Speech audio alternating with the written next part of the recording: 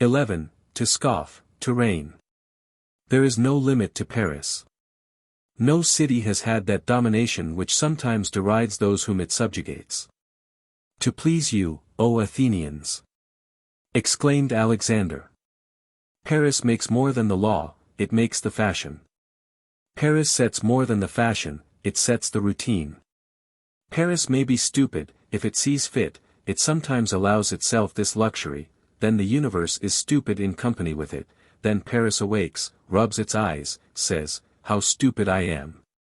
and bursts out laughing in the face of the human race. What a marvel is such a city! It is a strange thing that this grandioseness and this burlesque should be amicable neighbors, that all this majesty should not be thrown into disorder by all this parody, and that the same mouth can today blow into the trump of the judgment day, and tomorrow into the reed flute. Paris has a sovereign joviality. Its gaiety is of the thunder and its farce holds a scepter. Its tempest sometimes proceeds from a grimace.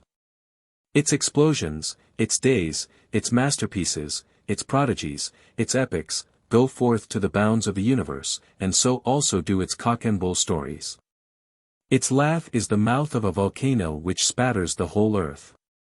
Its jests are sparks. It imposes its caricatures as well as its ideal on people, the highest monuments of human civilization accept its ironies and lend their eternity to its mischievous pranks. It is superb, it has a prodigious 14th of July, which delivers the globe. It forces all nations to take the oath of tennis, its night of the 4th of August dissolves in 3 hours 1,000 years of feudalism, it makes of its logic the muscle of unanimous will. It multiplies itself under all sorts of forms of the sublime, it fills with its light Washington, Kosciuszko, Bolivar, Botzaris, Riego, Baim, Manin, Lopez, John Brown, Garibaldi. It is everywhere where the future is being lighted up, at Boston in 1779, at the Isle de Lyon in 1820, at Pest in 1848, at Palermo in 1860, it whispers the mighty countersign, Liberty. In the ear of the American abolitionists grouped about the boat at Harper's Ferry, and in the ear of the patriots of Ancona assembled in the shadow, to the Archi before the Gozzi Inn on the seashore. It creates Canaris, it creates Quiroga, it creates Pisacane, it irradiates the great on earth, it was while proceeding whither its breath urged them, that Byron perished at Missolonghi, and that Mazet died at Barcelona. It is the tribune under the feet of Mirabeau, and a crater under the feet of Robespierre, its books, its theatre, its art, its science, its literature, its philosophy, are the manuals of the human race. It has Pascal, Régnier, Corneille, Descartes, Jean-Jacques, Voltaire for all moments, Molière for all centuries, it makes its language to be talked by the universal mouth, and that language becomes the word. It constructs in all minds the idea of progress, the liberating dogmas which it forges are for the generation's trusty friends, and it is with the soul of its thinkers and its poets that all heroes of all nations have been made since 1789. This does not prevent vagabondism, and that enormous genius which is called Paris, while transfiguring the world by its light. Sketches in charcoal Bougenier's nose on the wall of the Temple of Theseus and writes, Créteville the thief, on the pyramids. Paris is always showing its teeth, when it is not scolding it is laughing. Such is Paris. The smoke of its roofs forms the ideas of the universe. A heap of mud and stone, if you will, but, above all, a moral being. It is more than great, it is immense. Why? Because it is daring. To dare, that is the price of progress. All sublime conquests are, more or less, the prizes of daring. In order that the revolution should take place, it does not suffice that Montesquieu should foresee it, that Diderot should preach it, that Beaumarchais should announce it, that Condorcet should calculate it, that Héroët should prepare it, that Rousseau should premeditate it. It is necessary that Danton should dare it. The cry, audacity, is a fiat lux. It is necessary, for the sake of the forward march of the human race, that there should be proud lessons of courage permanently on the heights. Daring deeds dazzle history and are one of man's great sources of light. The dawn dares when it rises. To attempt, to brave, to persist, to persevere, to be faithful to one's self, to grasp fate bodily, to astound catastrophe by the small amount of fear that it occasions us, now to affront unjust power, again to insult drunken victory. To hold one's position, to stand one's ground. That is the example which nations need, that is the light which electrifies them. The same formidable lightning proceeds from the torch of Prometheus to Cambronne's short pipe.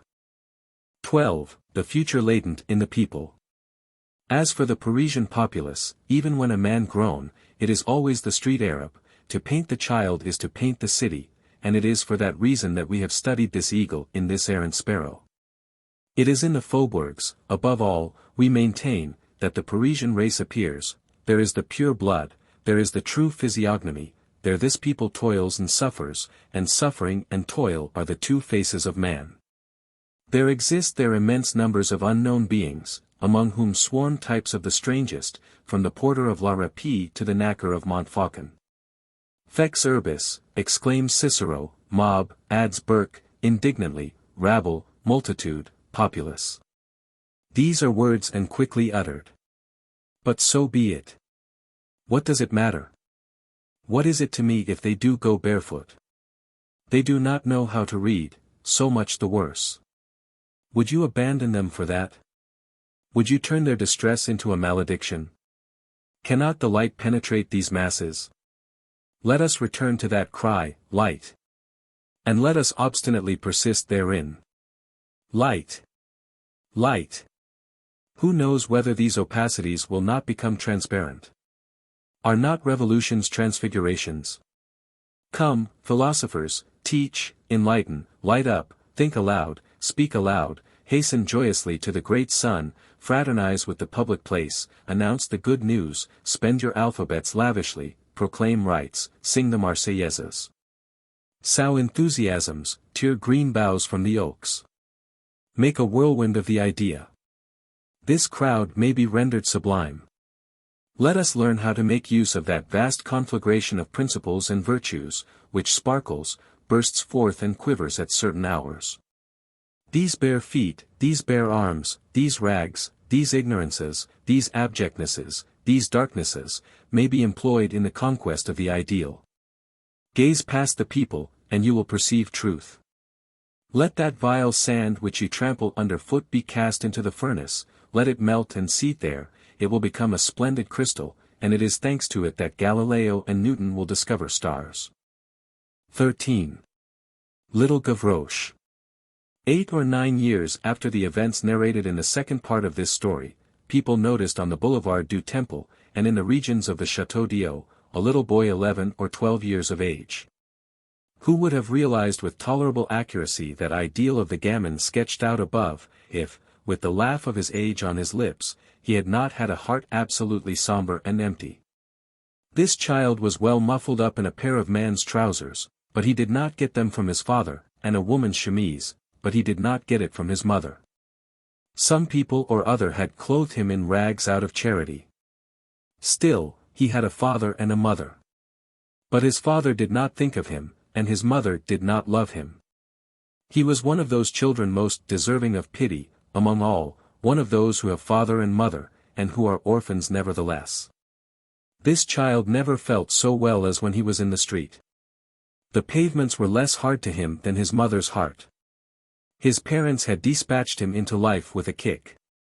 He simply took flight. He was a boisterous, pallid, nimble, wide-awake, jeering lad, with a vivacious but sickly air. He went and came, sang, played at hopscotch, scraped the gutters, stole a little, but, like cats and sparrows, gaily laughed when he was called a rogue, and got angry when called a thief. He had no shelter, no bread, no fire, no love. But he was merry because he was free. When these poor creatures grow to be men, the millstones of the social order meet them and crush them, but so long as they are children, they escape because of their smallness. The tiniest hole saves them.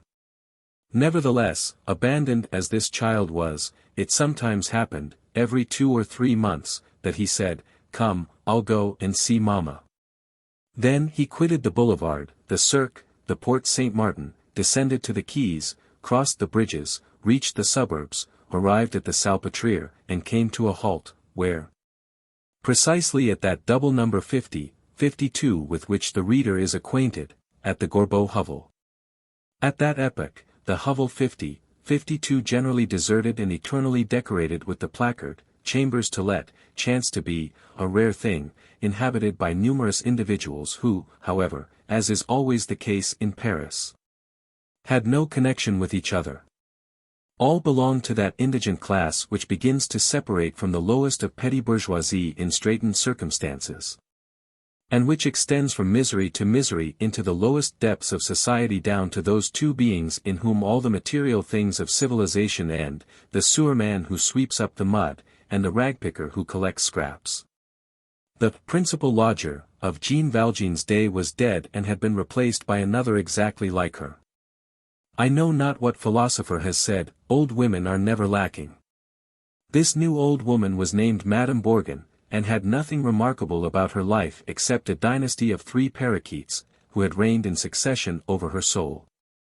The most miserable of those who inhabited the hovel were a family of 4 persons, consisting of father, mother, and 2 daughters, already well grown, all 4 of whom were lodged in the same attic, one of the cells which we have already mentioned. At first sight, this family presented no very special feature except its extreme destitution. The father, when he hired the chamber, had stated that his name was Jondrette. Some time after his moving in, which had borne a singular resemblance to the entrance of nothing at all, to borrow the memorable expression of the principal tenant, this Jondrette had said to the woman, who, like her predecessor, was at the same time portress and stair-sweeper, Mother so-and-so, if anyone should chance to come and inquire for a Pole or an Italian, or even a Spaniard, perchance, it is I. This family was that of the merry barefoot boy. He arrived there and found distress, and, what is still sadder, no smile, a cold hearth and cold hearts. When he entered, he was asked, "Whence come you?" He replied, "From the street." When he went away, they asked him, "Whither are you going?" He replied, "Into the streets." His mother said to him, "What did you come here for?" This child lived, in this absence of affection, like the pale plants which spring up in cellars. It did not cause him suffering, and he blamed no one. He did not know exactly how a father and mother should be. Nevertheless, his mother loved his sisters. We have forgotten to mention, that on the Boulevard du Temple this child was called Little Gavroche. Why was he called Little Gavroche? Probably because his father's name was Jondrette. It seems to be the instinct of certain wretched families to break the thread. The chamber which the Jondrettes inhabited in the Gorbeau hovel was the last at the end of the corridor. The cell next to it was occupied by a very poor young man who was called M. Marius. Let us explain who this M. Marius was. Book 2. The Great Bourgeois. 90 years and 32 teeth. In the Rue Boucherat, Rue de Normandie and the Rue de Saint-Ange there still exist a few ancient inhabitants who have preserved the memory of a worthy man named M. Gillenormand, and who mention him with complaisance. This good man was old when they were young. This silhouette has not yet entirely disappeared, for those who regard with melancholy that vague swarm of shadows which is called the past, from the labyrinth of streets in the vicinity of the Temple to which, under Louis XIV, the names of all the provinces of France were appended exactly as in our day, the streets of the new Tivoli quarter have received the names of all the capitals of Europe. A progression, by the way, in which progress is visible. M. Gillenormand, who was as much alive as possible in 1831, was one of those men who had become curiosities to be viewed, simply because they have lived a long time, and who are strange because they formerly resembled everybody, and now resemble nobody. He was a peculiar old man, and in very truth, a man of another age, the real, complete and rather haughty bourgeois of the 18th century, who wore his good, old bourgeoisie with the air with which marquises wear their marquisates. He was over 90 years of age, his walk was erect, he talked loudly, saw clearly, drank neat, ate, slept, and snored. He had all 32 of his teeth. He only wore spectacles when he read. He was of an amorous disposition, but declared that, for the last 10 years, he had wholly and decidedly renounced women. He could no longer please, he said. He did not add, I am too old, but, I am too poor. He said, if I were not ruined, all he had left, in fact, was an income of about 15,000 francs. His dream was to come into an inheritance and to have 100,000 livres income for mistresses. He did not belong, as the reader will perceive, to that puny variety of octogenaries who, like M. de Voltaire, have been dying all their life. His was no longevity of a cracked pot. This jovial old man had always had good health. He was superficial, rapid, easily angered. He flew into a passion at everything, generally quite contrary to all reason. When contradicted, he raised his cane, he beat people as he had done in the great century. He had a daughter over 50 years of age, and unmarried, whom he chastised severely with his tongue, when in a rage, and whom he would have liked to whip. She seemed to him to be 8 years old. He boxed his servants' ears soundly, and said, Ah! Couronne. One of his oaths was, by the Pantafloche of the Pantaflochade. He had singular freaks of tranquillity. He had himself shaved every day by a barber who had been mad and who detested him, being jealous of M. Gillenormand on account of his wife, a pretty and coquettish barberess. M. Gillenormand admired his own discernment in all things, and declared that he was extremely sagacious. Here is one of his sayings, I have, in truth, some penetration. I am able to say when a flea bites me, from what woman it came. The words which he uttered the most frequently were, the sensible man, and nature. He did not give to this last word the grand acceptation which our epoch has accorded to it, but he made it enter, after his own fashion, into his little chimney-corner satires. Nature, he said, in order that civilization may have a little of everything, gives it even specimens of its amusing barbarism. Europe possesses specimens of Asia and Africa on a small scale. The cat is a drawing-room tiger, the lizard is a pocket crocodile. The dancers at the opera are pink female savages. They do not eat men, they crunch them. Or, magicians that they are, they transform them into oysters and swallow them. The Caribbeans leave only the bones, they leave only the shell. Such are our morals. We do not devour, we gnaw, we do not exterminate, we claw. 2. Like master, like house. He lived in the Marais, Rue de Filles du Calvaire, No. 6. He owned the house. This house has since been demolished and rebuilt, and the number has probably been changed in those revolutions of numeration which the streets of Paris undergo. He occupied an ancient and vast apartment on the first floor, between street and gardens, furnished to the very ceilings with great Gobelins and Beauvais tapestries representing pastoral scenes. The subjects of the ceilings and the panels were repeated in miniature on the armchairs. He enveloped his bed in a vast, 9-leaved screen of coromandel lacquer.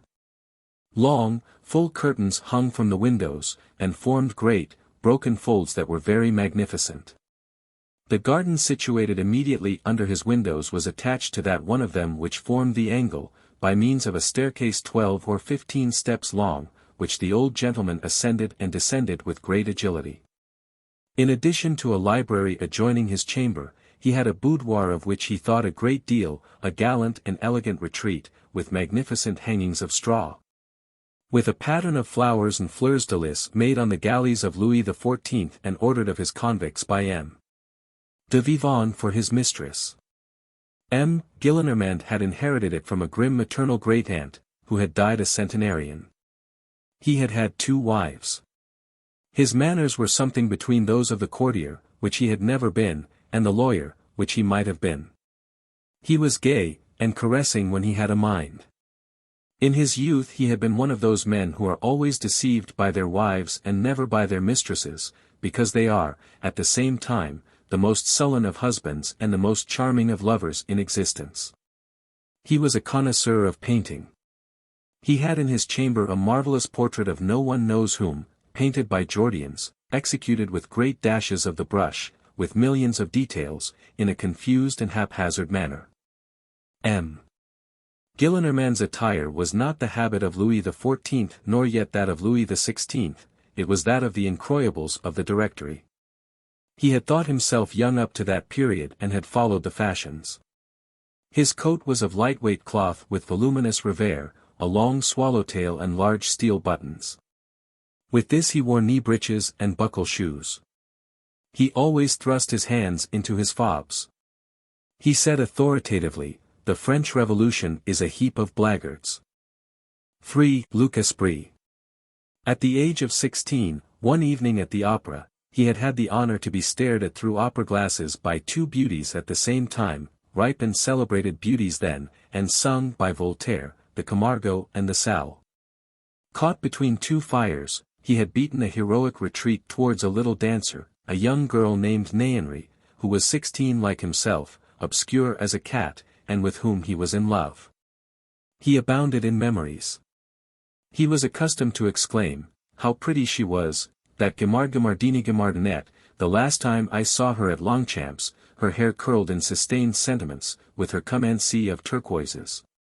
Her gown of the color of persons newly arrived, and her little agitation muff." He had worn in his young manhood a waistcoat of Nain Londres, which he was fond of talking about effusively. "I was dressed like a Turk of the Levantin," said he. Madame de Boufflers, having seen him by chance when he was 20, had described him as "a charming fool."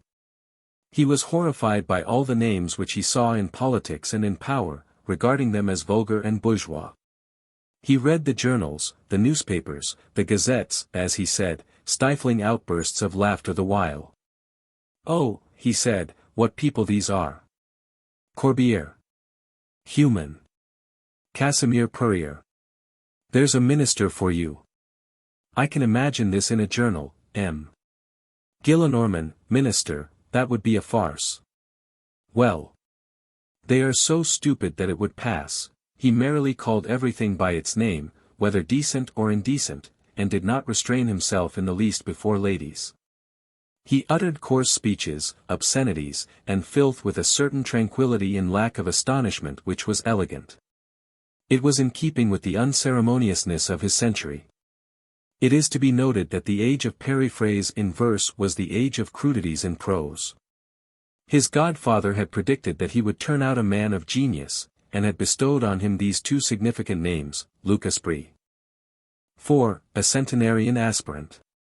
He had taken prizes in his boyhood at the College of Moulins, where he was born, and he had been crowned by the hand of the Duc de Nivernais, whom he called the Duc de Nevers. Neither the Convention, nor the death of Louis XVI, nor the Napoleon, nor the return of the Bourbons, nor anything else had been able to efface the memory of this crowning. The Duc de Nevers was, in his eyes, the great figure of the century. "What a charming grand seigneur," he said, "and what a fine air he had with his blue ribbon." In the eyes of M. Gillenormand, Catherine II had made reparation for the crime of the partition of Poland by purchasing, for 3,000 rubles, the secret of the elixir of gold, from Bestucheff.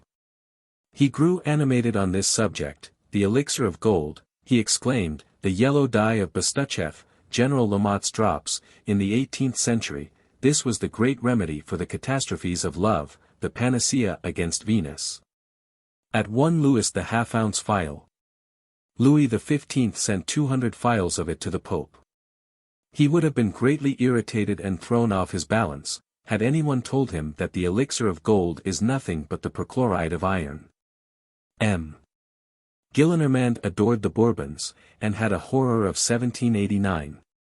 He was forever narrating in what manner he had saved himself during the Terror, and how he had been obliged to display a vast deal of gaiety and cleverness in order to escape having his head cut off. If any young man ventured to pronounce an eulogium on the Republic in his presence, he turned purple and grew so angry that he was on the point of swooning. He sometimes alluded to his 90 years, and said, "I hope that I shall not see 93 twice." On these occasions, he hinted to people that he meant to live to be 100. Basque and Nicolette. He had theories.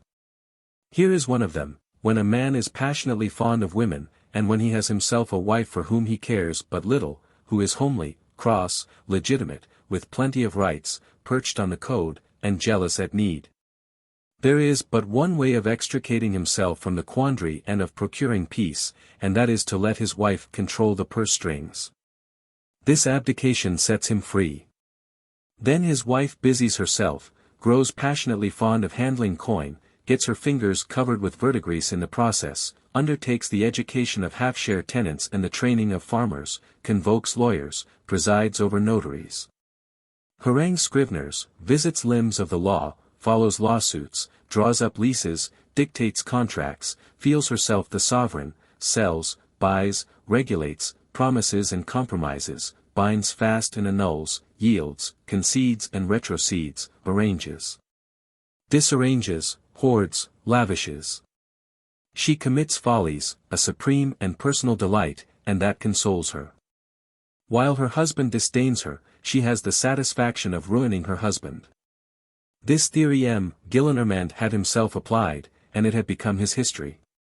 His wife, the second one, had administered his fortune in such a manner that, one fine day, when M.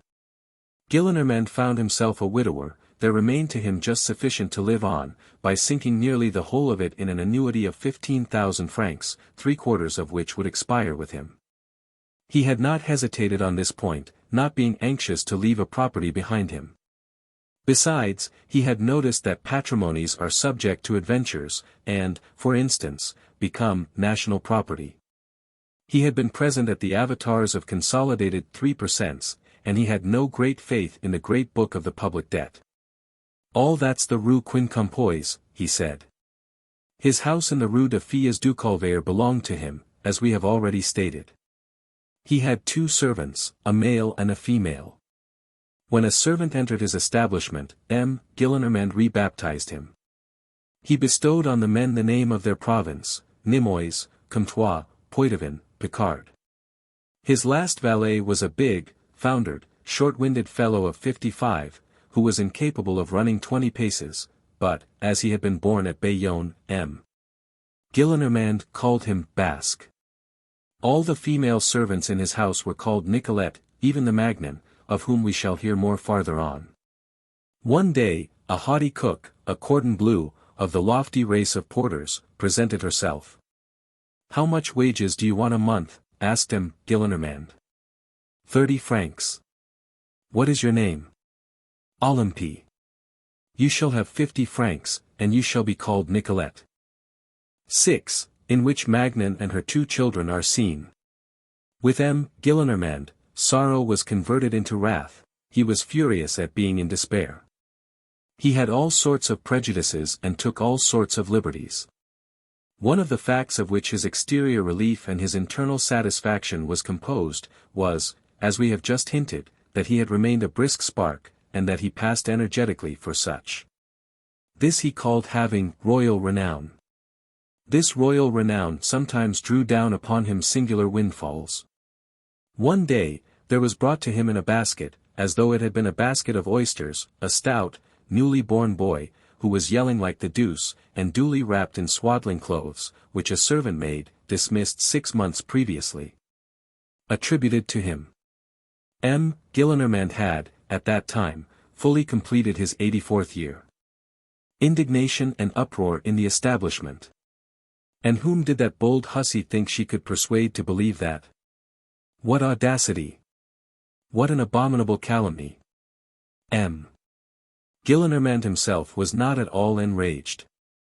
He gazed at the brat with the amiable smile of a good man who is flattered by the calumny, and said in an aside, "Well, what now? What's the matter? You are finely taken aback, and really, you are excessively ignorant." M. Le Duc d'Angoulême, the bastard of His Majesty Charles IX, married a silly jade of 15 when he was 85, M. Virginal, Marquis d'Alluy, brother to the Cardinal de Sourdis, Archbishop of Bordeaux, had, at the age of 83, by the maid of Madame la Présidente Jacquin, a son, a real child of love, who became a Chevalier of Malta and a Councillor of State. One of the great men of this century, the Abbé Tabarad, is the son of a man of 87. There is nothing out of the ordinary in these things. And then, the Bible. Upon that I declare that this little gentleman is none of mine. Let him be taken care of. It is not his fault. This manner of procedure was good-tempered. The woman, whose name was Magnon, sent him another parcel in the following year. It was a boy again. Thereupon, M. Gillenormand capitulated. He sent the two brats back to their mother, promising to pay 80 francs a month for their maintenance, on the condition that the said mother would not do so any more. He added, I insist upon it that the mother shall treat them well. I shall go to see them from time to time. And this he did. He had had a brother who was a priest, and who had been rector of the Academy of Poitiers for 33 years, and had died at 79. I lost him young, said he.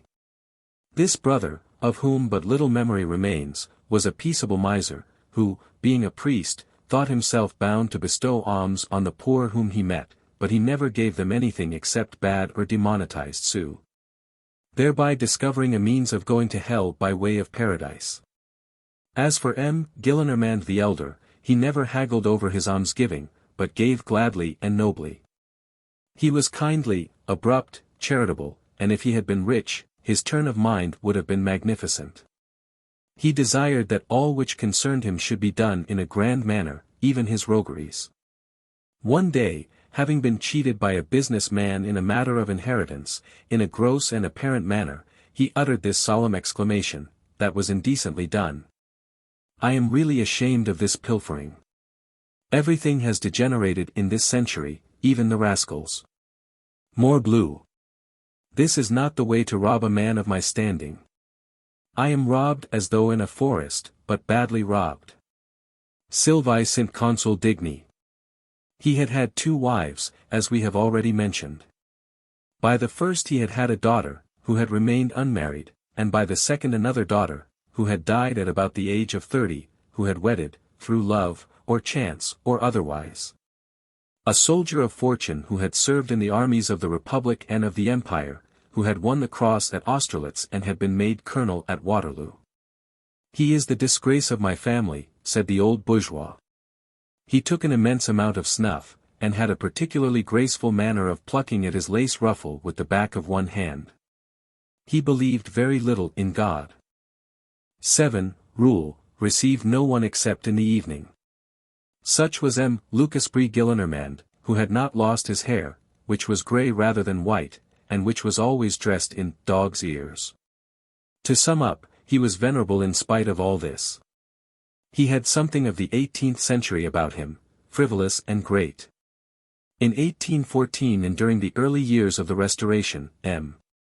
Gillenormand, who was still young, he was only 74, lived in the Faubourg Saint-Germain, Rue Servandoni, near Saint-Sulpice.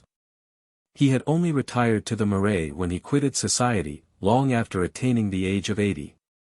And, on abandoning society, he had immured himself in his habits. The principal one, and that which was invariable, was to keep his door absolutely closed during the day, and never to receive anyone whatever except in the evening.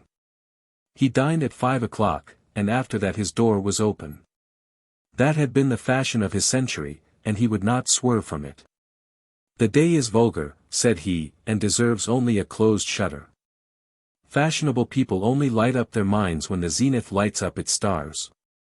And he barricaded himself against everyone, even had it been the king himself. This was the antiquated elegance of his day.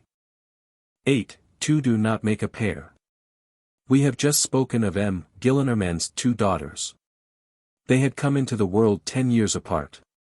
In their youth they had borne very little resemblance to each other, either in character or countenance, and had also been as little like sisters to each other as possible. The youngest had a charming soul, which turned towards all that belongs to the light, was occupied with flowers, with verses, with music, which fluttered away into glorious space, enthusiastic, ethereal, and was wedded from her very youth, in ideal, to a vague and heroic figure. The elder had also her chimera. She espied in the azure some very wealthy purveyor, a contractor, a splendidly stupid husband, a million-made man, or even a prefect. The receptions of the prefecture, an usher in the antechamber with a chain on his neck, official balls, the harangues of the town hall, to be Madame la Préfète, all this had created a whirlwind in her imagination. Thus the two sisters strayed, each in her own dream, at the epoch when they were young girls. Both had wings, the one like an angel, the other like a goose. No ambition is ever fully realized, here below at least. No paradise becomes terrestrial in our day. The younger wedded the man of her dreams, but she died. The elder did not marry at all. At the moment when she makes her entrance into this history which we are relating, she was an antique virtue, an incombustible prude, with one of the sharpest noses, and one of the most obtuse minds that it is possible to see. A characteristic detail, outside of her immediate family, no one had ever known her first name. She was called Mademoiselle Gillenormand, the elder. In the matter of cant, Mademoiselle Gillenormand could have given points to a miss. Her modesty was carried to the other extreme of blackness. She cherished a frightful memory of her life. One day, a man had beheld her garter. Age had only served to accentuate this pitiless modesty. Her gamp was never sufficiently opaque, and never ascended sufficiently high. She multiplied clasps and pins where no one would have dreamed of looking. The peculiarity of prudery is to place all the more sentinels in proportion as the fortress is the less menaced. Nevertheless, let him who can explain these antique mysteries of innocence, she allowed an officer of the Lancers, her grand-nephew, named Theodule, to embrace her without displeasure. In spite of this favored Lancer, the label, prude, under which we have classed her, suited her to absolute perfection. Mademoiselle Gillenormand was a sort of twilight soul. Prudery is a demi-virtue and a demi-vice. To prudery she added bigotry, a well-assorted lining. She belonged to the Society of the Virgin, wore a white veil on certain festivals, mumbled special orisons, revered the Holy Blood, venerated the Sacred Heart. Remained for hours in contemplation before a Rococo Jesuit altar in a chapel which was inaccessible to the rank and file of the faithful, and there allowed her soul to soar among little clouds of marble, and through great rays of gilded wood. She had a chapel friend, an ancient virgin like herself, named Mademoiselle Vaubois, who was a positive blockhead, and beside whom Mademoiselle Gillenormand had the pleasure of being an eagle. Beyond the Agnus Dei and Ave Maria, Mademoiselle Vaubois had no knowledge of anything except of the different ways of making preserves. Mademoiselle Vaubois, perfect in her style, was the ermine of stupidity without a single spot of intelligence. Let us say it plainly, Mademoiselle Gillenormand had gained rather than lost as she grew older. This is the case with passive natures. She had never been malicious, which is relative kindness. And then, years wear away the angles, and the softening which comes with time had come to her. She was melancholy with an obscure sadness of which she did not herself know the secret. There breathed from her whole person the stupor of a life that was finished, and which had never had a beginning. She kept house for her father. M. Gillenormand had his daughter near him, as we have seen that Monseigneur Bienvenu had his sister with him. These households comprised of an old man and an old spinster are not rare, and always have the touching aspect of two weaknesses leaning on each other for support. There was also in this house, between this elderly spinster and this old man, a child, a little boy, who was always trembling and mute in the presence of M. Gillenormand. M. Gillenormand never addressed this child except in a severe voice, and sometimes, with uplifted cane, "Here, sir. Rascal, scoundrel, come here. Answer me, you scamp. Just let me see you, you good-for-nothing," etc., etc. He idolized him. This was his grandson. We shall meet with this child again later on. Book 3. The Grandfather and the Grandson. An ancient salon. When M. Gillenormand lived in the Rue Servandoni, he had frequented many very good and very aristocratic salons. Although a bourgeois, M. Gillenormand was received in society. As he had a double measure of wit, in the first place, that which was born with him, and secondly, that which was attributed to him, he was even sought out and made much of.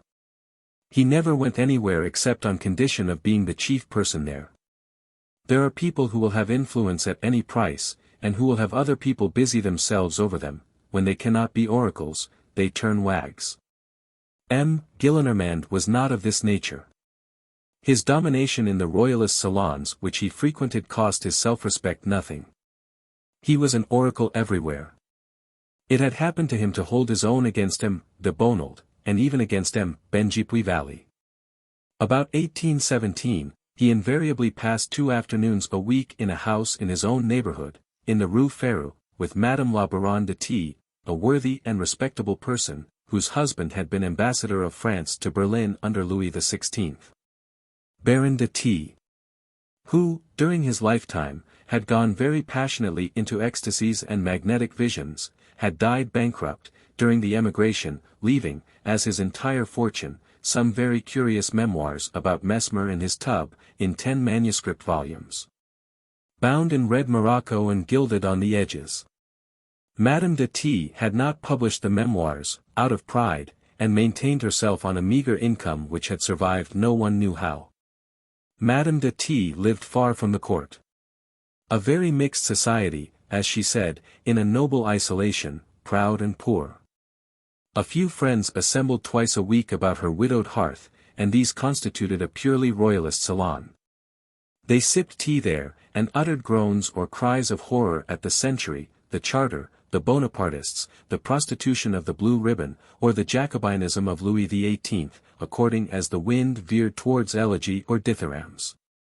And they spoke in low tones of the hopes which were presented by Monsieur, afterwards Charles X. The songs of the fish women, in which Napoleon was called Nicholas, were received there with transports of joy. Duchesses, the most delicate and charming women in the world, went into ecstasies over couplets like the following, addressed to the Federates. Refonces dans vos culottes. Le bout de chemise que vous pend. Quon en dispatchu les patriotes. Ont arbor el drapeau blanc, 35.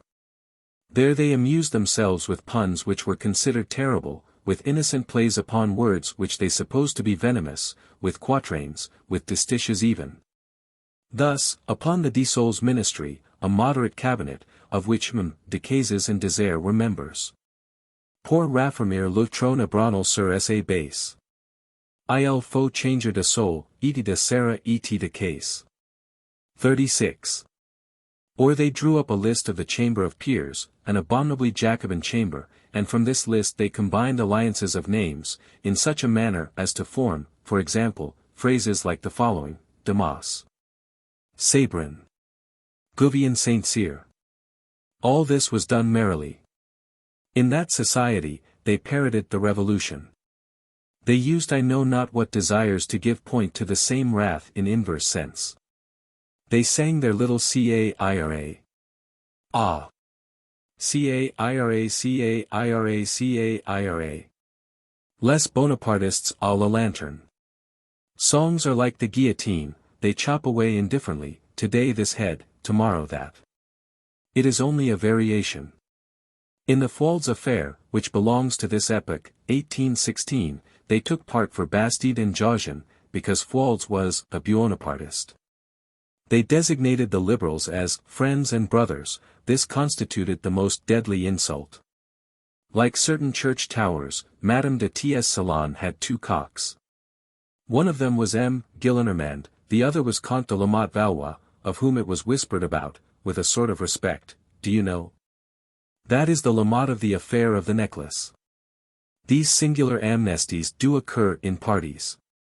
Let us add the following. In the bourgeoisie, honored situations decay through 2 easy relations, one must beware whom one admits. In the same way that there is a loss of caloric in the vicinity of those who are cold, there is a diminution of consideration in the approach of despised persons. The ancient society of the upper classes held themselves above this law, as above every other. Marigny, the brother of the Pompadour, had his entry with M. le Prince de Soubise. In spite of? No, because Du Barry, the godfather of the Vaubernier, was very welcome at the house of M. le Maréchal de Richelieu. This society is Olympus. Mercury and the Prince de Gemini are at home there. A thief is admitted there, provided he be a god.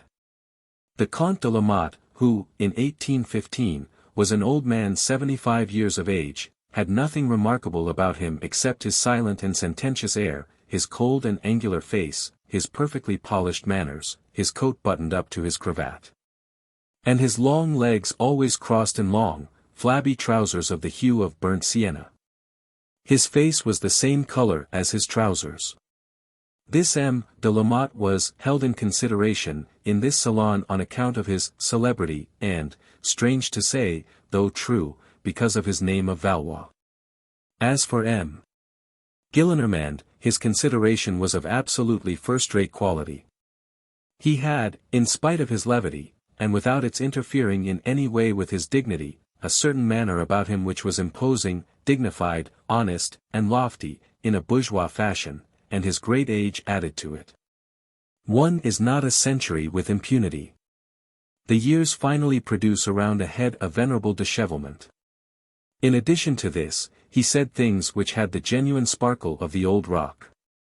Thus, when the King of Prussia, after having restored Louis XVIII, came to pay the latter a visit under the name of the Count de Ruppin, he was received by the descendant of Louis XIV somewhat as though he had been the Marquis de Brandebourg, and with the most delicate impertinence.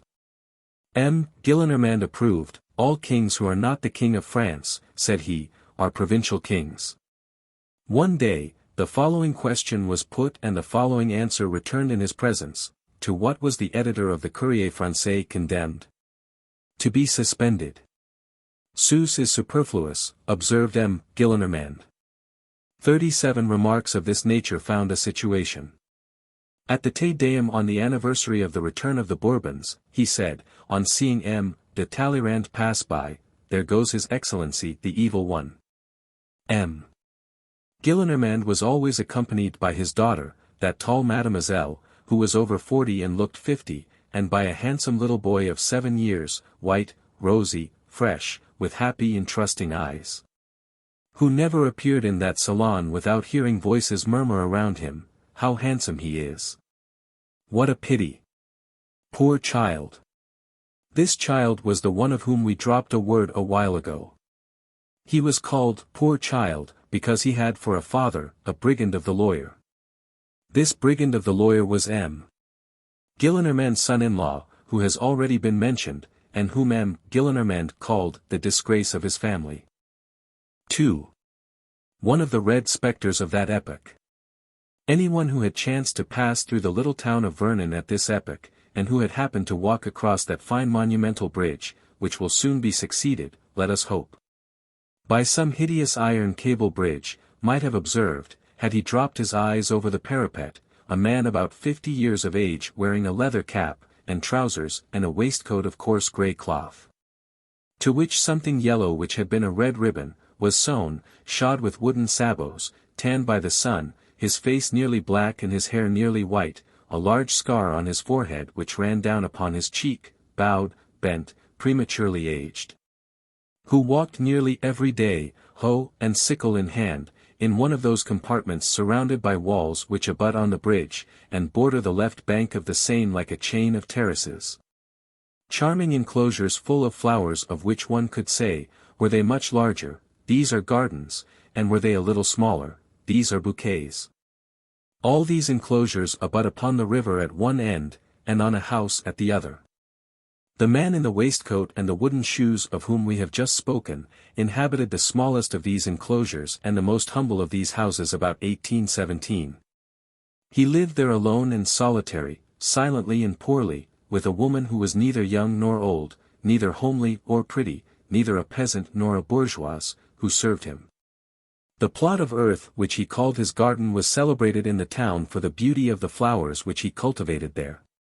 These flowers were his occupation. By dint of labor, of perseverance, of attention, and of buckets of water, he had succeeded in creating after the Creator, and he had invented certain tulips and certain dahlias which seemed to have been forgotten by nature. He was ingenious. He had forestalled Solang Bodin in the formation of little clumps of earth of heath mold, for the cultivation of rare and precious shrubs from America and China.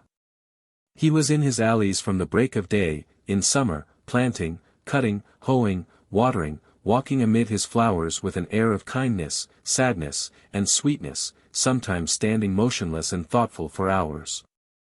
Listening to the song of a bird in the trees, the babble of a child in a house, or with his eyes fixed on a drop of dew at the tip of a spear of grass, of which the sun made a carbuncle. His table was very plain, and he drank more milk than wine. A child could make him give way, and his servant scolded him. He was so timid that he seemed shy, he rarely went out, and he saw no one but the poor people who tapped at his pain and his cure, the Abbé Mabeuf, a good old man. Nevertheless, if the inhabitants of the town, or strangers, or any chance comers, curious to see his tulips, rang at his little cottage, he opened his door with a smile. He was the brigand of the lawyer. Anyone who had, at the same time, read military memoirs, biographies, the Moniteur, and the bulletins of the Grand Army, would have been struck by a name which occurs there with tolerable frequency, the name of Georges Pontmercy. When very young, this Georges Pontmercy had been a soldier in Saintonge's regiment. The revolution broke out. Saintonge's regiment formed a part of the army of the Rhine. For the old regiments of the monarchy preserved their names of provinces even after the fall of the monarchy, and were only divided into brigades in 1794. Pontmercy fought at Speyer, at Worms, at Neustadt, at Turkheim, at Alzey, at Mayence, where he was one of the 200 who formed Houchard's rearguard. It was the 12th to hold its ground against the corps of the Prince of Hesse, behind the old rampart of Andernach. And only rejoined the main body of the army when the enemy's cannon had opened a breach from the court of the parapet to the foot of the glacis. He was under Kleber at Marchiennes and at the Battle of Montpalissel, where a ball from a Biscayan broke his arm. Then he passed to the frontier of Italy, and was one of the 30 grenadiers who defended the Col de Tenda with Joubert. Joubert was appointed its adjutant general, and Pontmercy sub-lieutenant. Pontmercy was by Berthier's side in the midst of the grape shot of that day at Lodi, which caused Bonaparte to say, "Berthier has been cannoneer, cavalier, and grenadier." He beheld his old general, Joubert, fall at Novi, at the moment when, with uplifted sabre, he was shouting, "Forward!" Having been embarked with his company in the exigencies of the campaign, on board a pinnace which was proceeding from Genoa to some obscure port on the coast, he fell into a wasp's nest of 7 or 8 English vessels. The Genoese commander wanted to throw his cannon into the sea, to hide the soldiers between decks, and to slip along in the dark as a merchant vessel. Pontmercy had the colours hoisted to the peak, and sailed proudly past under the guns of the British frigates. 20 leagues further on, his audacity having increased, he attacked with his pinnace, and captured a large English transport which was carrying troops to Sicily, and which was so loaded down with men and horses that the vessel was sunk to the level of the sea. In 1805 he was in that Malher division which took Gunzburg from the Archduke Ferdinand. At Weltingen he received into his arms, beneath a storm of bullets, Colonel Maupetit, mortally wounded at the head of the 9th Dragoons. He distinguished himself at Austerlitz in that admirable march in echelons effected under the enemy's fire. When the cavalry of the Imperial Russian Guard crushed a battalion of the 4th of the line, Pontmercy was one of those who took their revenge and overthrew the Guard. The Emperor gave him the cross.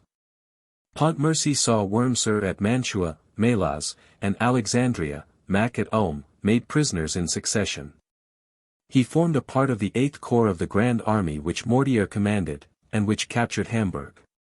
Then he was transferred to the 55th of the line, which was the old regiment of Flanders. At Eylau he was in the cemetery where, for the space of 2 hours, the heroic Captain Louis Hugo, the uncle of the author of this book, sustained alone with his company of 83 men every effort of the hostile army.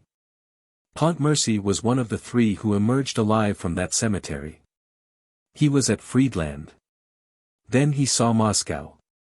Then La Beresina, then Lutzen, Bautzen, Dresden, Wachau, Leipzig, and the defile of Gelnhausen. Then Montmirail, Château-Thierry, Craon, the banks of the Marne, the banks of the Aisne, and the redoubtable position of Laon. At Arnay-le-Duc, being then a captain, he put 10 Cossacks to the sword, and saved, not his general, but his corporal. He was well slashed up on this occasion, and 27 splinters were extracted from his left arm alone. 8 days before the capitulation of Paris he had just exchanged with a comrade and entered the cavalry. He had what was called under the old regime, the double hand, that is to say, an equal aptitude for handling the saber or the musket as a soldier, or a squadron or a battalion as an officer. It is from this aptitude, perfected by a military education, which certain special branches of the service arise, the dragoons, for example, who are both cavalrymen and infantry at one and the same time. He accompanied Napoleon to the island of Elba. At Waterloo, he was chief of a squadron of cuirassiers, in Dubois' brigade.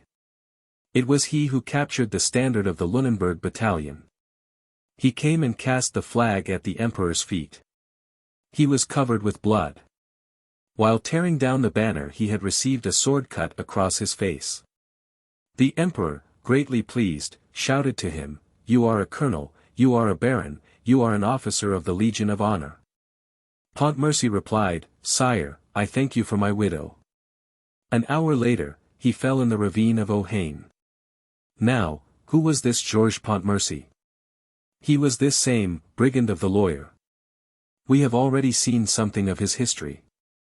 After Waterloo, Pontmercy, who had been pulled out of the hollow road of Ohain, as it will be remembered, had succeeded in joining the army, and had dragged himself from ambulance to ambulance as far as the cantonments of the lawyer. The Restoration had placed him on half-pay, then had sent him into residence, that is to say, under surveillance, at Vernon. King Louis XVIII, regarding all that which had taken place during the 100 Days as not having occurred at all, did not recognize his quality as an officer of the Legion of Honor, nor his grade of colonel, nor his title of baron. He, on his side, neglected no occasion of signing himself, Colonel Baron Pontmercy. He had only an old blue coat, and he never went out without fastening to it his rosette as an officer of the Legion of Honor. The attorney for the crown had him warned that the authorities would prosecute him for illegal wearing of this decoration. When this notice was conveyed to him through an officious intermediary, Pontmercy retorted with a bitter smile, "I do not know whether I no longer understand French or whether you no longer speak it, but the fact is that I do not understand." Then he went out for 8 successive days with his rosette. They dared not interfere with him. 2 or 3 times the Minister of War and the General in command of the department wrote to him with the following address, "A Monsieur le Commandant Pontmercy." He sent back the letters with the seals unbroken. At the same moment, Napoleon at St. Helena was treating in the same fashion the missives of Sir Hudson Lowe addressed to General Bonaparte. Pontmercy had ended, may we be pardoned the expression, by having in his mouth the same saliva as his emperor.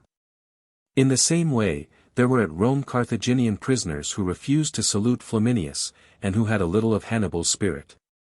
One day he encountered the district attorney in one of the streets of Vernon, stepped up to him, and said, "Mr. Crown Attorney, am I permitted to wear my scar?" He had nothing save his meager half-pay as chief of squadron. He had hired the smallest house which he could find at Vernon. He lived there alone, we have just seen how.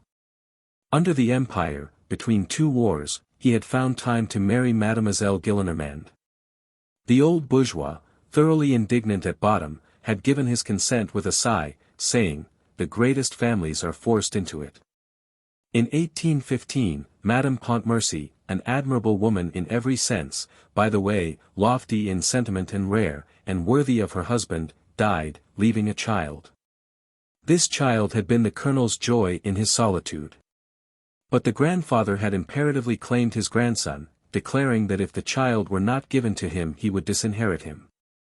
The father had yielded in the little one's interest, and had transferred his love to flowers. Moreover, he had renounced everything, and neither stirred up mischief nor conspired.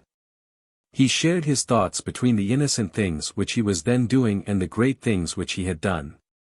He passed his time in expecting a pink or in recalling Austerlitz. M. Gillenormand kept up no relations with his son-in-law. The colonel was a bandit to him. M. Gillenormand never mentioned the colonel, except when he occasionally made mocking allusions to his baronship. It had been expressly agreed that Pontmercy should never attempt to see his son nor to speak to him, under penalty of having the latter handed over to him disowned and disinherited. For the Gillenormands, Pontmercy was a man afflicted with the plague. They intended to bring up the child in their own way. Perhaps the colonel was wrong to accept these conditions, but he submitted to them, thinking that he was doing right in sacrificing no one but himself. The inheritance of Father Gillenormand did not amount to much. But the inheritance of Mademoiselle Gillenormand the elder was considerable. This aunt, who had remained unmarried, was very rich on the maternal side, and her sister's son was her natural heir. The boy, whose name was Marius, knew that he had a father, but nothing more. No one opened his mouth to him about it. Nevertheless, in the society into which his grandfather took him, whispers, innuendos, and winks, had eventually enlightened the little boy's mind. He had finally understood something of the case, and as he naturally took in the ideas and opinions which were, so to speak, the air he breathed, by a sort of infiltration and slow penetration, he gradually came to think of his father only with shame and with a pain at his heart. While he was growing up in this fashion, the colonel slipped away every 2 or 3 months, came to Paris on the sly, like a criminal breaking his ban, and went and posted himself at Saint Sulpice. At the hour when Aunt Gillenormand led Marius to the mass.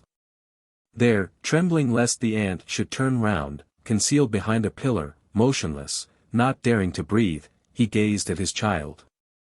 The scarred veteran was afraid of that old spinster. From this had arisen his connection with the cure of Vernon, l'Abbé Mabeuf. That worthy priest was the brother of a warden of Saint Sulpice, who had often observed this man gazing at his child, and the scar on his cheek, and the large tears in his eyes. That man, who had so manly an air, yet who was weeping like a woman, had struck the warden. That face had clung to his mind. One day, having gone to Vernon to see his brother, he had encountered Colonel Pontmercy on the bridge, and had recognized the man of Saint Sulpice.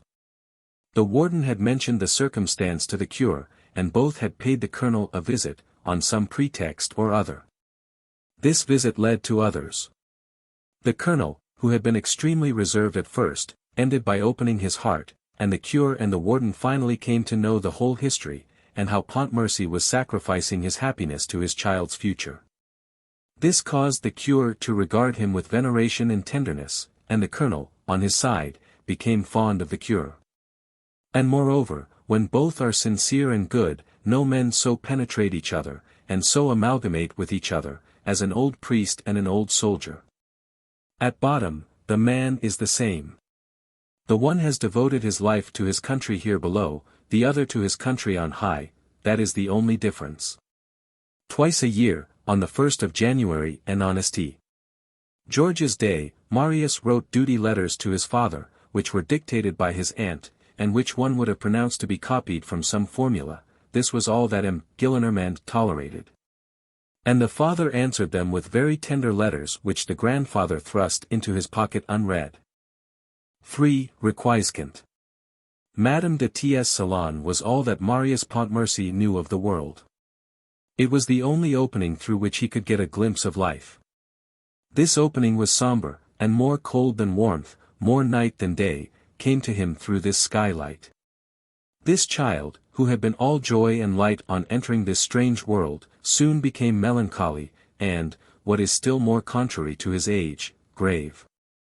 Surrounded by all those singular and imposing personages, he gazed about him with serious amazement. Everything conspired to increase this astonishment in him. There were in Madame de T.'s salon some very noble ladies named Mathun, no, Levis, which was pronounced Levi, Cambys, pronounced Cambys. These antique visages and these biblical names mingled in the child's mind with the Old Testament which he was learning by heart, and when they were all there, seated in a circle around a dying fire, sparely lighted by a lamp shaded with green.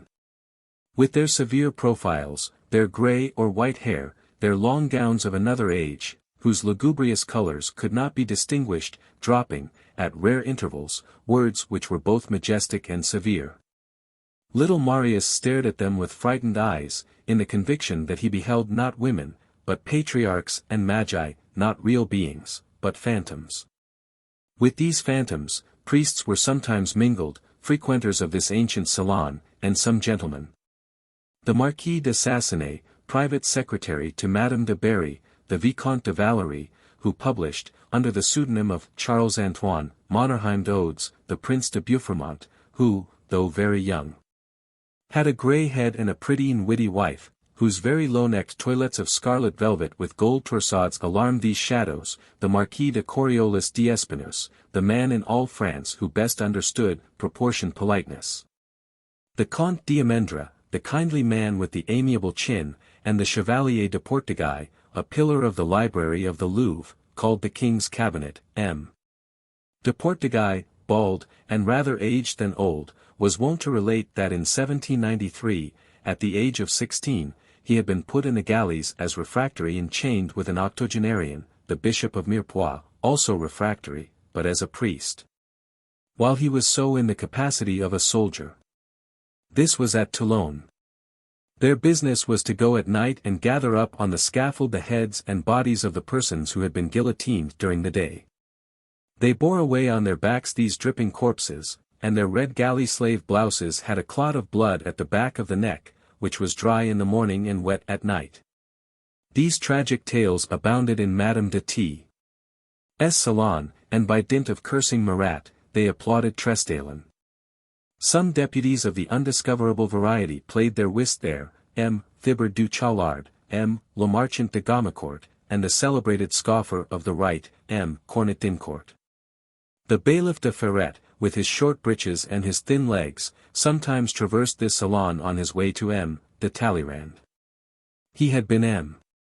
Le Comte d'Artois' companion in pleasures, and unlike Aristotle crouching under Campaspe, he had made the Guimard crawl on all fours, and in that way he had exhibited to the ages a philosopher avenged by a bailiff. As for the priests, there was the Abbé Halma, the same to whom M. La Rose, his collaborator on La Faudrée, said, "Bah! Who is there who is not 50 years old? A few greenhorns perhaps."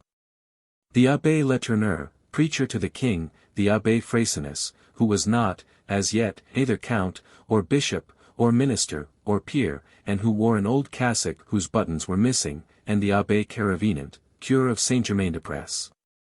Also the Pope's nuncio, then Monsignor Mackie, Archbishop of Nissaby, later on Cardinal, remarkable for his long, pensive nose, and another Monsignor, entitled thus, Abbate Palmieri, domestic prelate. One of the 7 participant protonotaries of the Holy See, canon of the illustrious Liberian Basilica, advocate of the saints, postulator dei santi, which refers to matters of canonization, and signifies very nearly, master of requests of the section of Paradise. Lastly, 2 cardinals, M. de la Luzerne, and M. de Clermont-Tonnerre. The Cardinal of Luzerne was a writer and was destined to have, a few years later, the honor of signing in the Conservator articles side by side with Chateaubriand. M. de Clermont-Tonnerre was Archbishop of Toulouse, and often made trips to Paris, to his nephew, the Marquis de Tonnerre, who was Minister of Marine and War. The Cardinal of Clermont-Tonnerre was a merry little man, who displayed his red stockings beneath his tucked-up cassock. His specialty was a hatred of the encyclopedia, and his desperate play at billiards, and persons who, at that epoch, passed through the Rue Madame on summer evenings, where the Hôtel de Clermont-Tonnerre then stood, halted to listen to the shock of the balls and the piercing voice of the cardinal shouting to his conclavist, Monseigneur Coteret, bishop and partybus of Chariste, Mark, Abbé, I make a canon. The Cardinal de Clermont-Tonnerre had been brought to Madame de Ts by his most intimate friend, M. de Roquelaure, former Bishop of Senlis, and one of the 40. M. de Roquelaure was notable for his lofty figure and his assiduity at the Academy. Through the glass door of the neighboring hall of the library where the French Academy then held its meetings, the curious could, on every Tuesday, contemplate the ex-bishop of Senlis, usually standing erect, freshly powdered, in violet hose, with his back turned to the door, apparently for the purpose of allowing a better view of his little collar. All these ecclesiastics, though for the most part as much courtiers as churchmen, added to the gravity of the Salon, whose seigneurial aspect was accentuated by 5 peers of France, the Marquis de Vibray, the Marquis de Talleyrand, the Marquis de Herboville, the Vicomte d'Ambry, and the Duc de Valentinois. This Duc de Valentinois, although Prince de Mon, that is to say a reigning prince abroad, had so high an idea of France and its peerage, that he viewed everything through their medium. It was he who said, "The cardinals are the peers of France of Rome, the lords are the peers of France of England." Moreover, as it is indispensable that the revolution should be everywhere in this century, this feudal salon was, as we have said, dominated by a bourgeois. Gillenormand reigned there. There lay the essence and quintessence of the Parisian white society. Their reputations, even royalist reputations, were held in quarantine. There is always a trace of anarchy in renown. Chateaubriand, had he entered there, would have produced the effect of Père Duchesne. Some of the Scoff that did, nevertheless, penetrate thither on sufferance. Comte Bunat was received there, subject to correction. The noble salons of the present day no longer resemble those salons. The Faubourg Saint-Germain reeks of the faggot even now. The royalists of today are demagogues, let us record it to their credit. At Madame de T's the society was superior, taste was exquisite and haughty, under the cover of a great show of politeness. Manners there admitted of all sorts of involuntary refinements which were the old regime itself, buried but still alive. Some of these habits, especially in the matter of language, seem eccentric. Persons but superficially acquainted with them would have taken for provincial that which was only antique. A woman was called Madame la Générale. Madame la Colonelle was not entirely disused. The charming Madame de Lyon, in memory, no doubt, of the Duchesses de Longueville and de Chevreuse, preferred this appellation to her title of princess. The Marquise de Créquy was also called Madame la Colonelle. It was this little high society which invented at the Tuileries the refinement of speaking to the king in private as the king, in the third person, and never as Your Majesty. The designation of Your Majesty having been soiled by the usurper. Men and deeds were brought to judgment there.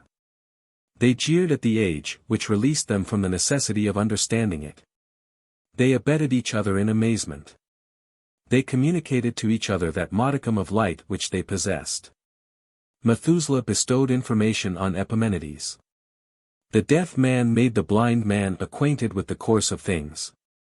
They declared that the time which had elapsed since Coblentz had not existed. In the same manner that Louis XVIII was by the grace of God, in the 25th year of his reign, the emigrants were, by rights, in the 25th year of their adolescence. All was harmonious, nothing was too much alive. Speech hardly amounted to a breath, the newspapers, agreeing with the salons, seemed a papyrus. There were some young people, but they were rather dead. The liveries in the antechamber were antiquated. These utterly obsolete personages were served by domestics of the same stamp.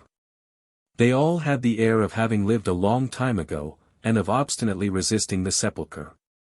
Nearly the whole dictionary consisted of conserver, conservation, conservateur, to be in good odor, that was the point. There are, in fact, aromatics in the opinions of these venerable groups, and their ideas smelled of it.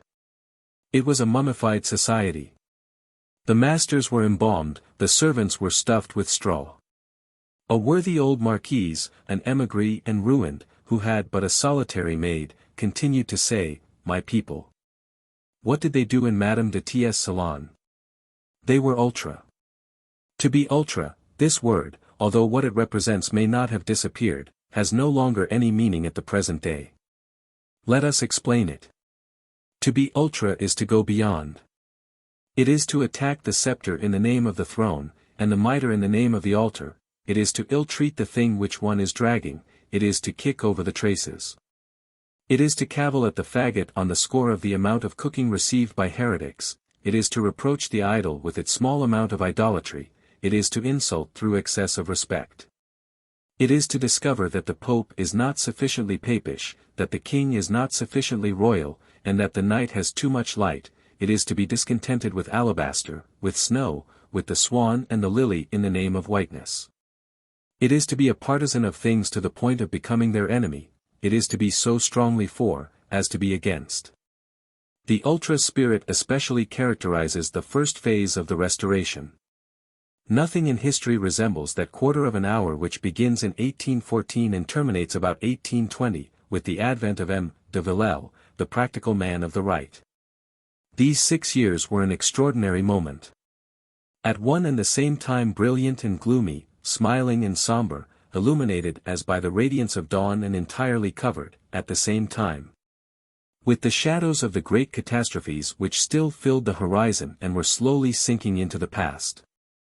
There existed in that light and that shadow, a complete little new and old world, comic and sad, juvenile and senile, which was rubbing its eyes. Nothing resembles an awakening like a return. A group which regarded France with ill temper, and which France regarded with irony. Good old owls of marquises by the streetful, who had returned, and of ghosts, the former subjects of amazement at everything, brave and noble gentlemen who smiled at being in France but wept also, delighted to behold their country once more. In despair at not finding their monarchy. The nobility of the Crusades treating the nobility of the Empire, that is to say, the nobility of the sword, with scorn, historic races who had lost the sense of history. The sons of the companions of Charlemagne disdaining the companions of Napoleon. The swords, as we have just remarked, returned the insult. The sword of Fontenoy was laughable and nothing but a scrap of rusty iron. The sword of Marengo was odious and was only a saber. Former days did not recognize yesterday. People no longer had the feeling for what was grand. There was someone who called Bonaparte Scapin. This society no longer exists. Nothing of it, we repeat, exists today. When we select from it some one figure at random, and attempt to make it live again in thought, it seems as strange to us as the world before the deluge. It is because it, too, as a matter of fact, has been engulfed in a deluge. It has disappeared beneath 2 revolutions. What billows are ideas! How quickly they cover all that it is their mission to destroy and to bury, and how promptly they create frightful gulfs. Such was the physiognomy of the salons of those distant and candid times when M. Martinville had more wit than Voltaire. These salons had a literature and politics of their own. They believed in Fives. M. Aguirre laid down the law in them. They commentated M. Colnet, the old bookseller and publicist of the Quai Malaquais. Napoleon was to them thoroughly the Corsican ogre. Later on the introduction into history of M. le Marquis de Bonaparte, Lieutenant General of the King's armies, was a concession to the spirit of the age. These salons did not long preserve their purity. Beginning with 1818, doctrinarians began to spring up in them, a disturbing shade. Their way was to be royalists and to excuse themselves for being so. Where the ultras were very proud, the doctrinarians were rather ashamed. They had wit, they had silence, their political dogma was suitably impregnated with arrogance, they should have succeeded. They indulged, and usefully too, in excesses in the matter of white neckties and tightly buttoned coats. The mistake or the misfortune of the doctrinarian party was to create aged youth. They assumed the poses of wise men. They dreamed of engrafting a temperate power on the absolute and excessive principle. They opposed, and sometimes with rare intelligence, conservative liberalism to the liberalism which demolishes. They were heard to say, "Thanks for royalism. It has rendered more than one service. It has brought back tradition, worship, religion, respect. It is faithful, brave, chivalric, loving, devoted. It has mingled, though with regret, the secular grandeurs of the monarchy with the new grandeurs of the nation. Its mistake is not to understand the revolution, the empire, glory, liberty, young ideas, young generations, the age. But this mistake which it makes with regard to us, have we not sometimes been guilty of it towards them? The revolution, whose heirs we are, ought to be intelligent on all points. To attack royalism is a misconstruction of liberalism. What an error! And what blindness! Revolutionary France is wanting in respect towards historic France, that is to say, towards its mother, that is to say, towards itself. After the 5th of September, the nobility of the monarchy is treated as the nobility of the empire was treated after the 5th of July. They were unjust to the eagle, we are unjust to the fleur-de-lis. It seems that we must always have something to proscribe. Does it serve any purpose to ungild the crown of Louis XIV, to scrape the coat of arms of Henry IV? We scoff at M. de Vaublanc for erasing the N's from the bridge of Jena. What was it that he did? What are we doing? Bouvines belongs to us as well as Marengo. The fleurs-de-lis are ours as well as the N's. That is our patrimony. To what purpose shall we diminish it? We must not deny our country in the past any more than in the present. Why not accept the whole of history? Why not love the whole of France? It is thus that doctrinarians criticized and protected royalism, which was displeased at criticism and furious at protection. The ultras marked the first epoch of royalism, congregation characterized the second. Skill follows ardor. Let us confine ourselves here to this sketch. In the course of this narrative, the author of this book has encountered in his path this curious moment of contemporary history. He has been forced to cast a passing glance upon it, and to trace once more some of the singular features of this society which is unknown today. But he does it rapidly and without any bitter or derisive idea. Souvenirs both respectful and affectionate, for they touch his mother, attach him to this past. Moreover, let us remark, this same petty world had a grandeur of its own. One may smile at it, but one can neither despise nor hate it. It was the France of former days. Marius Pontmercy pursued some studies, as all children do. When he emerged from the hands of Aunt Gillenormand, his grandfather confided him to a worthy professor of the most purely classic innocence. This young soul which was expanding passed from a prude to a vulgar pedant. Marius went through his years of college, then he entered the law school. He was a royalist, fanatical and severe. He did not love his grandfather much, as the latter's gaiety and cynicism repelled him, and his feelings towards his father were gloomy. He was, on the whole, a cold and ardent, noble, generous, proud, religious, enthusiastic lad. Dignified to harshness, pure to shyness.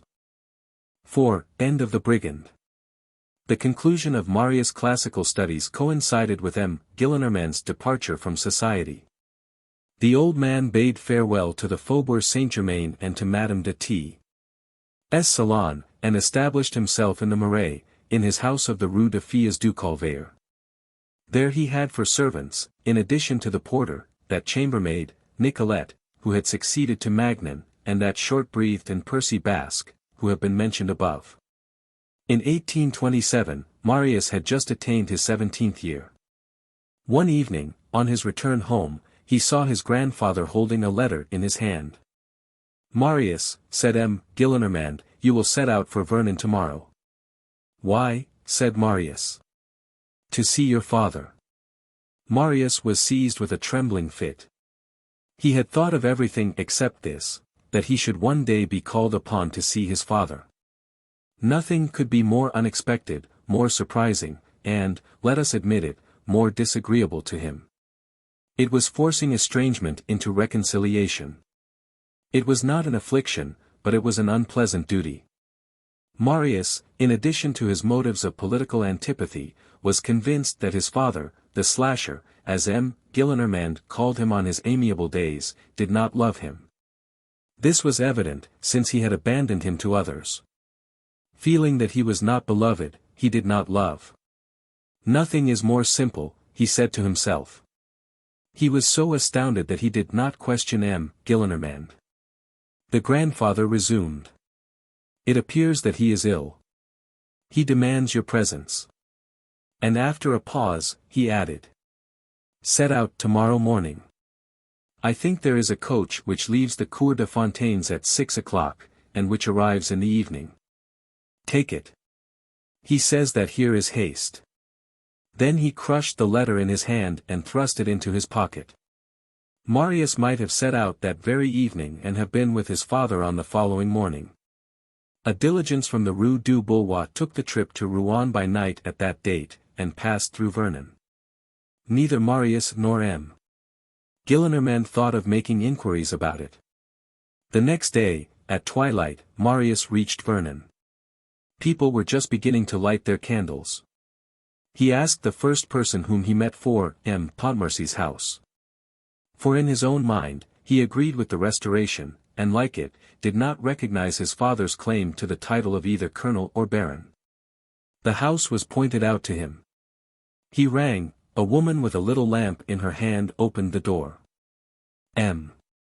Pontmercy, said Marius. The woman remained motionless. Is this his house? Demanded Marius. The woman nodded affirmatively. Can I speak with him? The woman shook her head. But I am his son, persisted Marius. He is expecting me. He no longer expects you, said the woman. Then he perceived that she was weeping. She pointed to the door of a room on the ground floor. He entered. In that room, which was lighted by a tallow candle standing on the chimney-piece, there were 3 men, one standing erect, another kneeling, and one lying at full length, on the floor in his shirt. The one on the floor was the colonel. The other 2 were the doctor, and the priest, who was engaged in prayer. The colonel had been attacked by brain fever 3 days previously. As he had a foreboding of evil at the very beginning of his illness, he had written to M. Gillenormand to demand his son. The malady had grown worse. On the very evening of Marius' arrival at Vernon, the colonel had had an attack of delirium. He had risen from his bed, in spite of the servants' efforts to prevent him, crying, "My son is not coming. I shall go to meet him." Then he ran out of his room and fell prostrate on the floor of the antechamber. He had just expired. The doctor had been summoned, and the cure. The doctor had arrived too late. The son had also arrived too late. By the dim light of the candle, a large tear could be distinguished on the pale and prostrate colonel's cheek, where it had trickled from his dead eye. The eye was extinguished, but the tear was not yet dry. That tear was his son's delay. Marius gazed upon that man whom he beheld for the first time, on that venerable and manly face, on those open eyes which saw not, on those white locks, those robust limbs, on which, here and there, brown lines, marking sword thrusts, and a sort of red stars, which indicated bullet holes, were visible. He contemplated that gigantic seer which stamped heroism on that countenance upon which God had imprinted goodness. He reflected that this man was his father, and that this man was dead, and a chill ran over him. The sorrow which he felt was the sorrow which he would have felt in the presence of any other man whom he had chanced to behold stretched out in death. Anguish, poignant anguish, was in that chamber. The servant woman was lamenting in a corner, the cure was praying, and his sobs were audible, the doctor was wiping his eyes, the corpse itself was weeping. The doctor, the priest, and the woman gazed at Marius in the midst of their affliction without uttering a word. He was the stranger there. Marius, who was far too little affected, felt ashamed and embarrassed at his own attitude. He held his hat in his hand, and he dropped it on the floor, in order to produce the impression that grief had deprived him of the strength to hold it. At the same time, he experienced remorse, and he despised himself for behaving in this manner. But was it his fault? He did not love his father. Why should he? The colonel had left nothing. The sale of big furniture barely paid the expenses of his burial. The servant found a scrap of paper, which she handed to Marius. It contained the following, in the colonel's handwriting. For my son. The emperor made me a baron on the battlefield of Waterloo. Since the Restoration disputes my right to this title which I purchased with my blood, my son shall take it and bear it. That he will be worthy of it is a matter of course. Below, the colonel had added. At that same battle of Waterloo, a sergeant saved my life. The man's name was Thénardier. I think that he has recently been keeping a little inn, in a village in the neighborhood of Paris, at Chelles or Montfermeil. If my son meets him, he will do all the good he can to Thénardier. Marius took this paper and preserved it, not out of duty to his father, but because of that vague respect for death which is always imperious in the heart of man. Nothing remained of the colonel. Gillenormand had his sword and uniform sold to an old clothes dealer. The neighbors devastated the garden and pillaged the rare flowers. The other plants turned to nettles and weeds, and died. Marius remained only 48 hours at Vernon. After the interment he returned to Paris, and applied himself again to his law studies, with no more thought of his father than if the latter had never lived. In 2 days the colonel was buried, and in 3 forgotten. Marius wore crape on his hat. That was all. The utility of going to Mass, in order to become a revolutionist. Marius had preserved the religious habits of his childhood. One Sunday, when he went to hear Mass at St. Sulpice, at that same chapel of the Virgin whither his aunt had led him when a small lad, he placed himself behind a pillar, being more absent-minded and thoughtful than usual on that occasion. And knelt down, without paying any special heed, upon a chair of Utrecht velvet, on the back of which was inscribed this name, Monsieur Mabeuf, Warden. Mass had hardly begun when an old man presented himself and said to Marius, "This is my place, sir." Marius stepped aside promptly, and the old man took possession of his chair. The Mass concluded, Marius still stood thoughtfully a few paces distant. The old man approached him again and said, "I beg your pardon, sir, for having disturbed you a while ago, and for again disturbing you at this moment. You must have thought me intrusive, and I will explain myself." "There is no need of that, sir," said Marius. "Yes," went on the old man, "I do not wish you to have a bad opinion of me. You see, I am attached to this place. It seems to me that the Mass is better from here." "Why?" "I will tell you. It is from this place, that I have watched a poor, brave father come regularly, every 2 or 3 months, for the last 10 years, since he had no other opportunity in no other way of seeing his child. Because he was prevented by family arrangements. He came at the hour when he knew that his son would be brought to Mass. The little one never suspected that his father was there. Perhaps he did not even know that he had a father, poor innocent. The father kept behind a pillar, so that he might not be seen. He gazed at his child and he wept. He adored that little fellow, poor man. I could see that. This spot has become sanctified in my sight, and I have contracted a habit of coming hither to listen to the Mass. I prefer it to the stall to which I have a right, in my capacity of warden. I knew that unhappy gentleman a little, too.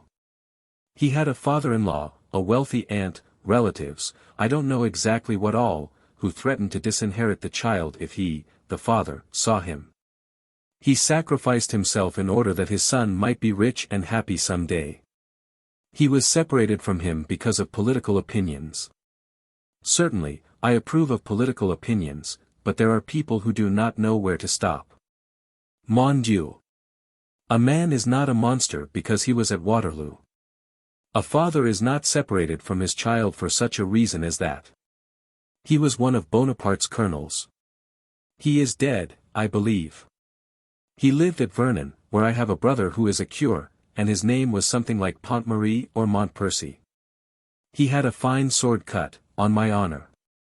Pontmercy, suggested Marius, turning pale. Precisely, Pontmercy. Did you know him? Sir, said Marius, he was my father. The old warden clasped his hands and exclaimed.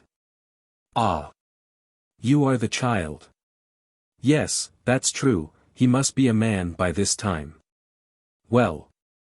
Poor child, you may say that you had a father who loved you dearly. Marius offered his arm to the old man and conducted him to his lodgings.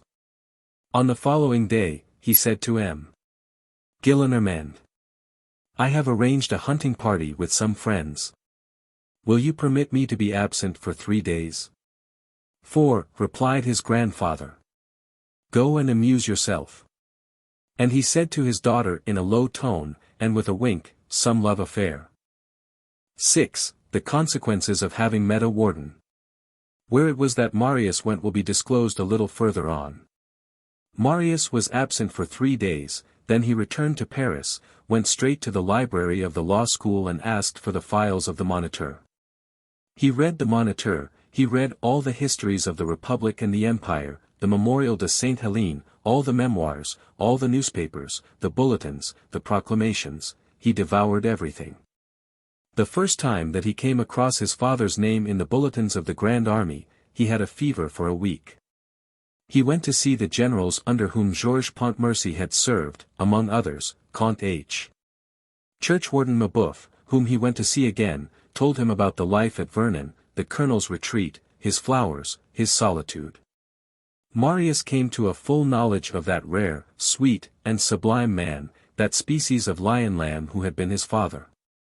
In the meanwhile, occupied as he was with this study which absorbed all his moments as well as his thoughts, he hardly saw the Gillenormands at all. He made his appearance at meals, then they searched for him, and he was not to be found. Father Gillenormand smiled. Bah! Bah! He is just of the age for the girls. Sometimes the old man added, the deuce. I thought it was only an affair of gallantry. It seems that it is an affair of passion. It was a passion, in fact. Marius was on the high road to adoring his father. At the same time, his ideas underwent an extraordinary change. The phases of this change were numerous and successive. As this is the history of many minds of our day, we think it will prove useful to follow these phases step by step and to indicate them all. That history upon which he had just cast his eyes appalled him. The first effect was to dazzle him. Up to that time, the Republic, the Empire, had been to him only monstrous words. The Republic, a guillotine in the twilight, the Empire, a sword in the night. He had just taken a look at it, and where he had expected to find only a chaos of shadows, he had beheld, with a sort of unprecedented surprise, mingled with fear and joy, stars sparkling, Mirabeau, Vergniaud, Saint-Just, Robespierre, Camille Desmoulins, Danton, and the sun arise, Napoleon. He did not know where he stood. He recoiled, blinded by the brilliant lights. Little by little, when his astonishment had passed off, he grew accustomed to this radiance, he contemplated these deeds without dizziness, he examined these personages without terror. The Revolution and the Empire presented themselves luminously, in perspective, before his mind's eye. He beheld each of these groups of events and of men summed up in two tremendous facts, the Republic in the sovereignty of civil right restored to the masses, the Empire in the sovereignty of the French idea imposed on Europe. He beheld the grand figure of the people emerge from the Revolution, and the grand figure of France spring forth from the Empire. He asserted in his conscience, that all this had been good. What his dazzled state neglected in this, his first far too synthetic estimation, we do not think it necessary to point out here. It is the state of a mind on the march that we are recording. Progress is not accomplished in one stage. That stated, once for all, in connection with what precedes as well as with what is to follow, we continue. He then perceived that, up to that moment, he had comprehended his country no more than he had comprehended his father. He had not known either the one or the other, and a sort of voluntary night had obscured his eyes. Now he saw, and on the one hand he admired, while on the other he adored.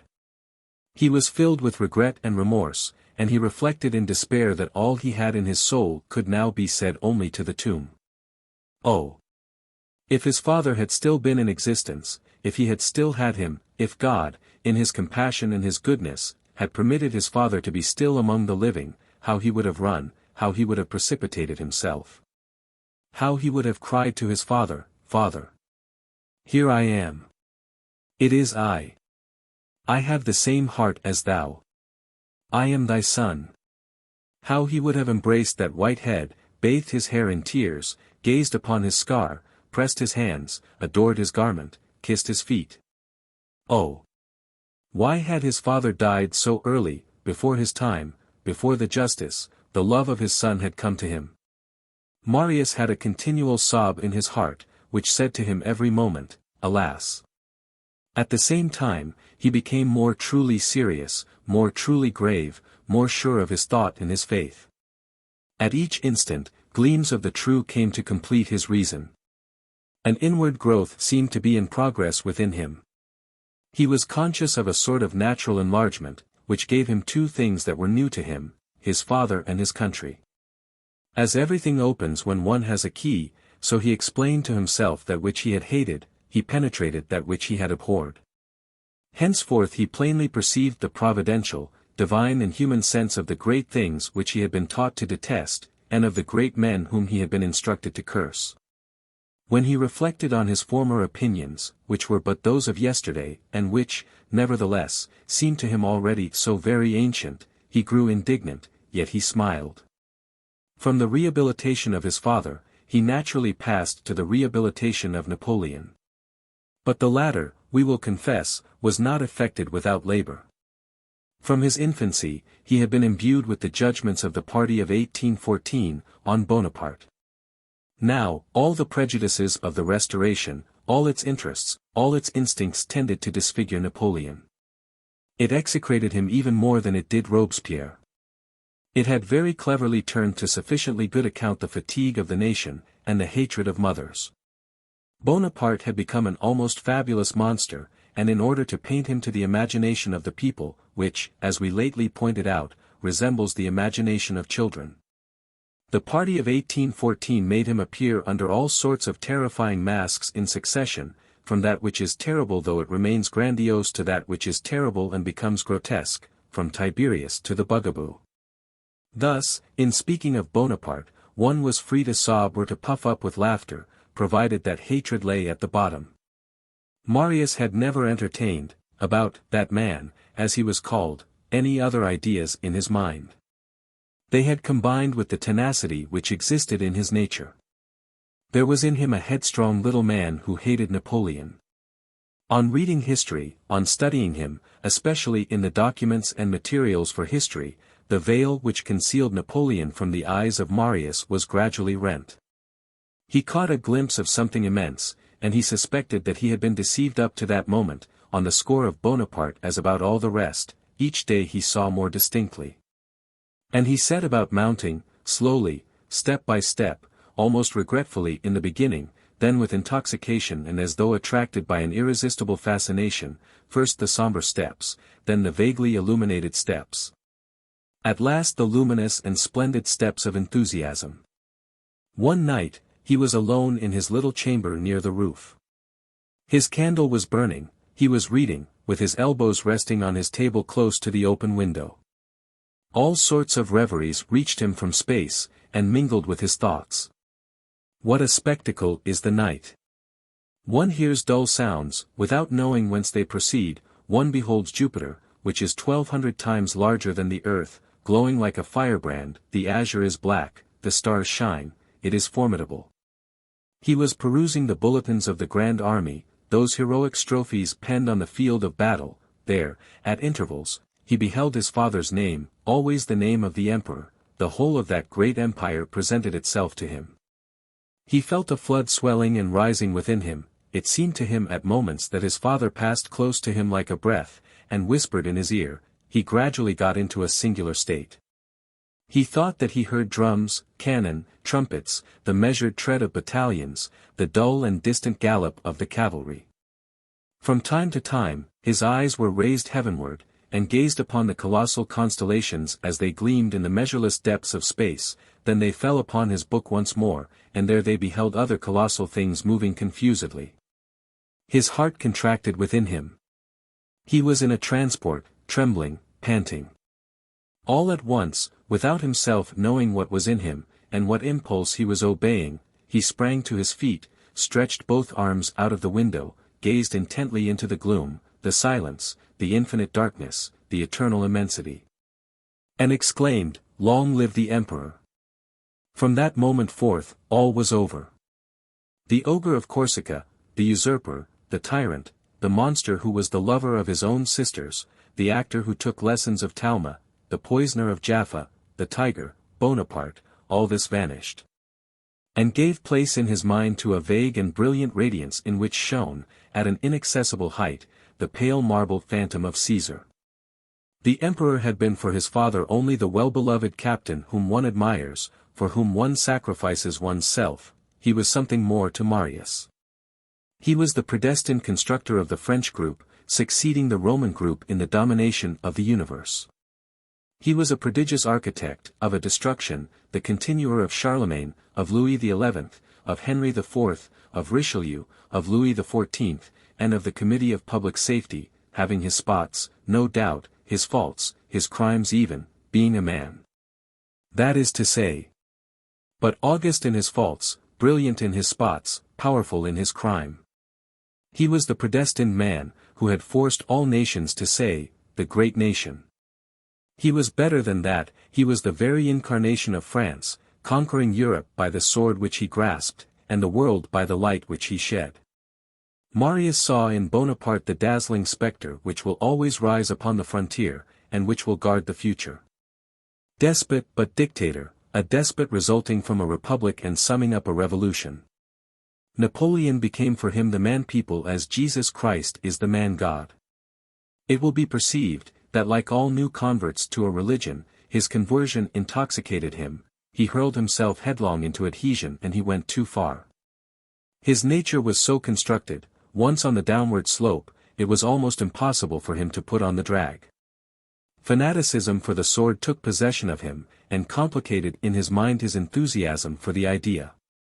He did not perceive that, along with genius, and pell-mell, he was admitting force, that is to say, that he was installing in two compartments of his idolatry, on the one hand that which is divine, on the other that which is brutal. In many respects, he had set about deceiving himself otherwise. He admitted everything. There is a way of encountering error while on one's way to the truth. He had a violent sort of good faith which took everything in the lump. In the new path which he had entered on, in judging the mistakes of the old regime, as in measuring the glory of Napoleon, he neglected the attenuating circumstances. At all events, a tremendous step had been taken. Where he had formerly beheld the fall of the monarchy, he now saw the advent of France. His orientation had changed. What had been his east became the west. He had turned squarely round. All these revolutions were accomplished within him, without his family obtaining an inkling of the case. When, during this mysterious labor, he had entirely shed his old Bourbon and ultra skin, when he had cast off the aristocrat, the Jacobite and the royalist, when he had become thoroughly a revolutionist, profoundly democratic and republican. He went to an engraver on the Quai d'Orfèvres and ordered 100 cards bearing this name, Le Baron Marius Pontmercy. This was only the strictly logical consequence of the change which had taken place in him, a change in which everything gravitated round his father. Only, as he did not know anyone and could not sow his cards with any porter, he put them in his pocket. By another natural consequence, in proportion as he drew nearer to his father, to the latter's memory, and to the things for which the colonel had fought 25 years before, he receded from his grandfather. We have long ago said, that M. Gillenormand's temper did not please him. There already existed between them all the dissonances of the grave young man and the frivolous old man. The gaiety of Geraint shocks and exasperates the melancholy of Werther. So long as the same political opinions and the same ideas had been common to them both, Marius had met M. Gillenormand there as on a bridge. When the bridge fell, an abyss was formed. And then, over and above all, Marius experienced unutterable impulses to revolt, when he reflected that it was M. Gillenormand who had, from stupid motives, torn him ruthlessly from the colonel, thus depriving the father of the child, and the child of the father. By dint of pity for his father, Marius had nearly arrived at aversion for his grandfather. Nothing of this sort, however, was betrayed on the exterior, as we have already said. Only he grew colder and colder, laconic at meals, and rare in the house. When his aunt scolded him for it, he was very gentle and alleged his studies, his lectures, the examinations, etc., as a pretext. His grandfather never departed from his infallible diagnosis, in love. I know all about it. From time to time Marius absented himself. Where is it that he goes off like this, said his aunt. On one of these trips, which were always very brief, he went to Montfermeil, in order to obey the injunction which his father had left him, and he sought the old sergeant to Waterloo, the innkeeper Thénardier. Thénardier had failed, the inn was closed, and no one knew what had become of him. Marius was away from the house for 4 days on this quest. "He is getting decidedly wild," said his grandfather. They thought they had noticed that he wore something on his breast, under his shirt, which was attached to his neck by a black ribbon. 7. Some petticoat. We have mentioned the Lancer. He was a great-grandnephew of M. Gillenormand, on the paternal side, who led a garrison life, outside the family and far from the domestic hearth. Lieutenant Théodule Gillenormand fulfilled all the conditions required to make what is called a fine officer. He had a lady's waist, a victorious manner of trailing his sword and of twirling his mustache in a hook. He visited Paris very rarely, and so rarely that Marius had never seen him. The cousins knew each other only by name. We think we have said that Théodule was the favorite of Aunt Gillenormand, who preferred him because she did not see him. Not seeing people permits one to attribute to them all possible perfections. One morning, Mademoiselle Gillenormand the elder returned to her apartment as much disturbed as her placidity was capable of allowing. Marius had just asked his grandfather's permission to take a little trip, adding that he meant to set out that very evening. "Go," had been his grandfather's reply, and M. Gillenormand had added in an aside, as he raised his eyebrows to the top of his forehead, "Here he is passing the night out again." Mademoiselle Gillenormand had ascended to her chamber greatly puzzled, and on the staircase had dropped this exclamation, "This is too much." And this interrogation, "But where is it that he goes?" She espied some adventure of the heart, more or less illicit, a woman in the shadow, a rendezvous, a mystery, and she would not have been sorry to thrust her spectacles into the affair. Tasting a mystery resembles getting the first flavor of a scandal. Sainted souls do not detest this. There is some curiosity about scandal in the secret compartments of bigotry. So she was the prey of a vague appetite for learning a history. In order to get rid of this curiosity which agitated her a little beyond her wont, she took refuge in her talents, and set about scalloping, with one layer of cotton after another, one of those embroideries of the Empire and the Restoration, in which there are numerous cartwheels. The work was clumsy, the worker cross. She had been seated at this for several hours when the door opened. Mademoiselle Gillenormand raised her nose. Lieutenant Théodule stood before her, making the regulation salute. She uttered a cry of delight. One may be old, one may be a prude, one may be pious, one may be an aunt, but it is always agreeable to see a Lancer enter one's chamber. "You here, Théodule," she exclaimed. "On my way through town, aunt." "Embrace me." "Here goes," said Théodule. And he kissed her. Aunt Gillenormand went to her writing desk and opened it. "You will remain with us a week at least." "I leave this very evening, aunt." "It is not possible. Mathematically." "Remain, my little Théodule, I beseech you." "My heart says, yes, but my orders say, no. The matter is simple. They are changing our garrison, we have been at Melun, we are being transferred to Gaillon. It is necessary to pass through Paris in order to get from the old post to the new one.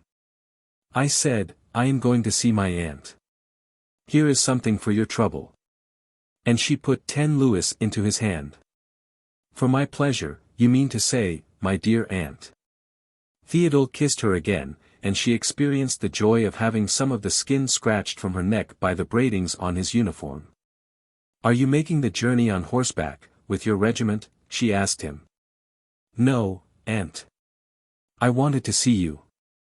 I have special permission. My servant is taking my horse, I am traveling by diligence.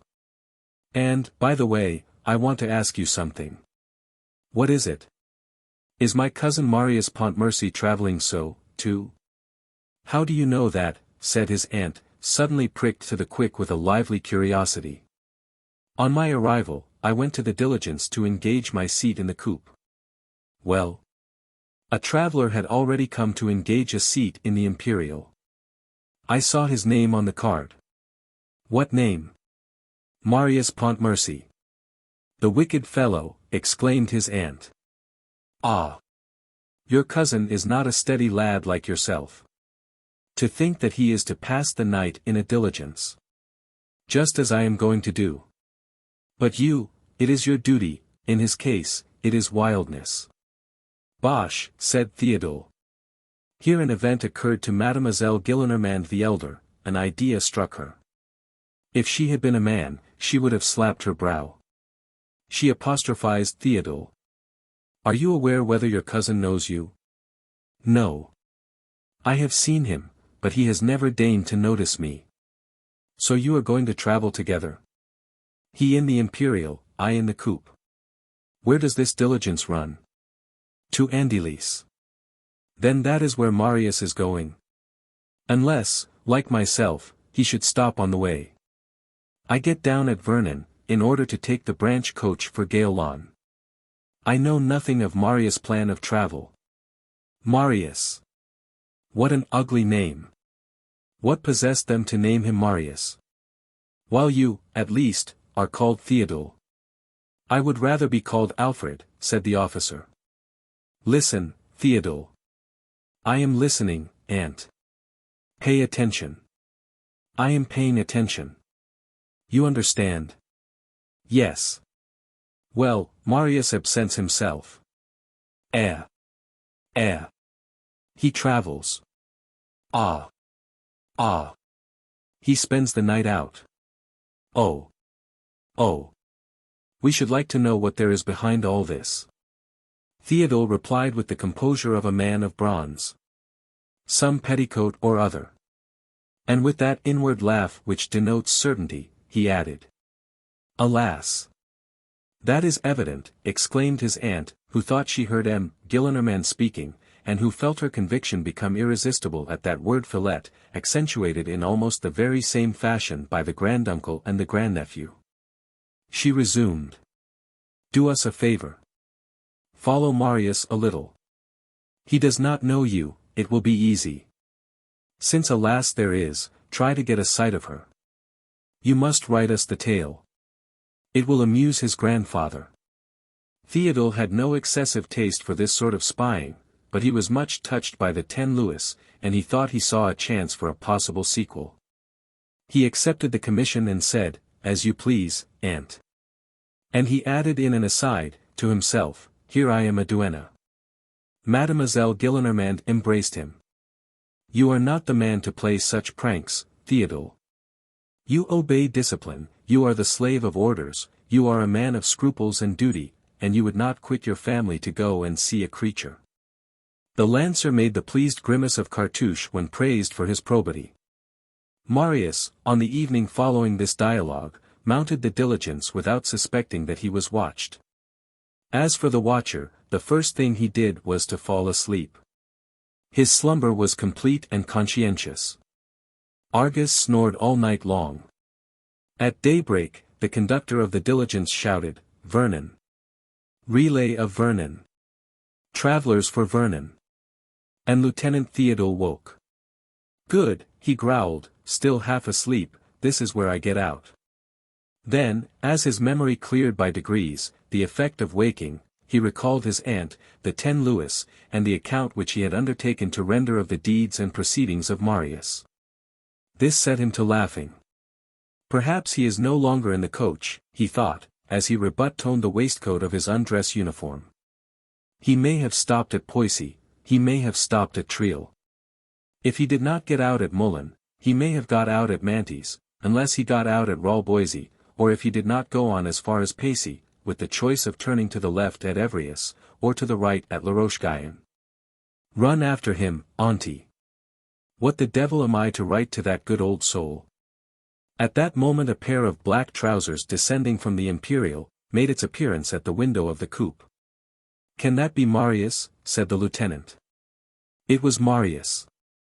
A little peasant girl, all entangled with the horses and the postilions at the end of the vehicle, was offering flowers to the travelers. Give your ladies flowers, she cried.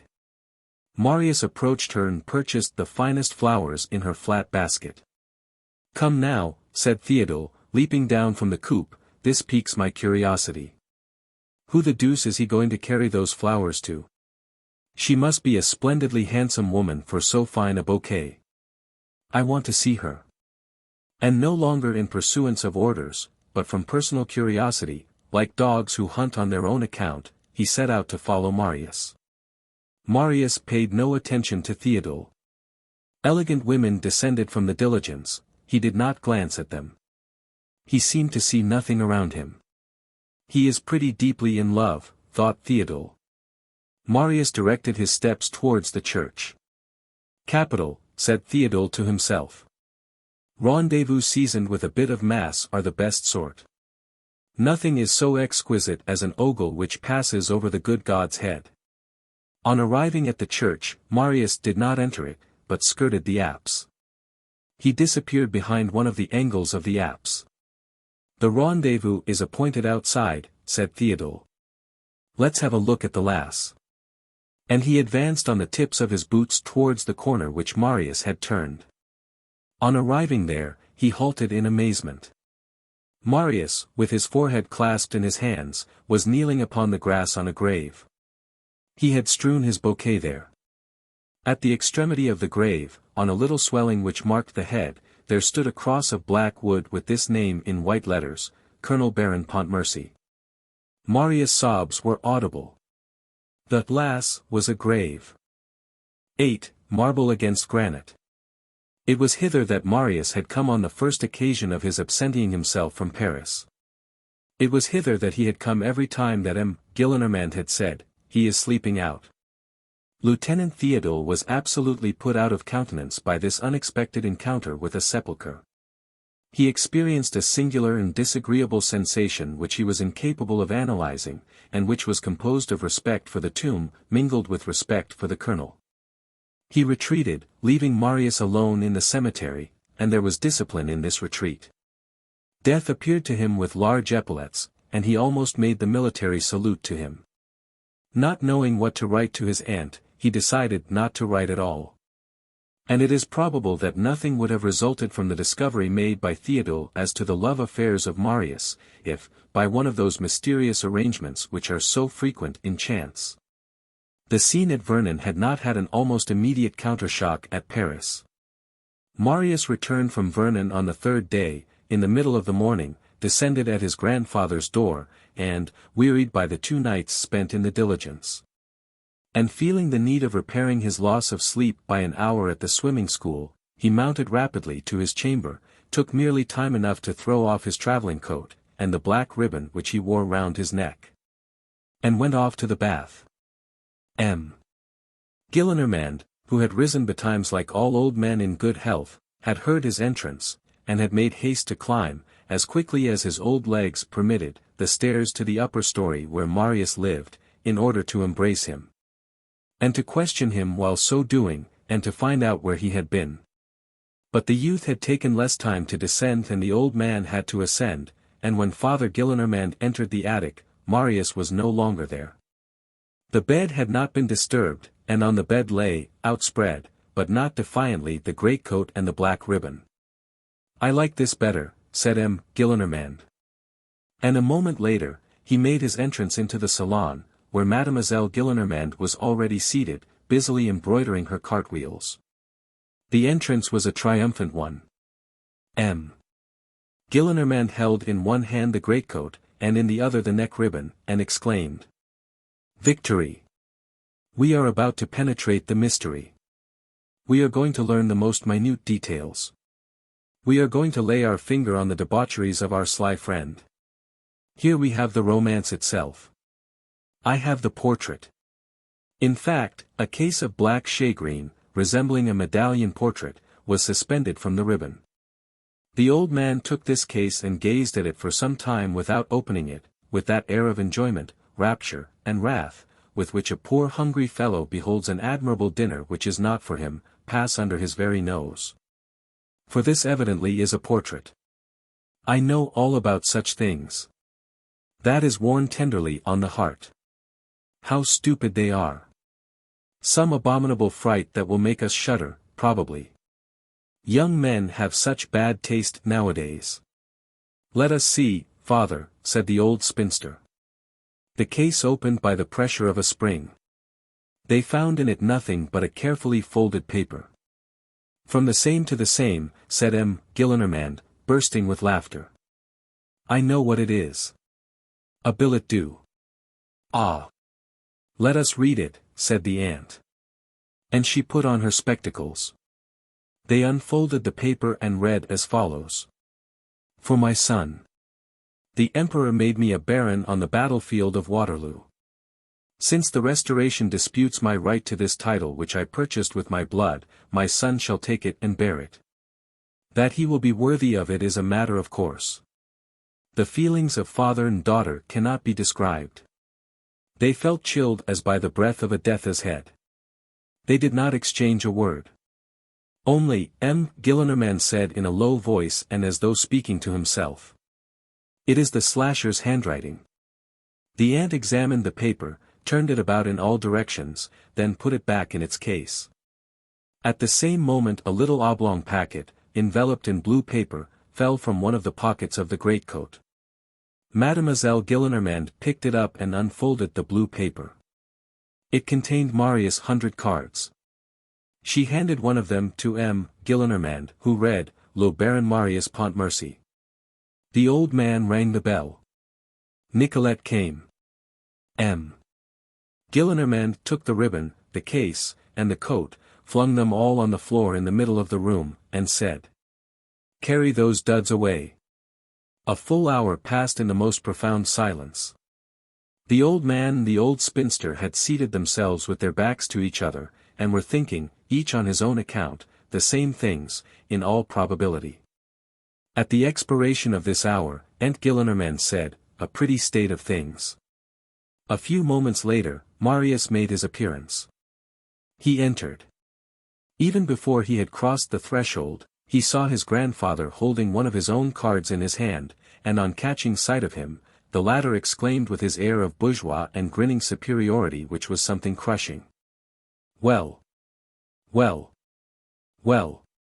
Well. Well. So you are a baron now. I present you my compliments.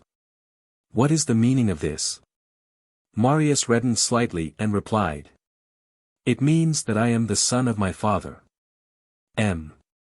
Gillenormand ceased to laugh, and said harshly.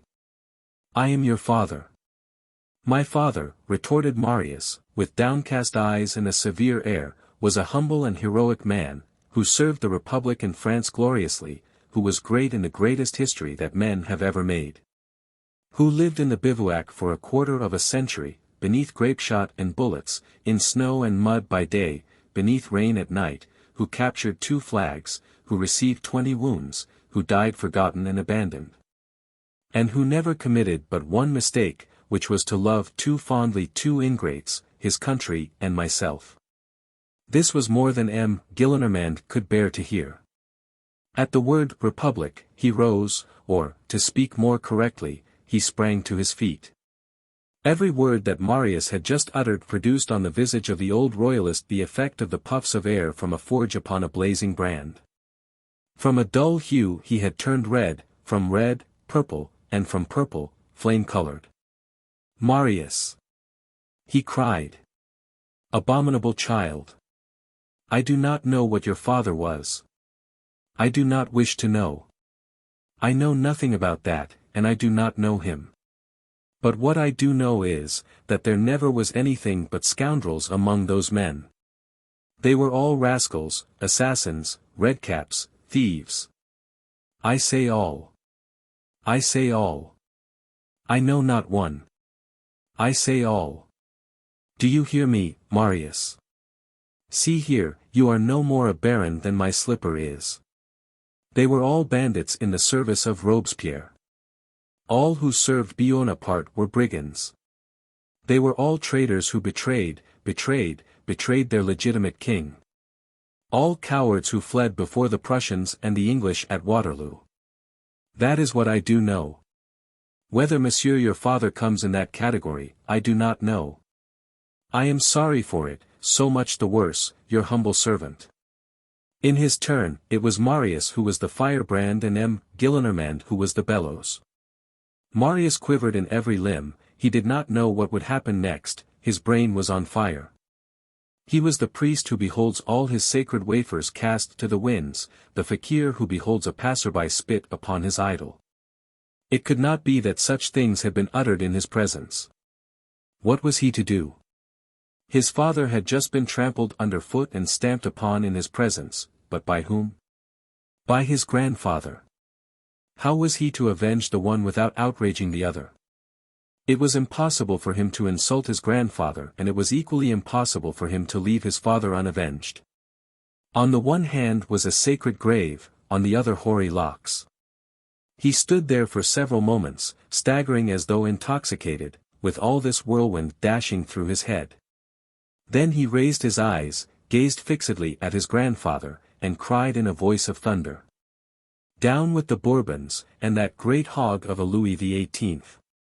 Louis XVIII had been dead for 4 years, but it was all the same to him. The old man, who had been crimson, turned whiter than his hair. He wheeled round towards a bust of le Duc de Berry, which stood on the chimney-piece, and made a profound bow, with a sort of peculiar majesty. Then he paced twice, slowly and in silence, from the fireplace to the window and from the window to the fireplace, traversing the whole length of the room, and making the polished floor creak as though he had been a stone statue walking. On his second turn, he bent over his daughter, who was watching this encounter with the stupefied air of an antiquated lamb, and said to her with a smile that was almost calm, "A baron like this gentleman and a bourgeois like myself cannot remain under the same roof." And drawing himself up, all at once, pallid, trembling, terrible, with his brow rendered more lofty by the terrible radiance of wrath, he extended his arm towards Marius and shouted to him. "Be off!" Marius left the house.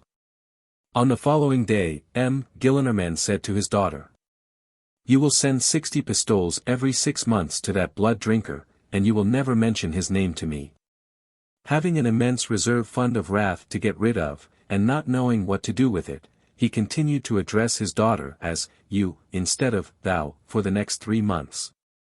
Marius, on his side, had gone forth in indignation. There was one circumstance which, it must be admitted, aggravated his exasperation. There are always petty fatalities of the sort which complicate domestic dramas. They augment the grievances in such cases, although, in reality, the wrongs are not increased by them. While carrying Marius, Duds, precipitately to his chamber, at his grandfather's command, Nicolette had, inadvertently, let fall, probably, on the attic staircase, which was dark, that medallion of black shagreen which contained the paper penned by the colonel. Neither paper nor case could afterwards be found. Marius was convinced that Monsieur Gillenormand, from that day forth he never alluded to him otherwise, had flung his father's testament in the fire.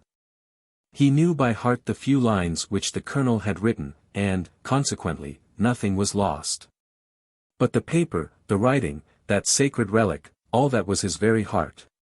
What had been done with it?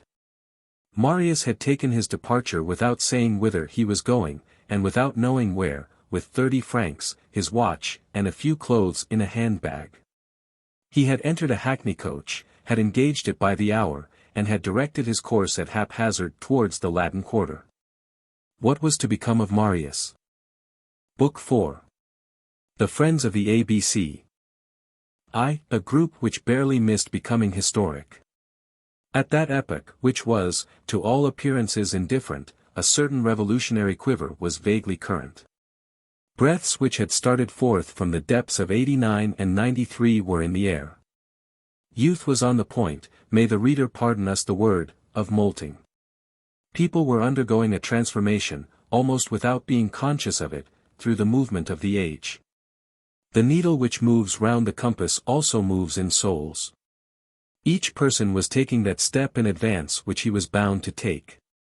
The royalists were becoming liberals, liberals were turning democrats. It was a flood tide complicated with 1,000 ebb movements.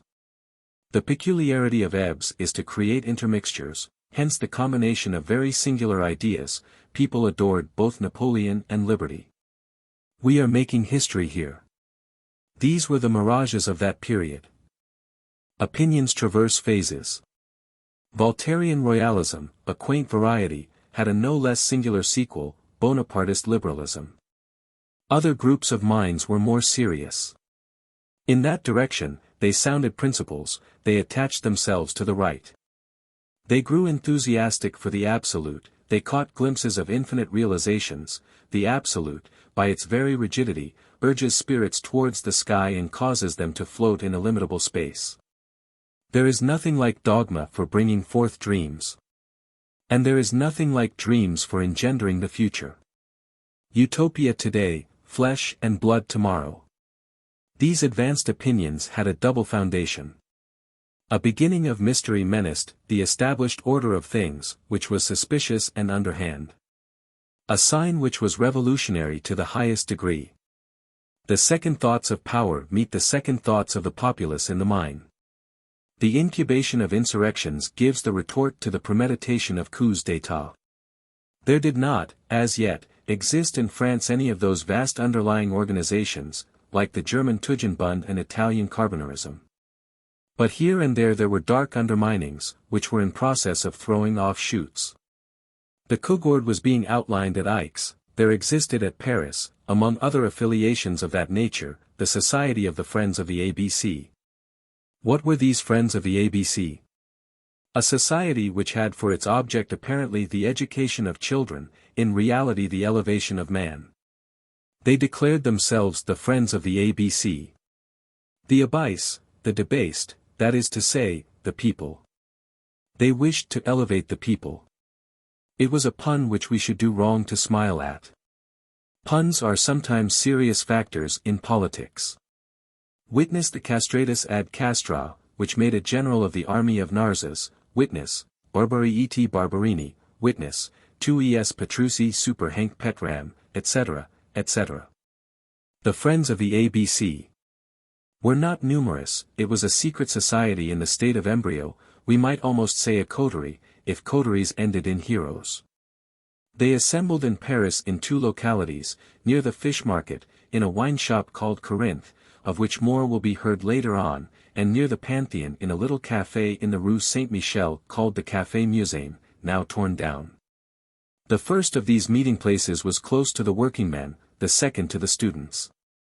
The assemblies of the Friends of the A.B.C. were usually held in a back room of the Café Musain. This hall, which was tolerably remote from the café, with which it was connected by an extremely long corridor, had two windows and an exit with a private stairway on the little Rue de Grèce. There they smoked and drank, and gambled and laughed. There they conversed in very loud tones about everything, and in whispers of other things.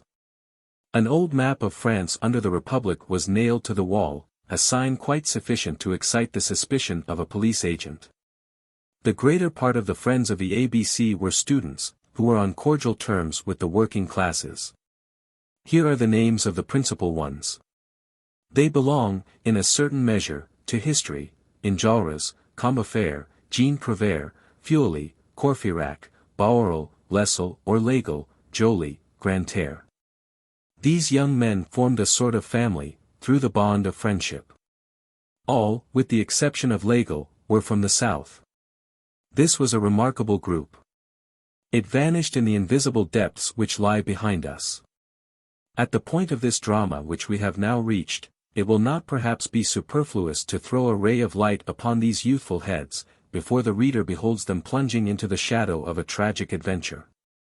Enjolras, whose name we have mentioned first of all, the reader shall see why later on, was an only son and wealthy.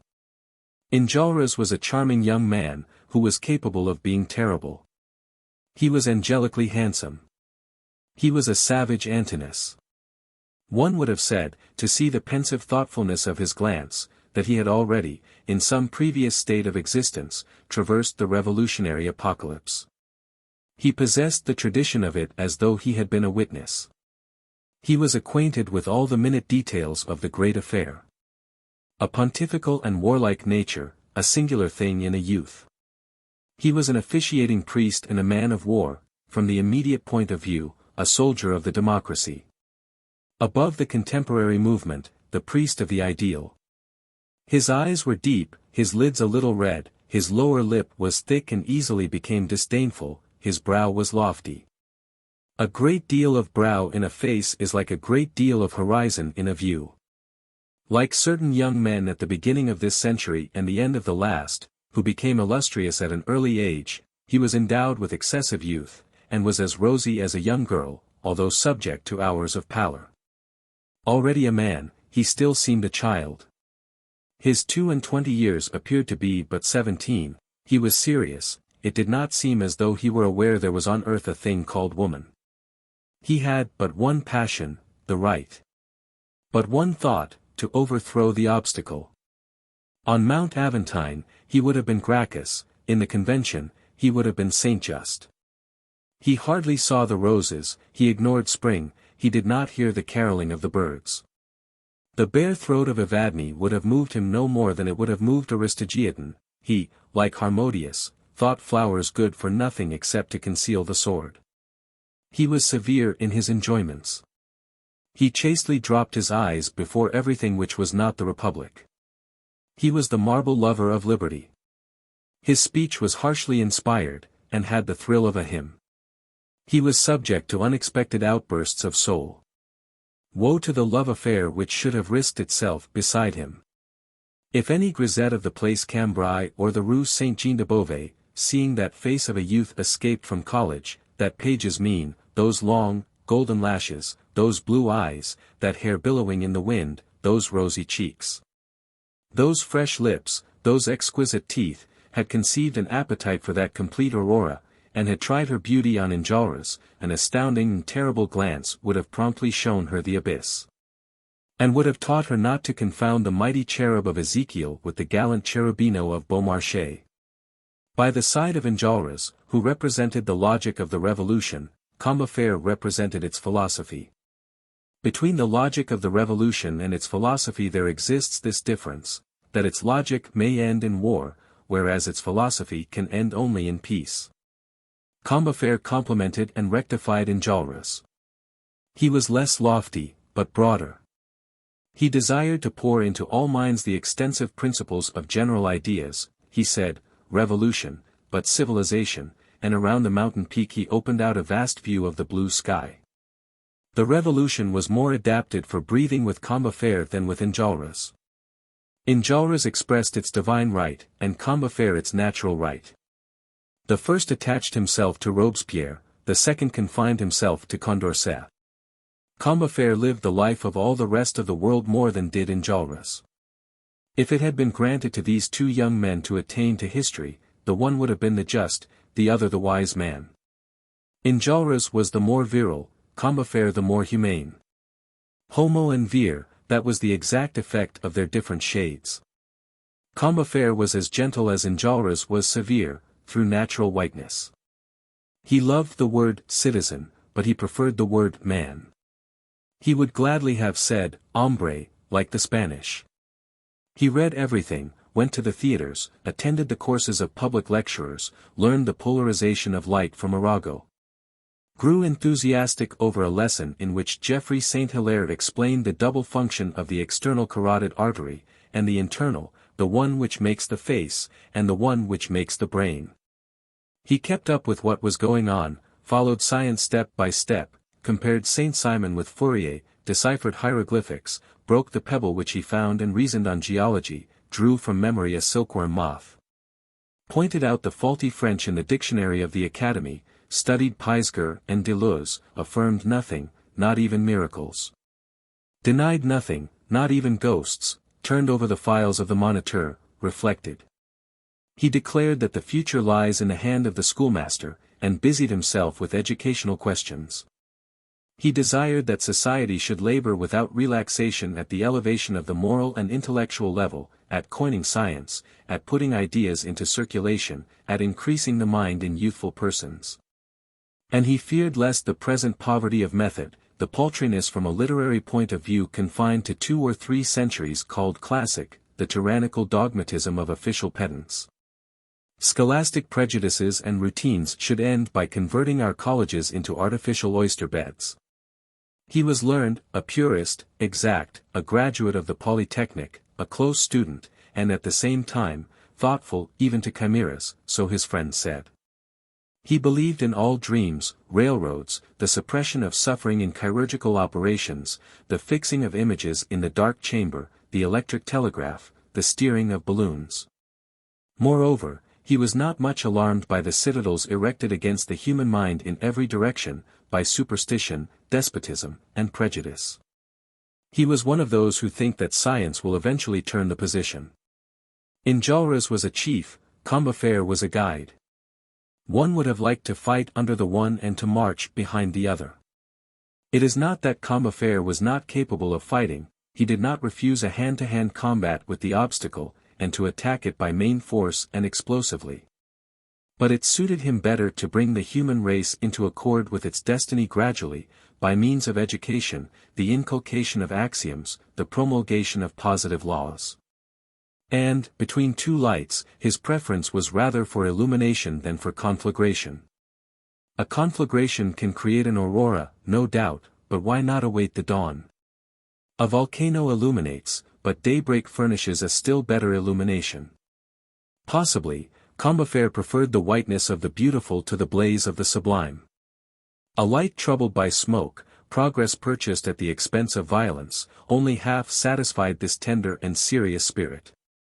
The headlong precipitation of a people into the truth, a 93, terrified him. Nevertheless, stagnation was still more repulsive to him, in it he detected putrefaction in death. On the whole, he preferred scum to miasma, and he preferred the torrent to the cesspool, and the falls of Niagara to the lake of Montfaucon. In short, he desired neither halt nor haste. While his tumultuous friends, captivated by the absolute, adored and invoked splendid revolutionary adventures, Combeferre was inclined to let progress, good progress, take its own course. He may have been cold, but he was pure. Methodical, but irreproachable, phlegmatic, but imperturbable.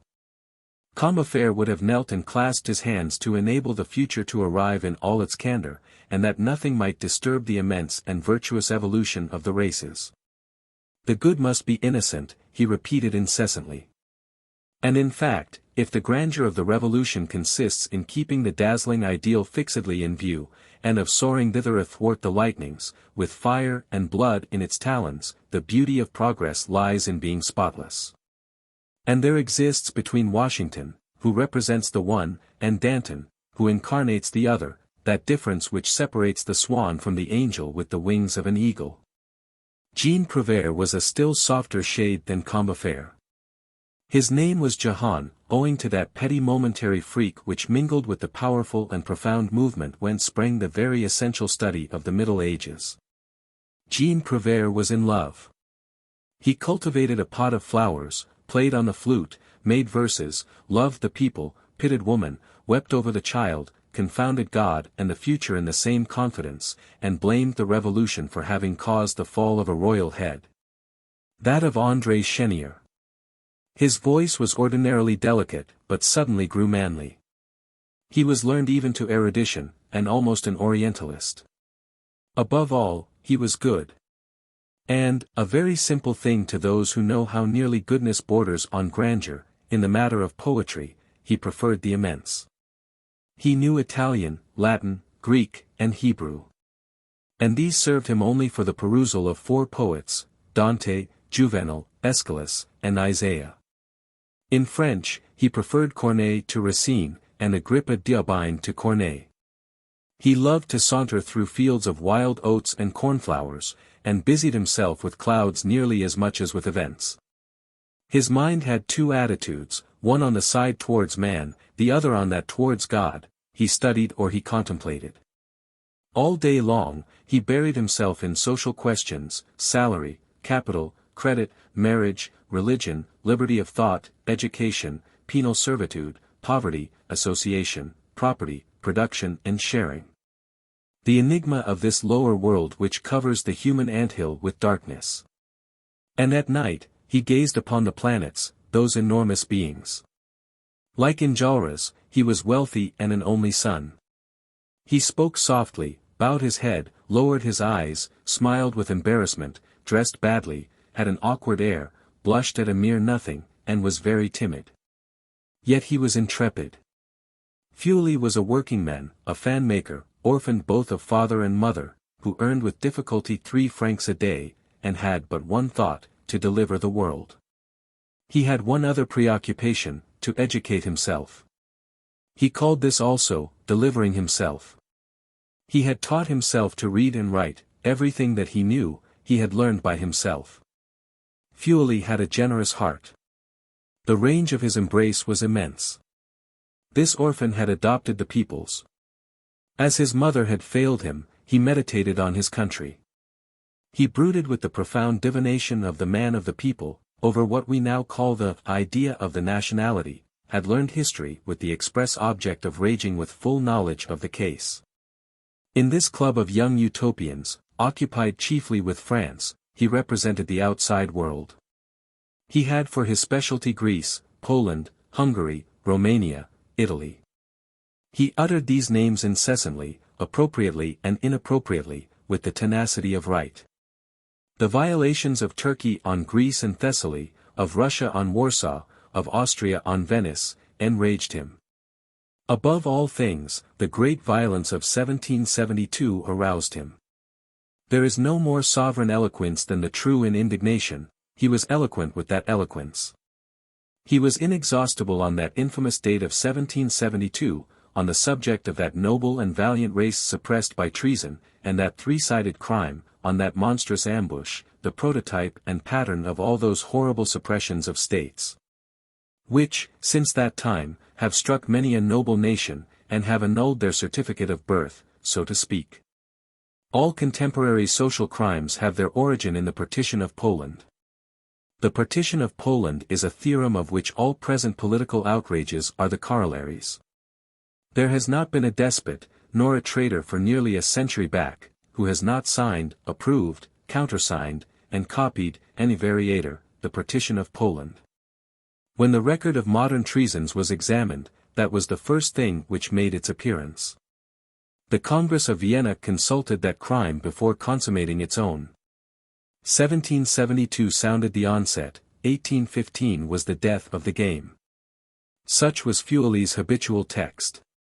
This poor working man had constituted himself the tutor of justice, and she recompensed him by rendering him great. The fact is, that there is eternity in right. Warsaw can no more be Tartar than Venice can be Teuton. Kings lose their pains and their honor in the attempt to make them so. Sooner or later, the submerged part floats to the surface and reappears. Greece becomes Greece again, Italy is once more Italy. The protest of right against the deed persists forever. The theft of a nation cannot be allowed by prescription. These lofty deeds of rascality have no future. A nation cannot have its mark extracted like a pocket handkerchief. Courfeyrac had a father who was called M. de Courfeyrac. One of the false ideas of the bourgeoisie under the Restoration as regards aristocracy and the nobility was to believe in the particle. The particle, as everyone knows, possesses no significance. But the bourgeois of the epoch of La Minerve estimated so highly that pourda, that they thought themselves bound to abdicate it. M. de Chauvelin had himself called M. Chauvelin, M. de Camartin, M. Camartin, M. de Constant de Robec, Benjamin Constant, M. de Lafayette, M. Lafayette. Courfeyrac had not wished to remain behind the rest, and called himself plain Courfeyrac. We might almost, so far as Courfeyrac is concerned, stop here, and confine ourselves to saying with regard to what remains, for Courfeyrac, see Tholomyès. Courfeyrac had, in fact, that animation of youth which may be called the but du diable of the mind. Later on, this disappears like the playfulness of the kitten, and all this grace ends, with the bourgeois, on 2 legs, and with the tomcat, on 4 paws. This sort of wit is transmitted from generation to generation of the successive levies of youth who traverse the schools, who pass it from hand to hand, quasi-cursors, and is almost always exactly the same. So that, as we have just pointed out, anyone who had listened to Courfeyrac in 1828 would have thought he heard Tholomyès in 1817. Only, Courfeyrac was an honorable fellow. Beneath the apparent similarities of the exterior mind, the difference between him and Tholomyès was very great. The latent man which existed in the two was totally different in the first from what it was in the second. There was in Tholomyès a district attorney, and in Courfeyrac a paladin. Enjolras was the chief, Combeferre was the guide, Courfeyrac was the center. The others gave more light, he shed more warmth. The truth is, that he possessed all the qualities of a center, roundness and radiance. Bahorel had figured in the bloody tumult of June, 1822, on the occasion of the burial of young Lallemand. Bahorel was a good-natured mortal, who kept bad company, brave, a spendthrift, prodigal, and to the verge of generosity, talkative, and at times eloquent, bold to the verge of effrontery, the best fellow possible. He had daring waistcoats, and scarlet opinions.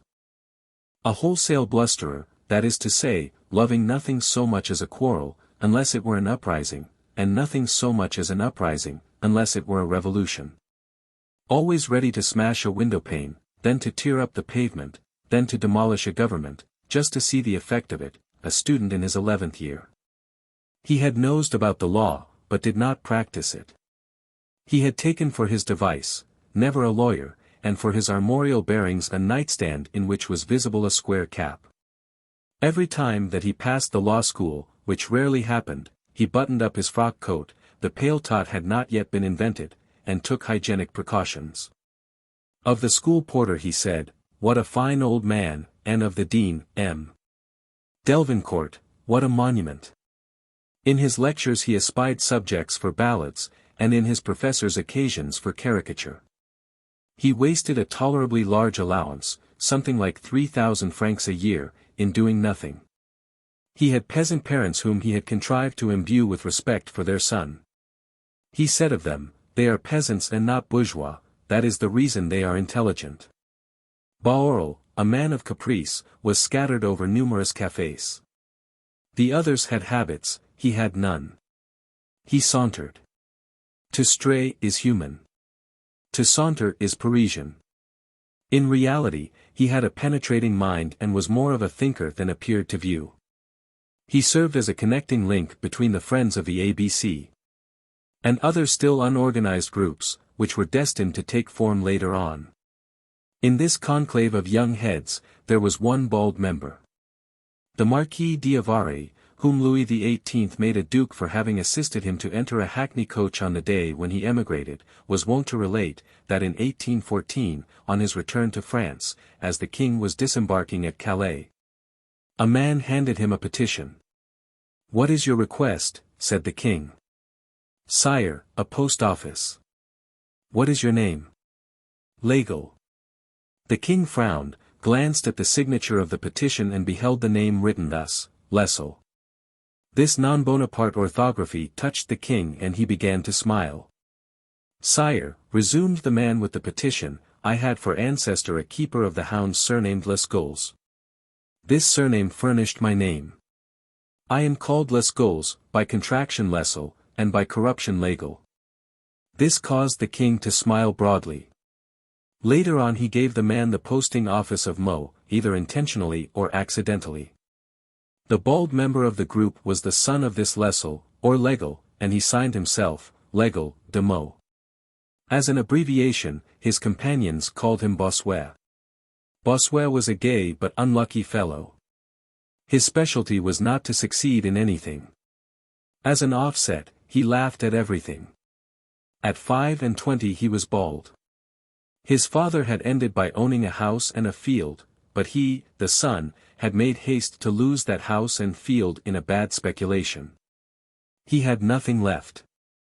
He possessed knowledge and wit, but all he did miscarried. Everything failed him and everybody deceived him, what he was building tumbled down on top of him. If he were splitting wood, he cut off a finger. If he had a mistress, he speedily discovered that he had a friend also.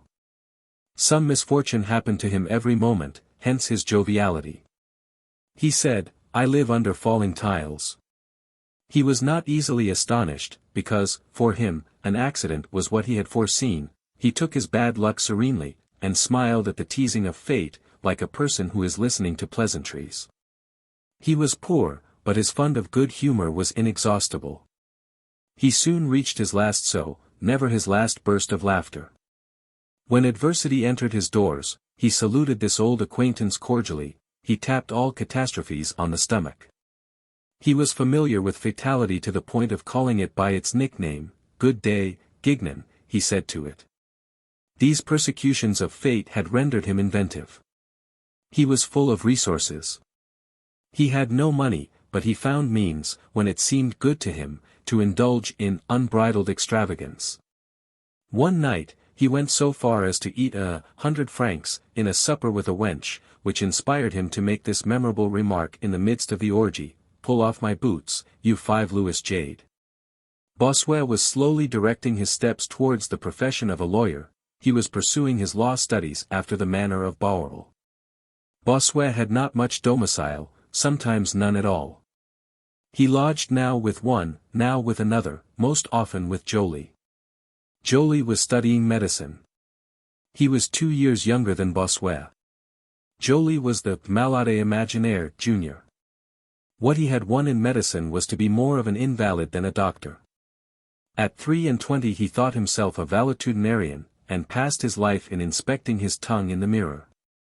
He affirmed that man becomes magnetic like a needle, and in his chamber he placed his bed with its head to the south, and the foot to the north, so that, at night, the circulation of his blood might not be interfered with by the great electric current of the globe. During thunderstorms, he felt his pulse. Otherwise, he was the gayest of them all. All these young, maniacal, puny, merry incoherences lived in harmony together, and the result was an eccentric and agreeable being whom his comrades, who were prodigal of winged consonants, called Jolly. "You may fly away on the 4 L's, Jean Prouvaire said to him. 38. Joly had a trick of touching his nose with the tip of his cane, which is an indication of a sagacious mind. All these young men who differed so greatly, and who, on the whole, can only be discussed seriously, held the same religion, progress. All were the direct sons of the French Revolution. The most giddy of them became solemn when they pronounced that date, 89. Their fathers in the flesh had been either royalists, doctrinaires, it matters not what. This confusion anterior to themselves, who were young, did not concern them at all. The pure blood of principle ran in their veins. They attached themselves, without intermediate shades, to incorruptible right and absolute duty. Affiliated and initiated, they sketched out the ideal underground. Among all these glowing hearts and thoroughly convinced minds, there was one skeptic. How came he there? By juxtaposition. This skeptic's name was Grantaire, and he was in the habit of signing himself with this rebus, R. Grantaire was a man who took good care not to believe in anything. Moreover, he was one of the students who had learned the most during their course at Paris. He knew that the best coffee was to be had at the Café Lemblin, and the best billiards at the Café Voltaire, that good cakes and lasses were to be found at the Hermitage, on the Boulevard du Maine, spatchcock chickens at Mother Saugei's, excellent matelots at the Bourrier de la Cunette, and a certain thin white wine at the Bourrier du Compat. He knew the best place for everything, in addition, boxing and foot fencing and some dances, and he was a thorough single-stick player. He was a tremendous drinker to boot. He was inordinately homely. The prettiest boot-stitcher of that day, Irma Boissy, enraged with his homeliness, pronounced sentence on him as follows: Grantaire is impossible, but Grantaire's fatuity was not to be disconcerted. He stared tenderly and fixedly at all women, with the air of saying to them all, "If I only chose," and of trying to make his comrades believe that he was in general demand.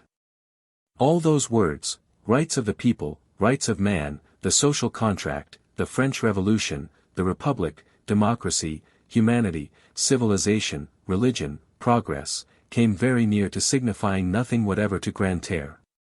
He smiled at them. Skepticism, that carries of the intelligence, had not left him a single whole idea. He lived with irony. This was his axiom: there is but one certainty, my full glass. He sneered at all devotion in all parties, the father as well as the brother, Robespierre Jr. as well as Loiserolles. They are greatly in advance to be dead, he exclaimed. He said of the crucifix, there is a gibbet which has been a success. A rover, a gambler, a libertine, often drunk, he displeased these young dreamers by humming incessantly, Jamans les filles, et Jamans le bon vin. Vive Henri IV. However, this skeptic had one fanaticism. This fanaticism was neither a dogma, nor an idea, nor an art, nor a science, it was a man, Enjolras. Grantaire admired, loved, and venerated Enjolras. To whom did this anarchical scoffer unite himself in this phalanx of absolute minds? To the most absolute. In what manner had Enjolras subjugated him? By his ideas? No.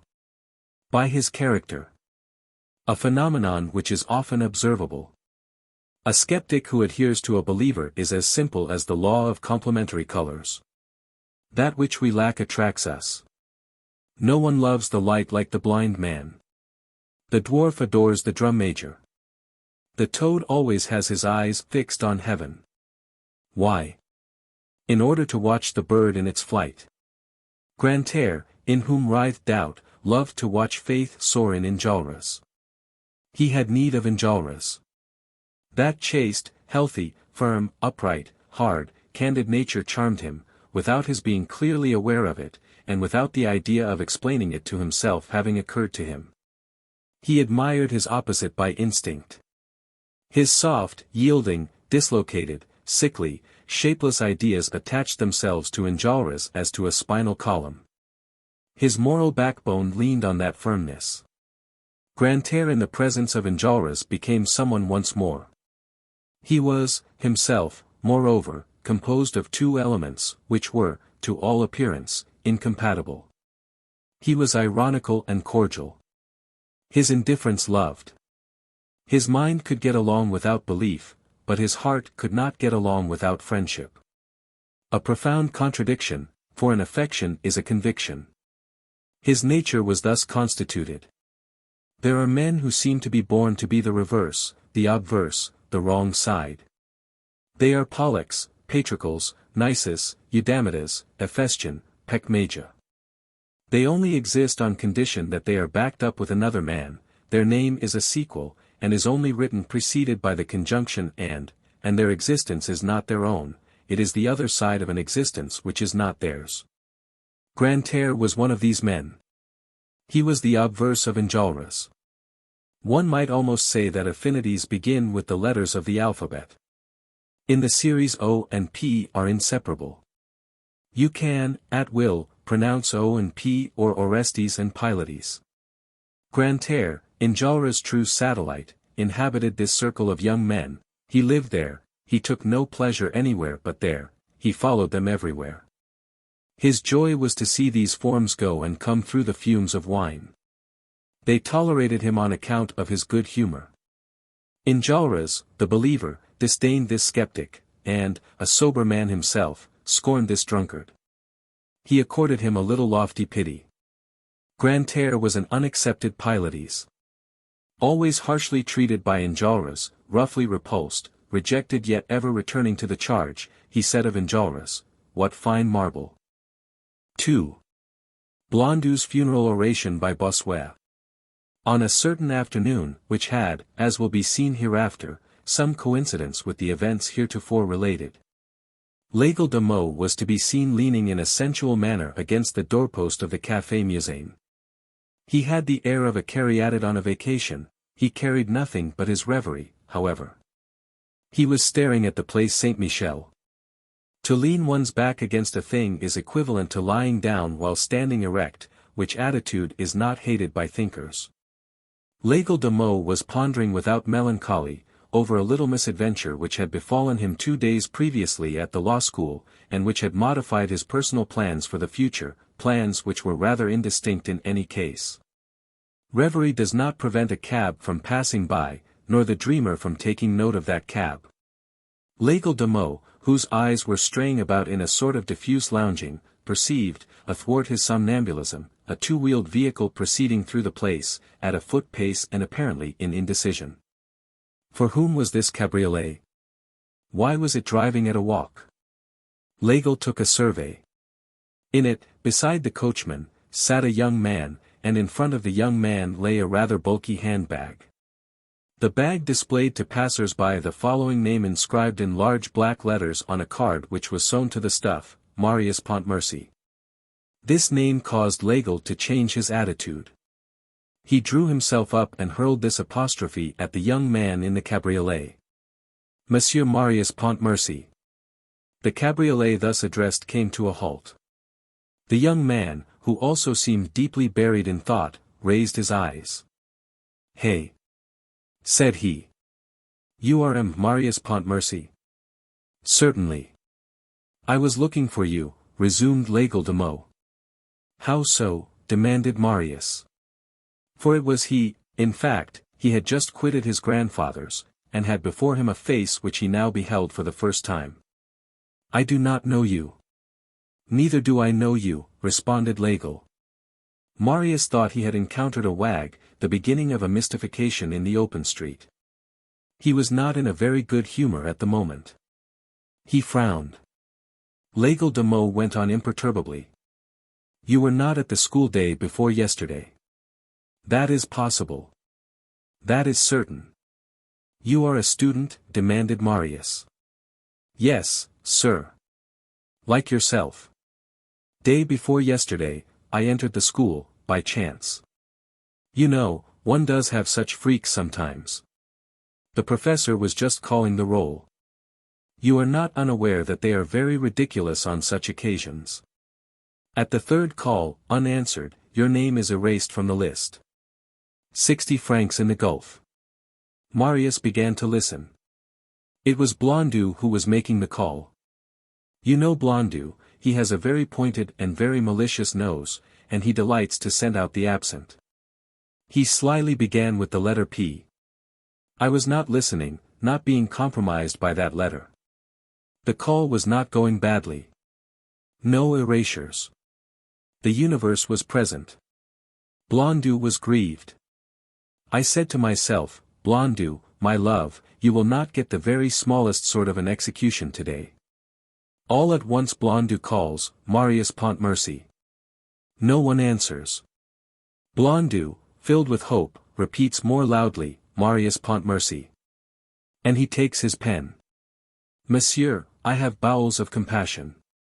I said to myself hastily, "Here's a brave fellow who is going to get scratched out. Attention! Here is a veritable mortal who is not exact. He's not a good student. Here is none of your heavy sides, a student who studies, a greenhorn pedant, strong on letters, theology, science, and sapience, one of those dull wits cut by the square. A pin by profession. He is an honorable idler who lounges, who practices country jaunts, who cultivates the grisette, who pays court to the fair sex, who is at this very moment, perhaps, with my mistress. Let us save him. Death to Blondeau." At that moment, Blondeau dipped his pen in, all black with erasures in the ink, cast his yellow eyes round the audience room, and repeated for the third time, "Marius Pontmercy." I replied, "Present." "This is why you were not crossed off." "Monsieur," said Marius. "And why I was," added L'Aigle de Meaux. "I do not understand you," said Marius. L'Aigle resumed. "Nothing is more simple. I was close to the desk to reply, and close to the door for the purpose of flight. The professor gazed at me with a certain intensity. All of a sudden, Blondeau, who must be the malicious nose alluded to by Boileau, skipped to the letter L. L is my letter. I am from Meaux, and my name is Lessel." "L'Aigle," interrupted Marius, "what fine name." "Monsieur, Blondeau came to this fine name, and called, L'Aigle." I reply, "Present." Then Blondeau gazes at me, with the gentleness of a tiger, and says to me, "If you are Pontmercy, you are not L'Aigle." A phrase which has a disobliging air for you, but which was lugubrious only for me. That said, he crossed me off. Marius exclaimed. "I am mortified, sir." "First of all," interposed L'Aigle, "I demand permission to embalm Blondeau in a few phrases of deeply felt eulogium. I will assume that he is dead. There will be no great change required in his gauntness, in his pallor, in his coldness, and in his smell. And I say, Eruditimini cut judicatis terram. Here lies Blondu, Blondu the nose, Blondu nasica, the ox of discipline, Bos disciplini, the bloodhound of the password, the angel of the roll call, who was upright, square, exact, rigid, honest, and hideous. God crossed him off as he crossed me off. Marius resumed. I am very sorry. Young man, said L'Aigle de Meaux, let this serve you as a lesson. In future, be exact. I really beg you 1,000 pardons. Do not expose your neighbor to the danger of having his name erased again. I am extremely sorry. L'Aigle burst out laughing. And I am delighted. I was on the brink of becoming a lawyer. This erasure saves me. I renounce the triumphs of the bar. I shall not defend the widow, and I shall not attack the orphan. No more toga, no more stage. Here is my erasure all ready for me. It is to you that I am indebted for it, Monsieur Pontmercy. I intend to pay a solemn call of thanks upon you. Where do you live? In this cab, said Marius. A sign of opulence, retorted L'Aigle calmly. I congratulate you. You have there a rent of 9,000 francs per annum. At that moment, Courfeyrac emerged from the café. Marius smiled sadly. I have paid this rent for the last 2 hours, and I aspire to get rid of it, but there is a sort of history attached to it, and I don't know where to go. Come to my place, sir, said Courfeyrac. I have the priority, observed L'Aigle, but I have no home. Hold your tongue, Bossuet, said Courfeyrac. Bossuet, said Marius, but I thought that your name was L'Aigle. De Meaux, replied L'Aigle. By metaphor, Bossuet. Courfeyrac entered the cab. Coachman, said he, Hôtel de la Porte Saint-Jacques. And that very evening, Marius found himself installed in a chamber of the Hôtel de la Porte Saint-Jacques side by side with Courfeyrac. 3. Marius Astonishments. In a few days, Marius had become Courfeyrac's friend. Youth is the season for prompt welding and the rapid healing of scars. Marius breathed freely in Courfeyrac's society, a decidedly new thing for him. Courfeyrac put no questions to him. He did not even think of such a thing. At that age, faces disclose everything on the spot. Words are superfluous. There are young men of whom it can be said that their countenances chatter. One looks at them and one knows them. One morning, however, Courfeyrac abruptly addressed this interrogation to him. By the way, have you any political opinions? The idea, said Marius, almost affronted by the question. What are you? A Democrat Bonapartist. The grey hue of a reassured rat, said Courfeyrac. On the following day, Courfeyrac introduced Marius at the Café Musain. Then he whispered in his ear, with a smile, I must give you your entry to the revolution. And he led him to the hall of the Friends of the A.B.C. He presented him to the other comrades, saying this simple word which Marius did not understand, a pupil. Marius had fallen into a wasp's nest of wits. However, although he was silent and grave, he was, nonetheless, both winged and armed. Marius, up to that time solitary and inclined to soliloquy, and to asides, both by habit and by taste, was a little fluttered by this covey of young men around him. All these various initiatives solicited his attention at once, and pulled him about. The tumultuous movements of these minds at liberty and at work set his ideas in a whirl. Sometimes, in his trouble, they fled so far from him, that he had difficulty in recovering them. He heard them talk of philosophy, of literature, of art, of history, of religion, in unexpected fashion. He caught glimpses of strange aspects. And, as he did not place them in proper perspective, he was not altogether sure that it was not chaos that he grasped. On abandoning his grandfather's opinions for the opinions of his father, he had supposed himself fixed. He now suspected, with uneasiness, and without daring to avow it to himself, that he was not. The angle at which he saw everything began to be displaced anew. A certain oscillation set all the horizons of his brains in motion. An odd internal upsetting. He almost suffered from it. It seemed as though there were no consecrated things for those young men. Marius heard singular propositions on every sort of subject, which embarrassed his still timid mind. A theatre poster presented itself, adorned with the title of a tragedy from the ancient repertory called classic, "Down with tragedy dear to the bourgeois," cried Bahorel. And Marius heard Combeferre reply. "You are wrong, Bahorel. The bourgeoisie loves tragedy, and the bourgeoisie must be left at peace on that score. Bewigged tragedy has a reason for its existence, and I am not one of those who, by order of Aeschylus, contest its right to existence. There are rough outlines in nature, there are, in creation, ready-made parodies. A beak which is not a beak, wings which are not wings, gills which are not gills, paws which are not paws, a cry of pain which arouses a desire to laugh, there is the duck. Now, since poultry exists by the side of the bird, I do not see why classic tragedy should not exist in the face of antique tragedy." Or chance decreed that Marius should traverse Rue Jean-Jacques Rousseau between Enjolras and Courfeyrac. Courfeyrac took his arm. "Pay attention. This is the Rue Plâtrière, now called Rue Jean-Jacques Rousseau, on account of a singular household which lived in it 60 years ago. This consisted of Jean-Jacques and Thérèse. From time to time, little beings were born there. Thérèse gave birth to them, Jean-Jacques represented them as foundlings. And Enjolras addressed Courfeyrac roughly. Silence in the presence of Jean-Jacques. I admire that man. He denied his own children, that may be, but he adopted the people. Not one of these young men articulated the word, the emperor.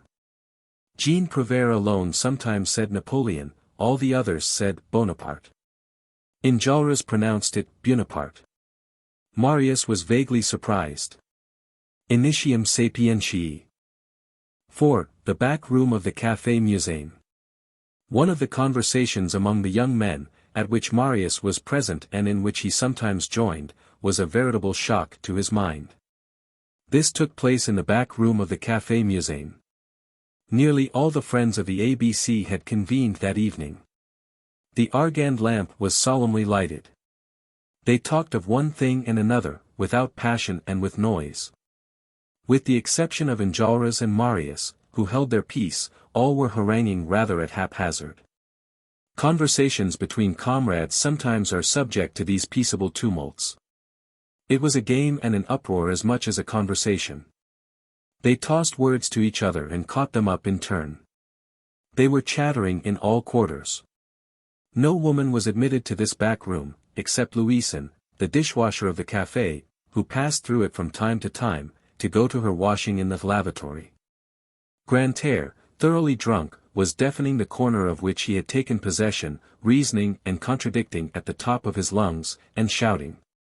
I am thirsty.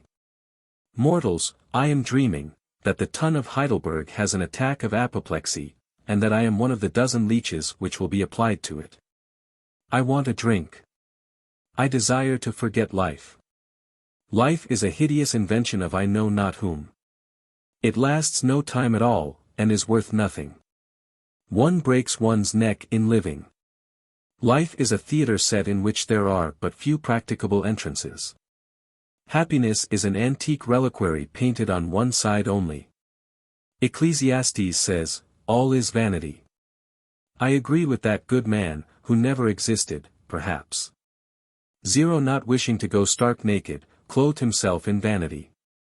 Oh vanity! The patching up of everything with big words.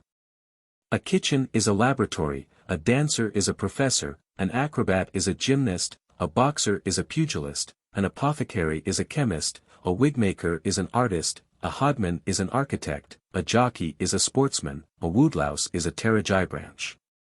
Vanity has a right and a wrong side, the right side is stupid, it is the Negro with his glass beads, the wrong side is foolish, it is the philosopher with his rags. I weep over the one and I laugh over the other. What are called honors and dignities, and even dignity and honor, are generally of pinchbeck. Kings make playthings of human pride. Caligula made a horse a consul, Charles II made a knight of a sirloin. Wrap yourself up now, then, between Consul Incitatus and Baronet roast beef. As for the intrinsic value of people, it is no longer respectable in the least. Listen to the panegyric which neighbor makes of neighbor. White on white is ferocious. If the lily could speak, what a setting down it would give the dove. A bigoted woman prating of a devout woman is more venomous than the asp and the cobra. It is a shame that I am ignorant, otherwise I would quote to you a mass of things. But I know nothing. For instance, I have always been witty. When I was a pupil of Gros, instead of daubing wretched little pictures, I passed my time in pilfering apples. Rapin 39 is the masculine of rapine. So much for myself. As for the rest of you, you are worth no more than I am. I scoff at your perfections, excellencies, and qualities. Every good quality tends towards a defect. Economy borders on avarice, the generous man is next door to the prodigal, the brave man rubs elbows with the braggart, he who says very pious says a trifle bigoted. There are just as many vices in virtue as there are holes in Diogenes' cloak. Whom do you admire, the slain or the slayer, Caesar or Brutus? Generally men are in favor of the slayer. Long live Brutus, he has slain. There lies the virtue. Virtue, granted, but madness also. There are queer spots on those great men. The Brutus who killed Caesar was in love with the statue of a little boy. This statue was from the hand of the Greek sculptor Strongyllion, who also carved that figure of an Amazon known as the beautiful leg, Eucnemos, which Nero carried with him in his travels. This Strongyllion left but two statues which placed Nero and Brutus in accord. Brutus was in love with the one, Nero with the other. All history is nothing but wearisome repetition. One century is the plagiarist of the other. The Battle of Marengo copies the Battle of Pydna, the Tolbiac of Clovis and the Austerlitz of Napoleon are as like each other as two drops of water. I don't attach much importance to victory. Nothing is so stupid as to conquer. True glory lies in convincing. But try to prove something. If you are content with success, what mediocrity, and with conquering, what wretchedness. Alas, vanity and cowardice everywhere. Everything obeys success, even grammar. Si volet usus, says Horace. Therefore I disdain the human race. Shall we descend to the party at all? Do you wish me to begin admiring the peoples? What people, if you please? Shall it be Greece? The Athenians, those Parisians of days gone by, slew Phocion, as we might say Coligny, and fawned upon tyrants to such an extent that Anicephorus said of Pisistratus, his urine attracts the bees. The most prominent man in Greece for 50 years was that grammarian Philetus, who was so small and so thin that he was obliged to load his shoes with lead in order not to be blown away by the wind. There stood on the great square in Corinth a statue carved by Silanion and catalogued by Pliny. This statue represented Episthates. What did Episthates do? He invented a trip. That sums up Greece and glory. Let us pass on to others. Shall I admire England? Shall I admire France? France? Why? Because of Paris? I have just told you my opinion of Athens. England? Why? Because of London. I hate Carthage. And then, London, the metropolis of luxury, is the headquarters of wretchedness. There are 100 deaths a year of hunger in the parish of Charing Cross alone. Such is Albion. I add, as the climax, that I have seen an Englishwoman dancing in a wreath of roses and blue spectacles. A fig then for England. If I do not admire John Bull, shall I admire Brother Jonathan? I have but little taste for that slave-holding brother.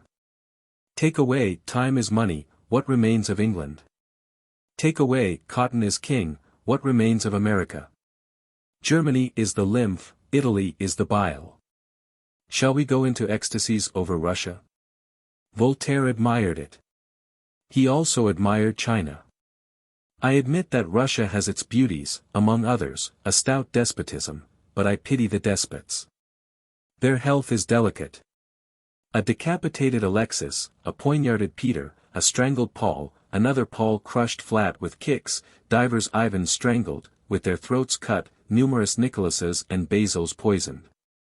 All this indicates that the palace of the emperors of Russia is in a condition of flagrant insalubrity.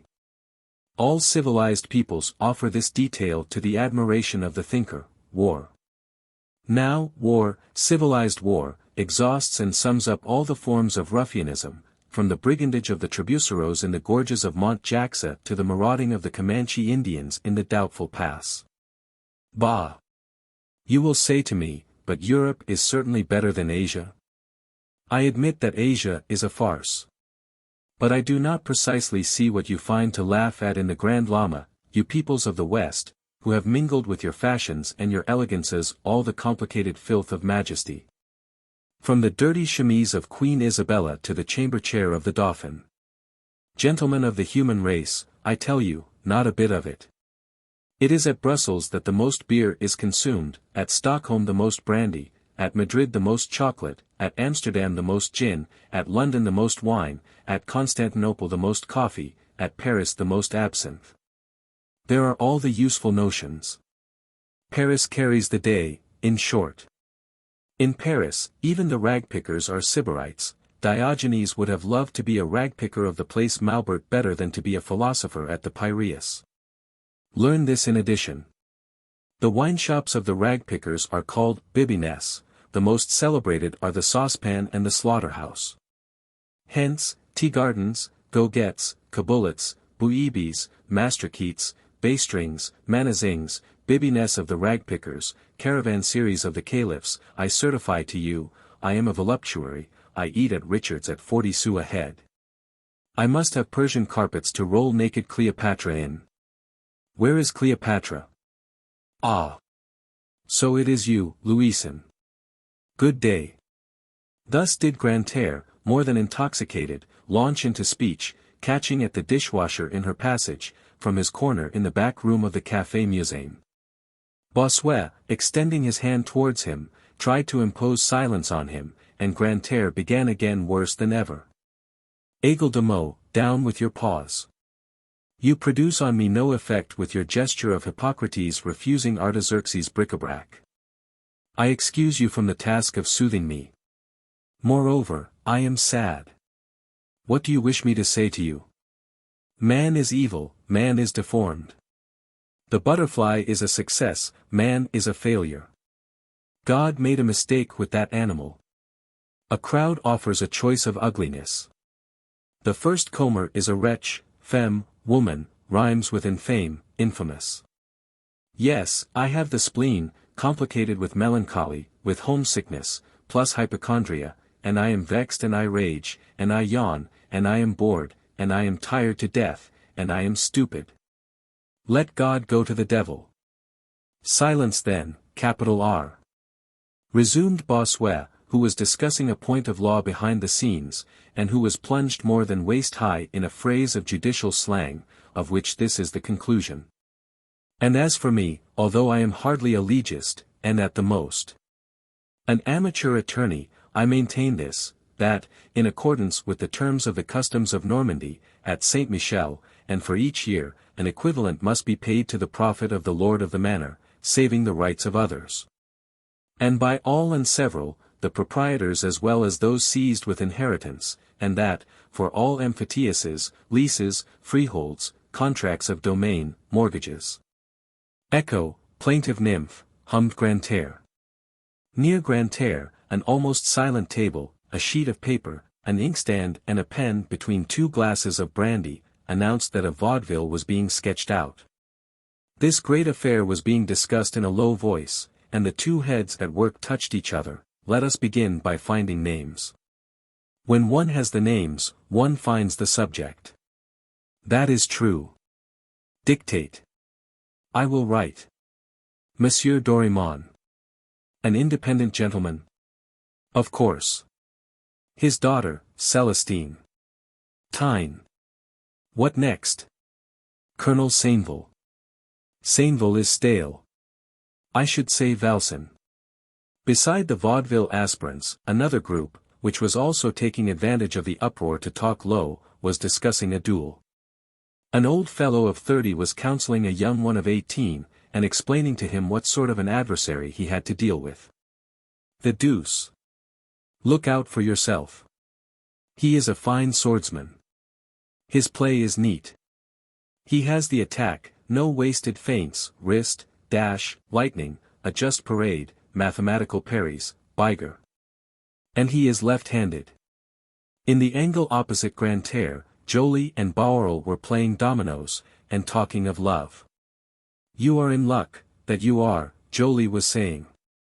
You have a mistress who is always laughing. That is a fault of hers, returned Bahorel. One's mistress does wrong to laugh. That encourages one to deceive her. To see her gay removes your remorse, if you see her sad, your conscience pricks you. Ingrate. A woman who laughs is such a good thing. And you never quarrel.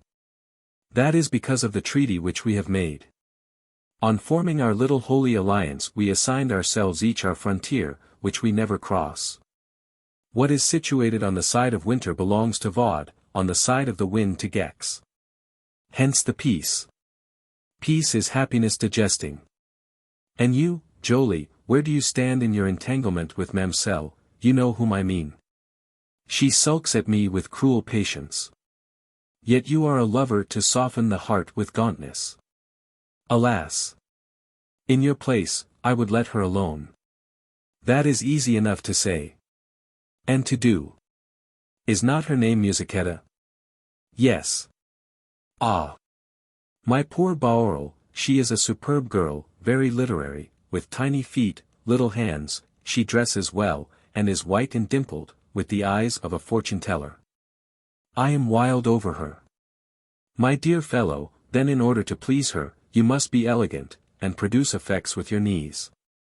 Buy a good pair of trousers of double-milled cloth at Staub's. That will assist. At what price? Shouted Grantaire. The third corner was delivered up to a poetical discussion.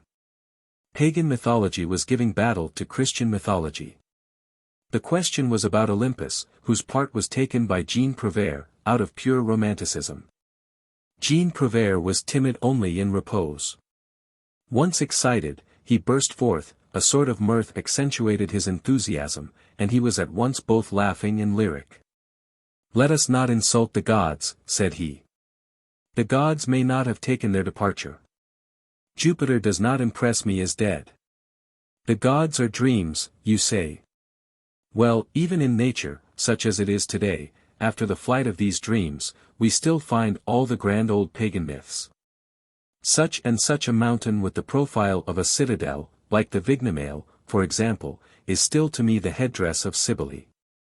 It has not been proved to me that Pan does not come at night to breathe into the hollow trunks of the willows, stopping up the holes in turn with his fingers, and I have always believed that Io had something to do with the cascade of Pissavake. In the last corner, they were talking politics. The charter which had been granted was getting roughly handled. Combeferre was upholding it weakly. Courfeyrac was energetically making a breach in it. On the table lay an unfortunate copy of the famous Touquet Charter. Courfeyrac had seized it, and was brandishing it, mingling with his arguments the rattling of this sheet of paper. In the first place, I won't have any kings. If it were only from an economical point of view, I don't want any. A king is a parasite. One does not have kings gratis. Listen to this, the dearness of kings. At the death of François I, the national debt of France amounted to an income of 30,000 livres. At the death of Louis XIV it was 2,600,000,000, at 28 livres the mark, which was equivalent in 1760, according to Desmarets, to 4,500,000,000. Which would today be equivalent to 12 milliards. In the second place, and no offense to Combeferre, a charter granted is but a poor expedient of civilization. To save the transition, to soften the passage, to deaden the shock, to cause the nation to pass insensibly from the monarchy to democracy by the practice of constitutional fictions, what detestable reasons all those are. No. No. Let us never enlighten the people with false daylight. Principles dwindle and pale in your constitutional cellar. No illegitimacy, no compromise, no grant from the king to the people. In all such grants there is an Article 14. By the side of the hand which gives there is the claw which snatches back. I refuse your charter point blank. A charter is a mask, the lie lurks beneath it. A people which accepts a charter abdicates. The law is only the law when entire. No. No charter. It was winter, a couple of faggots were crackling in the fireplace. This was tempting, and Courfeyrac could not resist. He crumpled the poor Tuquet charter in his fist, and flung it in the fire. The paper flashed up. Combeferre watched the masterpiece of Louis XVIII burn philosophically, and contented himself with saying, "The charter metamorphosed into flame." And sarcasms, sallies, jests, that French thing which is called entrain, and that English thing which is called humor, good and bad taste, good and bad reasons, all the wild pyrotechnics of dialogue, mounting together and crossing from all points of the room, produced a sort of merry bombardment over their heads. The Enlargement of Horizon. The shocks of youthful minds among themselves have this admirable property, that one can never foresee the spark, nor divine the lightning flash. What will dart out presently? No one knows. The burst of laughter starts from a tender feeling. At the moment of jest, the serious makes its entry. Impulses depend on the first chance word. The spirit of each is sovereign, jest suffices to open the field to the unexpected. These are conversations with abrupt turns, in which the perspective changes suddenly. Chance is the stage manager of such conversations. A severe thought, starting oddly from a clash of words, suddenly traversed the conflict of quips in which Grantaire, Bahorel, Prévert, Bossuet, Combeferre, and Courfeyrac were confusedly fencing. How does a phrase crop up in a dialogue? Whence comes it that it suddenly impresses itself on the attention of those who hear it? We have just said, that no one knows anything about it. In the midst of the uproar, Bossuet all at once terminated some apostrophe to Combeferre, with this date. June 18, 1815, Waterloo. At this name of Waterloo, Marius, who was leaning his elbows on a table, beside a glass of water, removed his wrist from beneath his chin, and began to gaze fixedly at the audience. "Pardieu!" exclaimed Courfeyrac. Parbleu was falling into disuse at this period, that number 18 is strange and strikes me. It is Bonaparte's fatal number. Place Louis in front and Brumaire behind, you have the whole destiny of the man, with this significant peculiarity, that the end treads close on the heels of the commencement. Enjolras, who had remained mute up to that point, broke the silence and addressed this remark to Combeferre. "You mean to say, the crime and the expiation." This word, crime, overpassed the measure of what Marius, who was already greatly agitated by the abrupt evocation of Waterloo, could accept. He rose, walked slowly to the map of France spread out on the wall, and at whose base an island was visible in a separate compartment, laid his finger on this compartment and said, "Corsica, a little island which has rendered France very great." This was like a breath of icy air. All ceased talking. They felt that something was on the point of occurring. Bahorel, replying to Bossuet, was just assuming an attitude of the torso to which he was addicted. He gave it up to listen. Enjolras, whose blue eye was not fixed on anyone, and who seemed to be gazing at space, replied, without glancing at Marius. "France needs no Corsica to be great. France is great because she is France. Quia nomina Leo." Marius felt no desire to retreat. He turned towards Enjolras, and his voice burst forth with a vibration which came from a quiver of his very being. "God forbid that I should diminish France.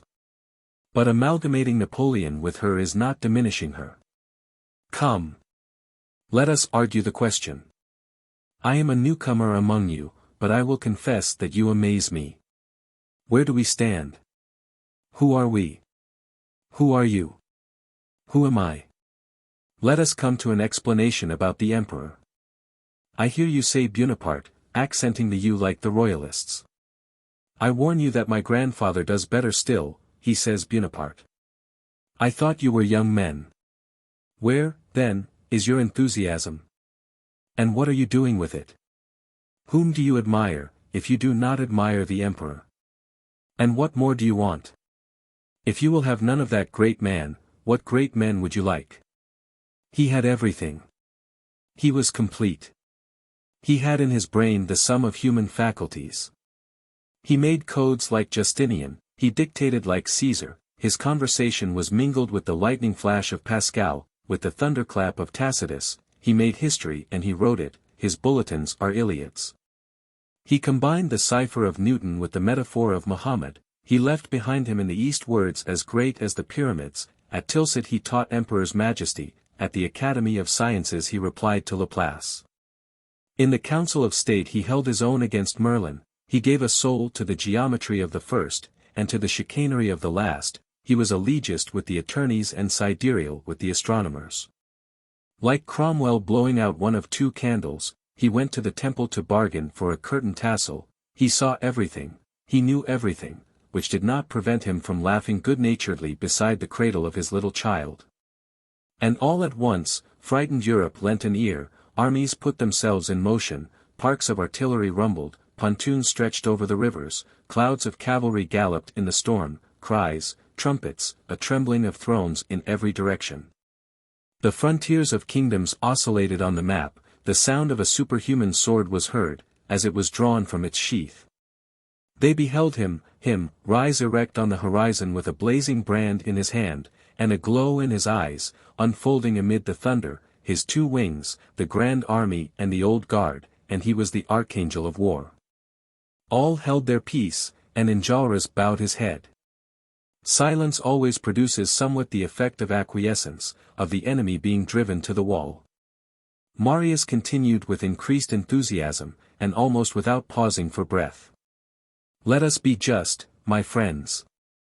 What a splendid destiny for a nation to be the empire of such an emperor, when that nation is France and when it adds its own genius to the genius of that man.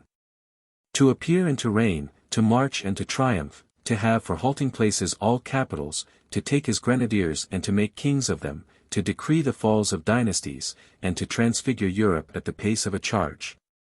To make you feel that when you threaten you lay your hand on the hilt of the sword of God, to follow in a single man, Hannibal, Caesar, Charlemagne. To be the people of someone who mingles with your dawns the startling announcement of a battle won, to have the cannon of the invalids to rouse you in the morning, to hurl into abysses of light prodigious words which flame forever, Marengo, Arcola, Austerlitz, Jena, Wagram. To cause constellations of victories to flash forth at each instant from the zenith of the centuries, to make the French Empire a pendant to the Roman Empire, to be the great nation and to give birth to the grand army. To make its legions fly forth over all the earth, as a mountain sends out its eagles on all sides to conquer, to dominate, to strike with lightning, to be in Europe a sort of nation gilded through glory. To sound athwart the centuries a trumpet blast of Titans, to conquer the world twice, by conquest and by dazzling, that is sublime. And what greater thing is there? To be free, said Combeferre. Marius lowered his head in his turn, that cold and simple word had traversed his epic effusion like a blade of steel, and he felt it vanishing within him. When he raised his eyes, Combeferre was no longer there. Probably satisfied with his reply to the apotheosis, he had just taken his departure, and all, with the exception of Enjolras, had followed him. The room had been emptied. Enjolras, left alone with Marius, was gazing gravely at him. Marius, however, having rallied his ideas to some extent, did not consider himself beaten. There lingered in him a trace of inward fermentation which was on the point, no doubt, of translating itself into syllogisms arrayed against Enjolras, when all of a sudden, they heard someone singing on the stairs as he went. It was Combeferre, and this is what he was singing. Si César m'avait donné la gloire et la guerre. Et tu il me fallait quitter l'amour de ma mère. Je dirais au grand César. Reprends ton sceptre et ton char. J'ai mieux ma mère, au goût. J'ai mieux ma mère, 40. The wild and tender accents with which Combeferre sang communicated to this couplet a sort of strange grandeur. Marius, thoughtfully, and with his eyes diked on the ceiling, repeated almost mechanically, my mother. At that moment, he felt Enjolras' hand on his shoulder. Citizen, said Enjolras to him, my mother is the Republic. 6. Residential Angusta. That evening left Marius profoundly shaken, and with a melancholy shadow in his soul. He felt what the earth may possibly feel, at the moment when it is torn open with the iron, in order that grain may be deposited within it. It feels only the wound, the quiver of the germ, and the joy of the fruit only arrive later. Marius was gloomy. He had but just acquired a faith, must he then reject it already? He affirmed to himself that he would not. He declared to himself that he would not doubt, and he began to doubt in spite of himself. To stand between two religions, from one of which you have not as yet emerged, and another into which you have not yet entered, is intolerable. And twilight is pleasing only to bat-like souls. Marius was clear-eyed, and he required the true light. The half-lights of doubt pained him. Whatever may have been his desire to remain where he was, he could not halt there, he was irresistibly constrained to continue, to advance, to examine, to think, to march further. Whither would this lead him? He feared, after having taken so many steps which had brought him nearer to his father, to now take a step which should estrange him from that father. His discomfort was augmented by all the reflections which occurred to him. An escarpment rose around him. He was in accord neither with his grandfather nor with his friends. Daring in the eyes of the one, he was behind the times in the eyes of the others, and he recognized the fact that he was doubly isolated, on the side of age and on the side of youth. He ceased to go to the Café Musain. In the troubled state of his conscience, he no longer thought of certain serious sides of existence. The realities of life do not allow themselves to be forgotten. They soon elbowed him abruptly. One morning, the proprietor of the hotel entered Marius' room and said to him, Monsieur Courfeyrac answered for you. Yes. But I must have my money. Request Courfeyrac to come and talk with me, said Marius. Courfeyrac having made his appearance, the host left them. Marius then told him what it had not before occurred to him to relate, that he was the same as alone in the world, and had no relatives. What is to become of you, said Courfeyrac. I do not know in the least, replied Marius. What are you going to do? I do not know. Have you any money? 15 francs. Do you want me to lend you some? Never. Have you clothes? Here is what I have. Have you trinkets? A watch. Silver. Gold, here it is. I know a clothes dealer who will take your frock coat and a pair of trousers. That is good. You will then have only a pair of trousers, a waistcoat, a hat and a coat. And my boots. What? You will not go barefoot? What opulence! That will be enough. I know a watchmaker who will buy your watch. That is good. No, it is not good. What will you do after that? Whatever is necessary. Anything honest, that is to say. Do you know English? No. Do you know German? No. So much the worse. Why? Because one of my friends, a publisher, is getting up a sort of an encyclopedia, for which you might have translated English or German articles. It is badly paid work, but one can live by it. I will learn English and German. And in the meanwhile? In the meanwhile I will live on my clothes and my watch. The clothes dealer was sent for. He paid 20 francs for the cast-off garments. They went to the watchmaker's. He bought the watch for 45 francs. That is not bad, said Marius to Courfeyrac, on their return to the hotel, with my 15 francs, that makes 80. And the hotel bill, observed Courfeyrac. Hello, I had forgotten that, said Marius. The landlord presented his bill, which had to be paid on the spot. It amounted to 70 francs. "I have 10 francs left," said Marius. "The deuce," exclaimed Courfeyrac, "you will eat up 5 francs while you are learning English, and 5 while learning German.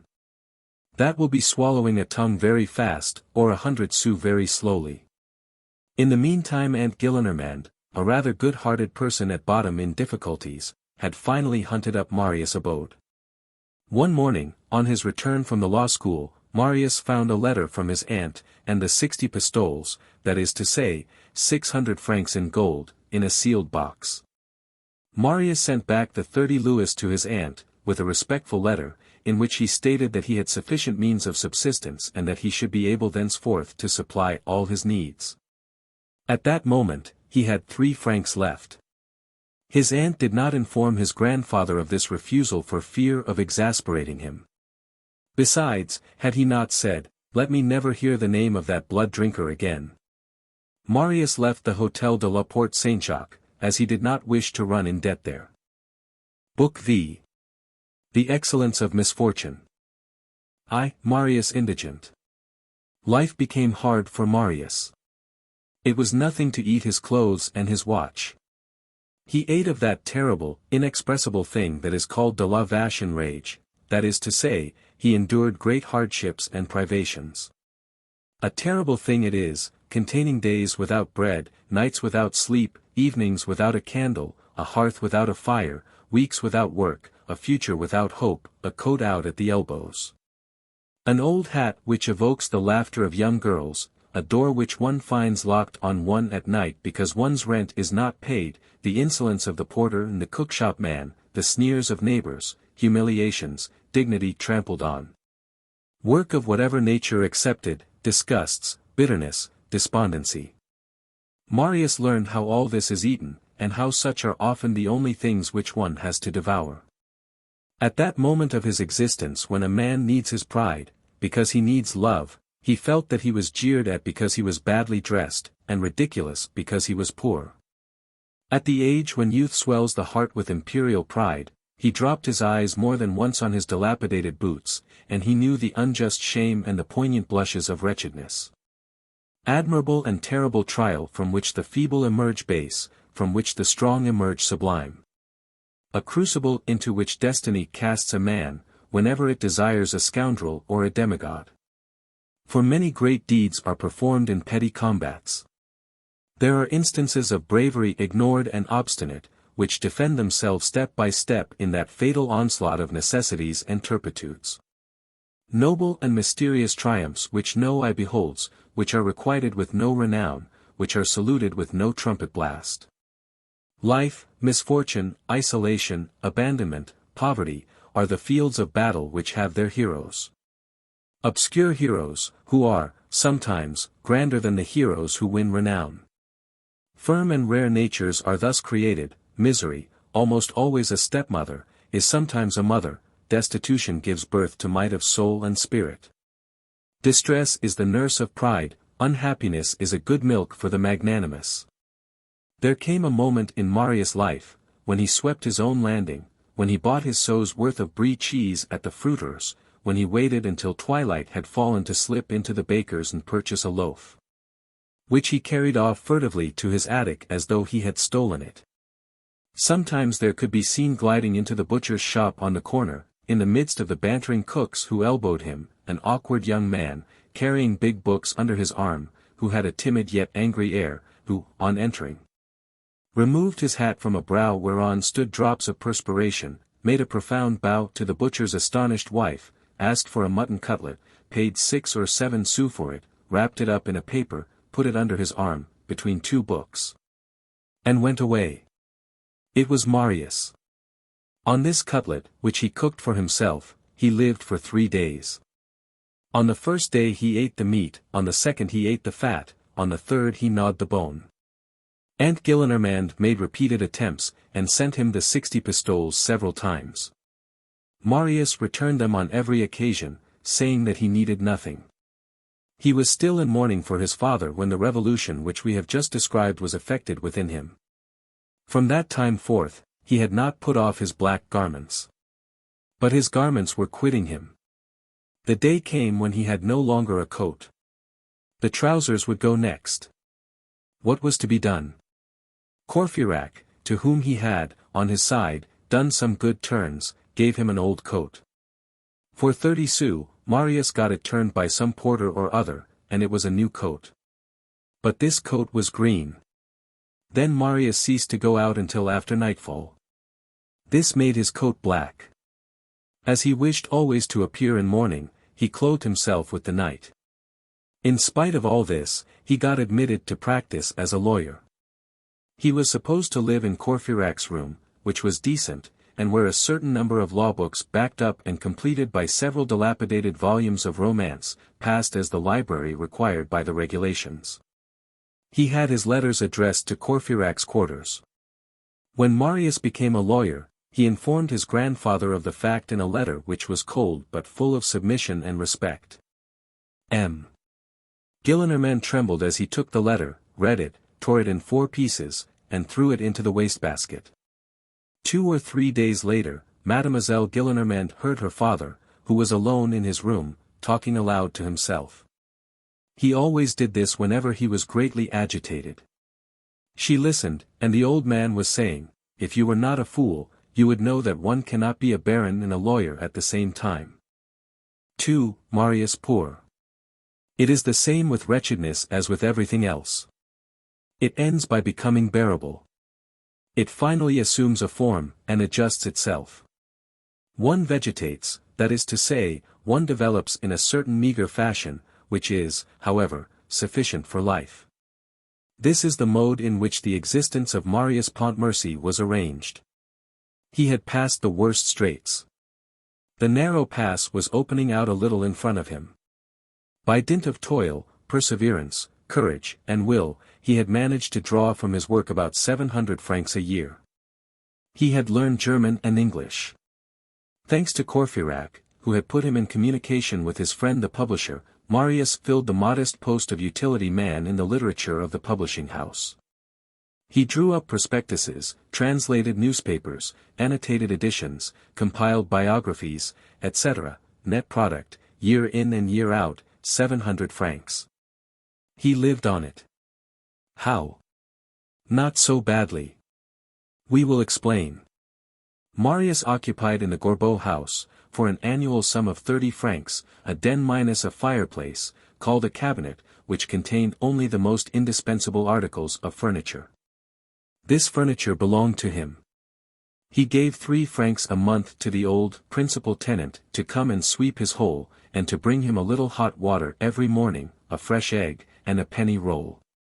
He breakfasted on this egg and roll. His breakfast varied in cost from 2 to 4 sous, according as eggs were dear or cheap. At 6 o'clock in the evening he descended the Rue Saint-Jacques to dine at Rousseau's, opposite Bassett's, the stamp dealers, on the corner of the Rue de Mathrons. He ate no soup. He took a 6-sou plate of meat, a half portion of vegetables for 3 sous, and a 3-sou dessert. For 3 sous he got as much bread as he wished. As for wine, he drank water. When he paid at the desk where Madame Rousseau, at that period still plump and rosy, majestically presided, he gave a sou to the waiter, and Madame Rousseau gave him a smile. Then he went away. For 16 sous he had a smile and a dinner. This restaurant Rousseau, where so few bottles and so many water carafes were emptied, was a calming potion rather than a restaurant. It no longer exists. The proprietor had a fine nickname. He was called Rousseau the Aquatic.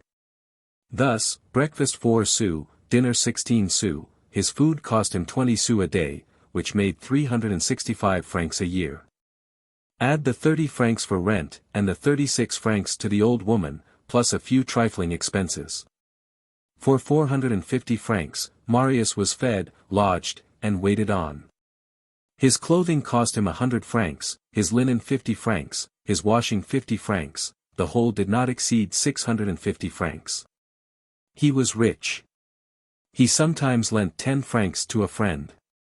Courfeyrac had once been able to borrow 60 francs of him. As far as fire was concerned, as Marius had no fireplace, he had simplified matters. Marius always had 2 complete suits of clothes, the one old, for every day, the other, brand new for special occasions. Both were black. He had but 3 shirts, one on his person, the second in the commode, and the third in the washerwoman's hands. He renewed them as they wore out. They were always ragged, which caused him to button his coat to the chin. It had required years for Marius to attain to this flourishing condition. Hard years, difficult, some of them, to traverse, others to climb. Marius had not failed for a single day. He had endured everything in the way of destitution. He had done everything except contract debts. He did himself the justice to say that he had never owed anyone a sou. A debt was, to him, the beginning of slavery. He even said to himself, that a creditor is worse than a master. For the master possesses only your person, a creditor possesses your dignity and can administer to it a box on the ear. Rather than borrow, he went without food. He had passed many a day fasting. Feeling that all extremes meet, and that, if one is not on one's guard, lowered fortunes may lead to baseness of soul, he kept a jealous watch on his pride. Such and such a formality or action, which, in any other situation would have appeared merely a deference to him, now seemed insipidity, and he nerved himself against it. His face wore a sort of severe flush. He was timid even to rudeness.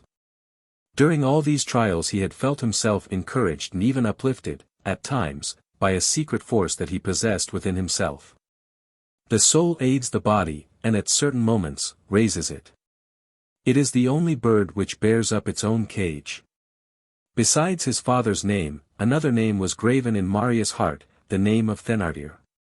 Marius, with his grave and enthusiastic nature, surrounded with a sort of aureole the man to whom, in his thoughts, he owed his father's life, that intrepid sergeant who had saved the colonel amid the bullets and the cannonballs of Waterloo. He never separated the memory of this man from the memory of his father, and he associated them in his veneration. It was a sort of worship in 2 steps, with the grand altar for the colonel and the lesser one for Thénardier. What redoubled the tenderness of his gratitude towards Thénardier, was the idea of the distress into which he knew that Thénardier had fallen, and which had engulfed the latter. Marius had learned at Montfermeil of the ruin and bankruptcy of the unfortunate innkeeper. Since that time, he had made unheard of efforts to find traces of him and to reach him in that dark abyss of misery in which Thénardier had disappeared. Marius had beaten the whole country, he had gone to Chelles, to Bondy, to Gournay, to Nogent, to Lagny. He had persisted for 3 years, expending in these explorations the little money which he had laid by. No one had been able to give him any news of Thénardier, he was supposed to have gone abroad. His creditors had also sought him, with less love than Marius, but with as much assiduity, and had not been able to lay their hands on him. Marius blamed himself, and was almost angry with himself for his lack of success in his researches. It was the only debt left him by the colonel, and Marius made it a matter of honor to pay it. What, he thought, when my father lay dying on the field of battle, did Thénardier contrive to find him amid the smoke and the grape-shot, and bear him off on his shoulders, and yet he owed him nothing, and I, who owe so much to Thénardier, cannot join him in this shadow where he is lying in the pangs of death, and in my turn bring him back from death to life. Oh! I will find him. To find Thénardier, in fact, Marius would have given one of his arms, to rescue him from his misery, he would have sacrificed all his blood. To see Thénardier, to render Thénardier some service, to say to him, "You do not know me, well, I do know you. Here I am. Dispose of me." This was Marius' sweetest and most magnificent dream. 3. Marius Grown Up. At this epoch, Marius was 20 years of age. It was 3 years since he had left his grandfather. Both parties had remained on the same terms, without attempting to approach each other, and without seeking to see each other. Besides, what was the use of seeing each other? Marius was the brass vase, while Father Gillenormand was the iron pot. We admit that Marius was mistaken as to his grandfather's heart. He had imagined that M. Gillenormand had never loved him, and that crusty, harsh, and smiling old fellow who cursed, shouted, and stormed and brandished his cane, cherished for him, at the most, only that affection, which is at once slight and severe. Of the dotards of comedy, Marius was in error. There are fathers who do not love their children, there exists no grandfather who does not adore his grandson. At bottom, as we have said, M. Gillenormand idolized Marius. He idolized him after his own fashion, with an accompaniment of snappishness and boxes on the ear, but, this child once gone, he felt a black void in his heart. He would allow no one to mention the child to him, and all the while secretly regretted that he was so well obeyed. At first, he hoped that this Buonapartist, this Jacobin, this terrorist, this Septembrist, would return. But the weeks passed by, years passed, to M. Gillenormand's great despair, the blood drinker did not make his appearance. I could not do otherwise than turn him out, said the grandfather to himself, and he asked himself, if the thing were to do over again, would I do it? His pride instantly answered, yes, but his aged head, which he shook in silence, replied sadly, no, he had his hours of depression. He missed Marius. Old men need affection as they need the sun. It is warmth. Strong as his nature was, the absence of Marius had wrought some change in him. Nothing in the world could have induced him to take a step towards that rogue, but he suffered. He never inquired about him, but he thought of him incessantly. He lived in the Marais in a more and more retired manner. He was still merry and violent as of old, but his merriment had a convulsive harshness, and his violences always terminated in a sort of gentle and gloomy dejection. He sometimes said, oh! If he only would return, what a good box on the ear I would give him. As for his aunt, she thought too little to love much, Marius was no longer for her much more than a vague black form. And she eventually came to occupy herself with him much less than with the cat or the parakeet which she probably had. What augmented Father Gillenormand's secret suffering was, that he locked it all up within his breast, and did not allow its existence to be divined. His sorrow was like those recently invented furnaces which consume their own smoke. It sometimes happened that officious busybodies spoke to him of Marius, and asked him, what is your grandson doing? What has become of him? The old bourgeois replied with a sigh, that he was a sad case, and giving a fillip to his cuff, if he wished to appear gay, Monsieur le Baron de Pontmercy is practicing pettifogging in some corner or other. While the old man regretted, Marius applauded himself. As is the case with all good-hearted people, misfortune had eradicated his bitterness. He only thought of M. Gillenormand in an amiable light, but he had set his mind on not receiving anything more from the man who had been unkind to his father. This was the mitigated translation of his first indignation. Moreover, he was happy at having suffered, and at suffering still. It was for his father's sake. The hardness of his life satisfied and pleased him. He said to himself with a sort of joy that, it was certainly the least he could do. That it was an expiation, that, had it not been for that, he would have been punished in some other way and later on for his impious indifference towards his father, and such a father. That it would not have been just that his father should have all the suffering, and he none of it, and that, in any case, what were his toils and his destitution compared with the colonel's heroic life? That, in short, the only way for him to approach his father and resemble him, was to be brave in the face of indigence, as the other had been valiant before the enemy. And that was, no doubt, what the colonel had meant to imply by the words, he will be worthy of it. Words which Marius continued to wear, not on his breast, since the colonel's writing had disappeared, but in his heart. And then, on the day when his grandfather had turned him out of doors, he had been only a child, now he was a man. He felt it. Misery, we repeat, had been good for him. Poverty in youth, when it succeeds, has this magnificent property about it, that it turns the whole will towards effort, and the whole soul towards aspiration. Poverty instantly lays material life bare and renders it hideous. Hence inexpressible bounds towards the ideal life. The wealthy young man has 100 coarse and brilliant distractions, horse races, hunting, dogs, tobacco, gaming, good repasts, and all the rest of it. Occupations for the baser side of the soul, at the expense of the loftier and more delicate sides. The poor young man wins his bread with difficulty, he eats, when he has eaten, he has nothing more but meditation.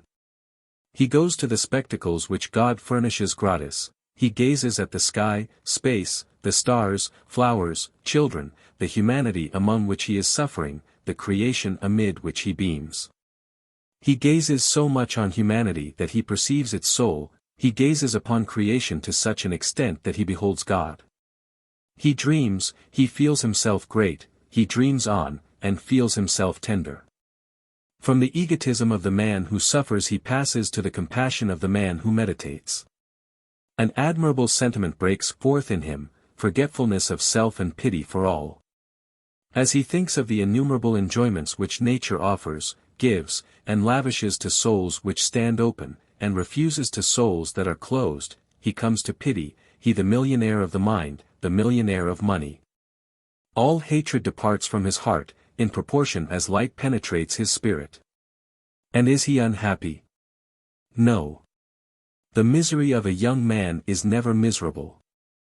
The first young lad who comes to hand, however poor he may be, with his strength, his health, his rapid walk, his brilliant eyes, his warmly circulating blood, his black hair, his red lips, his white teeth, his pure breath, will always arouse the envy of an aged emperor.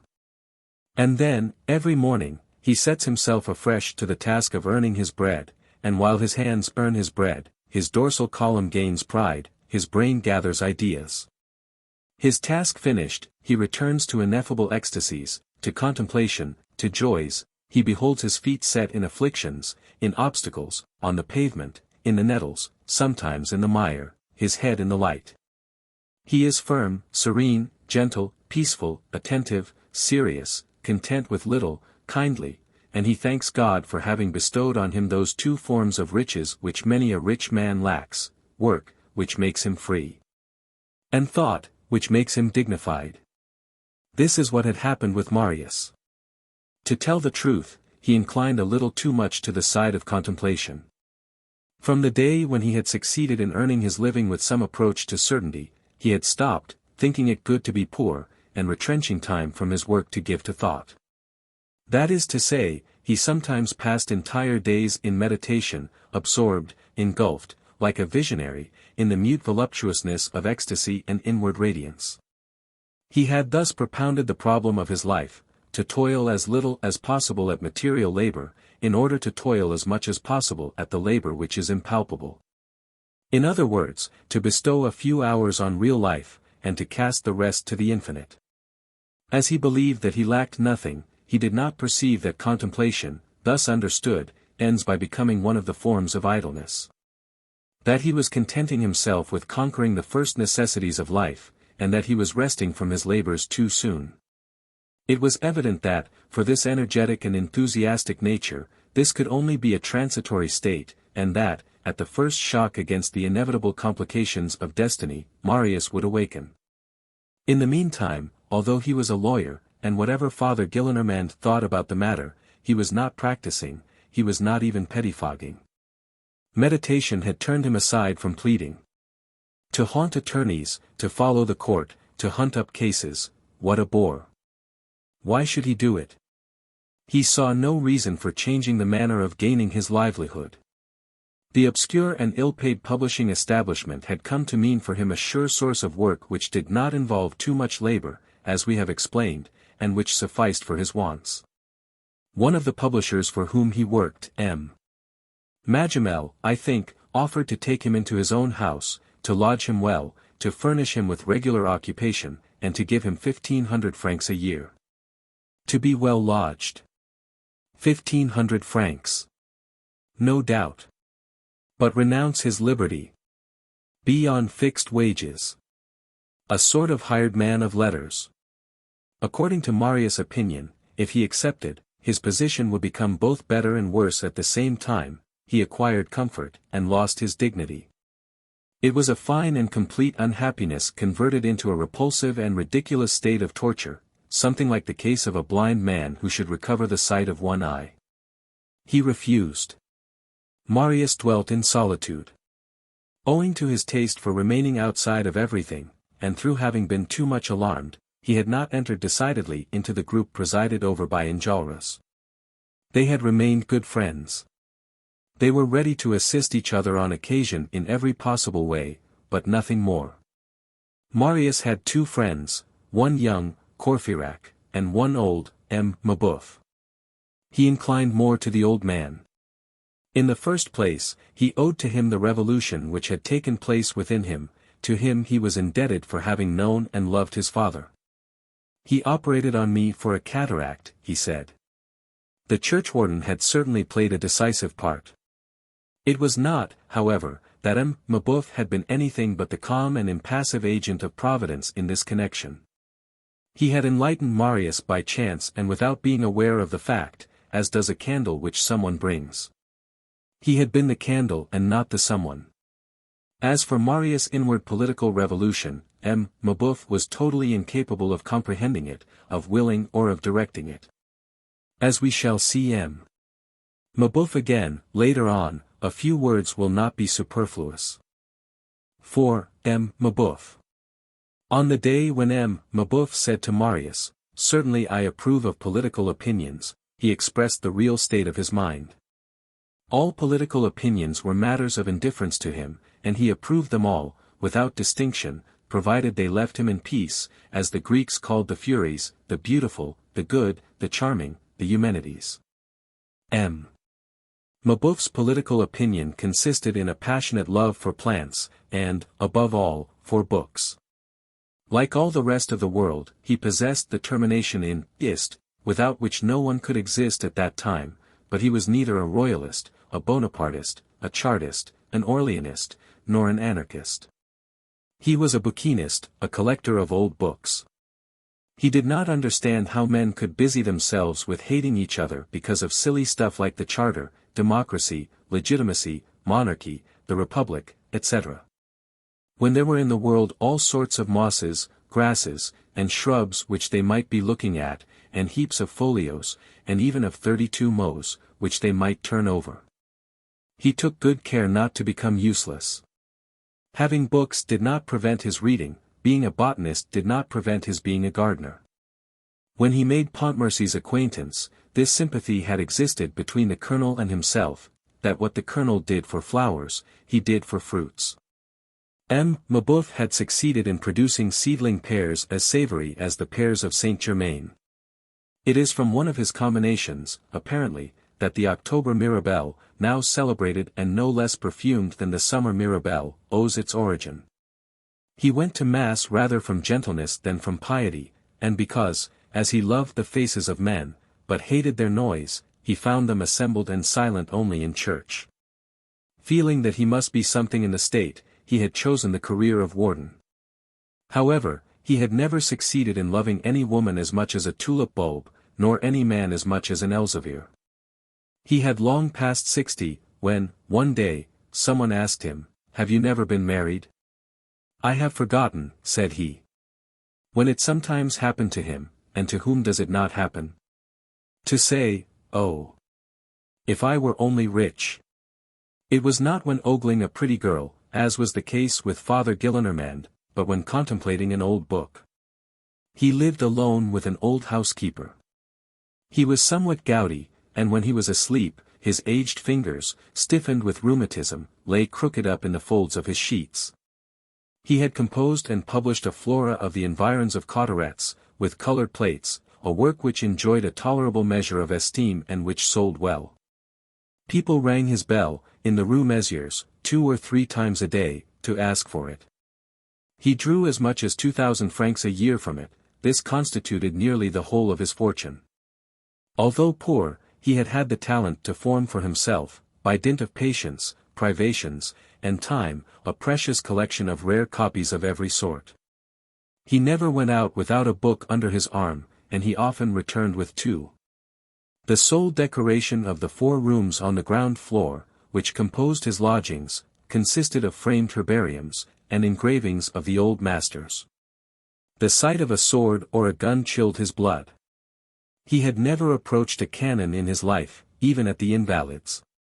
He had a passable stomach, a brother who was a cure, perfectly white hair, no teeth, either in his mouth or his mind, a trembling in every limb, a Picard accent, an infantile laugh, the air of an old sheep, and he was easily frightened. Add to this, that he had no other friendship, no other acquaintance among the living, than an old bookseller of the Porte Saint-Jacques, named Royal. His dream was to naturalize indigo in France.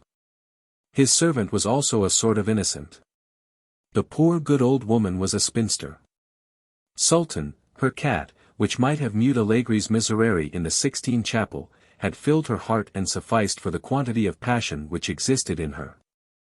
None of her dreams had ever proceeded as far as man. She had never been able to get further than her cat. Like him, she had a mustache.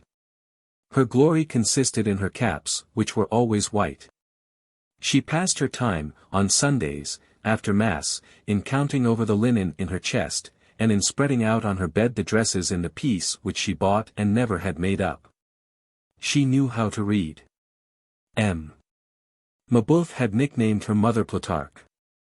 M. Mabeuf had taken a fancy to Marius, because Marius, being young and gentle, warmed his age without startling his timidity. Youth combined with gentleness produces on old people the effect of the sun without wind. When Marius was saturated with military glory, with gunpowder, with marches and countermarches, and with all those prodigious battles in which his father had given and received such tremendous blows of the sword, he went to see M. Mabeuf, and M. Mabeuf talked to him of his hero from the point of view of flowers. His brother the cure died about 1830, and almost immediately, as when the night is drawing on, the whole horizon grew dark for M. Mabeuf. A notary's failure deprived him of the sum of 10,000 francs, which was all that he possessed in his brother's right and his own. The Revolution of July brought a crisis to publishing. In a period of embarrassment, the first thing which does not sell is a flora. The flora of the environs of Cauteretz stopped short. Weeks passed by without a single purchaser. Sometimes M. Mabeuf started at the sound of the bell. "Monsieur," said Mother Plutarch sadly, "it is the water carrier." In short, one day, M. Mabeuf quitted the Rue Messieurs, abdicated the functions of warden, gave up Saint Sulpice, sold not a part of his books, but of his prints, that to which he was the least attached, and installed himself in a little house on the Rue Montparnasse. Where, however, he remained but 1/4 for two reasons. In the first place, the ground floor and the garden cost 300 francs, and he dared not spend more than 200 francs on his rent. In the second, being near Fatten's shooting gallery, he could hear the pistol shots, which was intolerable to him. He carried off his flora, his copperplates, his herbariums, his portfolios, and his books, and established himself near the Salpêtrière, in a sort of thatched cottage of the village of Austerlitz, where, for 50 crowns a year, he got 3 rooms and a garden enclosed by a hedge, and containing a well. He took advantage of this removal to sell off nearly all his furniture. On the day of his entrance into his new quarters, he was very gay, and drove the nails on which his engravings and herbariums were to hang, with his own hands, dug in his garden the rest of the day, and at night. Perceiving that Mother Plutarch had a melancholy air, and was very thoughtful, he tapped her on the shoulder and said to her with a smile, "We have the indigo." Only 2 visitors, the bookseller of the Porte Saint-Jacques and Marius, were admitted to view the thatched cottage at Austerlitz, a brawling name which was, to tell the truth, extremely disagreeable to him. However, as we have just pointed out, brains which are absorbed in some bit of wisdom, or folly, or, as it often happens, in both at once, are but slowly accessible to the things of actual life. Their own destiny is a far-off thing to them. There results from such concentration a passivity, which, if it were the outcome of reasoning, would resemble philosophy. One declines, descends, trickles away, even crumbles away, and yet is hardly conscious of it oneself. It always ends, it is true, in an awakening, but the awakening is tardy. In the meantime, it seems as though we held ourselves neutral in the game which is going on between our happiness and our unhappiness. We are the stake, and we look on at the game with indifference. It is thus that, athwart the cloud which formed about him, when all his hopes were extinguished one after the other, Mabeuf remained rather puerilely, but profoundly serene. His habits of mind had the regular swing of a pendulum. Once mounted on an illusion, he went for a very long time, even after the illusion had disappeared. A clock does not stop short at the precise moment when the key is lost. Mabeuf had his innocent pleasures. These pleasures were inexpensive and unexpected, the merest chance furnished them. One day, Mother Plutarque was reading a romance in one corner of the room. She was reading aloud, finding that she understood better thus. To read aloud is to assure oneself of what one is reading. There are people who read very loud, and who have the appearance of giving themselves their word of honor as to what they are perusing. It was with this sort of energy that Mother Plutarque was reading the romance which she had in hand. Mabeuf heard her without listening to her. In the course of her reading, Mother Plutarque came to this phrase. It was a question of an officer of dragoons and a beauty. The beauty pouted, and the dragoon. Here she interrupted herself to wipe her glasses. Buddha and the dragon, struck in Mabeuf in a low voice. Yes, it is true that there was a dragon, which, from the depths of its cave, spouted flame through his maw and set the heavens on fire. Many stars had already been consumed by this monster, which, besides, had the claws of a tiger. Buddha went into its den and succeeded in converting the dragon. That is a good book that you are reading, Mother Plutarque. There is no more beautiful legend in existence. And Mabeuf fell into a delicious reverie. Poverty a good neighbor for misery. Marius liked this candid old man who saw himself gradually falling into the clutches of indigence, and who came to feel astonishment, little by little, without, however, being made melancholy by it. Marius met Courfeyrac and sought out Mabeuf. Very rarely, however, twice a month at most. Marius' pleasure consisted in taking long walks alone on the outer boulevards, or in the Champs de Mars, or in the least frequented alleys of the Luxembourg. He often spent half a day in gazing at a market garden, the beds of lettuce, the chickens on the dung heap, the horse turning the water wheel. The passers-by stared at him in surprise, and some of them thought his attire suspicious and his mien sinister. He was only a poor young man dreaming in an objectless way. It was during one of his strolls that he had hit upon the Gorbeau house, and, tempted by its isolation and its cheapness, had taken up his abode there. He was known there only under the name of Marius. Some of his father's old generals or old comrades had invited him to go and see them, when they learned about him. Marius had not refused their invitations. They afforded opportunities of talking about his father. Thus he went from time to time, to Comte Pajol, to General Bellavesne, to General Frérien, to the Invalides. There was music and dancing there. On such evenings, Marius put on his new coat. But he never went to these evening parties or balls except on days when it was freezing cold, because he could not afford a carriage, and he did not wish to arrive with boots otherwise than like mirrors. He said sometimes, but without bitterness, men are so made that in a drawing-room you may be soiled everywhere except on your shoes. In order to ensure a good reception there, only one irreproachable thing is asked of you, your conscience. No, your boots. All passions except those of the heart are dissipated by reverie. Marius' political fevers vanished thus. The revolution of 1830 assisted in the process, by satisfying and calming him. He remained the same, setting aside his fits of wrath. He still held the same opinions. Only, they had been tempered. To speak accurately, he had no longer any opinions, he had sympathies. To what party did he belong? To the party of humanity. Out of humanity he chose France, out of the nation he chose the people, out of the people he chose the woman. It was to that point above all, that his pity was directed. Now he preferred an idea to a deed, a poet to a hero, and he admired a book like Job more than an event like Marengo. And then, when, after a day spent in meditation, he returned in the evening through the boulevards, and caught a glimpse through the branches of the trees of the fathomless space beyond, the nameless gleams, the abyss, the shadow, the mystery. All that which is only human seemed very pretty indeed to him. He thought that he had, and he really had, in fact, arrived at the truth of life and of human philosophy, and he had ended by gazing at nothing but heaven, the only thing which truth can perceive from the bottom of her well. This did not prevent him from multiplying his plans, his combinations, his scaffoldings, his projects for the future. In this state of reverie, an eye which could have cast a glance into Marius' interior would have been dazzled with the purity of that soul. In fact, had it been given to our eyes of the flesh to gaze into the consciences of others, we should be able to judge a man much more surely according to what he dreams, than according to what he thinks. There is will in thought, there is none in dreams. Reverie, which is utterly spontaneous, takes and keeps, even in the gigantic and the ideal, the form of our spirit.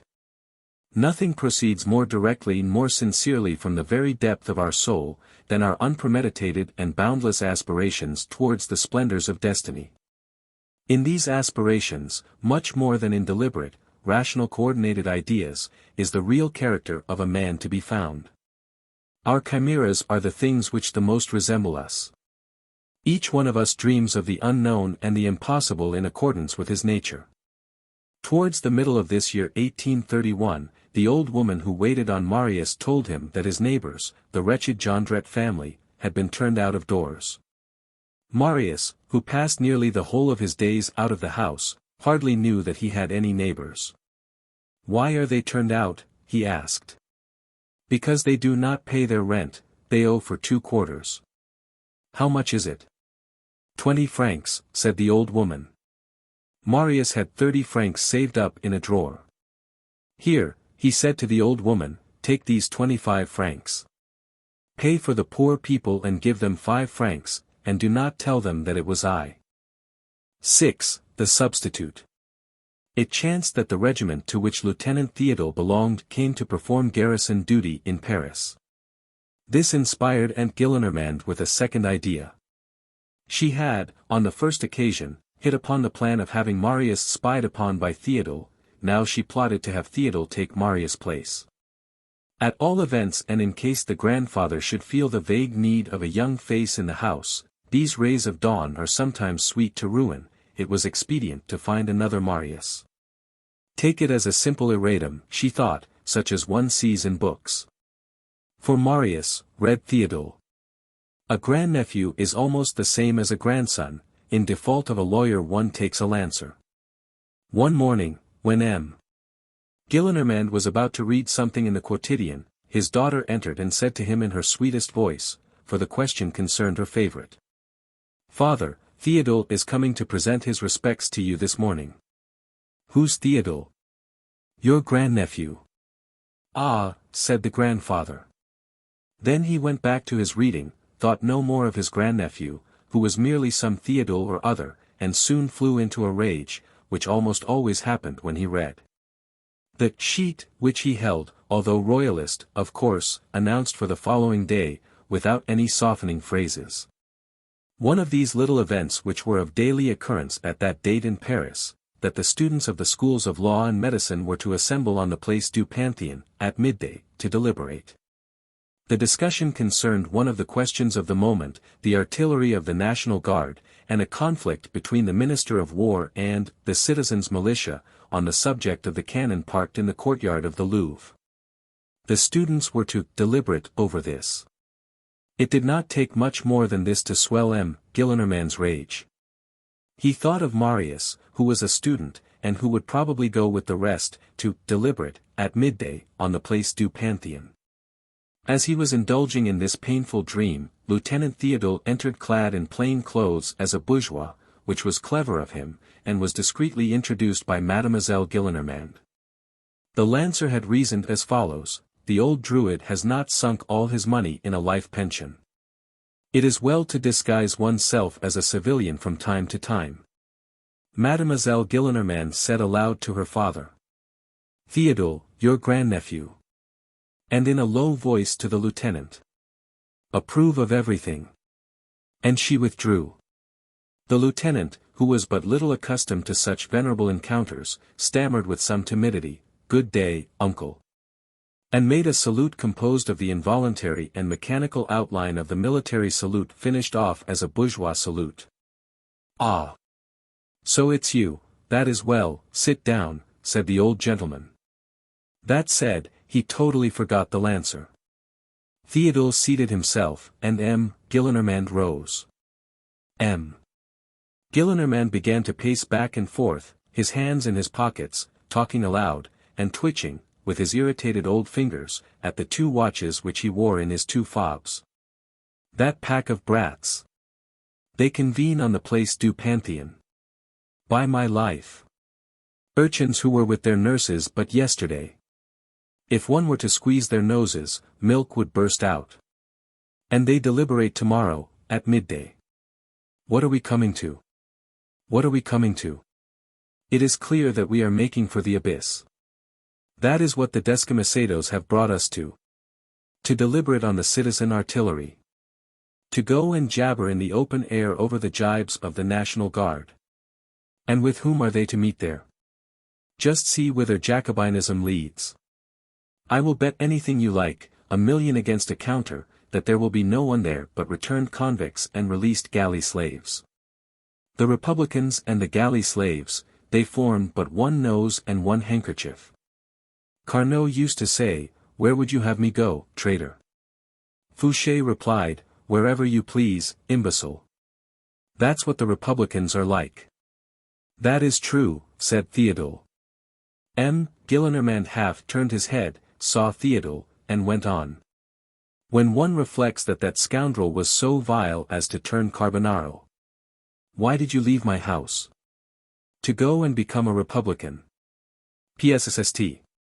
In the first place, the people want none of your republic, they have common sense, they know well that there always have been kings, and that there always will be.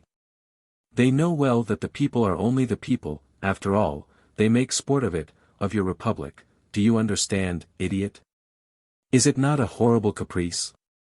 To fall in love with Père Duchesne, to make sheep's eyes at the guillotine, to sing romances, and play on the guitar under the balcony of 93, it's enough to make one spit on all these young fellows, such fools are they. They are all alike.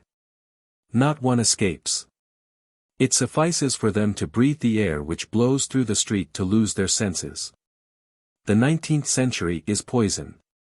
The first scamp that happens along lets his beard grow like a goat's, thinks himself a real scoundrel, and abandons his old relatives. He's a Republican, he's a romantic.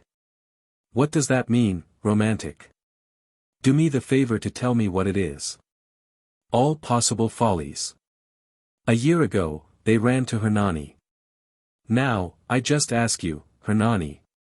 Antitheses. Abominations which are not even written in French. And then, they have cannons in the courtyard of the Louvre.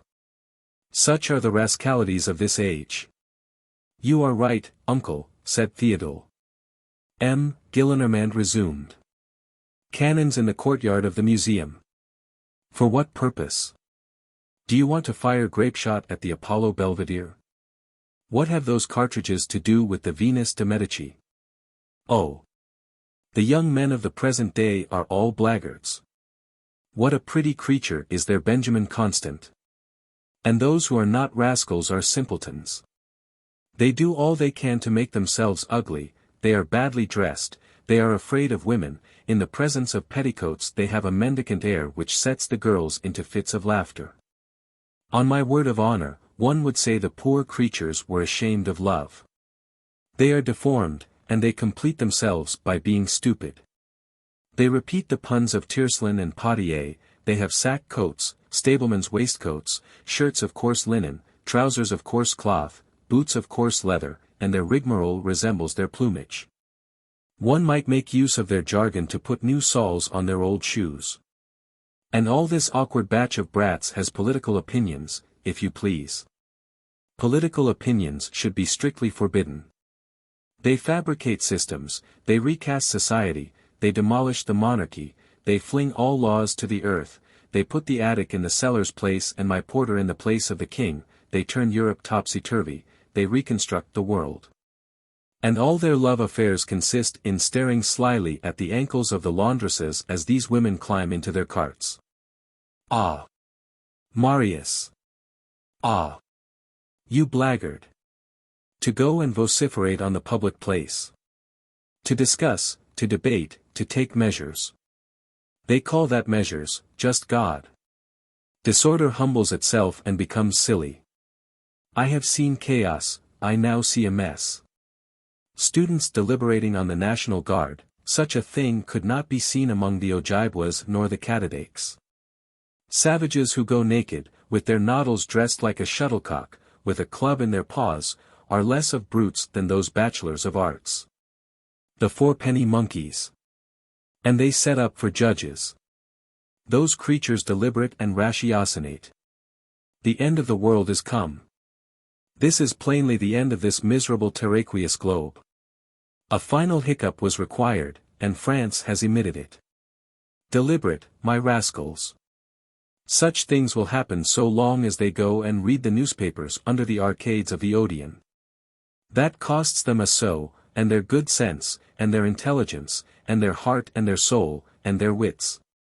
They emerge thence, and decamp from their families. All newspapers are pests, all, even the Drapeau Blanc. At bottom, Martinville was a Jacobin. Ah! Just heaven! You may boast of having driven your grandfather to despair, that you may. That is evident, said Theodule. And profiting by the fact that M. Gillenormand was taking breath, the Lancer added in a magisterial manner. There should be no other newspaper than the Moniteur, and no other book than the Envers Militaire. M. Gillenormand continued. It is like their size. A regicide ending in a senator, for that is the way they always end. They give themselves a scar with the address of thou as citizens, in order to get themselves called, eventually, Monsieur le Comte. Monsieur le Comte as big as my arm, assassins of September. The philosopher sighs. I will do myself the justice to say, that I have never had any better opinion of the philosophies of all those philosophers, than of the spectacles of the grimacer of Tivoli. One day I saw the senators cross the Quai Malplaquet in mantles of violet velvet sewn with bees, with hats à la Henri IV. They were hideous. One would have pronounced them monkeys from the tiger's court. Citizens, I declare to you, that your progress is madness, that your humanity is a dream, that your revolution is a crime, that your republic is a monster, that your young and virgin France comes from the brothel, and I maintain it against all. Whoever you may be, whether journalists, economists, legists, or even were you better judges of liberty, of equality, and fraternity than the knife of the guillotine. And that I announce to you, my fine fellows. Parbleu, cried the lieutenant, that is wonderfully true. M. Gillenormand paused in a gesture which he had begun, wheeled round, stared Lancer Theodule intently in the eyes, and said to him. You are a fool. Book 6. The Conjunction of Two Stars. I. The sobriquet, mode of formation of family names. Marius was, at this epoch, a handsome young man, of medium stature, with thick and intensely black hair, a lofty and intelligent brow, well-opened and passionate nostrils. An air of calmness and sincerity, and with something indescribably proud, thoughtful, and innocent over his whole countenance. His profile, all of whose lines were rounded, without thereby losing their firmness, had a certain Germanic sweetness, which has made its way into the French physiognomy by way of Alsace and Lorraine. And that complete absence of angles which rendered the Sicambres so easily recognizable among the Romans, and which distinguishes the Leonine from the Aquiline race. He was at that period of life when the mind of men who think is composed, in nearly equal parts, of depth and ingenuousness. A grave situation being given, he had all that is required to be stupid, one more turn of the key, and he might be sublime. His manners were reserved, cold, polished, not very genial. As his mouth was charming, his lips the reddest, and his teeth the whitest in the world, his smile corrected the severity of his face, as a whole. At certain moments, that pure brow and that voluptuous smile presented a singular contrast. His eyes were small, but his glance was large. At the period of his most abject misery, he had observed that young girls turned round when he passed by, and he fled or hid, with death in his soul. He thought that they were staring at him because of his old clothes, and that they were laughing at them. The fact is, that they stared at him because of his grace, and that they dreamed of him. This mute misunderstanding between him and the pretty passers-by had made him shy. He chose none of them for the excellent reason that he fled from all of them. He lived thus indefinitely, stupidly, as Courfeyrac said. Courfeyrac also said to him, "Do not aspire to be venerable." They called each other, thou. It is the tendency of youthful friendships to slip into this mode of address. Let me give you a piece of advice, my dear fellow. Don't read so many books, and look a little more at the lasses. The jades have some good points about them, O Marius. By dint of fleeing and blushing, you will become brutalized.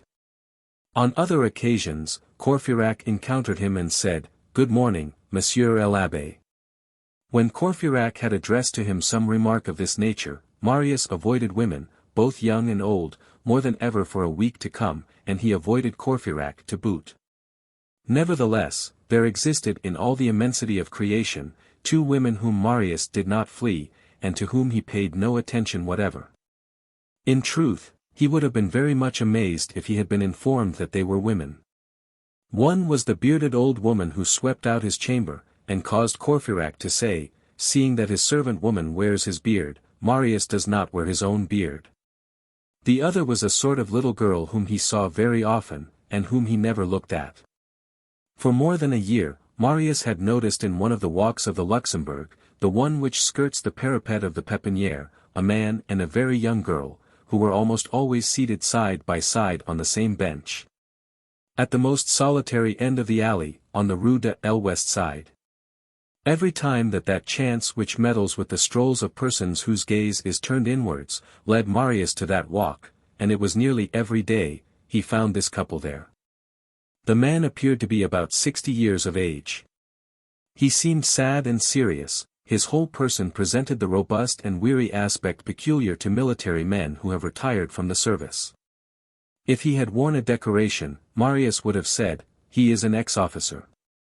He had a kindly but unapproachable air, and he never let his glance linger on the eyes of anyone.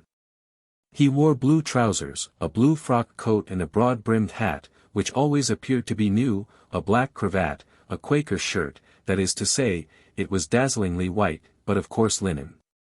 A grisette who passed near him one day, said, "Here's a very tidy widower." His hair was very white.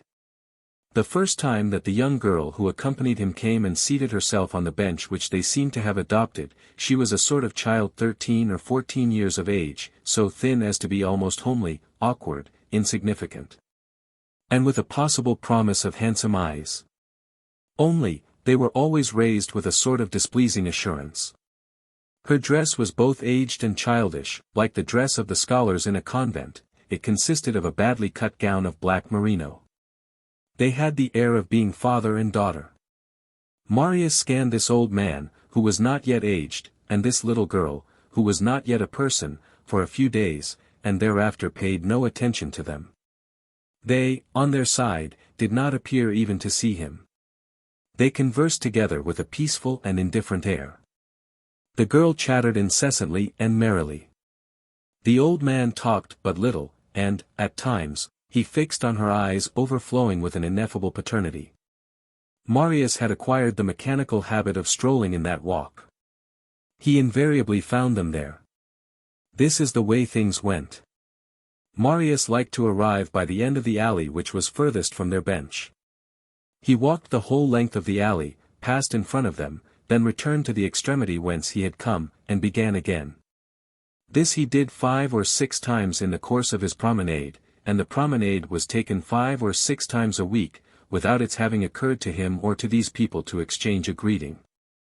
That personage, and that young girl, although they appeared, and perhaps because they appeared, to shun all glances, had, naturally, caused some attention on the part of the 5 or 6 students who strolled along the Pépinière from time to time.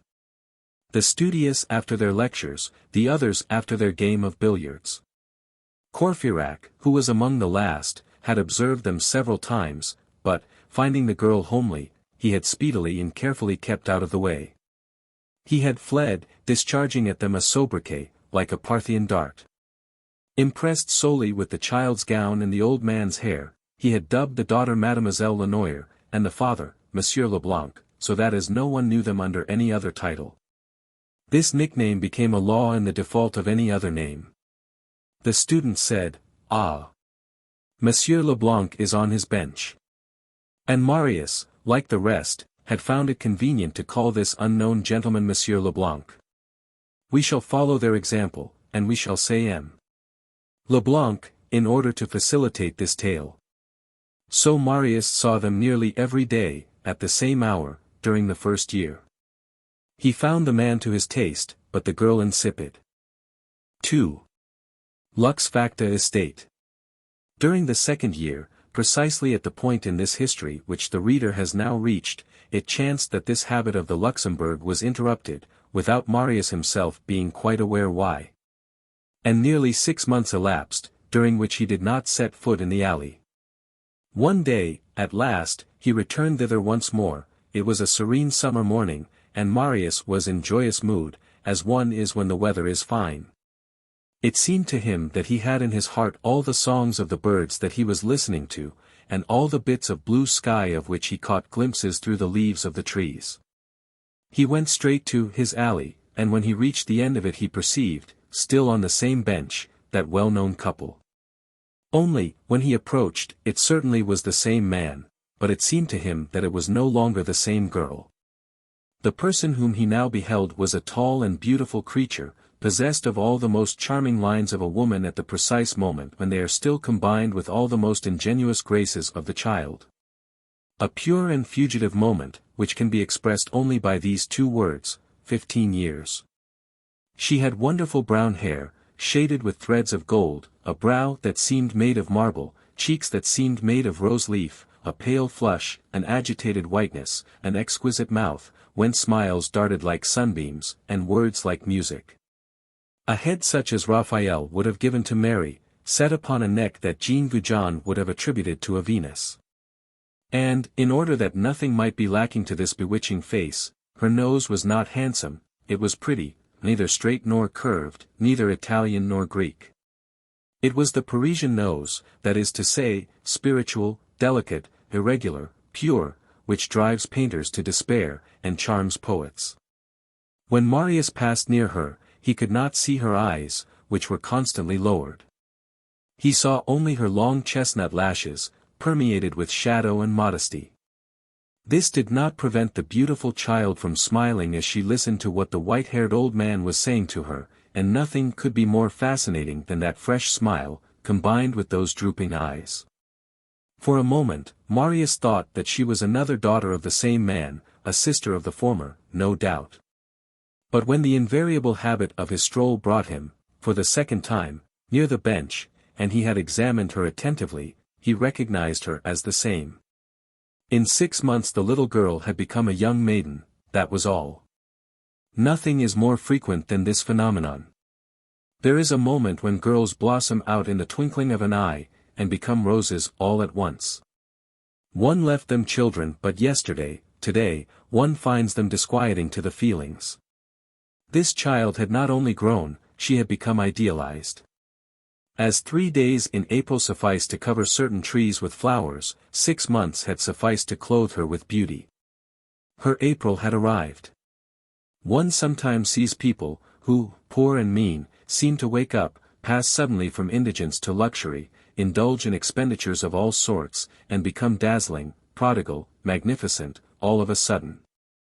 That is the result of having pocketed an income. A note fell due yesterday.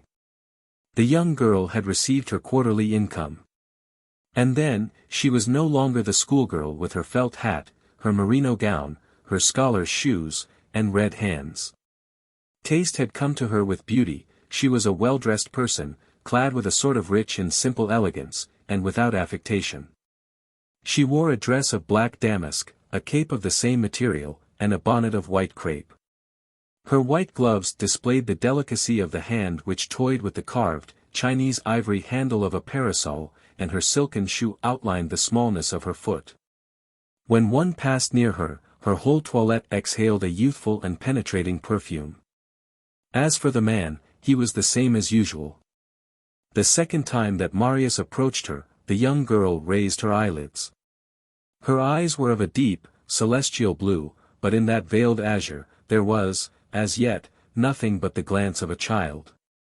She looked at Marius indifferently, as she would have stared at the brat running beneath the sycamores, or the marble vase which cast a shadow on the bench, and Marius, on his side, continued his promenade, and thought about something else. He passed near the bench where the young girl sat, 5 or 6 times, but without even turning his eyes in her direction. On the following days, he returned, as was his wont, to the Luxembourg. As usual, he found there the father and daughter. But he paid no further attention to them. He thought no more about the girl now that she was beautiful than he had when she was homely. He passed very near the bench where she sat, because such was his habit. 3. Effect of the spring. One day, the air was warm, the Luxembourg was inundated with light and shade, the sky was as pure as though the angels had washed it that morning. The sparrows were giving vent to little twitters in the depths of the chestnut trees. Marius had thrown open his whole soul to nature, he was not thinking of anything, he simply lived and breathed. He passed near the bench, the young girl raised her eyes to him, the two glances met. What was there in the young girl's glance on this occasion? Marius could not have told. There was nothing and there was everything. It was a strange flash. She dropped her eyes, and he pursued his way. What he had just seen was no longer the ingenuous and simple eye of a child, it was a mysterious gulf which had half opened, then abruptly closed again. There comes a day when the young girl glances in this manner. Woe to him who chances to be there. That first gaze of a soul which does not, as yet, know itself, is like the dawn in the sky. It is the awakening of something radiant and strange. Nothing can give any idea of the dangerous charm of that unexpected gleam, which flashes suddenly and vaguely forth from adorable shadows, and which is composed of all the innocence of the present, and of all the passion of the future. It is a sort of undecided tenderness which reveals itself by chance, and which waits. It is a snare which the innocent maiden sets unknown to herself, and in which she captures hearts without either wishing or knowing it. It is a virgin looking like a woman. It is rare that a profound reverie does not spring from that glance, where it falls. All purities and all candors meet in that celestial and fatal gleam which, more than all the best-planned tender glances of coquettes, possesses the magic power of causing the sudden blossoming, in the depths of the soul, of that somber flower. Impregnated with perfume and with poison, which is called love. That evening, on his return to his garret, Marius cast his eyes over his garments, and perceived, for the first time, that he had been so slovenly, indecorous, and inconceivably stupid as to go for his walk in the Luxembourg with his everyday clothes, that is to say, with a hat battered near the band, coarse carter's boots, black trousers which showed white at the knees, and a black coat which was pale at the elbows. 4. Beginning of a great malady. On the following day, at the accustomed hour, Marius drew from his wardrobe his new coat, his new trousers, his new hat, and his new boots. He clothed himself in this complete panoply, put on his gloves, a tremendous luxury, and set off for the Luxembourg. On the way thither, he encountered Courfeyrac, and pretended not to see him. Courfeyrac, on his return home, said to his friends, "I have just met Marius' new hat and new coat, with Marius inside them. He was going to pass an examination, no doubt. He looked utterly stupid." On arriving at the Luxembourg, Marius made the tour of the fountain basin, and stared at the swans, then he remained for a long time in contemplation before a statue whose head was perfectly black with mold, and one of whose hips was missing. Near the basin there was a bourgeois 40 years of age, with a prominent stomach, who was holding by the hand a little urchin of 5, and saying to him, "Shun excess, my son, keep at an equal distance from despotism and from anarchy." Marius listened to this bourgeois. Then he made the circuit of the basin once more. At last he directed his course towards his alley, slowly, and as if with regret. One would have said that he was both forced to go there and withheld from doing so. He did not perceive it himself, and thought that he was doing as he always did. On turning into the walk, he saw M. Leblanc and the young girl at the other end, on their bench. He buttoned his coat up to the very top, pulled it down on his body so that there might be no wrinkles, examined, with a certain complaisance, the lustrous gleams of his trousers, and marched on the bench. This march savored of an attack, and certainly of a desire for conquest. So I say that he marched on the bench, as I should say, Hannibal marched on Rome. However, all his movements were purely mechanical, and he had interrupted none of the habitual preoccupations of his mind and labors. At that moment, he was thinking that the Manuel du Baccalaureate was a stupid book, and that it must have been drawn up by rare idiots. To allow of 3 tragedies of Racine and only 1 comedy of Molière being analyzed therein as masterpieces of the human mind. There was a piercing whistling going on in his ears. As he approached the bench, he held fast to the folds in his coat, and fixed his eyes on the young girl. It seemed to him that she filled the entire extremity of the alley with a vague blue light. In proportion as he drew near, his pace slackened more and more. On arriving at some little distance from the bench, and long before he had reached the end of the walk, he halted, and could not explain to himself why he retraced his steps. He did not even say to himself that he would not go as far as the end. It was only with difficulty that the young girl could have perceived him in the distance and noted his fine appearance in his new clothes. Nevertheless, he held himself very erect, in case anyone should be looking at him from behind. He attained the opposite end, then came back, and this time he approached a little nearer to the bench. He even got to within 3 intervals of trees, but there he felt an indescribable impossibility of proceeding further, and he hesitated. He thought he saw the young girl's face bending towards him. But he exerted a manly and violent effort, subdued his hesitation, and walked straight ahead. A few seconds later, he rushed in front of the bench, erect and firm, reddening to the very ears, without daring to cast a glance either to the right or to the left, with his hand thrust into his coat like a statesman. At the moment when he passed, under the cannon of the place, he felt his heart beat wildly.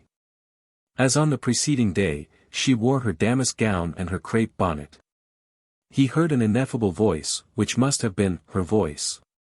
She was talking tranquilly. She was very pretty.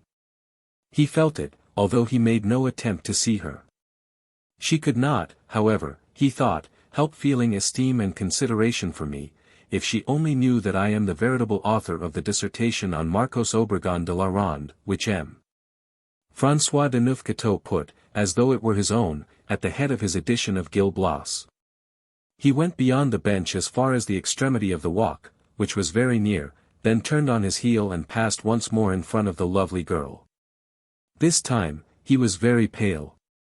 Moreover, all his emotions were disagreeable. As he went further from the bench and the young girl, and while his back was turned to her, he fancied that she was gazing after him, and that made him stumble. He did not attempt to approach the bench again. He halted near the middle of the walk, and there, a thing which he never did, he sat down, and reflecting in the most profoundly indistinct depths of his spirit, that after all, it was hard that persons whose white bonnet and black gown he admired should be absolutely insensible to his splendid trousers and his new coat. At the expiration of a quarter of an hour, he rose, as though he were on the point of again beginning his march towards that bench which was surrounded by an aureole. But he remained standing there, motionless. For the first time in 15 months, he said to himself that that gentleman who sat there every day with his daughter, had, on his side, noticed him, and probably considered his assiduity singular. For the first time, also, he was conscious of some irreverence in designating that stranger, even in his secret thoughts, by the sobriquet of M. Leblanc. He stood thus for several minutes, with drooping head, tracing figures in the sand, with the cane which he held in his hand. Then he turned abruptly in the direction opposite to the bench, to M. Leblanc and his daughter, and went home. That day he forgot to dine. At 8 o'clock in the evening he perceived this fact, and as it was too late to go down to the Rue Saint-Jacques, he said, "Never mind," and ate a bit of bread. He did not go to bed until he had brushed his coat and folded it up with great care. Divers claps of thunder fall on Ma'am Bougon. On the following day, Ma'am Bougon, as Courfeyrac styled the old portress principal tenant, housekeeper of the Gorbeau hovel, Ma'am Bougon, whose name was, in reality, Madame Bergen.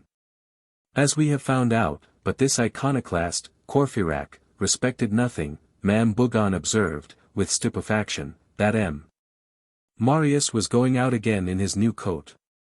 He went to the Luxembourg again, but he did not proceed further than his bench midway of the alley. He seated himself there, as on the preceding day, surveying from a distance, and clearly making out, the white bonnet, the black dress, and above all, that blue light. He did not stir from it, and only went home when the gates of the Luxembourg closed. He did not see Leblanc and his daughter retire.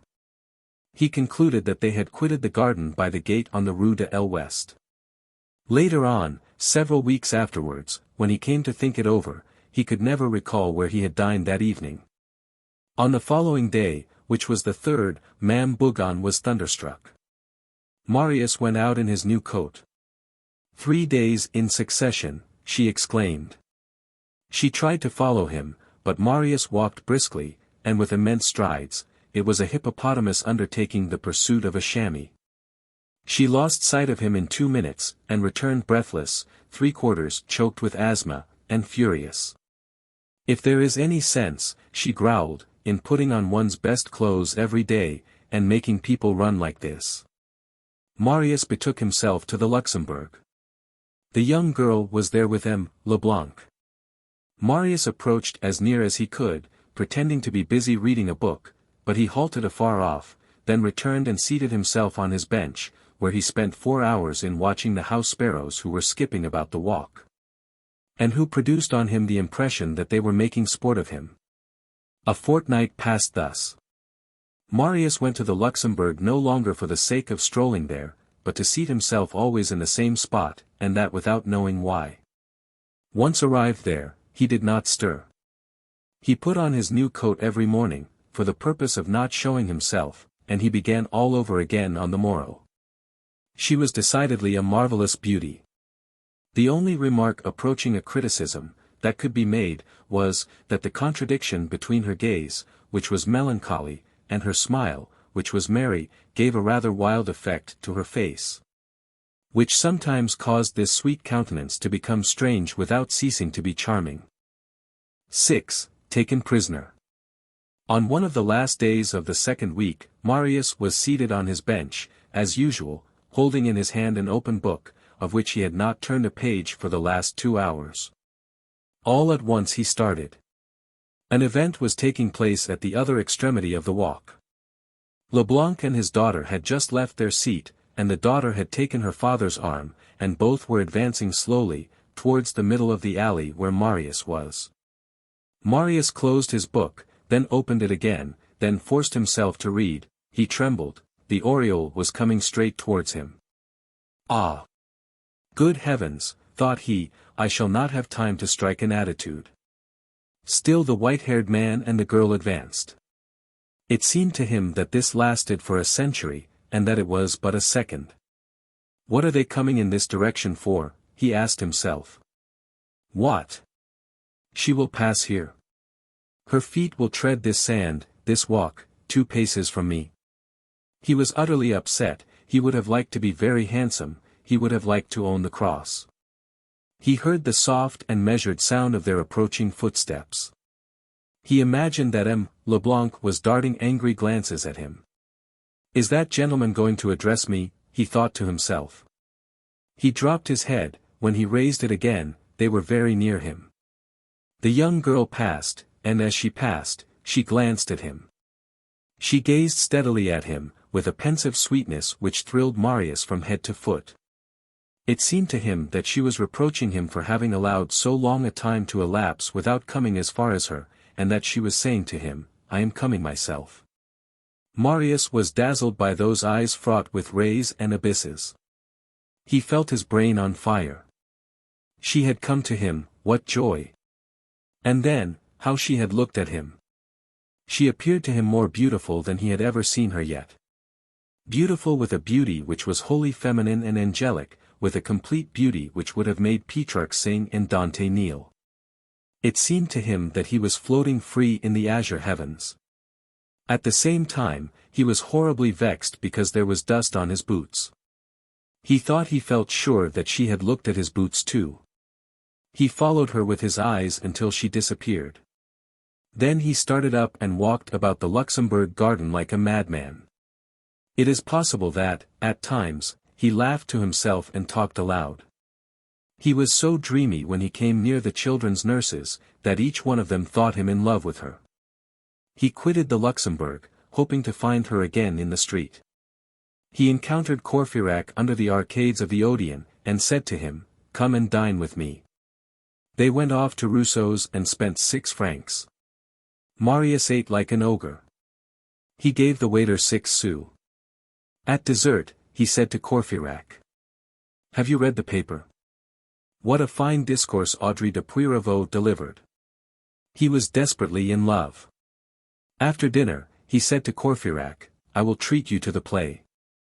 They went to the Porte Saint-Martin to see Frederick in L'Auberge des Adrets. Marius was enormously amused. At the same time, he had a redoubled attack of shyness. On emerging from the theatre, he refused to look at the garter of a modiste who was stepping across a gutter, and Courfeyrac, who said, "I should like to put that woman in my collection," almost horrified him. Courfeyrac invited him to breakfast at the Café Voltaire on the following morning. Marius went thither, and ate even more than on the preceding evening. He was very thoughtful and very merry. One would have said that he was taking advantage of every occasion to laugh uproariously. He tenderly embraced some man or other from the provinces, who was presented to him. A circle of students formed round the table, and they spoke of the nonsense paid for by the state which was uttered from the rostrum in the Sorbonne. Then the conversation fell upon the faults and omissions in Guicherat's dictionaries and grammars. Marius interrupted the discussion to exclaim, "But it is very agreeable, all the same to have the cross." "That's queer," whispered Courfeyrac to Jean Prouvaire. "No," responded Prouvaire, "that's serious." It was serious. In fact, Marius had reached that first violent and charming hour with which grand passions begin. A glance had wrought all this. When the mind is charged, when the conflagration is ready, nothing is more simple. A glance is a spark. It was all over with him. Marius loved a woman. His fate was entering the unknown. The glance of women resembles certain combinations of wheels, which are tranquil in appearance yet formidable. You pass close to them every day, peaceably and with impunity, and without a suspicion of anything. A moment arrives when you forget that the thing is there. You go and come, dream, speak, laugh. All at once you feel yourself clutched, all is over. The wheels hold you fast, the glance has ensnared you. It has caught you, no matter where or how, by some portion of your thought which was fluttering loose, by some distraction which had attacked you. You are lost. The whole of you passes into it. A chain of mysterious forces takes possession of you. You struggle in vain, no more human succor is possible. You go on falling from gearing to gearing, from agony to agony, from torture to torture, you, your mind, your fortune, your future, your soul. And, according to whether you are in the power of a wicked creature, or of a noble heart, you will not escape from this terrifying machine otherwise than disfigured with shame, or transfigured by passion. 7. Adventures of the letter youth delivered over to conjectures. Isolation, detachment, from everything, pride, independence, the taste of nature, the absence of daily and material activity, the life within himself, the secret conflicts of chastity. A benevolent ecstasy towards all creation, had prepared Marius for this possession which is called passion. His worship of his father had gradually become a religion, and, like all religions, it had retreated to the depths of his soul. Something was required in the foreground. Love came. A full month elapsed, during which Marius went every day to the Luxembourg. When the hour arrived, nothing could hold him back. "He is on duty," said Courfeyrac. Marius lived in a state of delight. It is certain that the young girl did look at him. He had finally grown bold, and approached the bench. Still, he did not pass in front of it any more, in obedience to the instinct of timidity and to the instinct of prudence common to lovers. He considered it better not to attract the attention of the father. He combined his stations behind the trees and the pedestals of the statues with a profound diplomacy, so that he might be seen as much as possible by the young girl and as little as possible by the old gentleman. Sometimes, he remained motionless by the half-hour together in the shade of a Leonidas or a Spartacus, holding in his hand a book, above which his eyes, gently raised, sought the beautiful girl, and she, on her side, turned her charming profile towards him with a vague smile. While conversing in the most natural and tranquil manner in the world with the white-haired man, she bent upon Marius all the reveries of a virginal and passionate eye. Ancient and time-honored maneuver which Eve understood from the very first day of the world, and which every woman understands from the very first day of her life. Her mouth replied to one, and her glance replied to another. It must be supposed, that M. Leblanc finally noticed something, for often, when Marius arrived, he rose and began to walk about. He had abandoned their accustomed place and had adopted the bench by the gladiator, near the other end of the walk, as though with the object of seeing whether Marius would pursue them thither. Marius did not understand, and committed this error. The father began to grow inexact, and no longer brought his daughter every day. Sometimes, he came alone. Then Marius did not stay. Another blunder.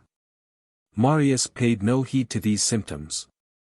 From the phase of timidity, he had passed, by a natural and fatal progress, to the phase of blindness. His love increased. He dreamed of it every night. And then, an unexpected bliss had happened to him, oil on the fire, a redoubling of the shadows over his eyes. One evening, at dusk, he had found, on the bench which M.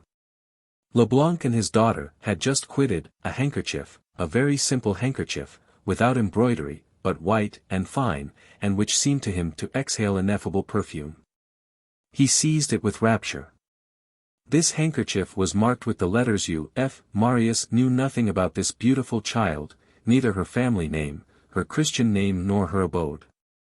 These two letters were the first thing of her that he had gained possession of, adorable initials, upon which he immediately began to construct his scaffolding. U was evidently the Christian name.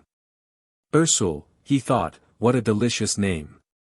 He kissed the handkerchief, drank it in, placed it on his heart, on his flesh, during the day, and at night, laid it beneath his lips that he might fall asleep on it.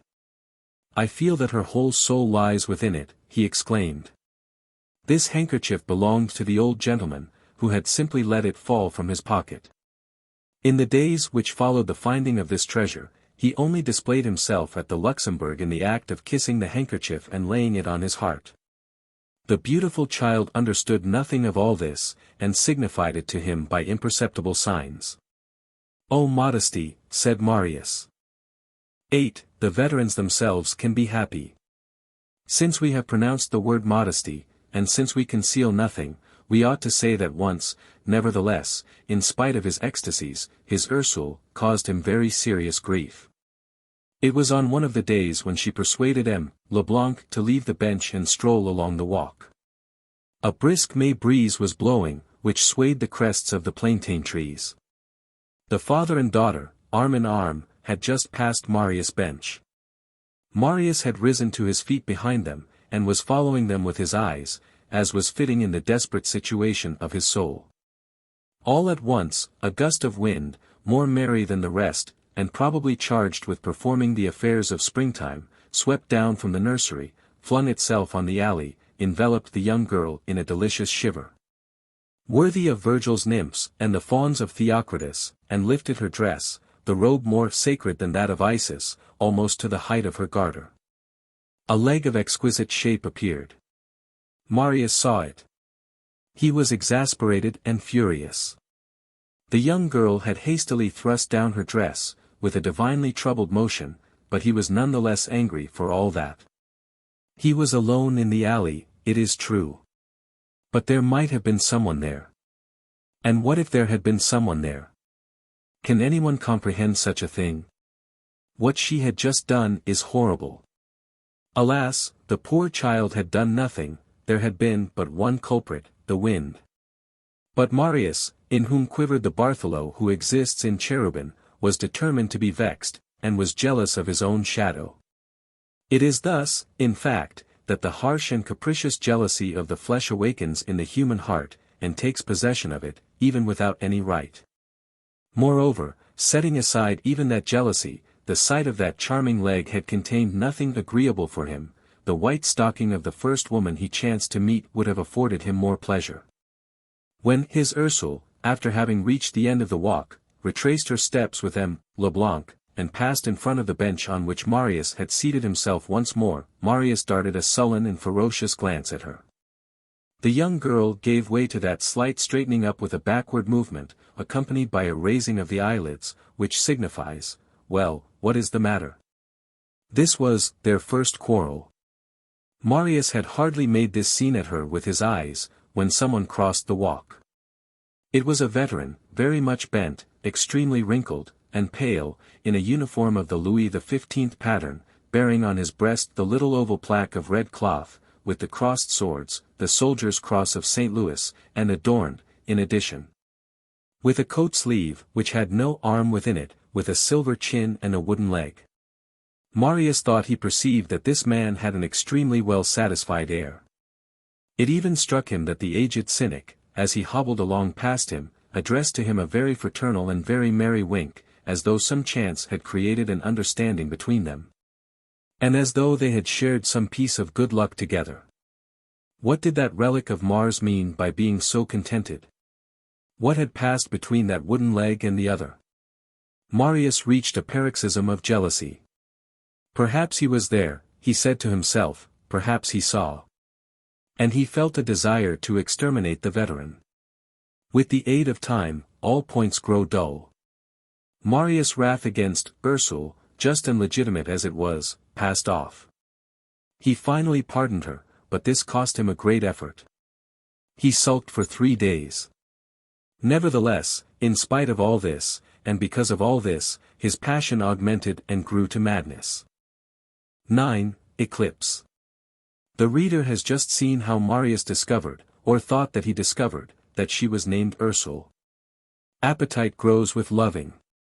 To know that her name was Ursule was a great deal, it was very little. In 3 or 4 weeks, Marius had devoured this bliss. He wanted another. He wanted to know where she lived. He had committed his first blunder, by falling into the ambush of the bench by the gladiator.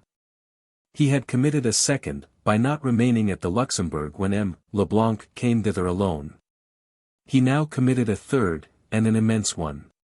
He followed Ursule. She lived in the Rue de l'Ouest, in the most unfrequented spot, in a new, 3-story house, of modest appearance. From that moment forth, Marius added to his happiness of seeing her at the Luxembourg the happiness of following her home. His hunger was increasing. He knew her first name, at least, a charming name, a genuine woman's name, he knew where she lived, he wanted to know who she was. One evening, after he had followed them to their dwelling, and had seen them disappear through the carriage gate, he entered in their train and said boldly to the porter, "Is that the gentleman who lives on the first floor? Who has just come in?" "No," replied the porter. "He is the gentleman on the 3rd floor." Another step gained. This success emboldened Marius. "On the front?" he asked. "Parbleu," said the porter, "the house is only built on the street." "And what is that gentleman's business?" began Marius again. "He is a gentleman of property, sir. A very kind man who does good to the unfortunate, though not rich himself." "What is his name?" resumed Marius. The porter raised his head and said, "Are you a police spy, sir?" Marius went off quite abashed, but delighted. He was getting on. "Good," thought he, "I know that her name is Ursule, that she is the daughter of a gentleman who lives on his income, and that she lives there, on the third floor, in the Rue de l'Ouest. On the following day, M. Leblanc and his daughter made only a very brief stay in the Luxembourg. They went away while it was still broad daylight.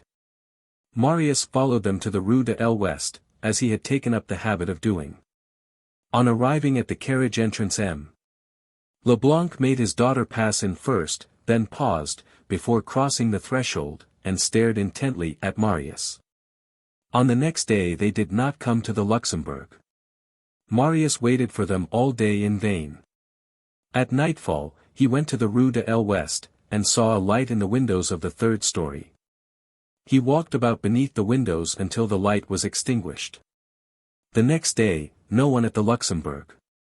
Marius waited all day, then went and did sentinel duty under their windows. This carried him on to 10 o'clock in the evening. His dinner took care of itself.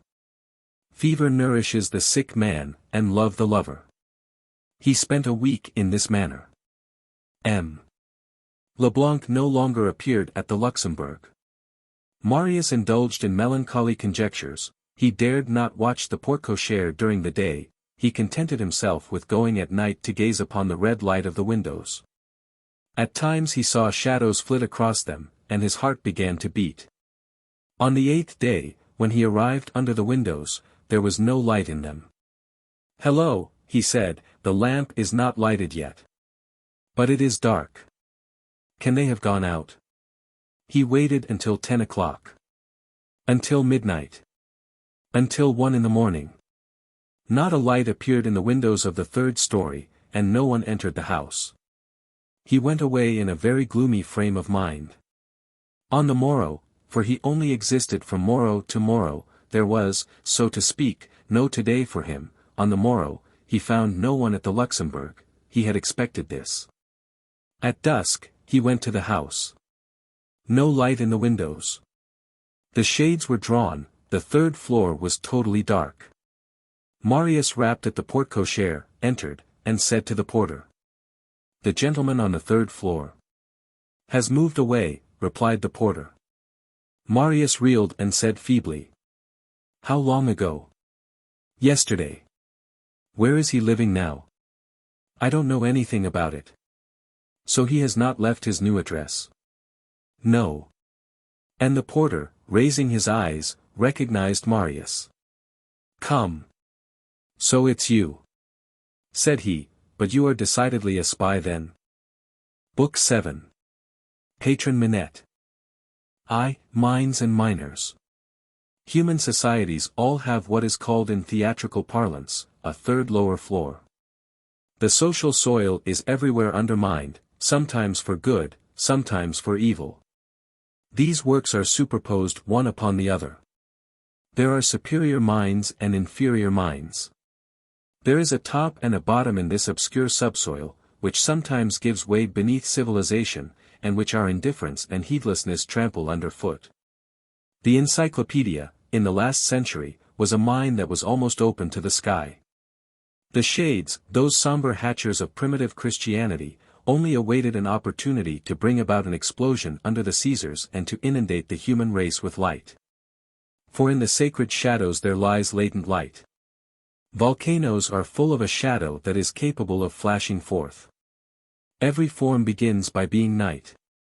The catacombs, in which the first Mass was said, were not alone the cellar of Rome, they were the vaults of the world. Beneath the social construction, that complicated marvel of a structure, there are excavations of all sorts. There is the religious mine, the philosophical mine, the economic mine, the revolutionary mine. Such and such a pickaxe with the idea, such a pick with ciphers. Such another with wrath. People hail and answered each other from one catacomb to another. Utopias travel about underground, in the pipes. There they branch out in every direction. They sometimes meet, and fraternize there. Jean-Jacques lends his pick to Diogenes, who lends him his lantern. Sometimes they enter into combat there. Calvin seizes Socinius by the hair. But nothing arrests nor interrupts the tension of all these energies toward the goal, and the vast, simultaneous activity, which goes and comes, mounts, descends, and mounts again in these obscurities. And which immense unknown swarming slowly transforms the top and the bottom and the inside and the outside. Society hardly even suspects this digging which leaves its surface intact and changes its bowels. There are as many different subterranean stages as there are varying works, as there are extractions. What emerges from these deep excavations? The future. The deeper one goes, the more mysterious are the toilers. The work is good, up to a degree which the social philosophies are able to recognize. Beyond that degree it is doubtful and mixed. Lower down, it becomes terrible. At a certain depth, the excavations are no longer penetrable by the spirit of civilization, the limit breathable by man has been passed, a beginning of monsters is possible. The descending scale is a strange one. And each one of the rungs of this ladder corresponds to a stage where philosophy can find foothold, and where one encounters one of these workmen, sometimes divine, sometimes misshapen. Below John Huss, there is Luther. Below Luther, there is Descartes, below Descartes, there is Voltaire, below Voltaire, there is Condorcet, below Condorcet, there is Robespierre, below Robespierre, there is Marat, below Marat there is Babeuf. And so it goes on. Lower down, confusedly, at the limit which separates the indistinct from the invisible, one perceives other gloomy men, who perhaps do not exist as yet. The men of yesterday are spectres, those of tomorrow are forms. The eye of the spirit distinguishes them but obscurely. The embryonic work of the future is one of the visions of philosophy. A world in limbo, in the state of fetus, what an unheard of spectre. Saint Simon, Owen, Fourier, are there also, in lateral galleries. Surely, although a divine and invisible chain unknown to themselves, binds together all these subterranean pioneers who, almost always, think themselves isolated, and who are not so, their works vary greatly. And the light of some contrasts with the blaze of others. The first are paradisiacal, the last are tragic.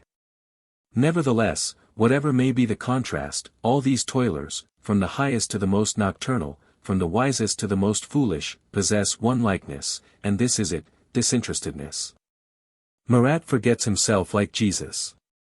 They throw themselves on one side, they omit themselves, they think not of themselves. They have a glance, and that glance seeks the absolute.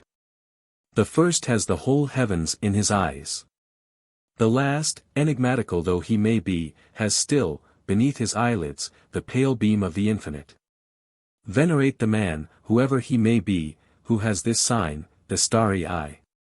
The shadowy eye is the other sign. With it, evil commences. Reflect and tremble in the presence of anyone who has no glance at all. The social order has its black minors. There is a point where depth is tantamount to burial, and where light becomes extinct. Below all these mines which we have just mentioned, below all these galleries, below this whole immense, subterranean, Venus system of progress and utopia, much further on in the earth, much lower than Marat, lower than Babeuf, lower, much lower. And without any connection with the upper levels, there lies the last mine. A formidable spot. This is what we have designated as the Le Troisième Decis. It is the grave of shadows. It is the cellar of the blind. Inferi. This communicates with the abyss. 2. The lowest depths. Their disinterestedness vanishes. The demon is vaguely outlined, each one is for himself. The I in the eyes howls, seeks, fumbles, and gnaws. The social Ugolino is in this gulf. The wild spectres who roam in this grave, almost beasts, almost phantoms, are not occupied with universal progress, they are ignorant both of the idea and of the word. They take no thought for anything but the satisfaction of their individual desires. They are almost unconscious, and there exists within them a sort of terrible obliteration. They have two mothers, both stepmothers, ignorance and misery. They have a guide, necessity, and for all forms of satisfaction, appetite. They are brutally voracious, that is to say, ferocious, not after the fashion of the tyrant, but after the fashion of the tiger. From suffering these spectres pass to crime. Fatal affiliation, dizzy creation, logic of darkness. That which crawls in the social third lower level is no longer complaint stifled by the absolute, it is the protest of matter. Man there becomes a dragon. To be hungry, to be thirsty, that is the point of departure, to be Satan, that is the point reached. From that vault Lacenaire emerges. We have just seen, in Book Fourth, one of the compartments of the upper mine, of the great political, revolutionary, and philosophical excavation. There, as we have just said, all is pure, noble, dignified, honest. There, assuredly, one might be misled, but error is worthy of veneration there, so thoroughly does it imply heroism. The work there effected, taken as a whole has a name, progress. The moment has now come when we must take a look at other depths, hideous depths. There exists beneath society, we insist upon this point, and there will exist, until that day when ignorance shall be dissipated, the great cavern of evil.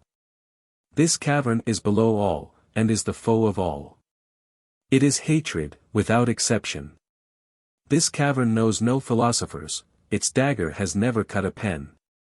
Its blackness has no connection with the sublime blackness of the inkstand. Never have the fingers of night which contract beneath this stifling ceiling, turned the leaves of a book nor unfolded a newspaper. Babeuf is a speculator to Cartouche, Marat is an aristocrat to Schinderhannes. This cavern has for its object the destruction of everything. Of everything. Including the upper superior minds, which it execrates. It not only undermines, in its hideous swarming, the actual social order.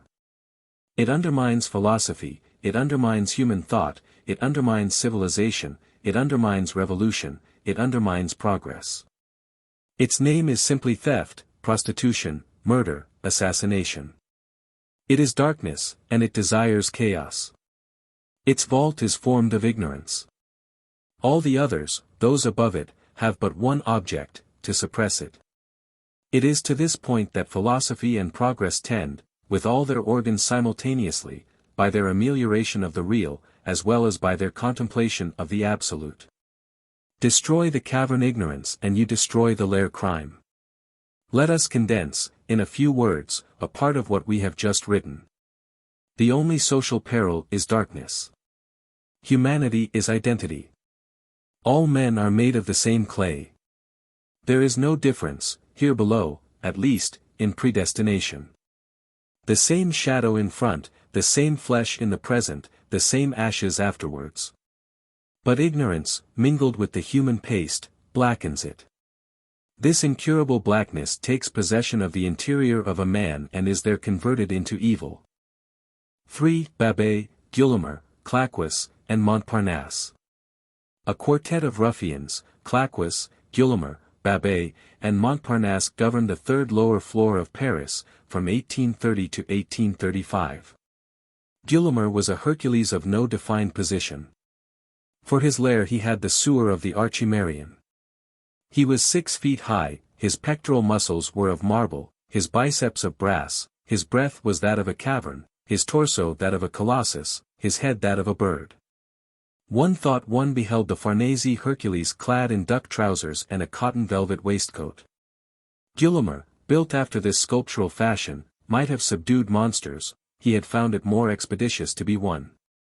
A low brow, large temples, less than 40 years of age, but with crow's feet, harsh, short hair, cheeks like a brush, a beard like that of a wild boar, the reader can see the man before him.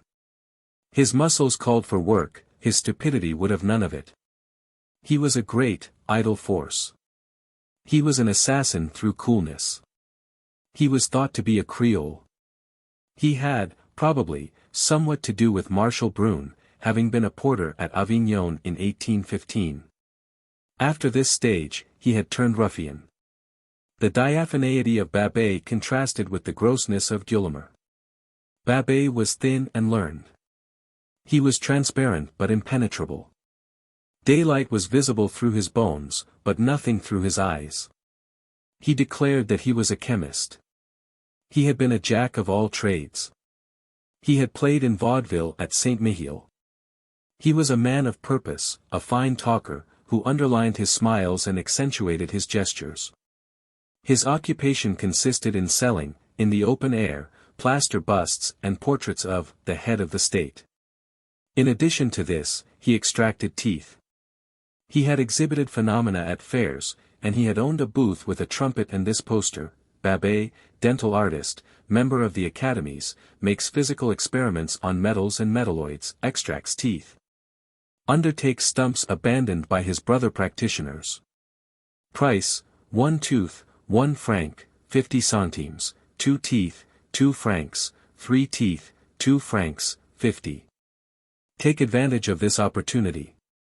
This, take advantage of this opportunity, meant, have as many teeth extracted as possible. He had been married and had had children. He did not know what had become of his wife and children. He had lost them as one loses his handkerchief. Babet read the papers, a striking exception in the world to which he belonged. One day, at the period when he had his family with him in his booth on wheels, he had read in the Messager that a woman had just given birth to a child, who was doing well, and had a calf's muzzle, and he exclaimed, "There's a fortune. My wife has not the wit to present me with a child like that." Later on he had abandoned everything, in order to undertake Paris. This was his expression. Who was Claquous? He was night. He waited until the sky was daubed with black, before he showed himself. At nightfall he emerged from the hole whither he returned before daylight. Where was this hole? No one knew. He only addressed his accomplices in the most absolute darkness, and with his back turned to them. Was his name Claquous? Certainly not. If a candle was brought, he put on a mask. He was a ventriloquist. Babet said, Claquous is a nocturne for two voices. Claquous was vague, terrible, and a roamer. No one was sure whether he had a name, Claquous being a sobriquet. None was sure that he had a voice, as his stomach spoke more frequently than his voice. No one was sure that he had a face, as he was never seen without his mask. He disappeared as though he had vanished into thin air. When he appeared, it was as though he sprang from the earth. A lugubrious being was Montparnasse. Montparnasse was a child. Less than 20 years of age, with a handsome face, lips like cherries, charming black hair, the brilliant light of springtime in his eyes. He had all vices and aspired to all crimes. The digestion of evil aroused in him an appetite for worse. It was the street boy turned pickpocket, and a pickpocket turned garroter. He was genteel, effeminate, graceful, robust, sluggish, ferocious. The rim of his hat was curled up on the left side, in order to make room for a tuft of hair, after the style of 1829. He lived by robbery with violence. His coat was of the best cut, but threadbare. Montparnasse was a fashion plate in misery and given to the commission of murders. The cause of all this youth's crimes was the desire to be well dressed. The first grisette who had said to him, "You are handsome," had cast the stain of darkness into his heart, and had made a Cain of this Abel. Finding that he was handsome, he desired to be elegant. Now, the height of elegance is idleness. Idleness in a poor man means crime. Few prowlers were so dreaded as Montparnasse. At 18, he had already numerous corpses in his past. More than one passerby lay with outstretched arms in the presence of this wretch, with his face in a pool of blood. Curled, pomaded, with laced waist, the hips of a woman, the bust of a Prussian officer, the murmur of admiration from the boulevard wenches surrounding him, his cravat knowingly tied, a bludgeon in his pocket, a flower in his buttonhole. Such was this dandy of the sepulchre. 4. Composition of the troupe. These four ruffians formed a sort of Proteus, winding like a serpent among the police, and striving to escape Wittek's indiscreet glances, under diverse forms, tree, flame, fountain. Lending each other their names and their traps, hiding in their own shadows, boxes with secret compartments and refuges for each other, stripping off their personalities, as one removes his false nose at a masked ball. sometimes simplifying matters to the point of consisting of but one individual, sometimes multiplying themselves to such a point that Coquelicoeur himself took them for a whole throng. These 4 men were not 4 men, they were a sort of mysterious robber with 4 heads, operating on a grand scale on Paris. They were that monstrous polyp of evil, which inhabits the crypt of society. Thanks to their ramifications, and to the network underlying their relations, Babet, Guillaumer, Claquous, and Montparnasse were charged with the general enterprise of the ambushes of the Department of the Seine. The inventors of ideas of that nature, men with nocturnal imaginations, applied to them to have their ideas executed. They furnished the canvas to the 4 rascals, and the latter undertook the preparation of the scenery. They labored at the stage setting. They were always in a condition to lend a force proportioned and suitable to all crimes which demanded a lift of the shoulder, and which were sufficiently lucrative. When a crime was in quest of arms, they underlet their accomplices. They kept a troupe of actors of the shadows at the disposition of all underground tragedies. They were in the habit of assembling at nightfall, the hour when they woke up, on the plains which adjoined the Salpêtrière. There they held their conferences. They had 12 black hours before them, they regulated their employment accordingly. Patron Minette, such was the name which was bestowed in the subterranean circulation on the association of these 4 men. In the fantastic, ancient, popular parlance, which is vanishing day by day, Patron Minette signifies the morning, the same as entre chien et loup, between dog and wolf, signifies the evening. This appellation, Patron Minette, was probably derived from the hour at which their work ended, the dawn being the vanishing moment for phantoms and for the separation of ruffians. These 4 men were known under this title. When the president of the Assizes visited Lacenaire in his prison, and questioned him concerning a misdeed which Lacenaire denied, "Who did it?" demanded the president. Lacenaire made this response, enigmatical so far as the magistrate was concerned, but clear to the police: perhaps it was Patron Minette. A piece can sometimes be divined on the enunciation of the personages. In the same manner a band can almost be judged from the list of ruffians composing it. Here are the appellations to which the principal members of Patron Minette answered, for the names have survived in special memoirs. Panchaud, alias Printanier, alias Bigrenail. Brujon. There was a Brujon dynasty, we cannot refrain from interpolating this word. Boulatruelle, the road mender already introduced. La Veuve. Finistère. Homer Hogu, a Negro. Mardi Soir. Tuesday evening. Dépêche. Make haste. Fauntleroy, alias Bouquetière, the flower girl. Glorieux, a discharged convict. Barricarosse, stop carriage, called Monsieur Dupont. L'Esplanade du Sud. Housegrive. Carmagnolet. Cruidaniers, called Bizarro. Mangadentel. Les Cedars. Les Pites en l'air. Feet in the air. Demi-liard, called Dumilliards. Etc., etc. We pass over some, and not the worst of them. These names have faces attached. They do not express merely beings, but species. Each one of these names corresponds to a variety of those misshapen fungi from the underside of civilization. Those beings, who were not very lavish with their countenances, were not among the men whom one sees passing along the streets. Fatigued by the wild nights which they passed, they went off by day to sleep, sometimes in the limekilns, sometimes in the abandoned quarries of Montmartre or Montrouge, sometimes in the sewers. They ran to earth. What became of these men? They still exist. They have always existed.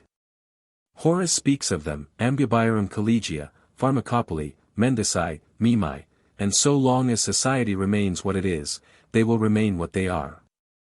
Beneath the obscure roof of their cavern, they are continually born again from the social ooze. They return, spectres, but always identical, only, they no longer bear the same names and they are no longer in the same skins. The individuals extirpated, the tribe subsists. They always have the same faculties. From the vagrant to the tramp, the race is maintained in its purity. They divine purses in pockets, they sent out watches in fobs. Gold and silver possess an odor for them. There exist ingenuous bourgeois, of whom it might be said, that they have a stealable air. These men patiently pursue these bourgeois. They experience the quivers of a spider at the passage of a stranger or of a man from the country. These men are terrible, when one encounters them, or catches a glimpse of them, towards midnight, on a deserted boulevard. They do not seem to be men but forms composed of living mists. One would say that they habitually constitute one mass with the shadows, that they are in no wise distinct from them, that they possess no other soul than the darkness. And that it is only momentarily and for the purpose of living for a few minutes a monstrous life, that they have separated from the night. What is necessary to cause these spectres to vanish? Light. Light in floods. Not a single bat can resist the dawn. Light up society from below. Book 8. The Wicked Poor Man. Marius, while seeking a girl in a bonnet, encounters a man in a cap. Summer passed, then the autumn, winter came. Neither M. Leblanc nor the young girl had again set foot in the Luxembourg garden. Thenceforth, Marius had but one thought, to gaze once more on that sweet and adorable face. He sought constantly, he sought everywhere, he found nothing. He was no longer Marius, the enthusiastic dreamer, the firm, resolute, ardent man, the bold defier of fate, the brain which erected future on future, the young spirit encumbered with plans, with projects, with pride, with ideas and wishes. He was a lost dog. He fell into a black melancholy. All was over. Work disgusted him, walking tired him. Vast nature, formerly so filled with forms, lights, voices, counsels, perspectives, horizons, teachings, now lay empty before him. It seemed to him that everything had disappeared. He thought incessantly, for he could not do otherwise, but he no longer took pleasure in his thoughts. To everything that they proposed to him in a whisper, he replied in his darkness, "What is the use?" He heaped 100 reproaches on himself. Why did I follow her? I was so happy at the mere sight of her. She looked at me, was not that immense? She had the air of loving me. Was not that everything? I wished to have, what? There was nothing after that. I have been absurd. It is my own fault, etc., etc. Courfeyrac, to whom he confided nothing, it was his nature, but who made some little guess at everything, that was his nature, had begun by congratulating him on being in love, though he was amazed at it. Then, seeing Marius fall into this melancholy state, he ended by saying to him, "I see that you have been simply an animal. Here, come to the chaumière." Once, having confidence in a fine September sun, Marius had allowed himself to be taken to the ball at Sceaux by Courfeyrac, Bossuet, and Grantaire, hoping, what a dream! That he might, perhaps, find her there. Of course he did not see the one he sought. But this is the place, all the same, where all lost women are found, grumbled Grantaire in an aside. Marius left his friends at the ball and returned home on foot, alone, through the night, weary, feverish, with sad and troubled eyes, stunned by the noise and dust of the merry wagons filled with singing creatures on their way home from the feast, which passed close to him, as he, in his discouragement, breathed in the acrid scent of the walnut trees, along the road, in order to refresh his head. He took to living more and more alone, utterly overwhelmed, wholly given up to his inward anguish, going and coming in his pain like the wolf in the trap, seeking the absent one everywhere, stupefied by love. On another occasion, he had an encounter which produced on him a singular effect. He met, in the narrow streets in the vicinity of the Boulevard des Invalides, a man dressed like a workingman and wearing a cap with a long visor, which allowed a glimpse of locks of very white hair. Marius was struck with the beauty of this white hair, and scrutinized the man, who was walking slowly and as though absorbed in painful meditation. Strange to say, he thought that he recognized M. Leblanc. The hair was the same, also the profile, so far as the cap permitted a view of it, the mien identical, only more depressed. But why these workingmen's clothes? What was the meaning of this? What signified that disguise? Marius was greatly astonished. When he recovered himself, his first impulse was to follow the man, who knows whether he did not hold at last the clue which he was seeking. In any case, he must see the man near at hand, and clear up the mystery. But the idea occurred to him too late, the man was no longer there. He had turned into some little side street, and Marius could not find him. This encounter occupied his mind for 3 days and then was effaced. After all, he said to himself, it was probably only a resemblance. 2. Treasure trove. Marius had not left the Gorbeau house. He paid no attention to anyone there. At that epoch, to tell the truth, there were no other inhabitants in the house, except himself and those Jondrettes whose rent he had once paid, without, moreover, ever having spoken to either father, mother, or daughters. The other lodgers had moved away or had died, or had been turned out in default of payment. One day during that winter, the sun had shown itself a little in the afternoon, but it was the 2nd of February, that ancient Candlemas day whose treacherous sun, the precursor of a 6 weeks' cold spell, inspired Matthew Lensberg with these 2 lines, which have with justice remained classic. Chu il Louise ou chu il Louiserne. Lors rentre dans nsa caverne. 41.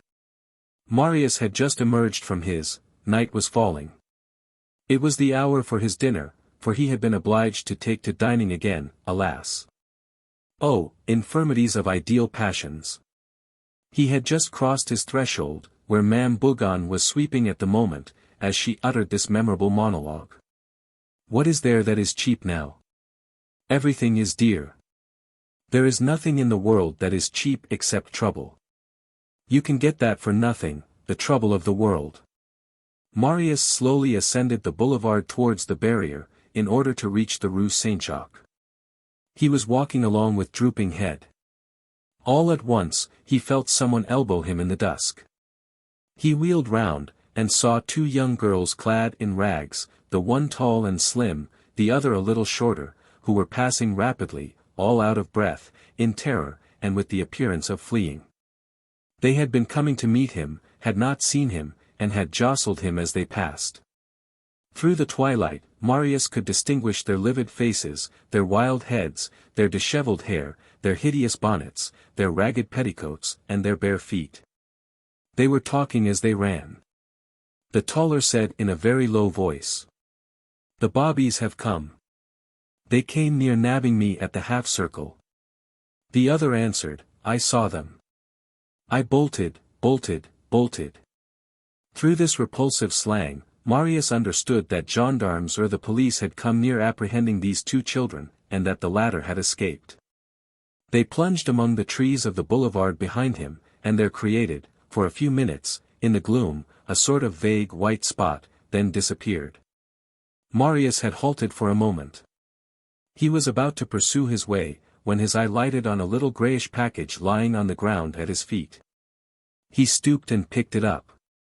It was a sort of envelope which appeared to contain papers. Good, he said to himself, those unhappy girls dropped it. He retraced his steps, he called, he did not find them, he reflected that they must already be far away, put the package in his pocket, and went off to dine. On the way, he saw in an alley of the Rue Mouffetard, a child's coffin, covered with a black cloth resting on 3 chairs, and illuminated by a candle. The 2 girls of the twilight recurred to his mind. Poor mothers, he thought. There is one thing sadder than to see one's children die, it is to see them leading an evil life. Then those shadows which had varied his melancholy vanished from his thoughts, and he fell back once more into his habitual preoccupations. He fell to thinking once more of his 6 months of love and happiness in the open air and the broad daylight, beneath the beautiful trees of Luxembourg. How gloomy my life has become, he said to himself. Young girls are always appearing to me, only formerly they were angels and now they are ghouls. 3. Quadrafrons. That evening, as he was undressing preparatory to going to bed, his hand came in contact, in the pocket of his coat, with the packet which he had picked up on the boulevard. He had forgotten it. He thought that it would be well to open it, and that this package might possibly contain the address of the young girls, if it really belonged to them, and, in any case, the information necessary to a restitution to the person who had lost it. He opened the envelope. It was not sealed and contained 4 letters, also unsealed. They bore addresses. All 4 exhaled a horrible odor of tobacco. The first was addressed to Madame la Marquise de Grucheret. The place opposite the Chamber of Deputies, No. Marius said to himself, that he should probably find in it the information which he sought, and that, moreover, the letter being open, it was probable that it could be read without impropriety. It was conceived as follows. Madame la Marquise. The virtue of clemency and piety is that which most closely unites society. Turn your Christian spirit and cast a look of compassion on this unfortunate Spanish victim of loyalty and attachment to the sacred cause of legitimacy, who has given with his blood, consecrated his fortune, everything, to defend that cause. And today finds himself in the greatest misery. He doubts not that your honorable person will grant succor to preserve an existence extremely painful for a military man of education and honor full of wounds. Counts in advance on the humanity which animates you and on the interest which Madame la Marquise bears to a nation so unfortunate. Their prayer will not be in vain, and their gratitude will preserve their charming souvenir. My respectful sentiments, with which I have the honor to be Madame Don Alvarez, Spanish captain of cavalry, a royalist who has taken refuge in France, who finds himself on travels for his country. And the resources are lacking him to continue his travels. No address was joined to the signature. Marius hoped to find the address in the second letter, whose superscription read: Ah Madame la Comtesse de Montfernet. Rue Cassette, No. 9. This is what Marius read in it. Madame la Comtesse. It is an unhappy mother of a family of 6 children, the last of which is only 8 months old. I sick since my last confinement, abandoned by my husband 5 months ago, having no resources in the world, the most frightful indigence. In the hope of Madame la Comtesse, she has the honor to be, Madame, with profound respect, Mistress Balizard. Marius turned to the third letter, which was a petition like the preceding. He read: Monsieur Pobourget, Elector. Wholesale stocking merchant. Rue Saint-Denis, on the corner of the Rue aux Furs. I permit myself to address you this letter to beg you to grant me the precious favor of your sympathies and to interest yourself in a man of letters who has just sent a drama to the Théâtre Français. The subject is historical, and the action takes place in Auvergne in the time of the Empire. The style, I think, is natural, laconic, and may have some merit. There are couplets to be sung in 4 places. The comic, the serious, the unexpected, are mingled in a variety of characters, and a tinge of romanticism lightly spread through all the intrigue which proceeds mysteriously, and ends, after striking alterations, in the midst of many beautiful strokes of brilliant scenes. My principal object is to satisfy the desire which progressively animates the man of our century, that is to say, the fashion, that capricious and bizarre weathervane which changes at almost every new wind. In spite of these qualities, I have reason to fear that jealousy, the egotism of privileged authors, may obtain my exclusion from the theatre, for I am not ignorant of the mortifications with which newcomers are treated. Monsieur Pobourget, your just reputation as an enlightened protector of men of letters emboldens me to send you my daughter, who will explain our indigant situation to you, lacking bread and fire in this winter season. When I say to you that I beg you to accept the dedication of my drama, which I desire to make to you and of all those that I shall make, is to prove to you how great is my ambition to have the honor of sheltering myself under your protection, and of adorning my writings with your name. If you deign to honor me with the most modest offering, I shall immediately occupy myself in making a piece of verse to pay you my tribute of gratitude, which I shall endeavor to render this piece as perfect as possible, will be sent to you before it is inserted at the beginning of the drama and delivered on the stage. To Monsieur and Madame Pobourget, my most respectful compliments. Genflot. Man of letters. P.S. Even if it is only 40 sous. Excuse me for sending my daughter and not presenting myself, but sad motives connected with the toilet do not permit me, alas, to go out. Finally, Marius opened the fourth letter. The address ran: To the benevolent gentleman of the Church of Saint Jacques du Haut-Pas. It contained the following lines: Benevolent man, if you deign to accompany my daughter, you will behold a miserable calamity. And I will show you my certificates. At the aspect of these writings your generous soul will be moved with a sentiment of obvious benevolence, for true philosophers always feel lively emotions. Admit, compassionate man, that it is necessary to suffer the most cruel need, and that it is very painful, for the sake of obtaining a little relief. To get oneself attested by the authorities as though one were not free to suffer and to die of inanition while waiting to have our misery relieved. Destinies are very fatal for several and too prodigal or too protecting for others. I await your presents or your offering, if you deign to make one, and I beseech you to accept the respectful sentiments with which I have the honor to be. Truly magnanimous man, your very humble and very obedient servant. P. Fabantou. Dramatic artist. After perusing these 4 letters, Marius did not find himself much further advanced than before. In the first place, not one of the signers gave his address. Then, they seemed to come from 4 different individuals: Don Alvarez, Mistress Balazard, the poet Genflot, and dramatic artist Fabantou. But the singular thing about these letters was, that all 4 were written by the same hand. What conclusion was to be drawn from this, except that they all come from the same person? Moreover, and this rendered the conjecture all the more probable, the coarse and yellow paper was the same in all 4, the odor of tobacco was the same, and, although an attempt had been made to vary the style, the same orthographical faults were reproduced with the greatest tranquillity, and the man of letters Genflot was no more exempt from them than the Spanish captain. It was waste of trouble to try to solve this petty mystery. Had it not been a chance find, it would have borne the air of a mystification. Marius was too melancholy to take even a chance pleasantry well, and to lend himself to a game which the pavement of the street seemed desirous of playing with him.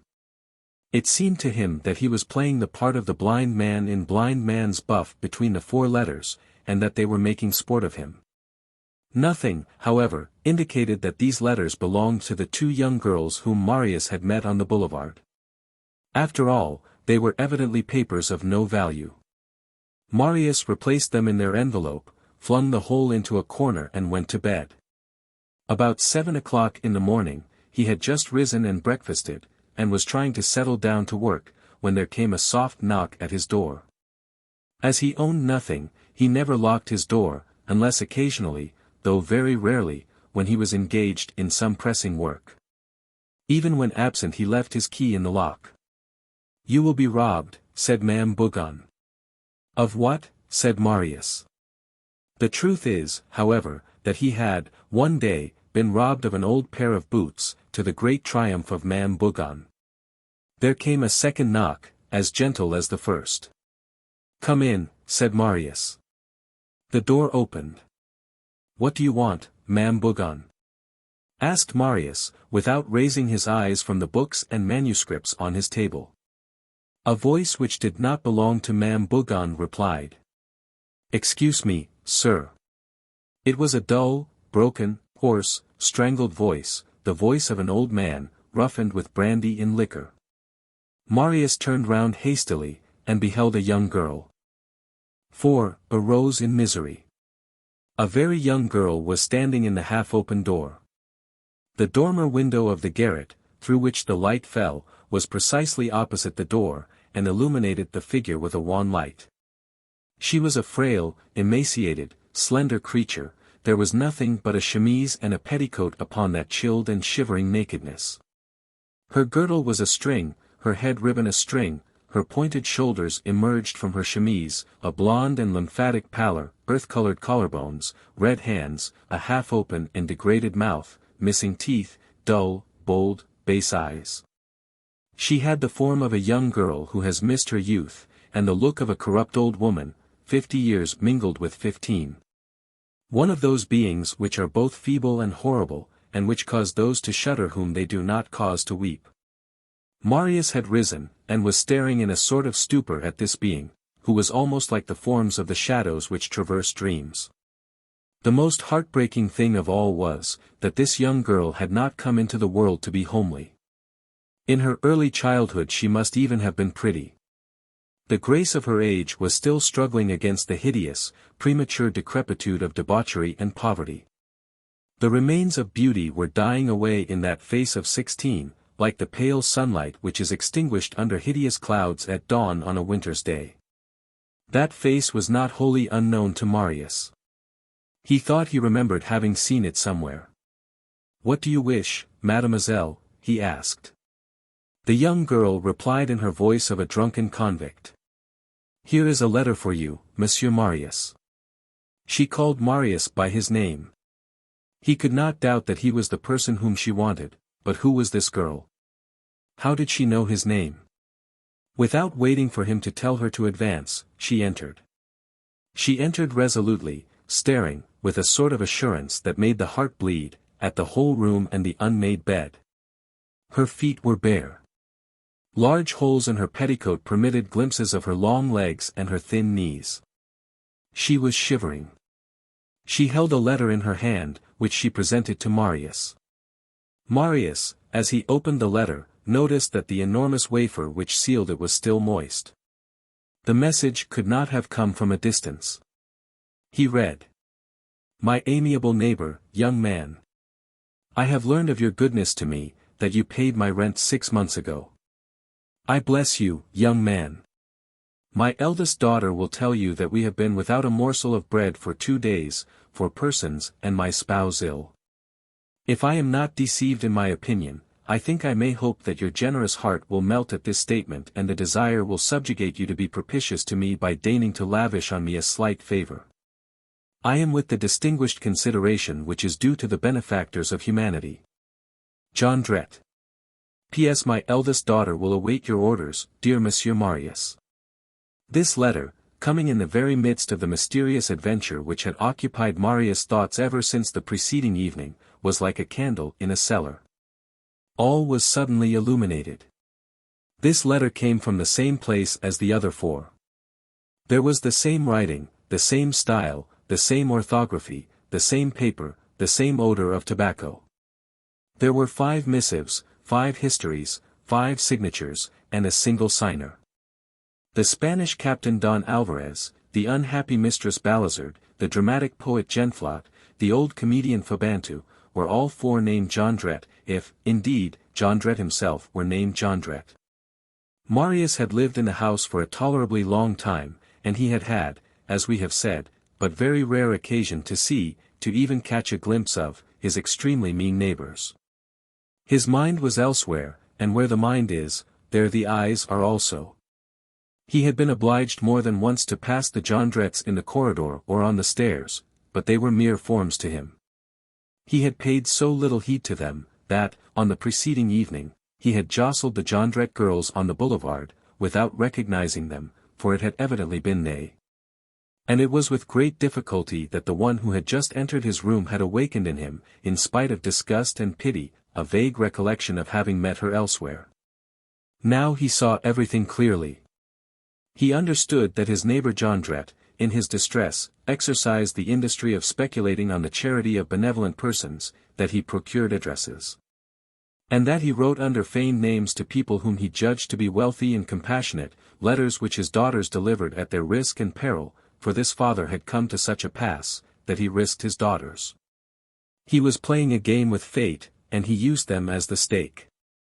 Marius understood that probably, judging from their flight on the evening before, from their breathless condition, from their terror and from the words of slang which he had overheard, these unfortunate creatures were plying some inexplicably sad profession, and that the result of the whole was, in the midst of human society, as it is now constituted, 2 miserable beings who were neither girls nor women. A species of impure and innocent monsters produced by misery. Sad creatures, without name, or sex, or age, to whom neither good nor evil were any longer possible, and who, on emerging from childhood, have already nothing in this world, neither liberty, nor virtue, nor responsibility. Souls which blossomed out yesterday, and are faded today, like those flowers let fall in the streets, which are soiled with every sort of mire, while waiting for some wheel to crush them. Nevertheless, while Marius bent a pained and astonished gaze on her, the young girl was wandering back and forth in the garret with the audacity of a spectre. She kicked about, without troubling herself as to her nakedness. Occasionally her chemise, which was untied and torn, fell almost to her waist. She moved the chairs about, she disarranged the toilet articles which stood on the commode, she handled Marius' clothes, she rummaged about to see what there was in the corners. "Hullo," said she, "you have a mirror." And she hummed scraps of vaudevilles, as though she had been alone, frolicsome refrains which her hoarse and guttural voice rendered lugubrious. An indescribable constraint, weariness, and humiliation were perceptible beneath this hardihood. Effrontery is a disgrace. Nothing could be more melancholy than to see her sport about the room, and, so to speak, flit with the movements of a bird which is frightened by the daylight, or which has broken its wing. One felt that under other conditions of education and destiny, the gay and over-free mien of this young girl might have turned out sweet and charming. Never, even among animals, does the creature born to be a dove change into an osprey.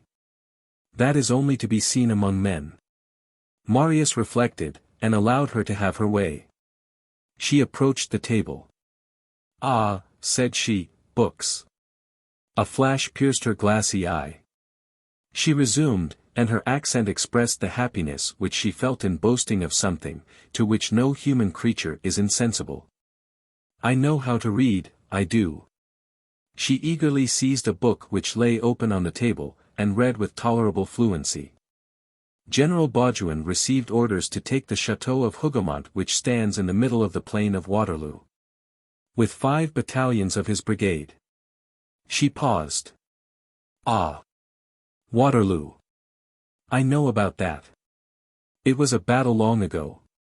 My father was there. My father has served in the armies. We are fine Bonapartists in our house, that we are. Waterloo was against the English." She laid down the book, caught up a pen, and exclaimed. "And I know how to write, too." She dipped her pen in the ink, and turning to Marius. "Do you want to see? Look here, I'm going to write a word to show you."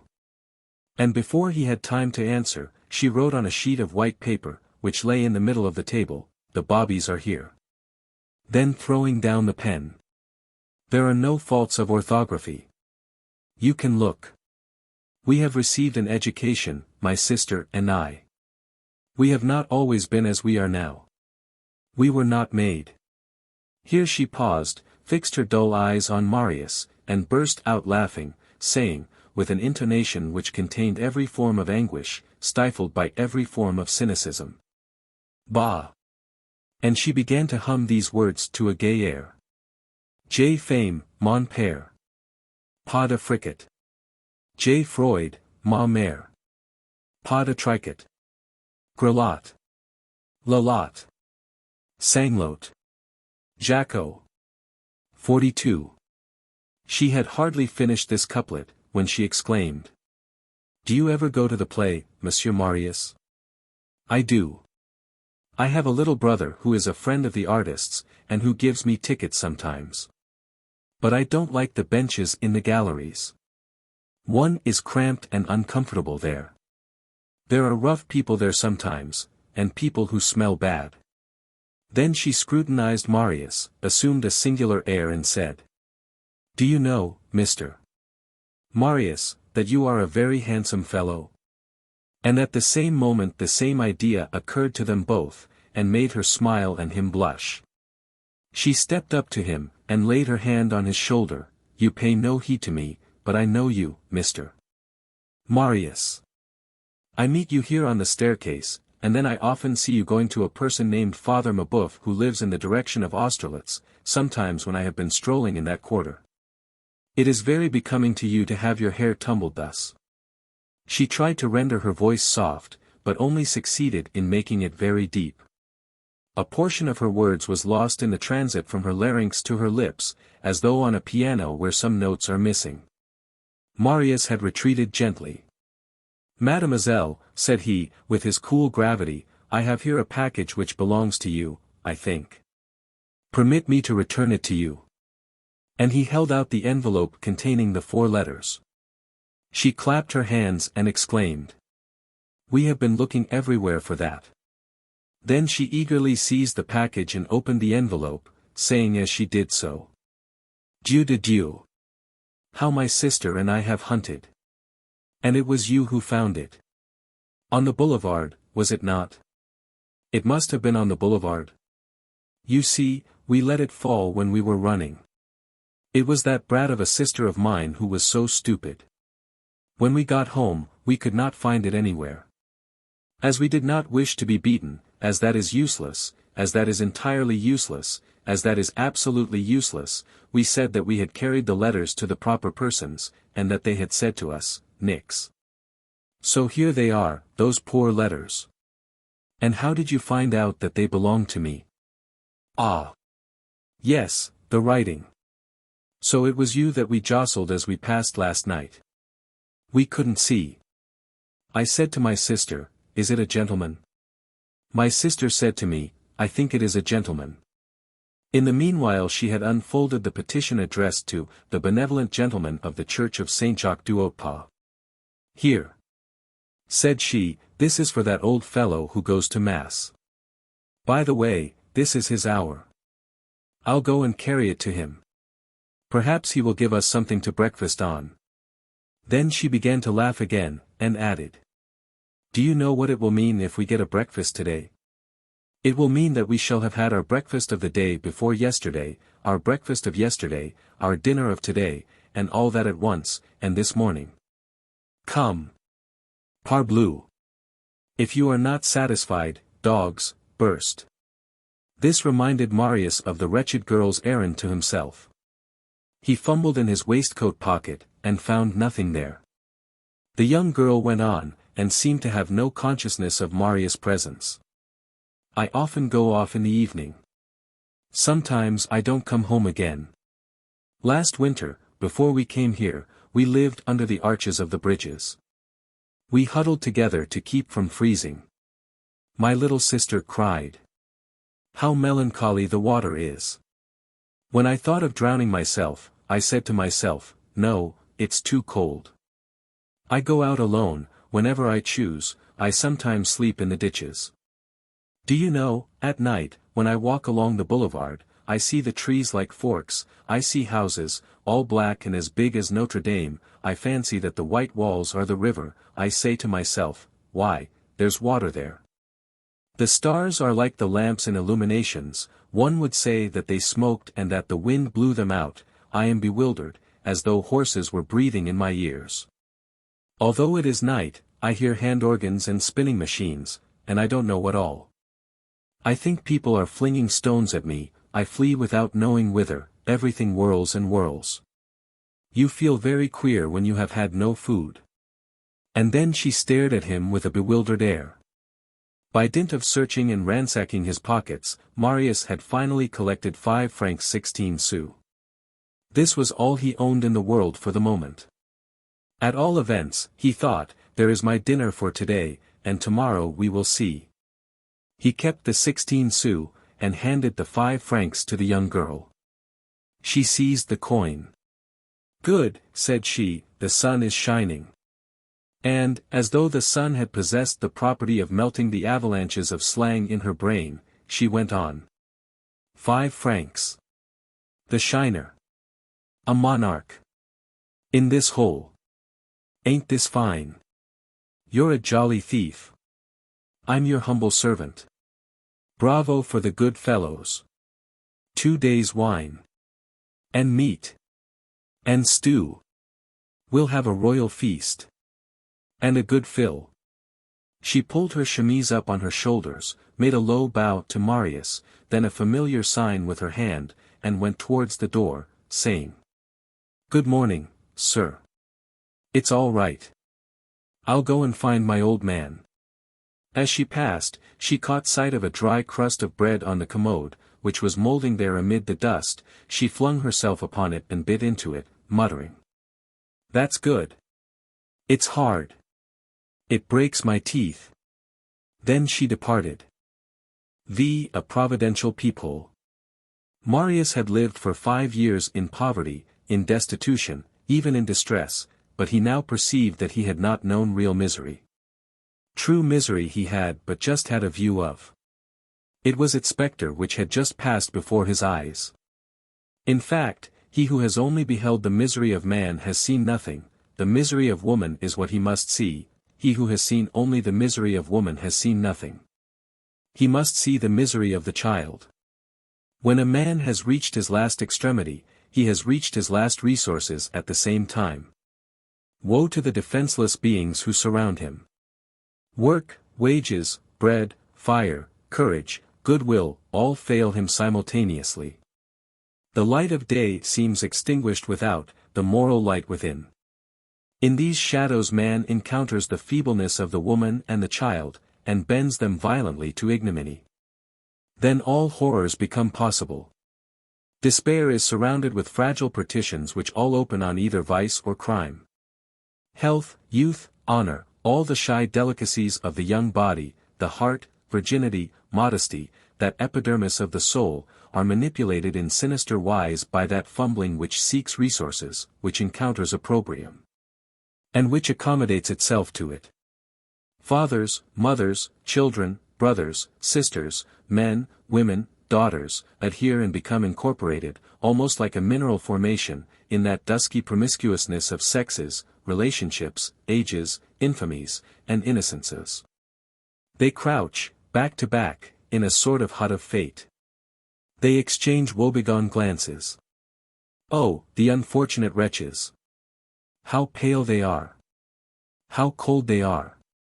It seems as though they dwelt in a planet much further from the sun than ours. This young girl was to Marius a sort of messenger from the realm of sad shadows. She revealed to him a hideous side of the night. Marius almost reproached himself for the preoccupations of reverie and passion which had prevented his bestowing a glance on his neighbors up to that day. The payment of their rent had been a mechanical movement, which anyone would have yielded to.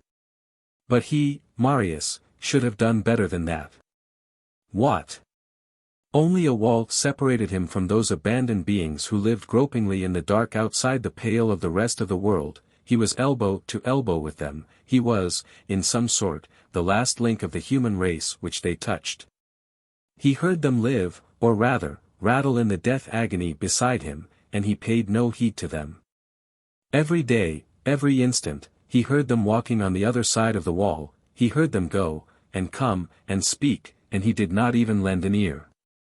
And groans lay in those words, and he did not even listen to them, his thoughts were elsewhere, given up to dreams, to impossible radiances, to loves in the air, to follies.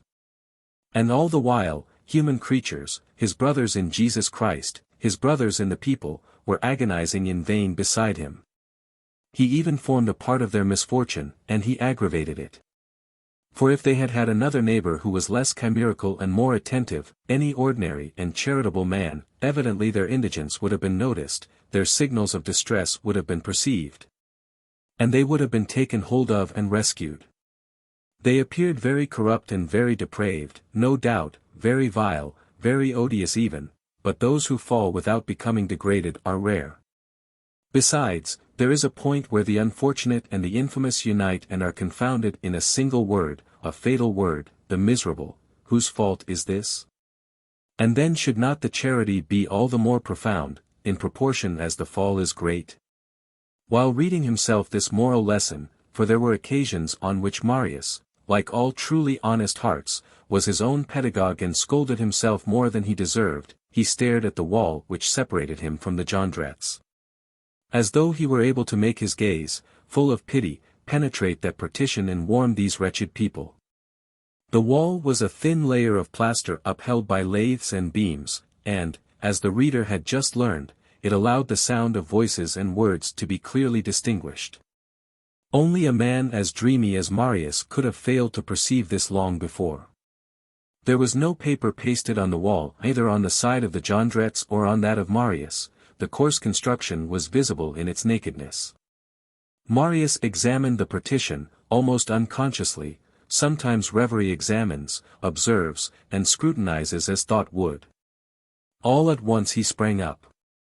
He had just perceived, near the top, close to the ceiling, a triangular hole, which resulted from the space between 3 lathes. The plaster which should have filled this cavity was missing, and by mounting on the commode, a view could be had through this aperture into the Jondrette's attic. Commiseration has, and should have, its curiosity. This aperture formed a sort of peephole. It is permissible to gaze at misfortune like a traitor in order to succor it. 43. Let us get some little idea of what these people are like, thought Marius, and in what condition they are. He climbed upon the commode, put his eye to the crevice, and looked. 6. The wild man in his lair. Cities, like forests, have their caverns in which all the most wicked and formidable creatures which they contain conceal themselves. Only, in cities, that which thus conceals itself is ferocious, unclean, and petty, that is to say, ugly. In forests, that which conceals itself is ferocious, savage, and grand, that is to say, beautiful. Taking one lair with another, the beast's is preferable to the man's. Caverns are better than hovels. What Marius now beheld was a hovel. Marius was poor, and his chamber was poverty-stricken, but as his poverty was noble, his garret was neat. The den upon which his eye now rested was abject, dirty, fetid, pestiferous, mean, sordid. The only furniture consisted of a straw chair, an infirm table, some old bits of crockery, and in 2 of the corners, 2 indescribable pallets. All the light was furnished by a dormer window of 4 panes, draped with spiders' webs. Through this aperture there penetrated just enough light to make the face of a man appear like the face of a phantom. The walls had a leprous aspect, and were covered with seams and scars, like a visage disfigured by some horrible malady. A repulsive moisture exuded from them. Obscene sketches roughly sketched with charcoal could be distinguished upon them. The chamber which Marius occupied had a dilapidated brick pavement. This one was neither tiled nor planked. Its inhabitants stepped directly on the antique plaster of the hovel, which had grown black under the long-continued pressure of feet. Upon this uneven floor, where the dirt seemed to be fairly encrusted, and which possessed but one virginity, that of the broom, were capriciously grouped constellations of old shoes, socks, and repulsive rags. However, this room had a fireplace, so it was let for 40 francs a year. There was every sort of thing in that fireplace, a brazier, a pot, broken boards, rags suspended from nails, a birdcage, ashes, and even a little fire. 2 brands were smouldering there in a melancholy way. One thing which added still more to the horrors of this garret was, that it was large. It had projections and angles and black holes, the lower sides of roofs, bays, and promontories. Hence horrible, unfathomable nooks where it seemed as though spiders as big as one's fist, woodlice as large as one's foot, and perhaps even, who knows, some monstrous human beings, must be hiding. One of the pallets was near the door, the other near the window. One end of each touched the fireplace and faced Marius. In a corner near the aperture through which Marius was gazing, a colored engraving in a black frame was suspended to a nail on the wall, and at its bottom, in large letters, was the inscription, "The Dream." This represented a sleeping woman, and a child, also asleep, the child on the woman's lap, an eagle in a cloud, with a crown in his beak, and the woman thrusting the crown away from the child's head, without awaking the latter. In the background, Napoleon in a glory, leaning on a very blue column with a yellow capital ornamented with this inscription: Marengo. Austerlitz. Iena. Wagram. Ellet. Beneath this frame, a sort of wooden panel, which was no longer than it was broad, stood on the ground and rested in a sloping attitude against the wall. It had the appearance of a picture with its face turned to the wall, of a frame probably showing a daub on the other side, of some pier glass detached from a wall and lying forgotten there while waiting to be rehung. Near the table, upon which Marius descried a pen, ink, and paper, sat a man about 60 years of age, small, thin, livid, haggard, with a cunning, cruel, and uneasy air, a hideous scoundrel. If Lavater had studied this visage, he would have found the vulture mingled with the attorney there, the bird of prey and the pettifogger rendering each other mutually hideous and complementing each other. The pettifogger making the bird of prey ignoble, the bird of prey making the pettifogger horrible. This man had a long grey beard. He was clad in a woman's chemise, which allowed his hairy breast and his bare arms, bristling with grey hair, to be seen. Beneath this chemise, muddy trousers and boots through which his toes projected were visible. He had a pipe in his mouth and was smoking. There was no bread in the hovel, but there was still tobacco.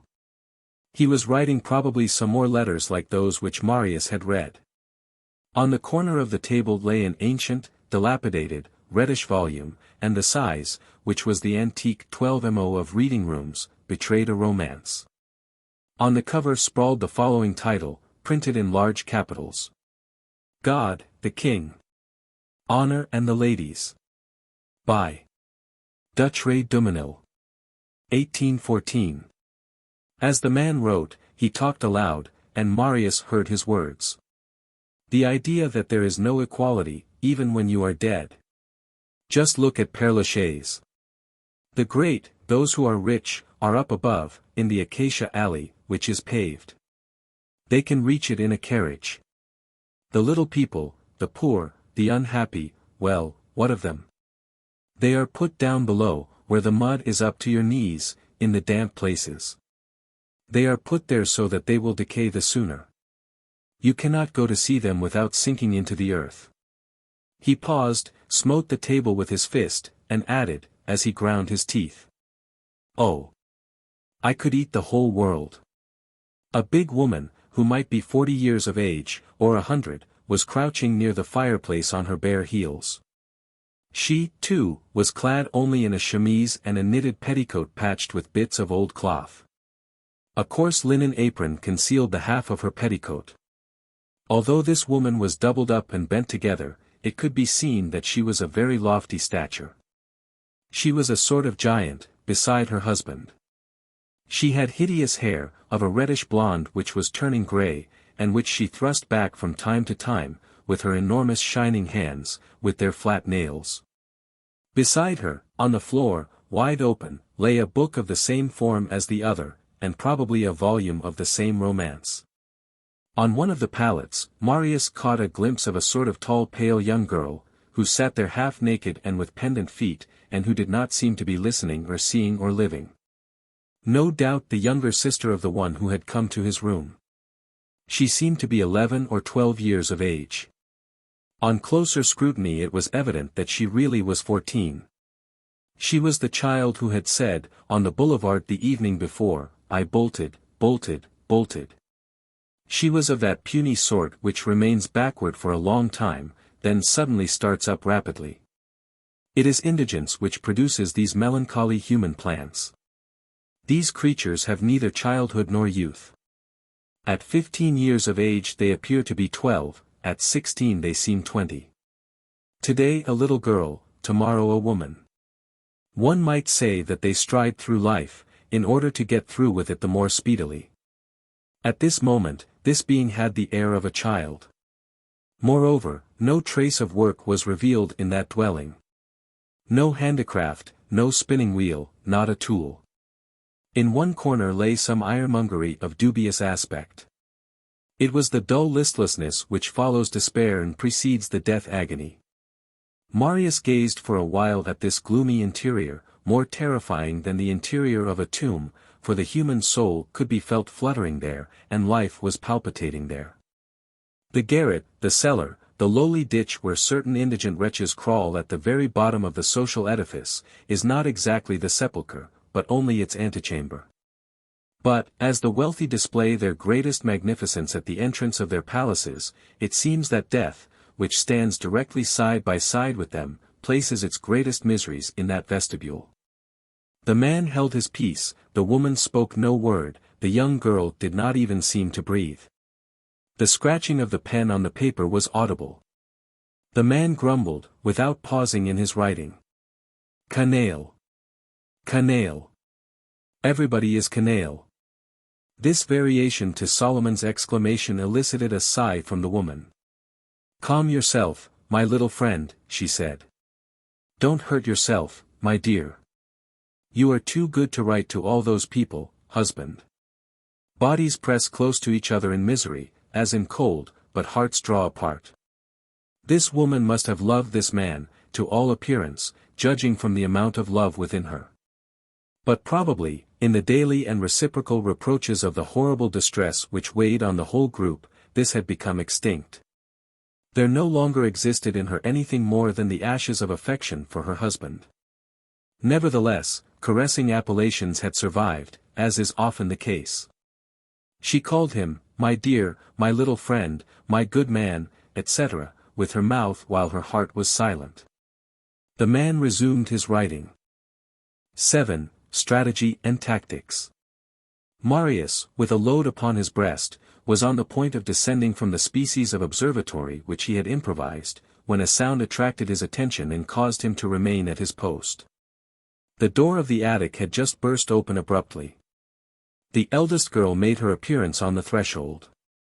On her feet, she had large, coarse, men's shoes, bespattered with mud, which had splashed even to her red ankles, and she was wrapped in an old mantle which hung in tatters.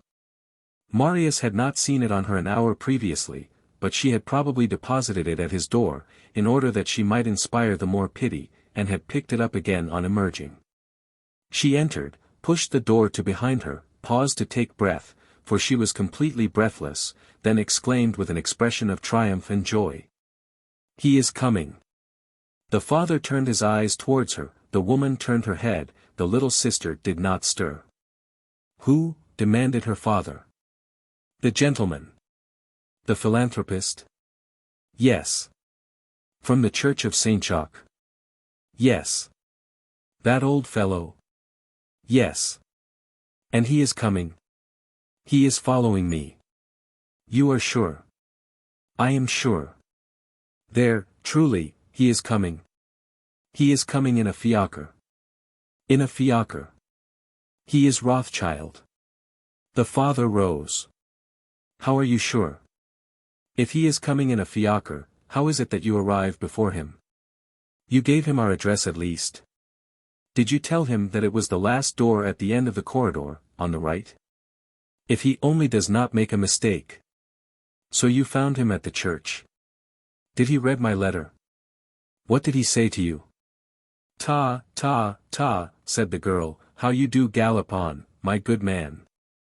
See here, I entered the church, he was in his usual place, I made him a reverence, and I handed him the letter, he read it and said to me, Where do you live, my child? I said, Monsieur, I will show you. He said to me, No, give me your address, my daughter has some purchases to make, I will take a carriage and reach your house at the same time that you do. I gave him the address. When I mentioned the house, he seemed surprised and hesitated for an instant, then he said, Never mind, I will come. When the mass was finished, I watched him leave the church with his daughter, and I saw them enter a carriage. I certainly did tell him the last door in the corridor, on the right. And what makes you think that he will come? I have just seen the fiacre turn into the Rue Petit Banquier. That is what made me run so. How do you know that it was the same fiacre? Because I took notice of the number, so there. What was the number? 440. Good, you are a clever girl. The girl stared boldly at her father, and showing the shoes which she had on her feet. A clever girl, possibly. But I tell you I won't put these shoes on again, and that I won't, for the sake of my health, in the first place, and for the sake of cleanliness, in the next. I don't know anything more irritating than shoes that squelch, and go ghi, the whole time. I prefer to go barefoot. You are right, said her father, in a sweet tone which contrasted with the young girl's rudeness, but then, you will not be allowed to enter churches, for poor people must have shoes to do that. One cannot go barefoot to the good God, he added bitterly. Then, returning to the subject which absorbed him. So you are sure that he will come? He is following on my heels, said she. The man started up. A sort of illumination appeared on his countenance. Wife, he exclaimed, you hear? Here is the philanthropist. Extinguish the fire. The stupefied mother did not stir. The father, with the agility of an acrobat, seized a broken-nosed jug which stood on the chimney, and flung the water on the brands. Then, addressing his eldest daughter. Here you. Pull the straw off that chair. His daughter did not understand. He seized the chair, and with one kick he rendered it seatless. His leg passed through it. As he withdrew his leg, he asked his daughter. Is it cold? Very cold. It is snowing. The father turned towards the younger girl who sat on the bed near the window, and shouted to her in a thundering voice. Quick! Get off that bed, you lazy thing. Will you never do anything? Break a pane of glass. The little girl jumped off the bed with a shiver. Break a pane, he repeated. The child stood still in bewilderment. Do you hear me? Repeated her father, I tell you to break a pane. The child, with a sort of terrified obedience, rose on tiptoe, and struck a pane with her fist. The glass broke and fell with a loud clatter. Good, said the father. He was grave and abrupt. His glance swept rapidly over all the crannies of the garret. One would have said that he was a general making the final preparation at the moment when the battle is on the point of beginning. The mother, who had not said a word so far, now rose and demanded in a dull, slow, languid voice, whence her words seemed to emerge in a congealed state. What do you mean to do, my dear? Get into bed, replied the man. His intonation admitted of no deliberation. The mother obeyed, and threw herself heavily on one of the pallets. In the meantime, a sob became audible in one corner. What's that? Cried the father. The younger daughter exhibited her bleeding fist, without quitting the corner in which she was cowering. She had wounded herself while breaking the window. She went off, near her mother's pallet and wept silently. It was now the mother's turn to start up and exclaim. Just see there. What follies you commit. She has cut herself breaking that pane for you. So much the better, said the man. I foresaw that. What? So much the better. Retorted his wife. Peace, replied the father, I suppress the liberty of the press. Then tearing the woman's chemise which he was wearing, he made a strip of cloth with which he hastily swathed the little girl's bleeding wrist.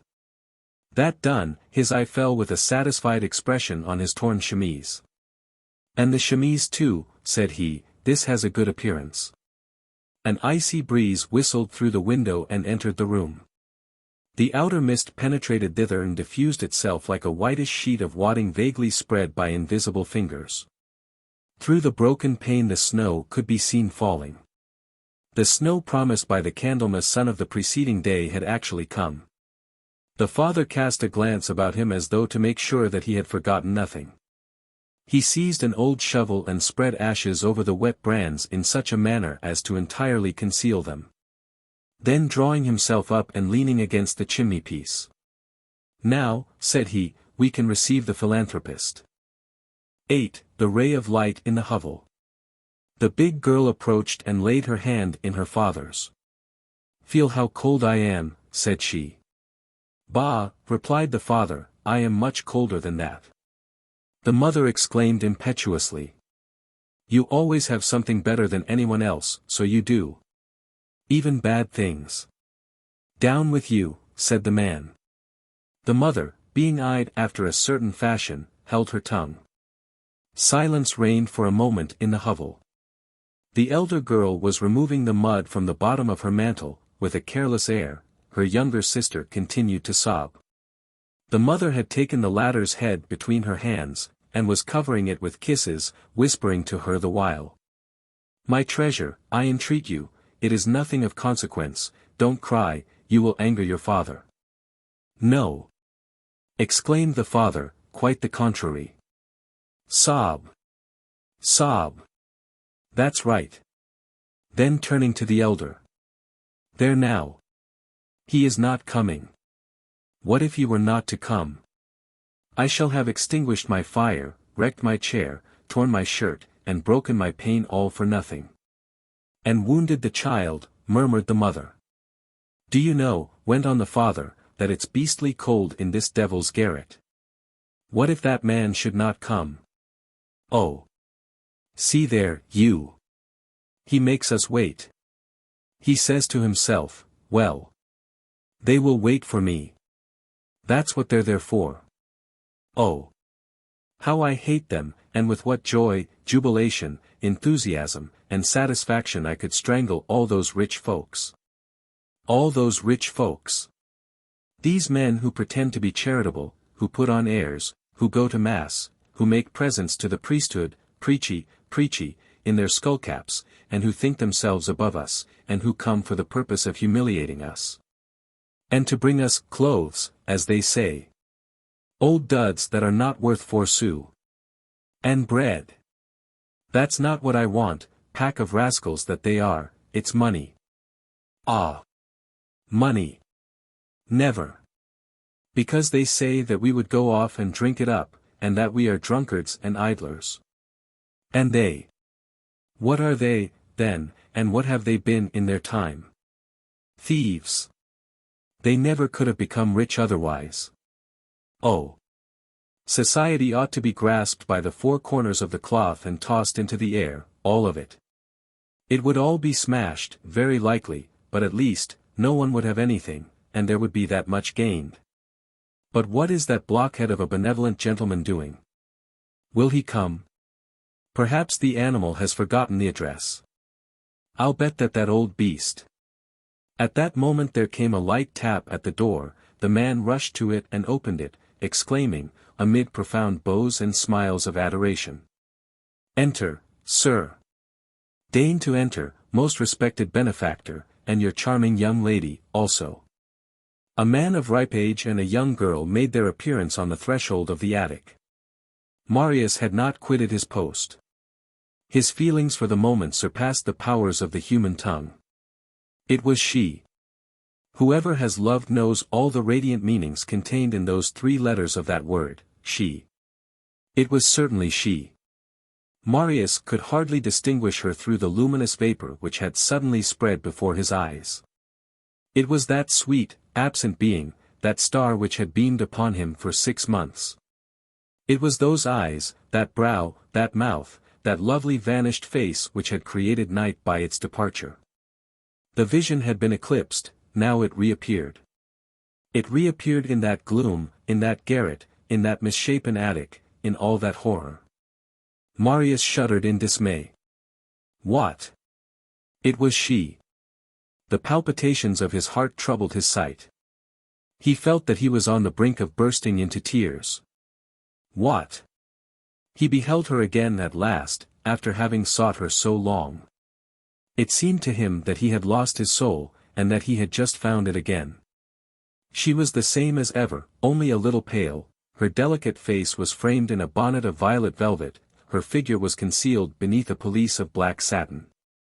Beneath her long dress, a glimpse could be caught of her tiny foot shod in a silken boot.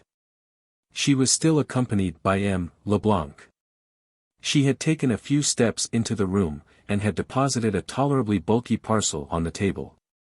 The eldest Jondrette girl had retired behind the door, and was staring with somber eyes at that velvet bonnet, that silk mantle, and that charming, happy face. 9. Jondrette comes near weeping. The hovel was so dark, that people coming from without felt on entering it the effect produced on entering a cellar. The 2 newcomers advanced, therefore, with a certain hesitation, being hardly able to distinguish the vague forms surrounding them, while they could be clearly seen and scrutinized by the eyes of the inhabitants of the garret, who were accustomed to this twilight. M. Leblanc approached, with his sad but kindly look, and said to Jondrette the father, Monsieur, in this package you will find some new clothes and some woolen stockings and blankets. Our angelic benefactor overwhelms us, said Jondrette, bowing to the very earth. Then, bending down to the ear of his eldest daughter, while the 2 visitors were engaged in examining this lamentable interior, he added in a low and rapid voice. Hey! What did I say? Duds! No money. They are all alike. By the way, how was the letter to that old blockhead signed? Fabantou, replied the girl. The dramatic artist, good. It was lucky for Jondrette that this had occurred to him, for at the very moment, M. Leblanc turned to him, and said to him with the air of a person who is seeking to recall a name. I see that you are greatly to be pitied, monsieur. Fabantou, replied Jondrette quickly. Monsieur Fabantou, yes, that is it. I remember. Dramatic artist, sir, and one who has had some success. Here Jondrette evidently judged the moment propitious for capturing that philanthropist. He exclaimed with an accent which smacked at the same time of the vainglory of the mountebank at fairs, and the humility of the mendicant on the highway. A pupil of Talma. Sir. I am a pupil of Talma. Fortune formerly smiled on me, alas. Now it is misfortune's turn. You see, my benefactor, no bread, no fire. My poor babes have no fire. My only chair has no seat. A broken pane. And in such weather. My spouse in bed. Ill. Poor woman, said M. Leblanc. My child wounded. Added Jondrette. The child, diverted by the arrival of the strangers, had fallen to contemplating the young lady, and had ceased to sob. Cry. Bawl, said Jondrette to her in a low voice. At the same time he pinched her sore hand. All this was done with the talent of a juggler. The little girl gave vent to loud shrieks. The adorable young girl, whom Marius, in his heart, called his Ursule, approached her hastily. Poor, dear child, said she. You see, my beautiful young lady, pursued Jondrette, her bleeding wrist. It came through an accident while working at a machine to earn 6 sous a day. It may be necessary to cut off her arm. Really, said the old gentleman, in alarm. The little girl, taking this seriously, fell to sobbing more violently than ever. Alas! Yes, my benefactor, replied the father. For several minutes, Jondrette had been scrutinizing the benefactor, in a singular fashion. As he spoke, he seemed to be examining the other attentively, as though seeking to summon up his recollections. All at once, profiting by a moment when the newcomers were questioning the child with interest as to her injured hand, he passed near his wife, who lay in her bed with a stupid and dejected air. And said to her in a rapid but very low tone. Take a look at that man. Then, turning to M. Leblanc, and continuing his lamentations. You see, sir. All the clothing that I have is my wife's chemise. And all torn at that. In the depths of winter. I can't go out for lack of a coat. If I had a coat of any sort, I would go and see Mademoiselle Mars, who knows me and is very fond of me. Does she not still reside in the Rue de la Tour de Dames? Do you know, sir? We played together in the provinces. I shared her laurels. Célimène would come to my succor, sir. Elmire would bestow alms on Bélisaire. But no, nothing. And not a sou in the house. My wife ill, and not a sou. My daughter dangerously injured, not a sou. My wife suffers from fits of suffocation. It comes from her age, and besides, her nervous system is affected. She ought to have assistance, and my daughter also. But the doctor. But the apothecary. How am I to pay them? I would kneel to a penny, sir. Such is the condition to which the arts are reduced. And do you know, my charming young lady, and you, my generous protector, do you know, you who breathe forth virtue and goodness, and who perfume that church where my daughter sees you every day when she says her prayers? For I have brought up my children religiously, sir. I did not want them to take to the theatre. Ah! The hussies! If I catch them tripping. I do not jest, that I don't. I read them lessons on honor, on morality, on virtue. Ask them. They have got to walk straight. They are none of your unhappy wretches who begin by having no family, and end by espousing the public. One is Mamselle Nobody, and one becomes Madame Everybody. Deuce take it. None of that in the Fabanta family. I mean to bring them up virtuously, and they shall be honest, and nice, and believe in God, by the sacred name. Well, sir, my worthy sir, do you know what is going to happen tomorrow? Tomorrow is the 4th day of February, the fatal day, the last day of grace allowed me by my landlord. If by this evening I have not paid my rent, tomorrow my oldest daughter, my spouse with her fever, my child with her wound, we shall all four be turned out of here and thrown into the street, on the boulevard, without shelter, in the rain. In the snow. There, sir. I owe for 4 quarters, a whole year. That is to say, 60 francs. Jondrette lied. 4 quarters would have amounted to only 40 francs, and he could not owe 4, because 6 months had not elapsed since Marius had paid for 2. Leblanc drew 5 francs from his pocket and threw them on the table. Jondrette found time to mutter in the ear of his eldest daughter. The scoundrel! What does he think I can do with his 5 francs? That won't pay me for my chair and pane of glass. That's what comes of incurring expenses. In the meanwhile, Leblanc had removed the large brown greatcoat which he wore over his blue coat, and had thrown it over the back of the chair.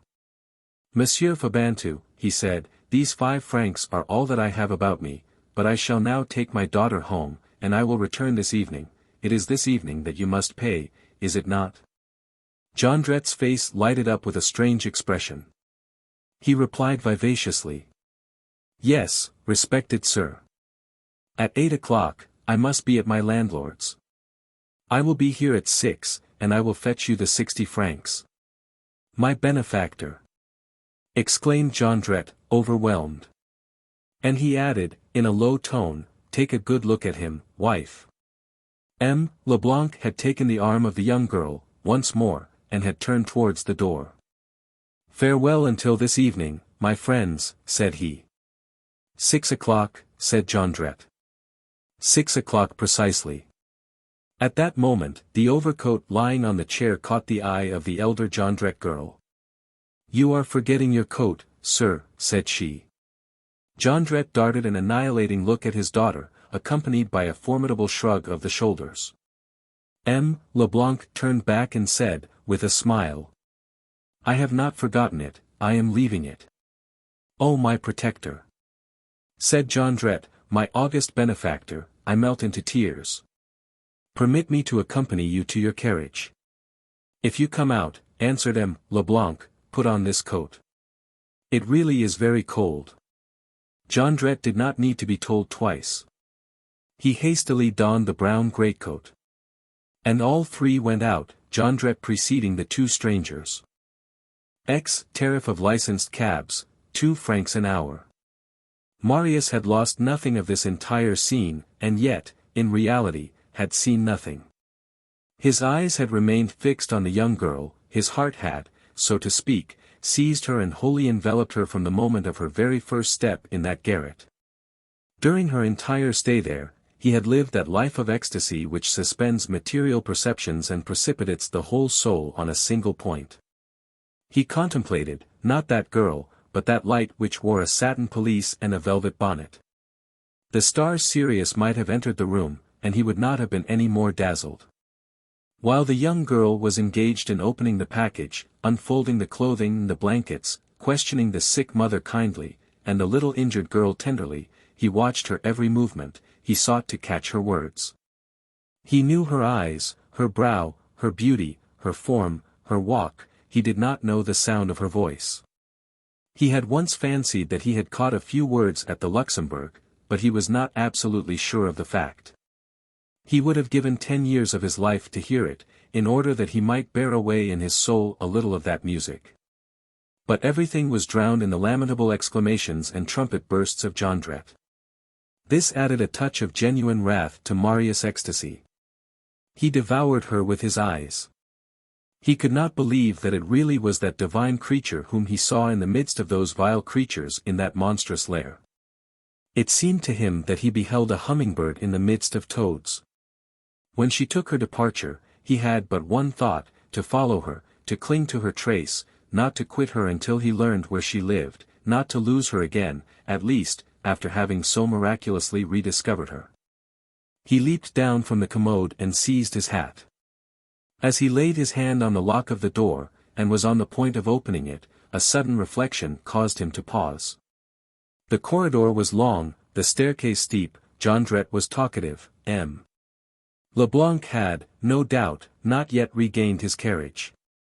If, on turning round in the corridor, or on the staircase, he were to catch sight of him, Marius, in that house, he would, evidently, take the alarm, and find means to escape from him again, and this time it would be final. What was he to do?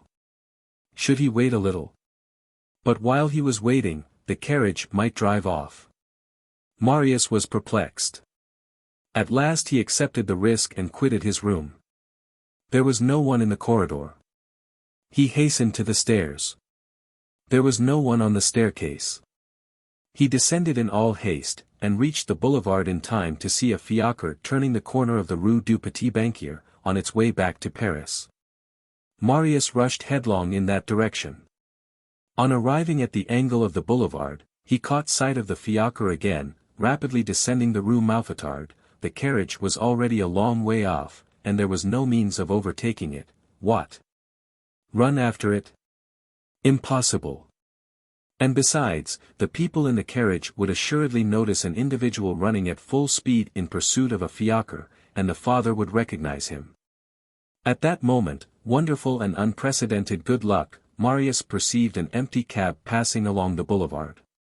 There was but one thing to be done, to jump into this cab and follow the fiacre. That was sure, efficacious, and free from danger. Marius made the driver a sign to halt, and called to him. By the hour? Marius wore no cravat, he had on his working coat, which was destitute of buttons, his shirt was torn along one of the plates on the bosom. The driver halted, winked, and held out his left hand to Marius, rubbing his forefinger gently with his thumb. What is it? Said Marius. Pay in advance, said the coachman. Marius recollected that he had but 16 sous about him. How much? He demanded. 40 sous. I will pay on my return. The driver's only reply was to whistle the air of La Police and to whip up his horse. Marius stared at the retreating cabriolet with a bewildered air. For the lack of 24 sous, he was losing his joy, his happiness, his love. He had seen, and he was becoming blind again.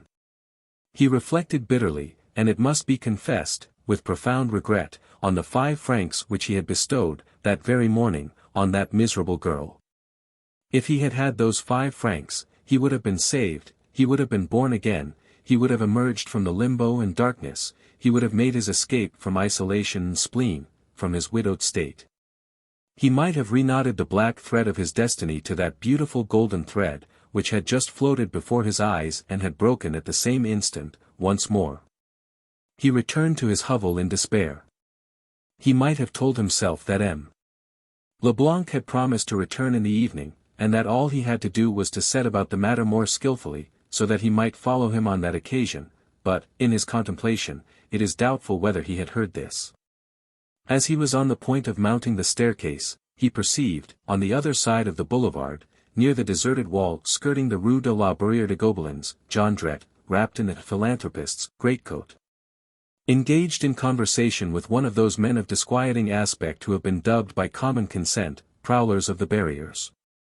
People of equivocal face, of suspicious monologues, who present the air of having evil minds, and who generally sleep in the daytime, which suggests the supposition that they work by night. These 2 men, standing there motionless and in conversation, in the snow which was falling in whirlwinds, formed a group that a policeman would surely have observed, but which Marius hardly noticed. Still, in spite of his mournful preoccupation, he could not refrain from saying to himself that this prowler of the barriers with whom Jondrette was talking resembled a certain Panchaud, alias Printanier, alias Bigrenail, whom Courfeyrac had once pointed out to him as a very dangerous nocturnal roamer. This man's name the reader has learned in the preceding book. This Panchaud, alias Printanier, alias Bigrenail, figured later on in many criminal trials, and became a notorious rascal. He was at that time only a famous rascal. Today he exists in the state of tradition among ruffians and assassins. He was at the head of a school towards the end of the last reign. And in the evening, at nightfall, at the hour when groups form and talk in whispers, he was discussed at La Force in the Fosse aux Lions. One might even, in that prison, precisely at the spot where the sewer which served the unprecedented escape, in broad daylight, of 30 prisoners, in 1843, passes under the culvert, read his name, Panchaud. Audaciously carved by his own hand on the wall of the sewer, during one of his attempts at flight. In 1832, the police already had their eye on him, but he had not as yet made a serious beginning. 11. Offers of service from misery to wretchedness. Marius ascended the stairs of the hovel with slow steps. At the moment when he was about to re-enter his cell, he caught sight of the elder Jondrette girl following him through the corridor. The very sight of this girl was odious to him. It was she who had his 5 francs, it was too late to demand them back, the cab was no longer there, the fiacre was far away. Moreover, she would not have given them back. As for questioning her about the residence of the persons who had just been there, that was useless. It was evident that she did not know, since the letter signed Fabantou had been addressed to the benevolent gentleman of the Church of Saint Jacques du Haut-Pas. Marius entered his room and pushed the door to after him. It did not close. He turned round and beheld a hand which held the door half open. "What is it?" he asked. "Who is there?" It was the Jondrette girl. "Is it you?" resumed Marius almost harshly, "still you? What do you want with me?" She appeared to be thoughtful and did not look at him. She no longer had the air of assurance which had characterized her that morning. She did not enter, but held back in the darkness of the corridor, where Marius could see her through the half-open door. "Come now, will you answer?" cried Marius. "What do you want with me?" She raised her dull eyes, in which a sort of gleam seemed to flicker vaguely, and said, "Monsieur Marius, you look sad. What is the matter with you?" "With me," said Marius. "Yes, you. There is nothing the matter with me." "Yes, there is." "No. I tell you there is. Let me alone." Marius gave the door another push, but she retained her hold on it. "Stop," said she, "you are in the wrong. Although you are not rich, you were kind this morning. Be so again now. You gave me something to eat, now tell me what ails you. You are grieved, that is plain. I do not want you to be grieved. What can be done for it? Can I be of any service? Employ me. I do not ask for your secrets, you need not tell them to me, but I may be of use, nevertheless. I may be able to help you, since I help my father. When it is necessary to carry letters, to go to houses, to inquire from door to door, to find out an address, to follow anyone, I am of service. Well, you may assuredly tell me what is the matter with you, and I will go and speak to the persons.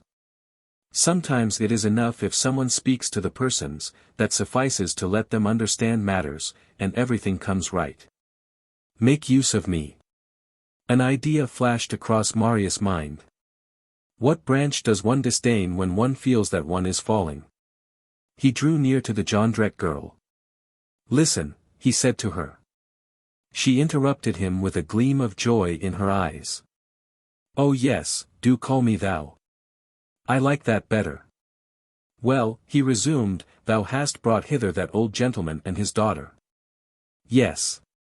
"Dost thou know their address?" "No." "Find it for me." The Jondrette's dull eyes had grown joyous, and they now became gloomy. "Is that what you want?" she demanded. "Yes." "Do you know them?" "No."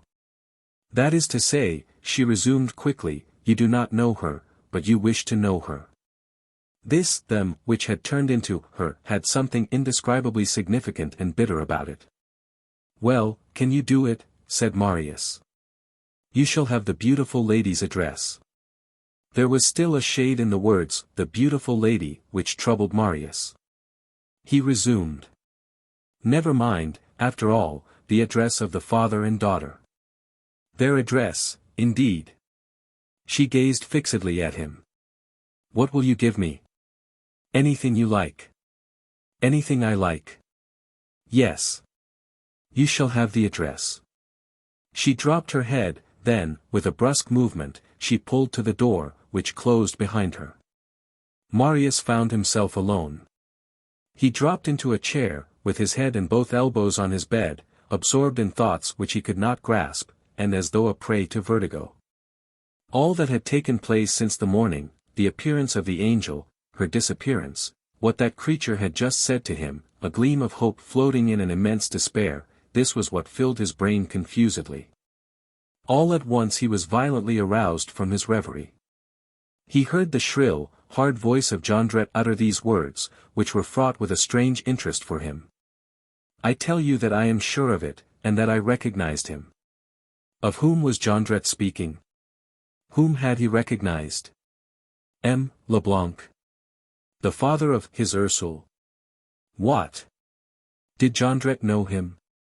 Was Marius about to obtain in this abrupt and unexpected fashion all the information without which his life was so dark to him?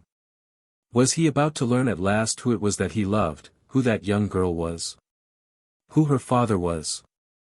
Was the dense shadow which enwrapped them on the point of being dispelled? Was the veil about to be rent? Ah! Heavens! He bounded rather than climbed upon his commode, and resumed his post near the little peephole in the partition wall. Again he beheld the interior of Jondrette's hovel. 12. The use made of M. Leblanc's 5-franc piece. Nothing in the aspect of the family was altered, except that the wife and daughters had levied on the package and put on woolen stockings and jackets. 2 new blankets were thrown across the 2 beds. Jondrette had evidently just returned. He still had the breathlessness of out-of-doors. His daughters were seated on the floor near the fireplace, the elder engaged in dressing the younger's wounded hand. His wife had sunk back on the bed near the fireplace, with a face indicative of astonishment.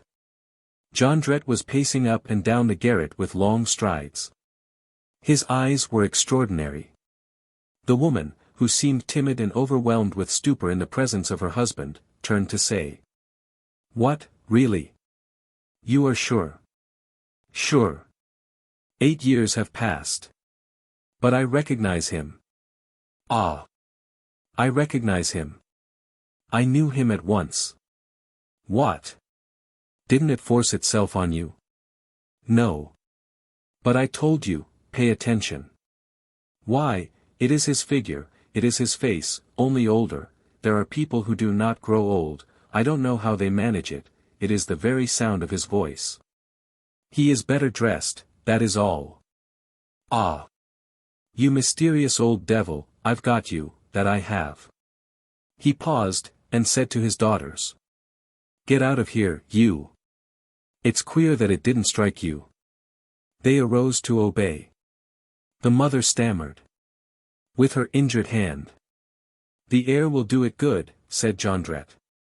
Be off. It was plain that this man was of the sort to whom no one offers to reply. The 2 girls departed. At the moment when they were about to pass through the door, the father detained the elder by the arm, and said to her with a peculiar accent. You will be here at 5 o'clock precisely. Both of you. I shall need you.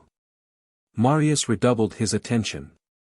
On being left alone with his wife, Jondrette began to pace the room again, and made the tour of it 2 or 3 times in silence.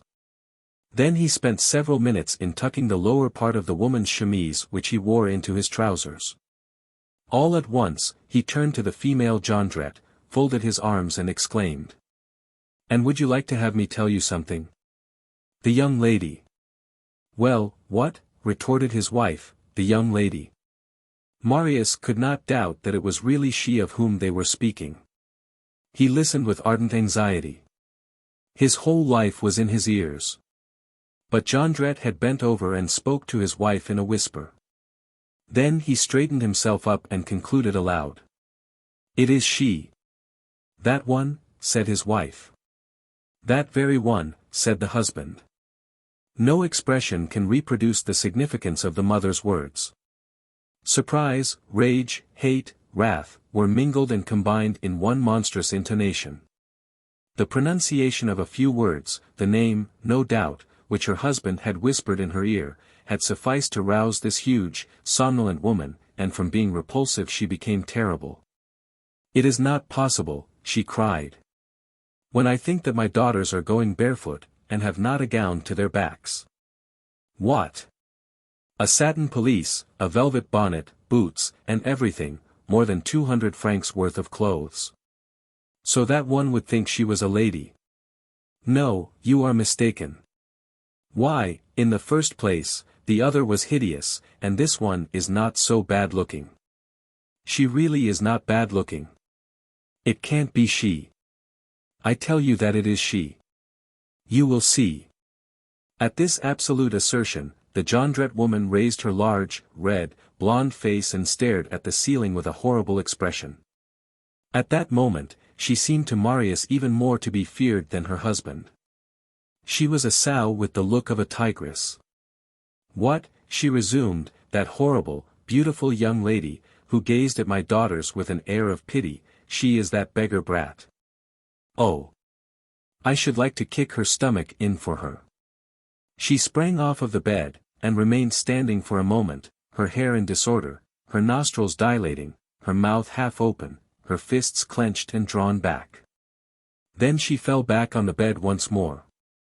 The man paced to and fro and paid no attention to his female.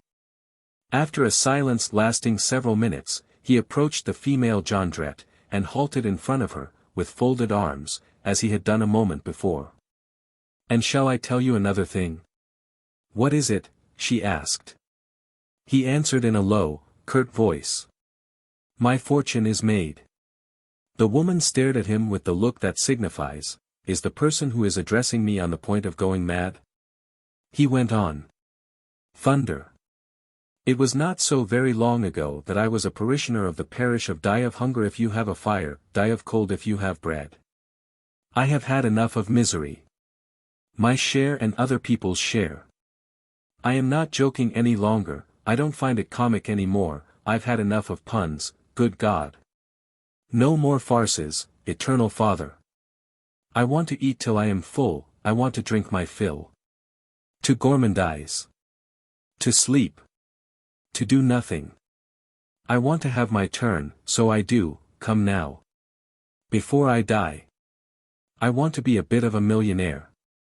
He took a turn round the hovel, and added. "Like other people." "What do you mean by that?" asked the woman. He shook his head, winked, screwed up one eye, and raised his voice like a medical professor who is about to make a demonstration. "What do I mean by that?" "Listen." "Hush," muttered the woman, "not so loud. These are matters which must not be overheard." "Bah! Who's here?" "Our neighbor. I saw him go out a little while ago. Besides, he doesn't listen, the big booby. And I tell you that I saw him go out." Nevertheless, by a sort of instinct, Jondrette lowered his voice, although not sufficiently to prevent Marius hearing his words. One favorable circumstance, which enabled Marius not to lose a word of this conversation was the falling snow which deadened the sound of vehicles on the boulevard. This is what Marius heard. Listen carefully. "The Croesus is caught, or as good as caught. That's all settled already. Everything is arranged. I have seen some people. He will come here this evening at 6 o'clock.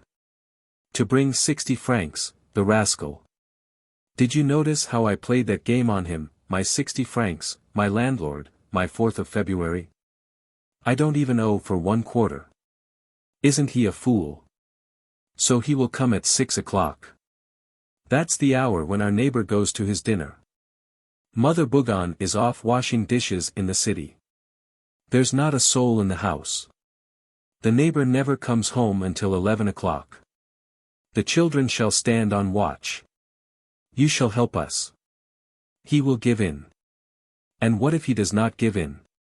Demanded his wife. Jondrette made a sinister gesture, and said. We'll fix him. And he burst out laughing. This was the first time Marius had seen him laugh. The laugh was cold and sweet, and provoked a shudder. Jondrette opened a cupboard near the fireplace, and drew from it an old cap, which he placed on his head, after brushing it with his sleeve.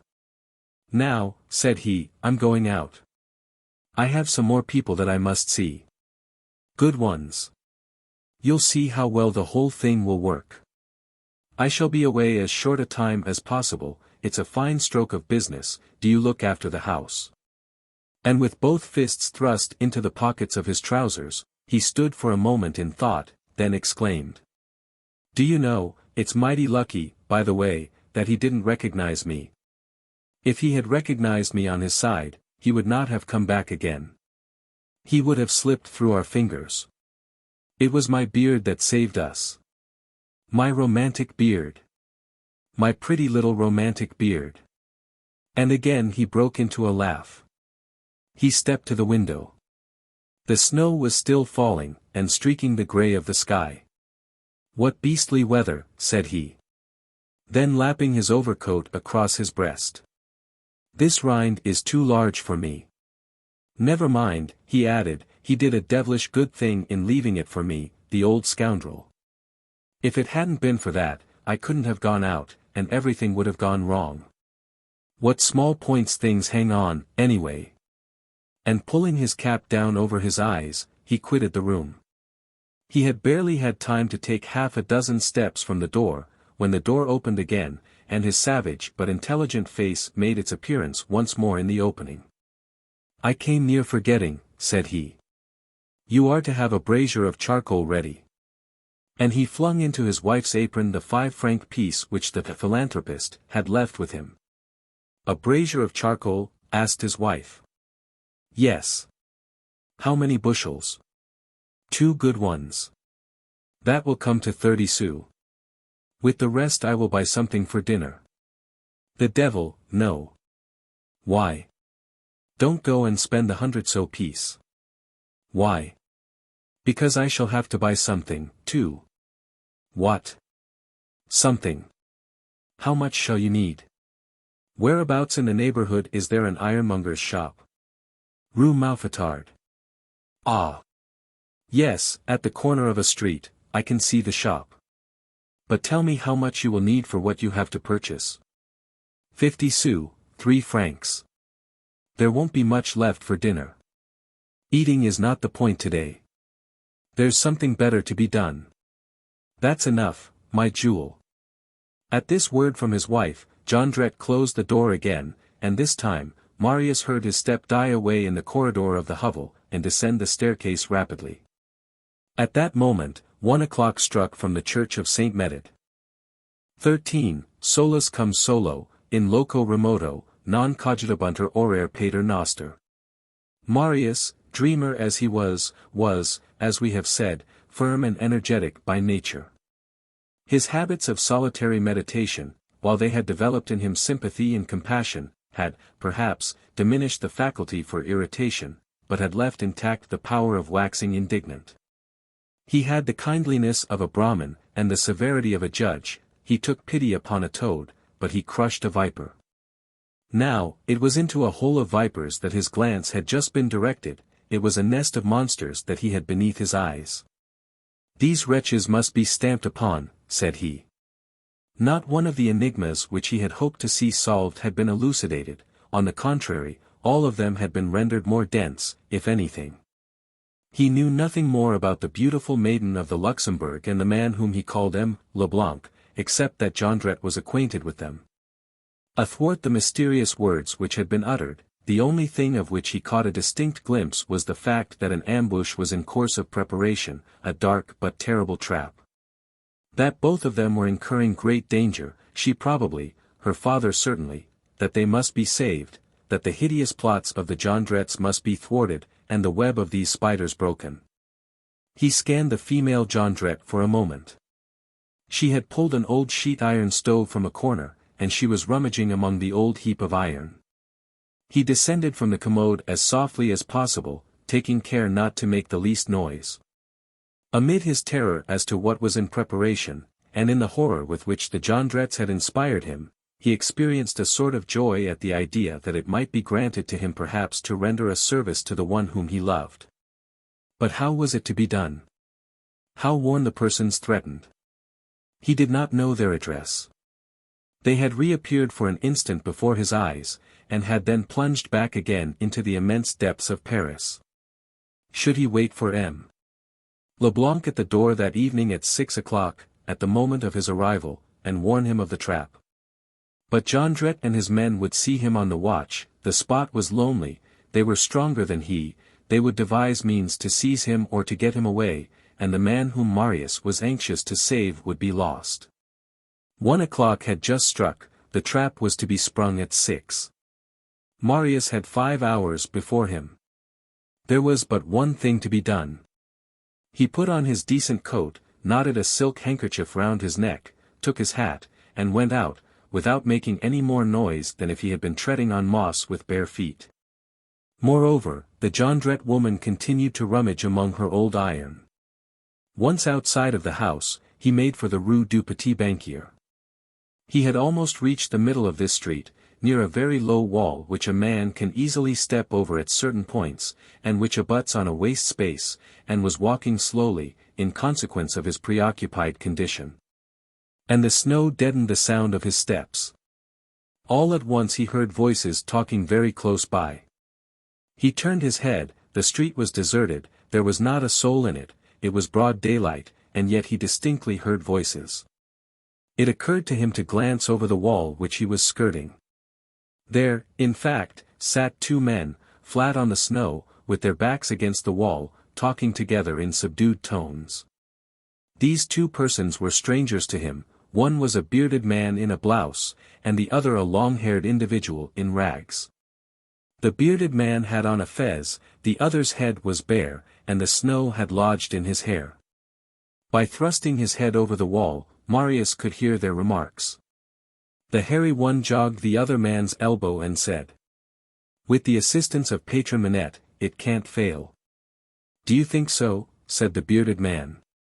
And the long-haired one began again. "It's as good as a warrant for each one, of 500 balls, and the worst that can happen is 5 years, 6 years, 10 years at the most." The other replied with some hesitation, and shivering beneath his fez. "That's a real thing. You can't go against such things." "I tell you that the affair can't go wrong," resumed the long-haired man. "Father what's-his-name's team will be already harnessed." Then they began to discuss a melodrama that they had seen on the preceding evening at the Gaieté Theatre. Marius went his way. It seemed to him that the mysterious words of these men, so strangely hidden behind that wall, and crouching in the snow, could not but bear some relation to Jondrette's abominable projects. That must be the affair.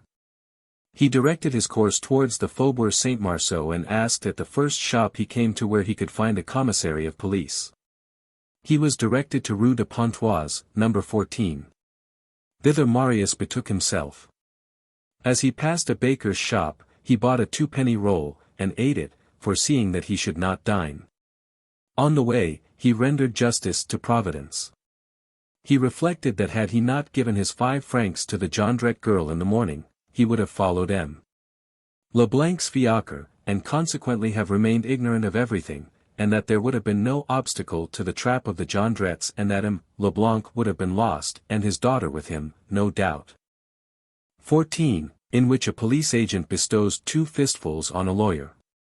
On arriving at number 14, Rue de Pontoise, he ascended to the first floor and inquired for the commissary of police. "The commissary of police is not here," said a clerk.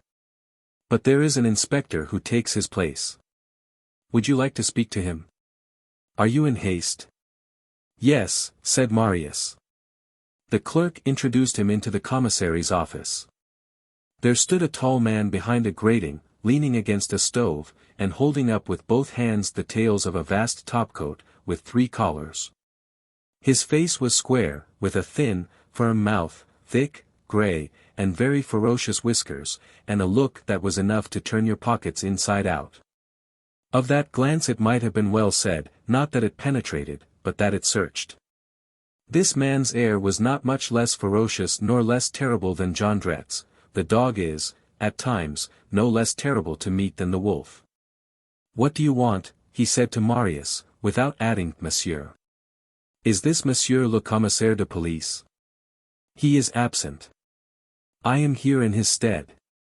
The matter is very private." "Then speak." "And great haste is required." "Then speak quick." This calm, abrupt man was both terrifying and reassuring at one and the same time. He inspired fear and confidence. Marius related the adventure to him, that a person with whom he was not acquainted otherwise than by sight, was to be inveigled into a trap that very evening. That, as he occupied the room adjoining the den, he, Marius Pontmercy, a lawyer, had heard the whole plot through the partition, that the wretch who had planned the trap was a certain Jondrette. That there would be accomplices, probably some prowlers of the barriers, among others a certain Panchaud, alias Printanier, alias Bigrenail, that Jondrette's daughters were to lie in wait. That there was no way of warning the threatened man, since he did not even know his name, and that, finally, all this was to be carried out at 6 o'clock that evening, at the most deserted point of the Boulevard de l'Hôpital, in house number 52. At the sound of this number, the inspector raised his head, and said coldly, "So it is in the room at the end of the corridor?" "Precisely," answered Marius, and he added, "Are you acquainted with that house?" The inspector remained silent for a moment, then replied, as he warmed the heel of his boot at the door of the stove. "Apparently." He went on, muttering between his teeth, and not addressing Marius so much as his cravat. "Patron Minette must have had a hand in this." This word struck Marius. "Patron Minette," said he, "I did hear that word pronounced, in fact." And he repeated to the inspector the dialogue between the long-haired man and the bearded man in the snow behind the wall of the Rue du Petit Banquier. The inspector muttered. "The long-haired man must be Brujon, and the bearded one Demi-Liard, alias Dumilliards." He had dropped his eyelids again, and became absorbed in thought. "As for Father What's-His-Name, I think I recognize him. Here, I've burned my coat. They always have too much fire in these cursed stoves. Number 52. Former property of Gorbeau." Then he glanced at Marius. "You saw only that bearded and that long-haired man? And Panchaud? You didn't see a little imp of a dandy prowling about the premises?" "No. Nor a big lump of matter, resembling an elephant in the Jardin des Plantes?" "No. Nor a scamp with the air of an old red tail?" "No. As for the fourth, no one sees him, not even his adjutants, clerks, and employees. It is not surprising that you did not see him." "No." "Who are all those persons?" asked Marius. The inspector answered. "Besides, this is not the time for them." He relapsed into silence, then resumed. 52. "I know that baraque. Impossible to conceal ourselves inside it without the artists seeing us, and then they will get off simply by countermanding the vaudeville. They are so modest. An audience embarrasses them. None of that, none of that. I want to hear them sing and make them dance." This monologue concluded, he turned to Marius, and demanded, gazing at him intently the while. "Are you afraid?" "Of what?" said Marius. "Of these men?" "No more than yourself," retorted Marius rudely, who had begun to notice that this police agent had not yet said "Monsieur" to him. The inspector stared still more intently at Marius, and continued with sententious solemnity. "There, you speak like a brave man, and like an honest man. Courage does not fear crime, and honesty does not fear authority." Marius interrupted him. "That is well, but what do you intend to do?" The inspector contented himself with the remark. "The lodgers have passkeys with which to get in at night. You must have one." "Yes," said Marius. Have you it about you? Yes. Give it to me, said the inspector. Marius took his key from his waistcoat pocket, handed it to the inspector and added. If you will take my advice, you will come in force. The inspector cast on Marius such a glance as Voltaire might have bestowed on a provincial academician who had suggested a rhyme to him. With one movement he plunged his hands, which were enormous, into the two immense pockets of his topcoat, and pulled out two small steel pistols, of the sort called knock-me-downs. Then he presented them to Marius, saying rapidly, in a curt tone. Take these. Go home. Hide in your chamber, so that you may be supposed to have gone out. They are loaded.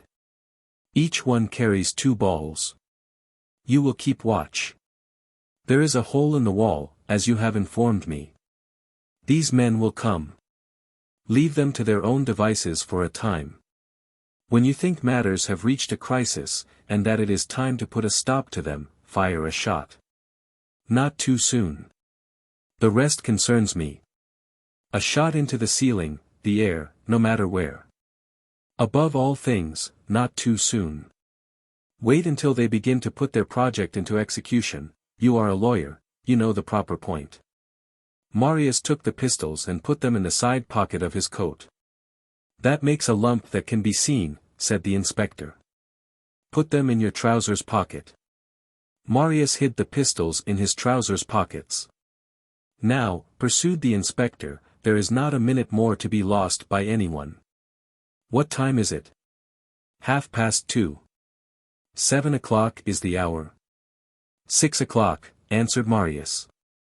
I have plenty of time, said the inspector, but no more than enough. Don't forget anything that I have said to you. Bang! A pistol shot. Rest easy, said Marius. And as Marius laid his hand on the handle of the door on his way out, the inspector called to him. By the way, if you have occasion for my services between now and then, come or send here. You will ask for Inspector Javert. 15. Jondrette makes his purchases. A few moments later, about 3 o'clock, Courfeyrac chanced to be passing along the Rue Malfitard in company with Bossuet. The snow had redoubled in violence, and filled the air. Bossuet was just saying to Courfeyrac. One would say, to see all these snowflakes fall, that there was a plague of white butterflies in heaven. All at once, Bossuet caught sight of Marius coming up the street towards the barrier with a peculiar air. Hold, said Bossuet. There's Marius. I saw him, said Courfeyrac. Don't let's speak to him. Why? He is busy. With what? Don't you see his air? What air? He has the air of a man who is following someone. That's true, said Bossuet. Just see the eyes he is making, said Courfeyrac. But who the deuce is he following? Some fine, flowery bonnet wench. He's in love. But, observed Bossuet, I don't see any wench nor any flowery bonnet in the street. There's not a woman round. Courfeyrac took a survey, and exclaimed. He's following a man. A man, in fact, wearing a grey cap, and whose grey beard could be distinguished, although they only saw his back, was walking along about 20 paces in advance of Marius. This man was dressed in a greatcoat which was perfectly new and too large for him, and in a frightful pair of trousers all hanging in rags and black with mud. Bossuet burst out laughing. Who is that man? He. Retorted Courfeyrac, he's a poet. Poets are very fond of wearing the trousers of dealers in rabbit skins and the overcoats of peers of France. Let's see where Marius will go, said Bossuet. Let's see where the man is going, let's follow them, hey.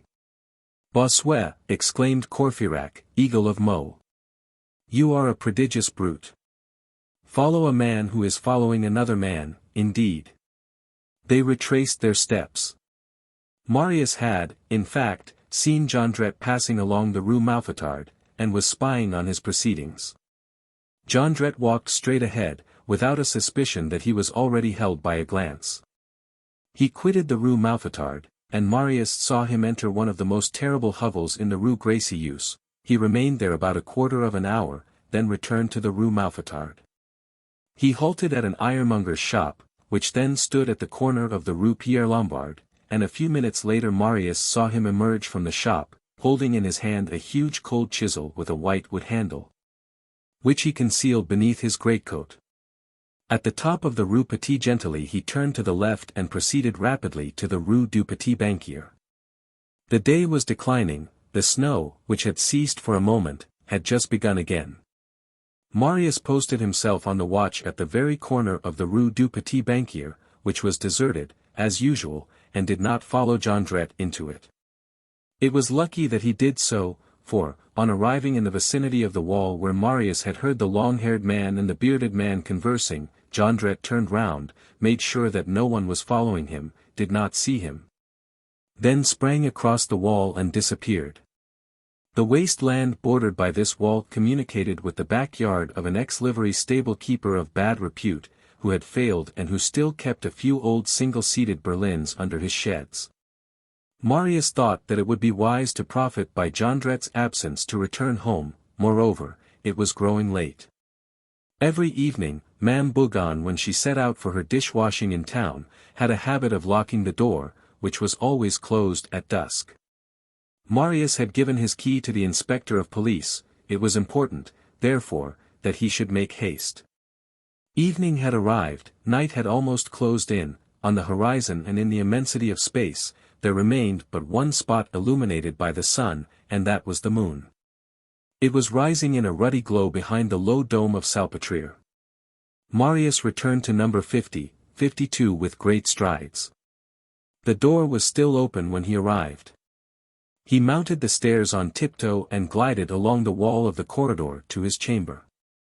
This corridor, as the reader will remember, was bordered on both sides by attics, all of which were, for the moment, empty and to let. Ma'am Bougon was in the habit of leaving all the doors open. As he passed one of these attics, Marius thought he perceived in the uninhabited cell the motionless heads of 4 men, vaguely lighted up by a remnant of daylight, falling through a dormer window. Marius made no attempt to see, not wishing to be seen himself. He succeeded in reaching his chamber without being seen and without making any noise. It was high time. A moment later he heard Ma'am Bougon take her departure, locking the door of the house behind her. 16, in which will be found the words to an English air which was in fashion in 1832. Marius seated himself on his bed. It might have been 5:30. Only half an hour separated him from what was about to happen. He heard the beating of his arteries as one hears the ticking of a watch in the dark. He thought of the double march which was going on at that moment in the dark, crime advancing on one side, justice coming up on the other. He was not afraid, but he could not think without a shudder of what was about to take place. As is the case with all those who are suddenly assailed by an unforeseen adventure, the entire day produced upon him the effect of a dream, and in order to persuade himself that he was not the prey of a nightmare, he had to feel the cold barrels of the steel pistols in his trousers pockets. It was no longer snowing, the moon disengaged itself more and more clearly from the mist, and its light, mingled with the white reflection of the snow which had fallen, communicated to the chamber a sort of twilight aspect. There was a light in the Jondrette den. Marius saw the hole in the wall shining with a reddish glow which seemed bloody to him. It was true that the light could not be produced by a candle. However, there was not a sound in the Jondrette quarters, not a soul was moving there, not a soul speaking, not a breath. The silence was glacial and profound, and had it not been for that light, he might have thought himself next door to a sepulchre. Marius softly removed his boots and pushed them under his bed. Several minutes elapsed. Marius heard the lower door turn on its hinges, a heavy step mounted the staircase, and hastened along the corridor. The latch of the hovel was noisily lifted, it was Jondrette returning. Instantly, several voices arose. The whole family was in the garret. Only, it had been silent in the master's absence, like wolf whelps in the absence of the wolf. "It's I," said he. "Good evening, Daddy," yelped the girls. "Well," said the mother. "All's going first rate," responded Jondrette, but my feet are beastly cold. Good. You have dressed up. You have done well. You must inspire confidence. All ready to go out. Don't forget what I told you. You will do everything sure. Rest easy. Because, said Jondrette. And he left the phrase unfinished. Marius heard him lay something heavy on the table, probably the chisel which he had purchased. By the way, said Jondrette, have you been eating here? Yes, said the mother. I got 3 large potatoes and some salt. I took advantage of the fire to cook them. Good, returned Jondrette. Tomorrow I will take you out to dine with me. We will have a duck and fixings. You shall dine like Charles X, all is going well. Then he added. The mousetrap is open. The cats are there. He lowered his voice still further, and said. Put this in the fire. Marius heard a sound of charcoal being knocked with the tongs or some iron utensil, and Jondrette continued. Have you greased the hinges of the door so that they will not squeak? Yes, replied the mother. What time is it? Nearly 6. The half-hour struck from Saint Médard a while ago. The devil, ejaculated Jondrette, the children must go and watch. Come you, do you listen here? A whispering ensued. Jondrette's voice became audible again. Has old Bougon left? Yes, said the mother.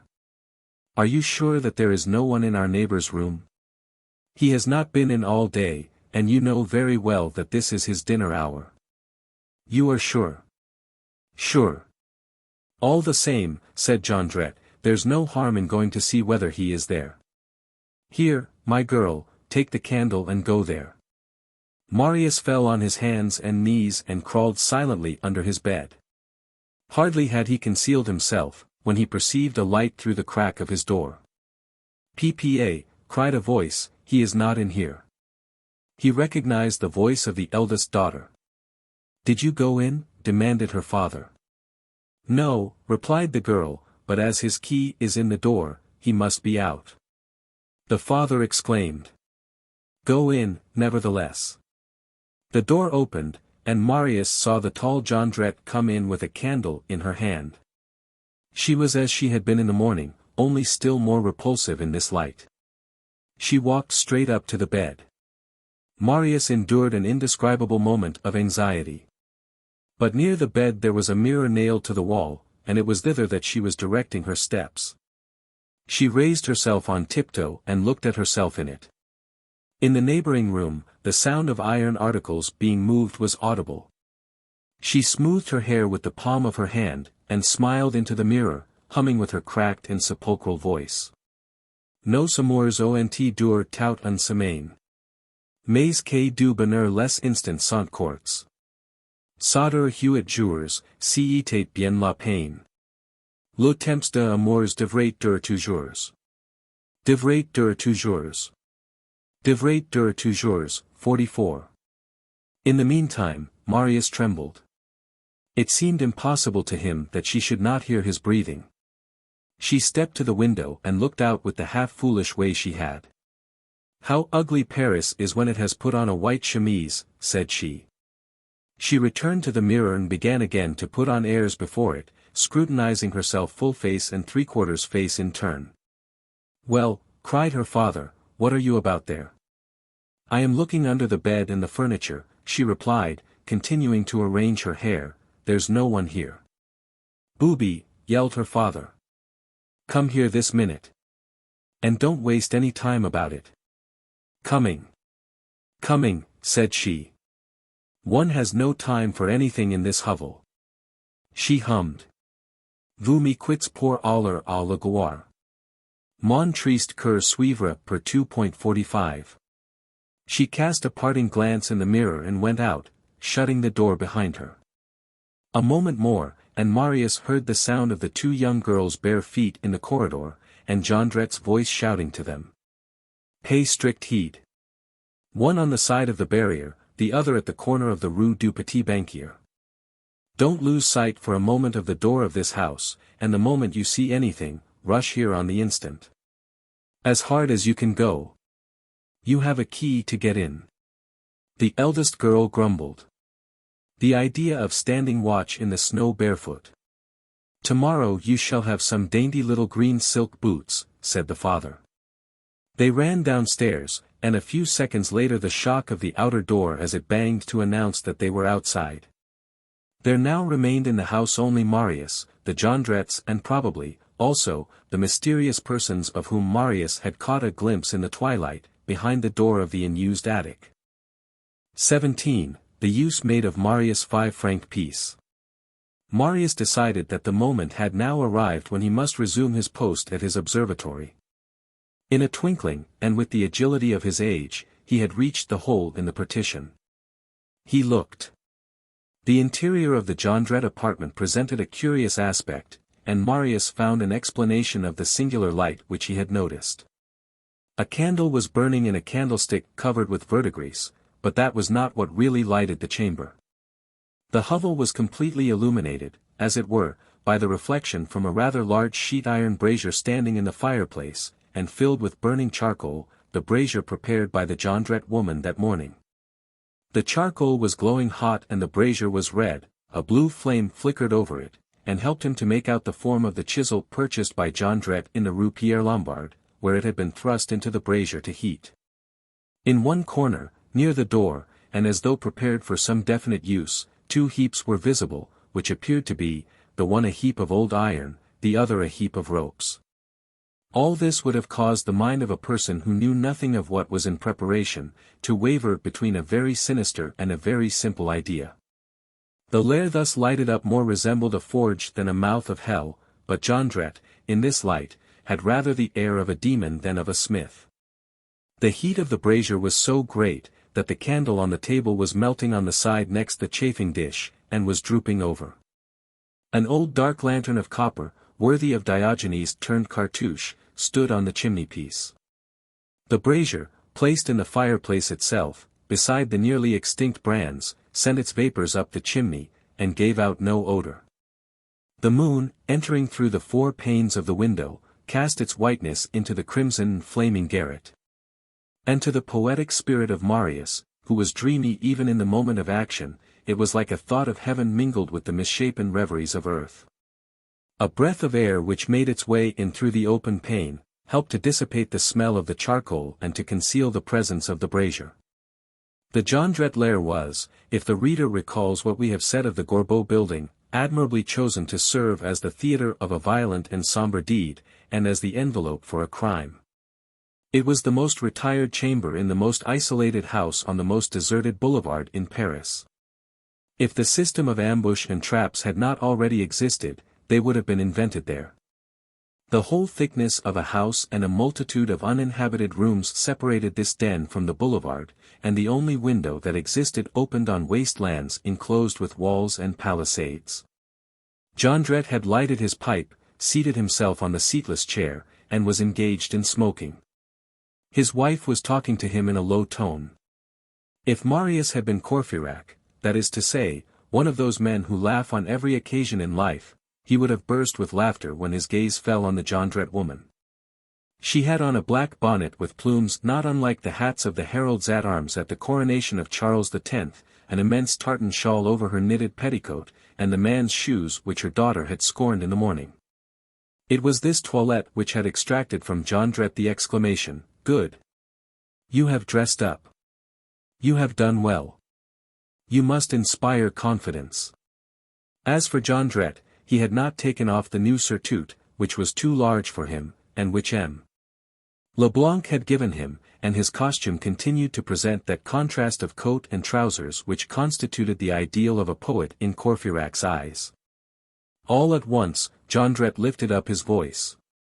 "By the way, now that I think of it, in this weather, he will come in a carriage. Light the lantern, take it and go downstairs. You will stand behind the lower door. The very moment that you hear the carriage stop, you will open the door, instantly, he will come up, you will light the staircase and the corridor, and when he enters here, you will go downstairs again as speedily as possible. You will pay the coachman, and dismiss the fiacre. And the money? Inquired the woman. Jondrette fumbled in his trousers pocket and handed her 5 francs. What's this? She exclaimed. Jondrette replied with dignity. That is the monarch which our neighbor gave us this morning. And he added. Do you know what? 2 chairs will be needed here. What for? To sit on. Marius felt a cold chill pass through his limbs at hearing this mild answer from Jondrette. Pardieu! I'll go and get one of our neighbors. And with a rapid movement, she opened the door of the den, and went out into the corridor. Marius absolutely had not the time to descend from the commode, reach his bed, and conceal himself beneath it. Take the candle, cried Jondrette. No, said she, it would embarrass me, I have the 2 chairs to carry. There is moonlight. Marius heard Mother Jondrette's heavy hand fumbling at his lock in the dark. The door opened. He remained nailed to the spot with the shock and with horror. The Jondrette entered. The dormer window permitted the entrance of a ray of moonlight between 2 blocks of shadow. One of these blocks of shadow entirely covered the wall against which Marius was leaning, so that he disappeared within it. Mother Jondrette raised her eyes, did not see Marius, took the 2 chairs, the only ones which Marius possessed, and went away, letting the door fall heavily to behind her. She re-entered the lair. Here are the 2 chairs. And here is the lantern. Go down as quick as you can. She hastily obeyed, and Jondrette was left alone. He placed the 2 chairs on opposite sides of the table, turned the chisel in the brazier, set in front of the fireplace an old screen which masked the chafing dish, then went to the corner where lay the pile of rope. And bent down as though to examine something. Marius then recognized the fact, that what he had taken for a shapeless mass was a very well-made rope ladder, with wooden rungs and 2 hooks with which to attach it. This ladder, and some large tools, veritable masses of iron, which were mingled with the old iron piled up behind the door, had not been in the Jondrette hovel in the morning, and had evidently been brought thither in the afternoon. During Marius' absence.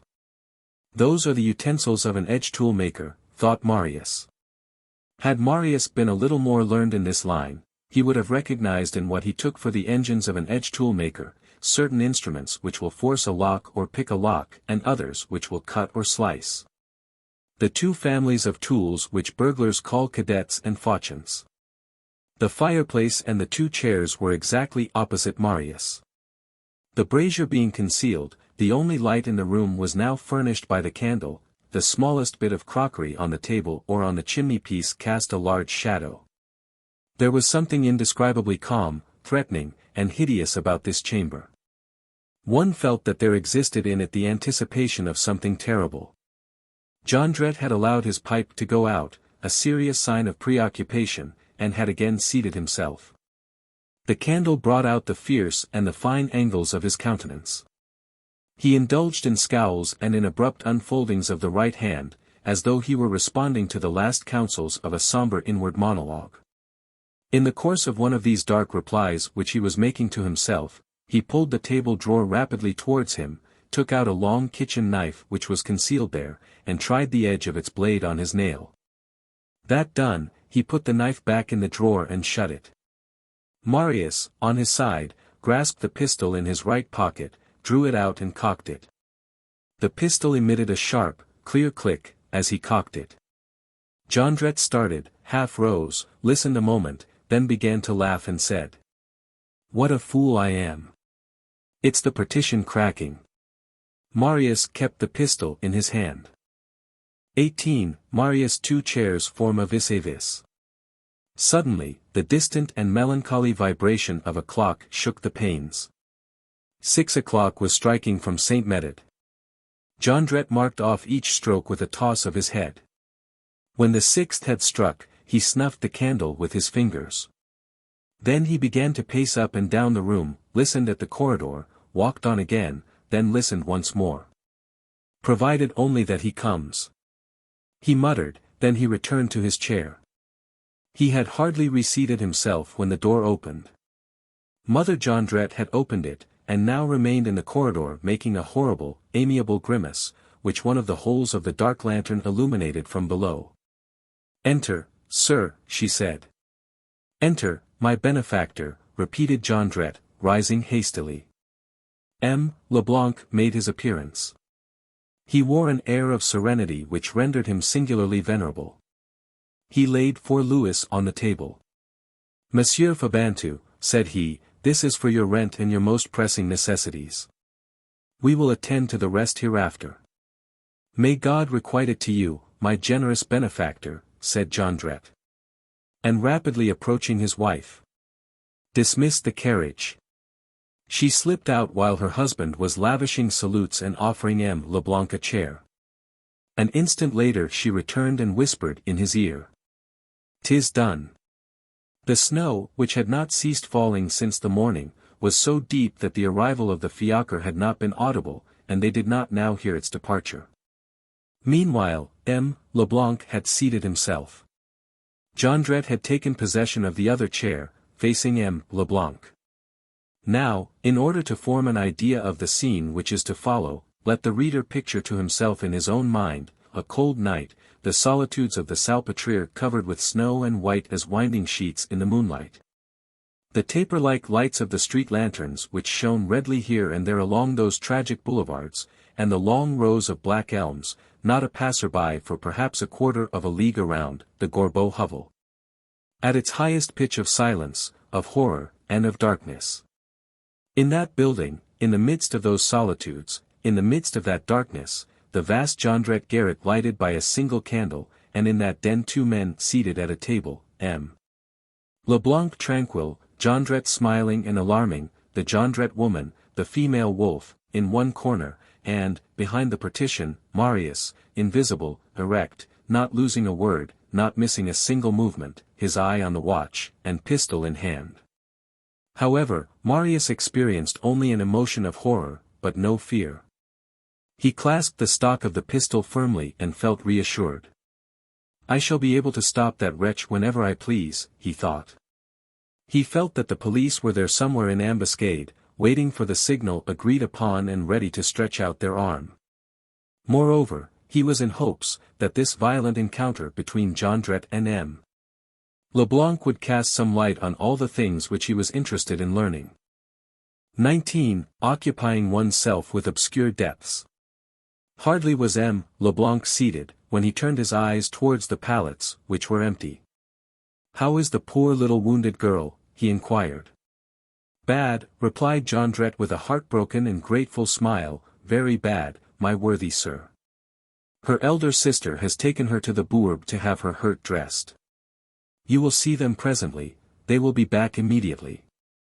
Madame Fabantou seems to me to be better," went on M.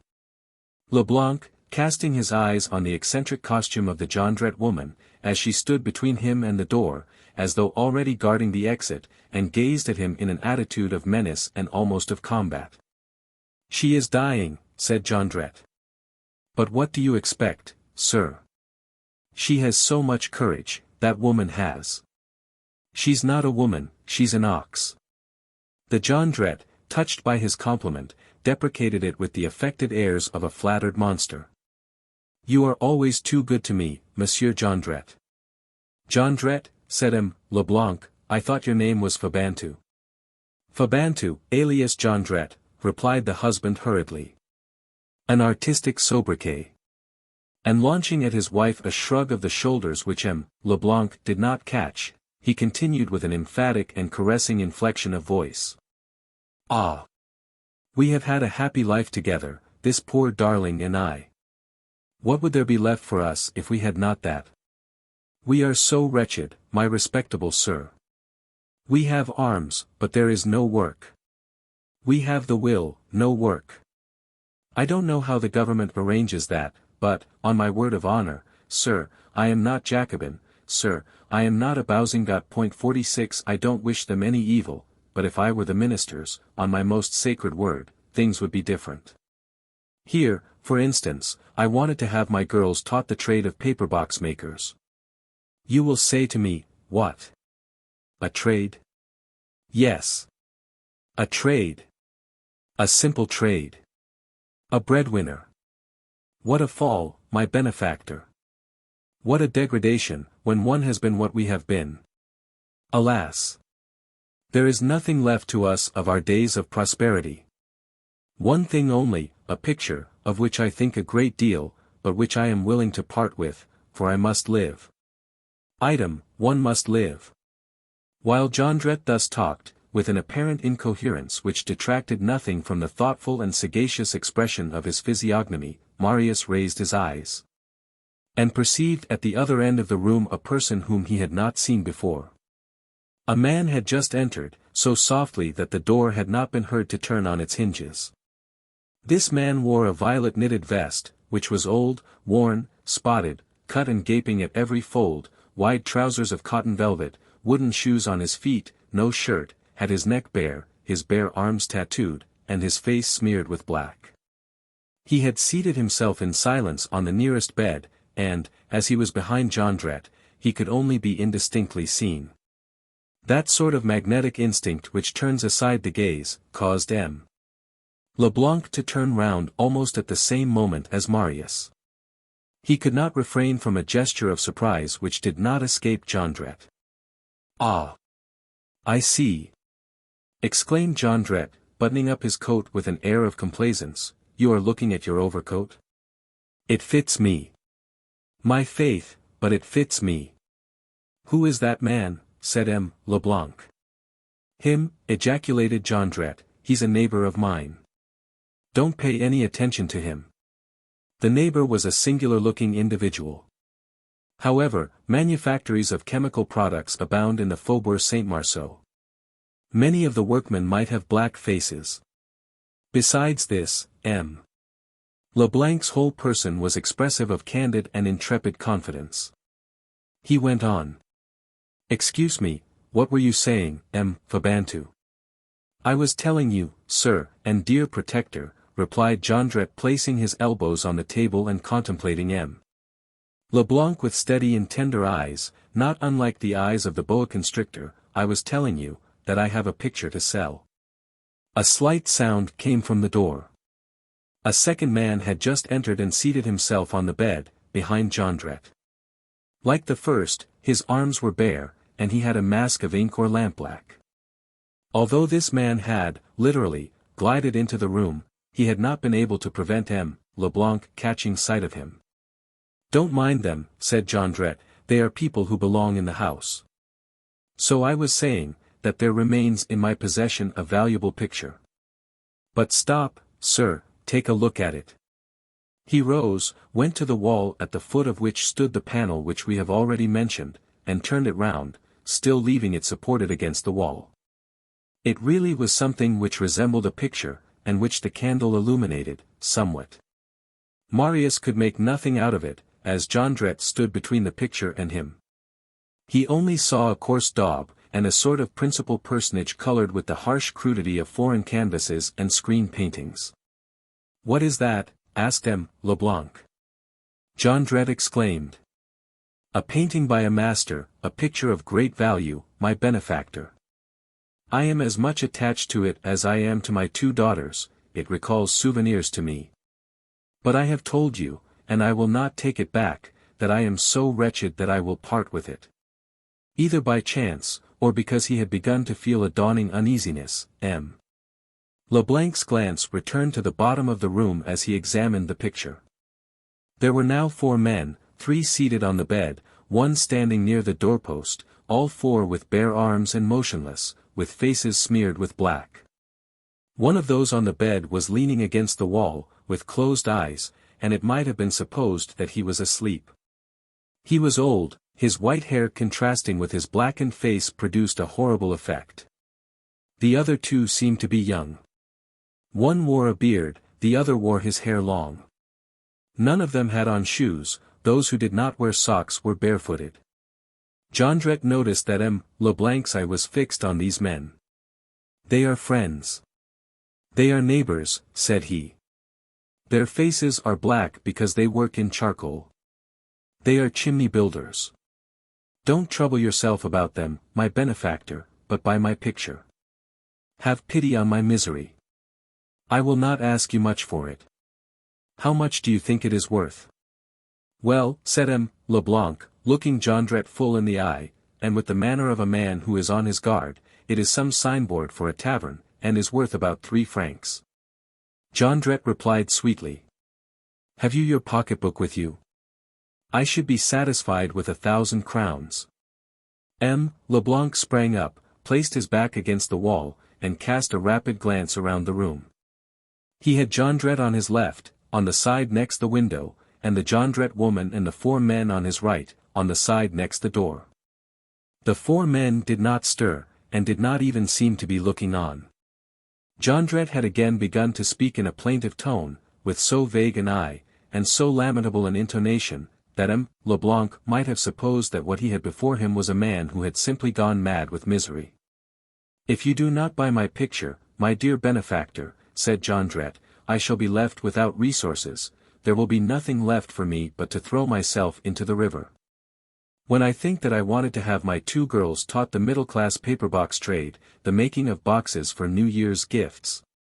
Well, a table with a board at the end to keep the glasses from falling off is required, then a special stove is needed, a pot with 3 compartments for the different degrees of strength of the paste, according as it is to be used for wood, paper, or stuff, a paring knife to cut the cardboard, a mold to adjust it, a hammer to nail the steels, pincers, how the devil do I know what all?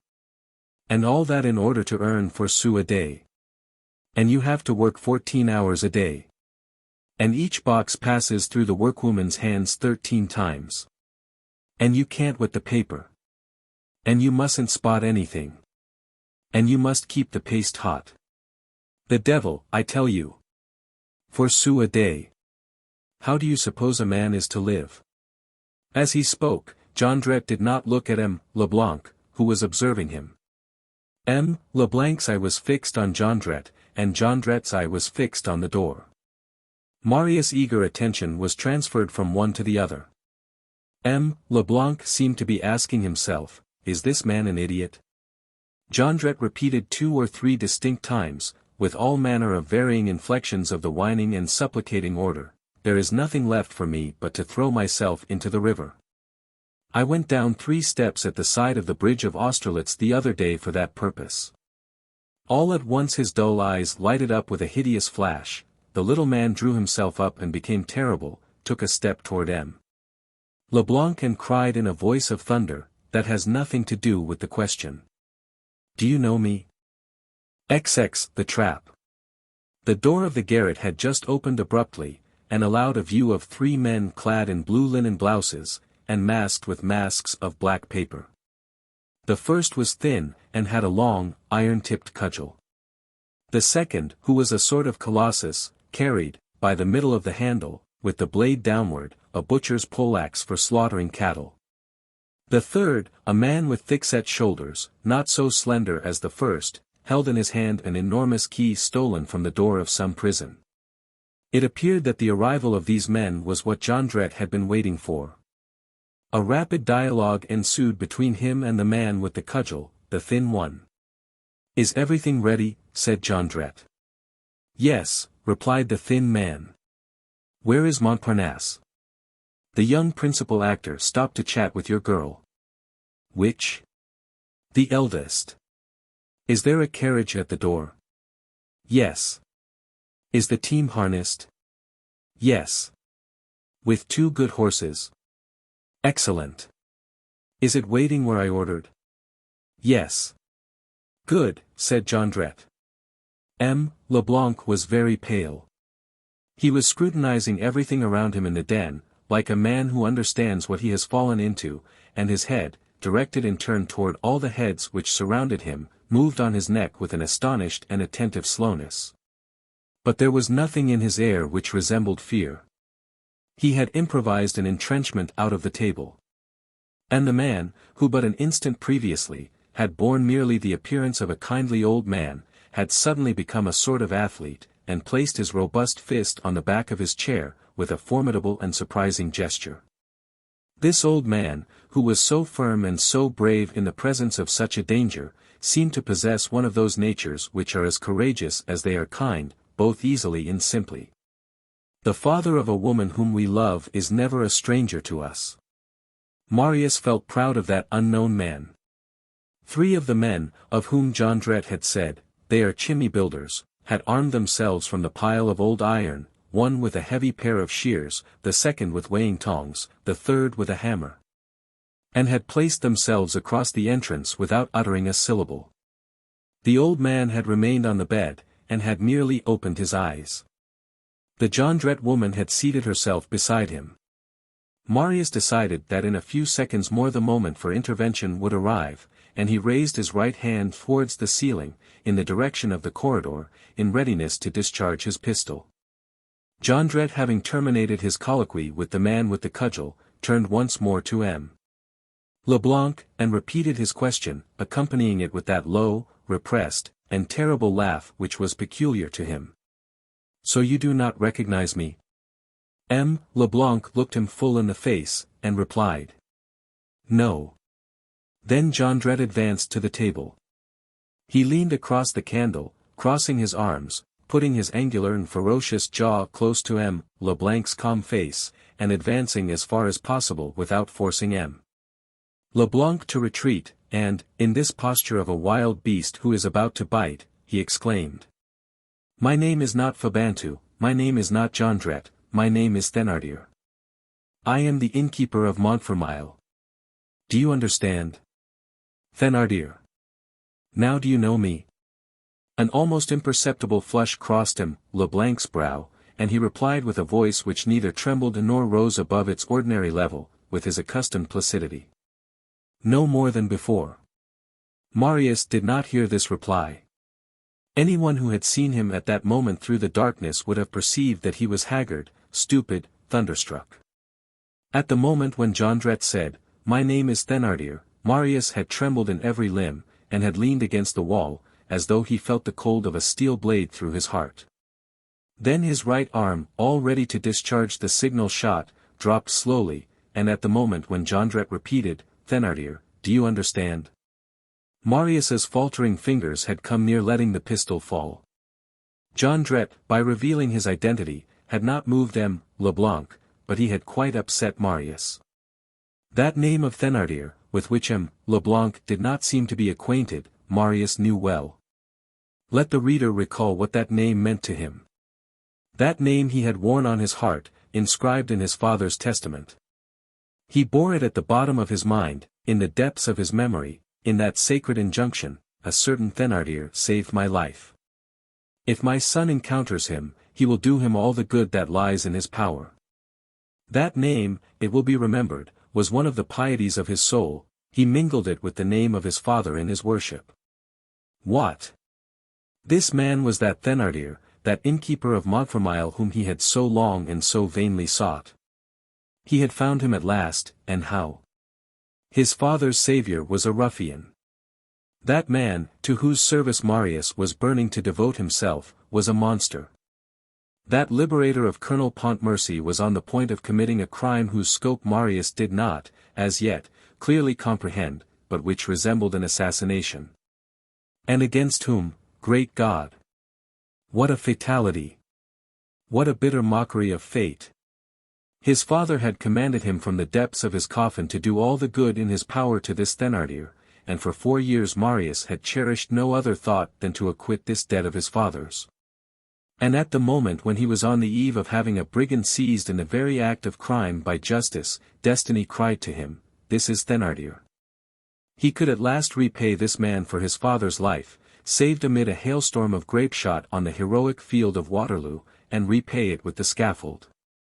He had sworn to himself that if ever he found that Thénardier, he would address him only by throwing himself at his feet, and now he actually had found him, but it was only to deliver him over to the executioner. His father said to him, "Succor Thénardier." And he replied to that adored and sainted voice by crushing Thénardier. He was about to offer to his father in his grave the spectacle of that man who had torn him from death at the peril of his own life, executed on the place Saint-Jacques through the means of his son. Of that Marius to whom he had entrusted that man by his will. And what a mockery to have so long worn on his breast his father's last commands, written in his own hand, only to act in so horribly contrary a sense. But, on the other hand, now look on that trap and not prevent it. Condemn the victim and to spare the assassin. Could one be held to any gratitude towards so miserable a wretch? All the ideas which Marius had cherished for the last 4 years were pierced through and through, as it were, by this unforeseen blow. He shuddered. Everything depended on him. Unknown to themselves, he held in his hand all those beings who were moving about there before his eyes. If he fired his pistol, M. Leblanc was saved, and Thénardier lost. If he did not fire, M. Leblanc would be sacrificed, and, who knows, Thénardier would escape. Should he dash down the one or allow the other to fall? Remorse awaited him in either case. What was he to do? What should he choose? Be false to the most imperious souvenirs, to all those solemn vows to himself, to the most sacred duty, to the most venerated text. Should he ignore his father's testament, or allow the perpetration of a crime? On the one hand, it seemed to him that he heard his Ursule supplicating for her father, and on the other, the colonel commending Thénardier to his care. He felt that he was going mad. His knees gave way beneath him. And he had not even the time for deliberation, so great was the fury with which the scene before his eyes was hastening to its catastrophe. It was like a whirlwind of which he had thought himself the master, and which was now sweeping him away. He was on the verge of swooning. In the meantime, Thénardier, whom we shall henceforth call by no other name, was pacing up and down in front of the table in a sort of frenzy and wild triumph. He seized the candle in his fist, and set it on the chimney-piece with so violent a bang that the wick came near being extinguished, and the tallow bespattered the wall. Then he turned to M. Leblanc with a horrible look, and spit out these words. Done for. Smoked brown. Cooked. Spitchcocked. And again he began to march back and forth, in full eruption. Ah, he cried, so I found you again at last, Mr. Philanthropist. Mr. Threadbare Millionaire. Mr. Giver of Dolls. You old ninny. Ah. So you don't recognize me. No, it wasn't you who came to Montfermeil, to my inn, 8 years ago, on Christmas Eve, 1823. It wasn't you who carried off that Fantine's child from me. The lark. It wasn't you who had a yellow greatcoat. No. Nor a package of duds in your hand, as you had this morning here. Say, wife, it seems to be his mania to carry packets of woolen stockings into houses. Old charity monger, get out with you. Are you a hosier, Mr. Millionaire? You give away your stock in trade to the poor, holy man. What bosh! Merry Andrew. Ah. And you don't recognize me? Well, I recognize you, that I do. I recognized you the very moment you poked your snout in here. Ah. You'll find out presently, that it isn't all roses to thrust yourself in that fashion into people's houses, under the pretext that they are taverns, in wretched clothes, with the air of a poor man, to whom one would give a sou, to deceive persons. To play the generous, to take away their means of livelihood, and to make threats in the woods, and you can't call things quits because afterwards, when people are ruined, you bring a coat that is too large, and 2 miserable hospital blankets. You old blackguard, you child stealer. He paused, and seemed to be talking to himself for a moment. One would have said that his wrath had fallen into some hole, like the Rhone. Then, as though he were concluding aloud the things which he had been saying to himself in a whisper, he smote the table with his fist, and shouted. And with his goody-goody air. And, apostrophizing M. Leblanc. Parbleu! You made game of me in the past. You are the cause of all my misfortunes. For 1,500 francs you got a girl whom I had, and who certainly belonged to rich people, and who had already brought in a great deal of money, and from whom I might have extracted enough to live on all my life. A girl who would have made up to me for everything that I lost in that vile cook shop, where there was nothing but one continual row, and where, like a fool, I ate up my last farthing. Oh! I wish all the wine folks drank in my house had been poison to those who drank it. Well, never mind. Say, now. You must have thought me ridiculous when you went off with the lark. You had your cudgel in the forest. You were the stronger. Revenge. I'm the one to hold the trumps today. You're in a sorry case, my good fellow. Oh, but I can laugh. Really, I laugh. Didn't he fall into the trap? I told him that I was an actor, that my name was Fabantou, that I had played comedy with Mamselle Mars, with Mamselle Mush, that my landlord insisted on being paid tomorrow, the 4th of February, and he didn't even notice that the 8th of January. And not the 4th of February is the time when the quarter runs out. Absurd idiot. And the 4 miserable Philippes which he has brought me. Scoundrel. He hadn't the heart even to go as high as 100 francs. And how he swallowed my platitudes. That did amuse me. I said to myself, blockhead. Come, I've got you. I lick your paws this morning, but I'll gnaw your heart this evening. Thénardier paused. He was out of breath. His little, narrow chest panted like a forge bellows. His eyes were full of the ignoble happiness of a feeble, cruel, and cowardly creature, which finds that it can, at last, harass what it has feared, and insult what it has flattered. The joy of a dwarf who should be able to set his heel on the head of Goliath, the joy of a jackal which is beginning to rend a sick bull, so nearly dead that he can no longer defend himself, but sufficiently alive to suffer still. M. Leblanc did not interrupt him, but said to him when he paused. I do not know what you mean to say. You are mistaken in me. I am a very poor man, and anything but a millionaire. I do not know you. You are mistaking me for some other person. Ah, roared Thénardier hoarsely, a pretty lie. You stick to that pleasantry, do you? You're floundering, my old buck. Ah. You don't remember. You don't see who I am. Excuse me, sir, said M. Leblanc with a politeness of accent, which at that moment seemed peculiarly strange and powerful, I see that you are a villain. Who has not remarked the fact that odious creatures possess a susceptibility of their own, that monsters are ticklish? At this word, villain, the female Thénardier sprang from the bed. Thénardier grasped his chair as though he were about to crush it in his hands. Don't you stir, he shouted to his wife, and, turning to M. Leblanc. Villain. Yes, I know that you call us that, you rich gentlemen. Stop. It's true that I became bankrupt, that I am in hiding, that I have no bread, that I have not a single sou, that I am a villain. It's 3 days since I have had anything to eat, so I'm a villain. Ah. You folks warm your feet, you have Sikorsky boots, you have wadded greatcoats, like archbishops, you lodge on the first floor in houses that have porters, you eat truffles, you eat asparagus at 40 francs the bunch in the month of January.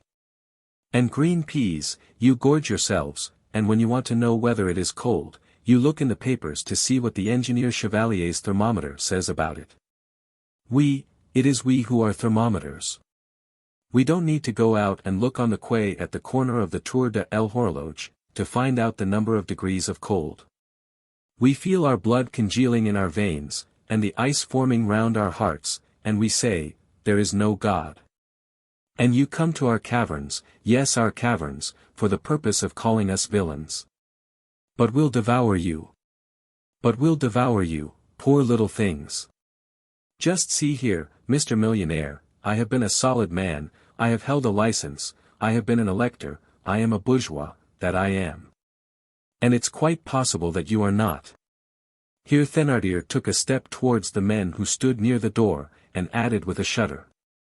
When I think that he has dared to come here and talk to me like a cobbler. Then addressing M. Leblanc with a fresh outburst of frenzy.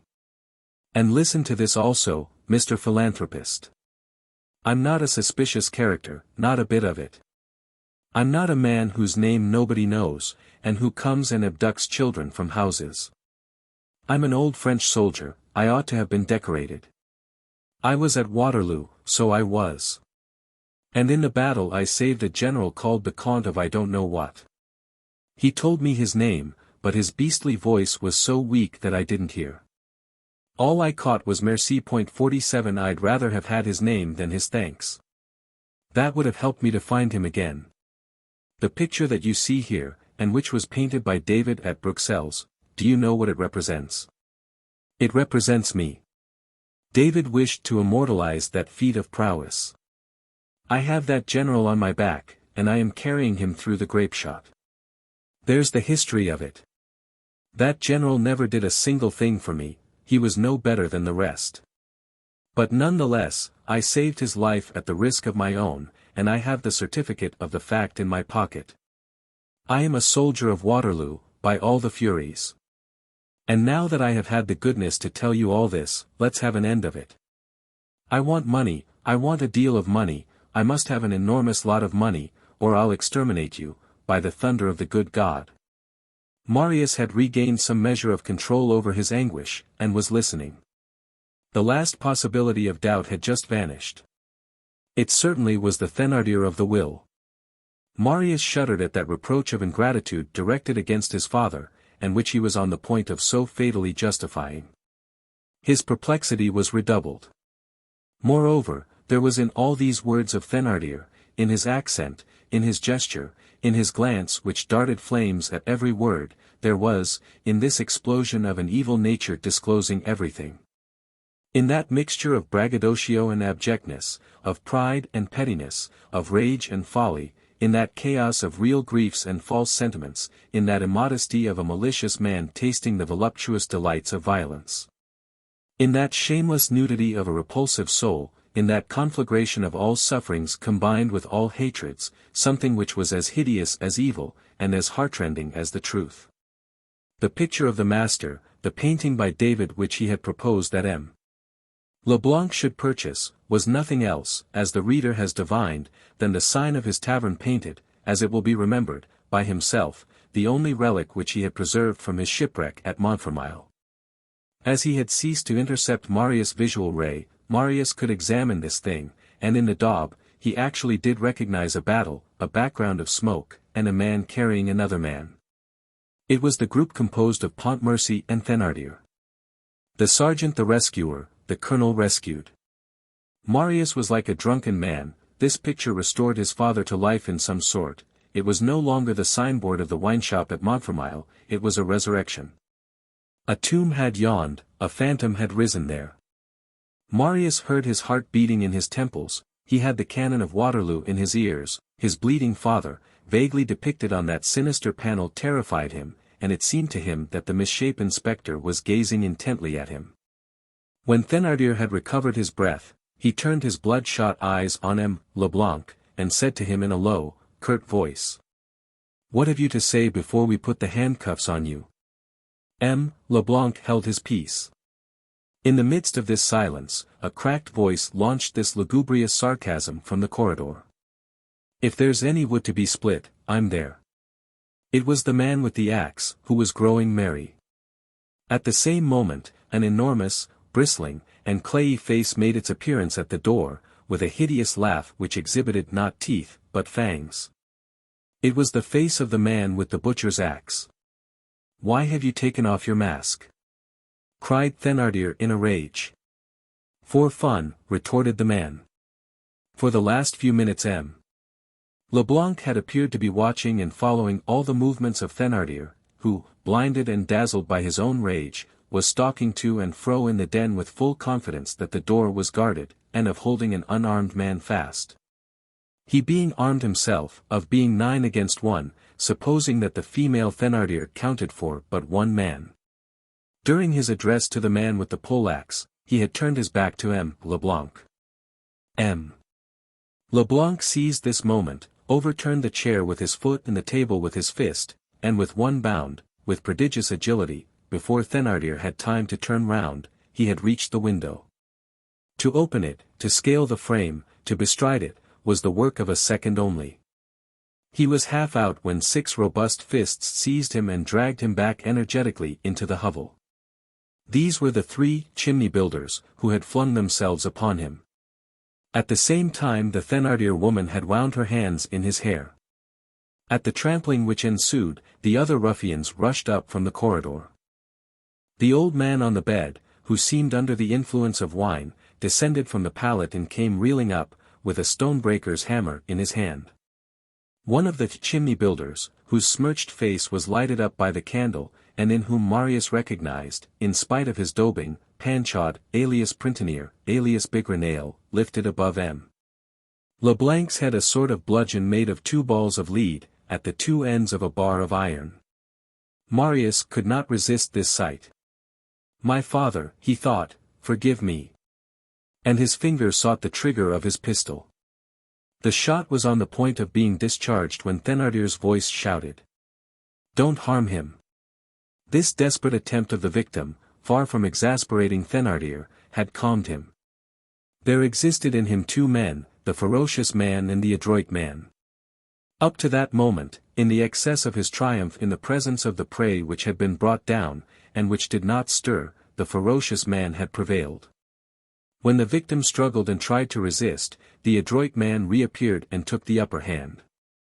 "Don't hurt him," he repeated, and without suspecting it, his first success was to arrest the pistol in the act of being discharged, and to paralyze Marius, in whose opinion the urgency of the case disappeared, and who, in the face of this new phase, saw no inconvenience in waiting a while longer. Who knows whether some chance would not arise which would deliver him from the horrible alternative of allowing Ursul's father to perish, or of destroying the colonel's savior. A Herculean struggle had begun. With 1 blow full in the chest, M. Leblanc had sent the old man tumbling, rolling in the middle of the room, then with 2 backward sweeps of his hand he had overthrown 2 more assailants, and he held one under each of his knees. The wretches were rattling in the throat beneath this pressure as under a granite millstone. But the other 4 had seized the formidable old man by both arms and the back of his neck, and were holding him doubled up over the 2 chimney builders, on the floor. Thus, the master of some and mastered by the rest, crushing those beneath him and stifling under those on top of him, endeavoring in vain to shake off all the efforts which were heaped upon him, M. Leblanc disappeared under the horrible group of ruffians like the wild boar beneath a howling pile of dogs and hounds. They succeeded in overthrowing him upon the bed nearest the window, and there they held him in awe. The Thénardier woman had not released her clutch on his hair. "Don't you mix yourself up in this affair," said Thénardier. "You'll tear your shawl." The Thénardier obeyed, as the female wolf obeys the male wolf, with a growl. "Now," said Thénardier, "search him, you other fellows." M. Leblanc seemed to have renounced the idea of resistance. They searched him. He had nothing on his person except a leather purse containing 6 francs, and his handkerchief. Thénardier put the handkerchief into his own pocket. "What? No pocketbook?" he demanded. "No, nor watch," replied one of the chimney builders. "Never mind," murmured the masked man who carried the big key, in the voice of a ventriloquist, "he's a tough old fellow." Thénardier went to the corner near the door, picked up a bundle of ropes and threw them at the men. "Tie him to the leg of the bed," said he. And, catching sight of the old man who had been stretched across the room by the blow from M. Leblanc's fist, and who made no movement, he added, "Is Boulatruelle dead?" "No," replied Bigrenail, "he's drunk." "Sweep him into a corner," said Thénardier. 2 of the chimney builders pushed the drunken man into the corner near the heap of old iron with their feet. "Babet," said Thénardier in a low tone to the man with the cudgel, "why did you bring so many? They were not needed." "What can you do?" replied the man with the cudgel, "they all wanted to be in it. This is a bad season. There's no business going on." The pallet on which M. Leblanc had been thrown was a sort of hospital bed, elevated on 4 coarse wooden legs, roughly hewn. M. Leblanc let them take their own course. The ruffians bound him securely, in an upright attitude, with his feet on the ground at the head of the bed, the end which was most remote from the window, and nearest to the fireplace. When the last knot had been tied, Thénardier took a chair and seated himself almost facing M. Leblanc. Thénardier no longer looked like himself. In the course of a few moments his face had passed from unbridled violence to tranquil and cunning sweetness. Marius found it difficult to recognize in that polished smile of a man in official life the almost bestial mouth which had been foaming but a moment before. He gazed with amazement on that fantastic and alarming metamorphosis, and he felt as a man might feel who should behold a tiger converted into a lawyer.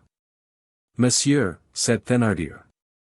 And dismissing with a gesture the ruffians who still kept their hands on M. Leblanc. "Stand off a little, and let me have a talk with the gentleman." All retired towards the door. He went on. "Monsieur, you did wrong to try to jump out of the window. You might have broken your leg. Now, if you will permit me, we will converse quietly.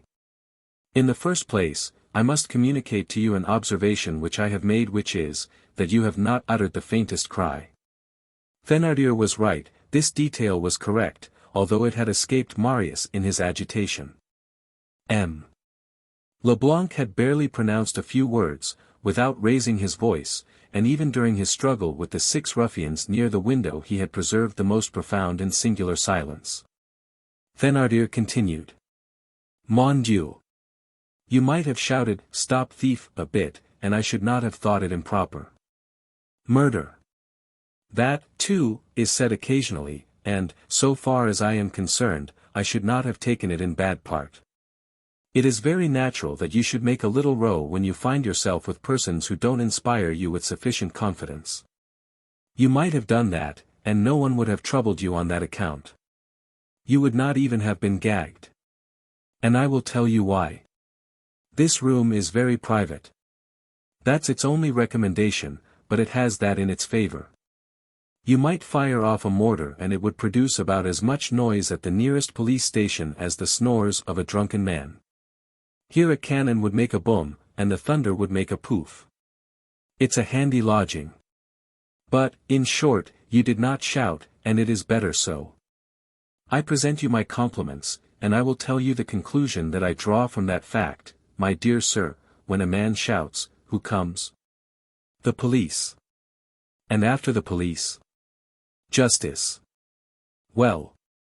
You have not made an outcry, that is because you don't care to have the police and the courts come in any more than we do.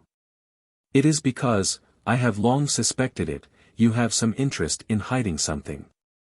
On our side we have the same interest. So we can come to an understanding.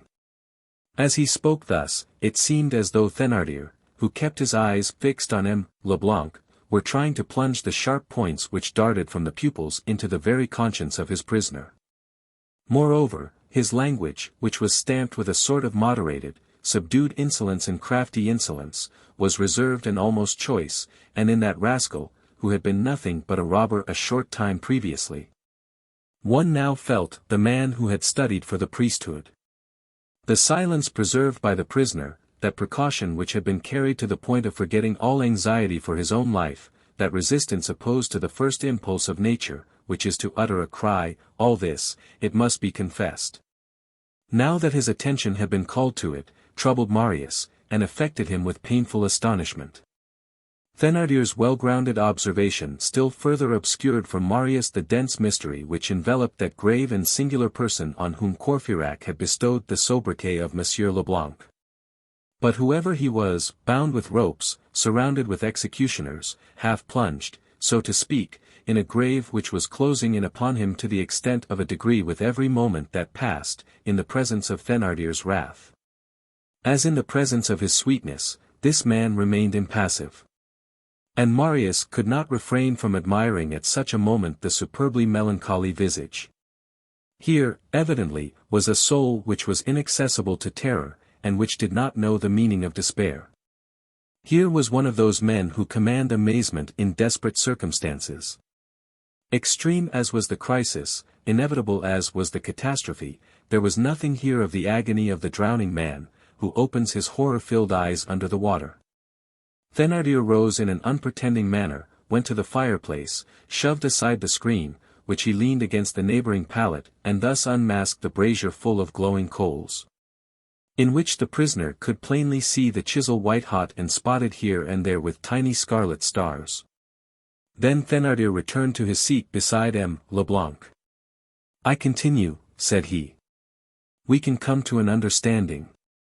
Let us arrange this matter in an amicable way.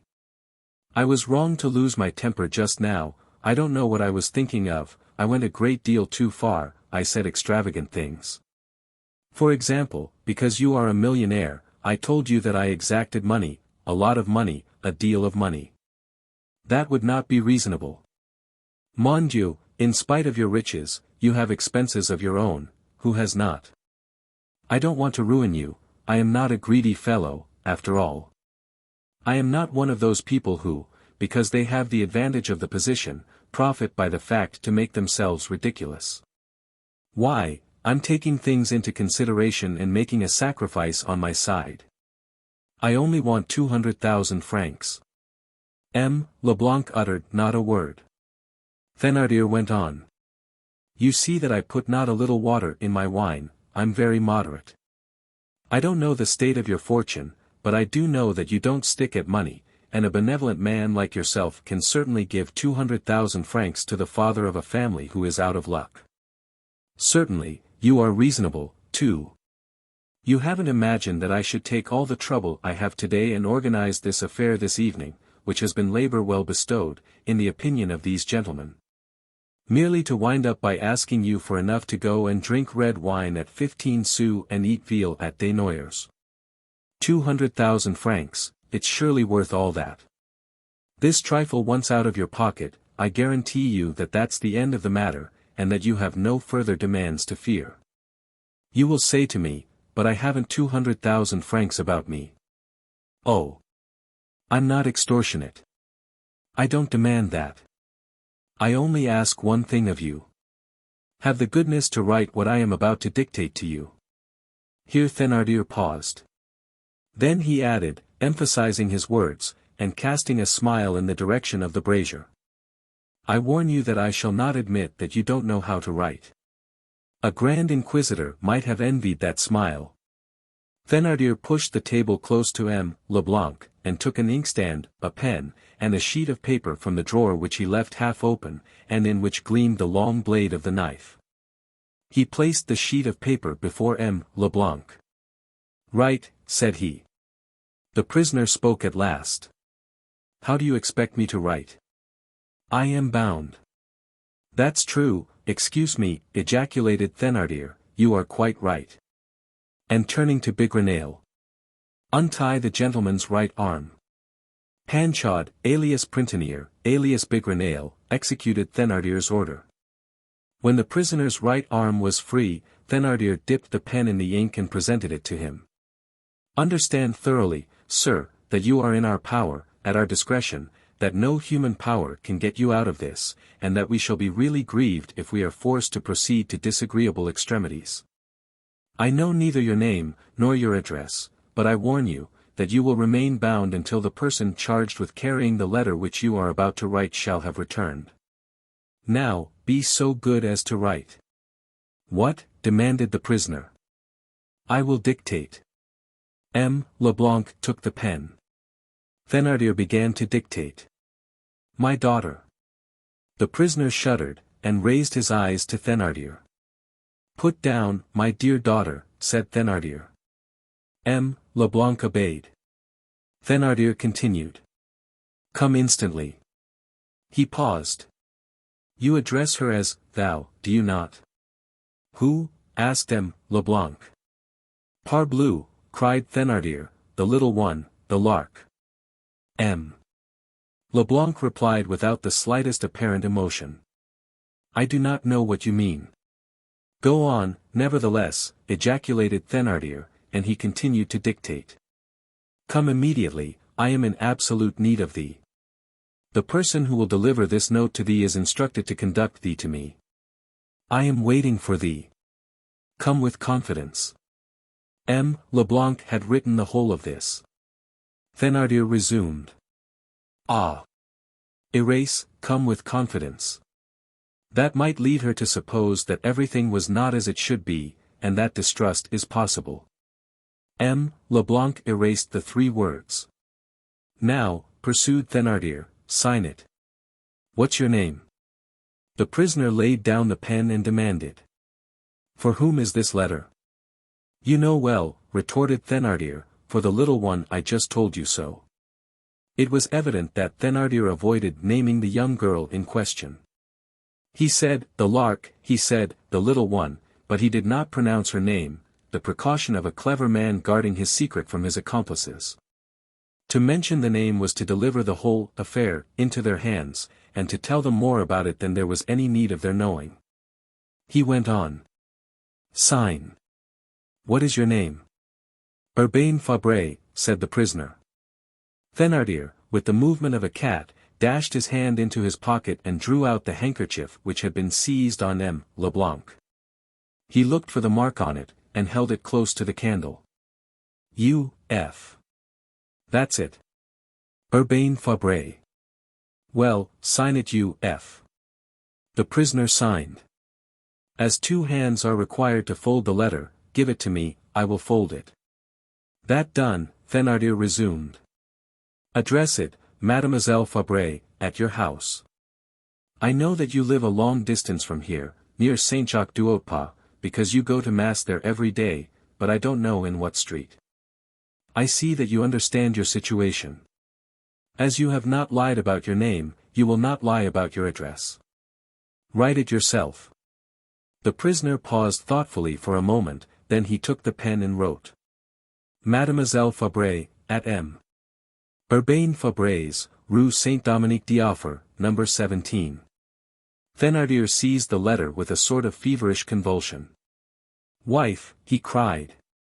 The Thénardier woman hastened to him. Here's the letter. You know what you have to do. There is a carriage at the door. Set out at once, and return ditto. And addressing the man with the meat axe. Since you have taken off your nose screen, accompany the mistress. You will get up behind the fiacre. You know where you left the team? Yes, said the man. And depositing his axe in a corner, he followed Madame Thénardier. As they set off, Thénardier thrust his head through the half-open door, and shouted into the corridor. Above all things, don't lose the letter. Remember that you carry 200,000 francs with you. The Thénardier's hoarse voice replied. Be easy. I have it in my bosom. A minute had not elapsed, when the sound of the cracking of a whip was heard, which rapidly retreated and died away. Good, growled Thénardier. They're going at a fine pace. At such a gallop, the bourgeois will be back inside 3/4 of an hour. He drew a chair close to the fireplace, folding his arms, and presenting his muddy boots to the brazier. My feet are cold, said he. Only 5 ruffians now remained in the den with Thénardier and the prisoner. These men, through the black masks or paste which covered their faces, and made of them, at fierce pleasure, charcoal burners, negroes, or demons, had a stupid and gloomy air, and it could be felt that they perpetrated a crime like a bit of work. Tranquilly, without either wrath or mercy, with a sort of ennui. They were crowded together in one corner like brutes, and remained silent. Thénardier warmed his feet. The prisoner had relapsed into his taciturnity. A sombre calm had succeeded to the wild uproar which had filled the garret but a few moments before. The candle, on which a large stranger had formed, cast but a dim light in the immense hovel, the brazier had grown dull, and all those monstrous heads cast misshapen shadows on the walls and ceiling. No sound was audible except the quiet breathing of the old drunken man, who was fast asleep.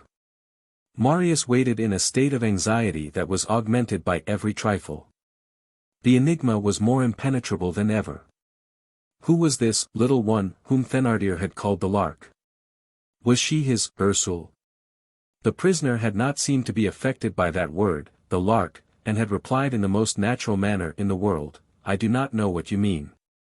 On the other hand, the 2 letters U.F. were explained, they meant Urbain Fabre, and Ursule was no longer named Ursule. This was what Marius perceived most clearly of all.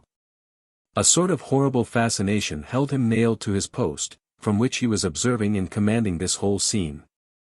There he stood, almost incapable of movement or reflection, as though annihilated by the abominable things viewed at such close quarters. He waited, in the hope of some incident, no matter of what nature, since he could not collect his thoughts and did not know upon what course to decide. In any case, he said, if she is the Lark, I shall see her, for the Thénardier woman is to bring her hither. That will be the end, and then I will give my life and my blood if necessary, but I will deliver her. Nothing shall stop me. Nearly half an hour passed in this manner. Thénardier seemed to be absorbed in gloomy reflections, the prisoner did not stir. Still, Marius fancied that at intervals, and for the last few moments, he had heard a faint, dull noise in the direction of the prisoner. All at once, Thénardier addressed the prisoner. By the way, Monsieur Fabre, I might as well say it to you at once. These few words appeared to be the beginning of an explanation. Marius strained his ears. My wife will be back shortly, don't get impatient. I think that the Lark really is your daughter, and it seems to me quite natural that you should keep her. Only, listen to me a bit. My wife will go and hunt her up with your letter. I told my wife to dress herself in the way she did, so that your young lady might make no difficulty about following her. They will both enter the carriage with my comrade behind. Somewhere, outside the barrier, there is a trap harnessed to 2 very good horses. Your young lady will be taken to it. She will alight from the fiacre.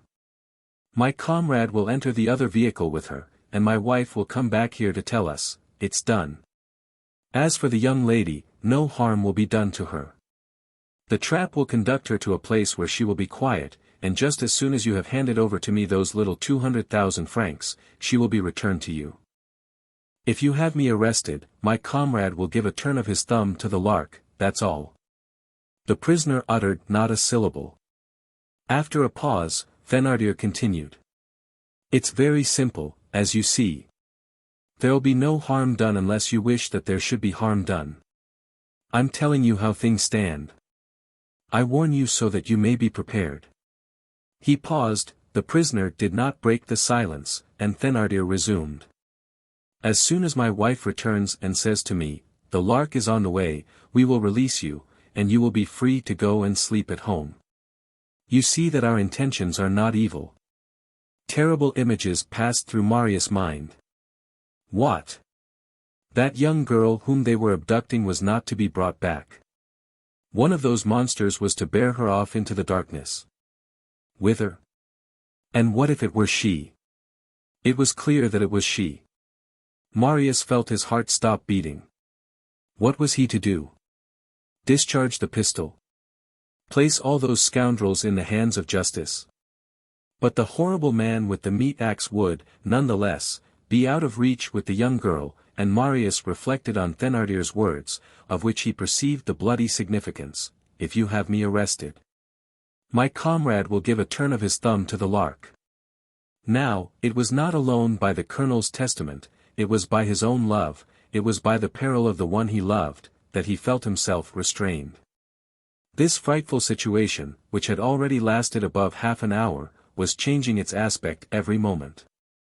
Marius had sufficient strength of mind to review in succession all the most heartbreaking conjectures, seeking hope and finding none.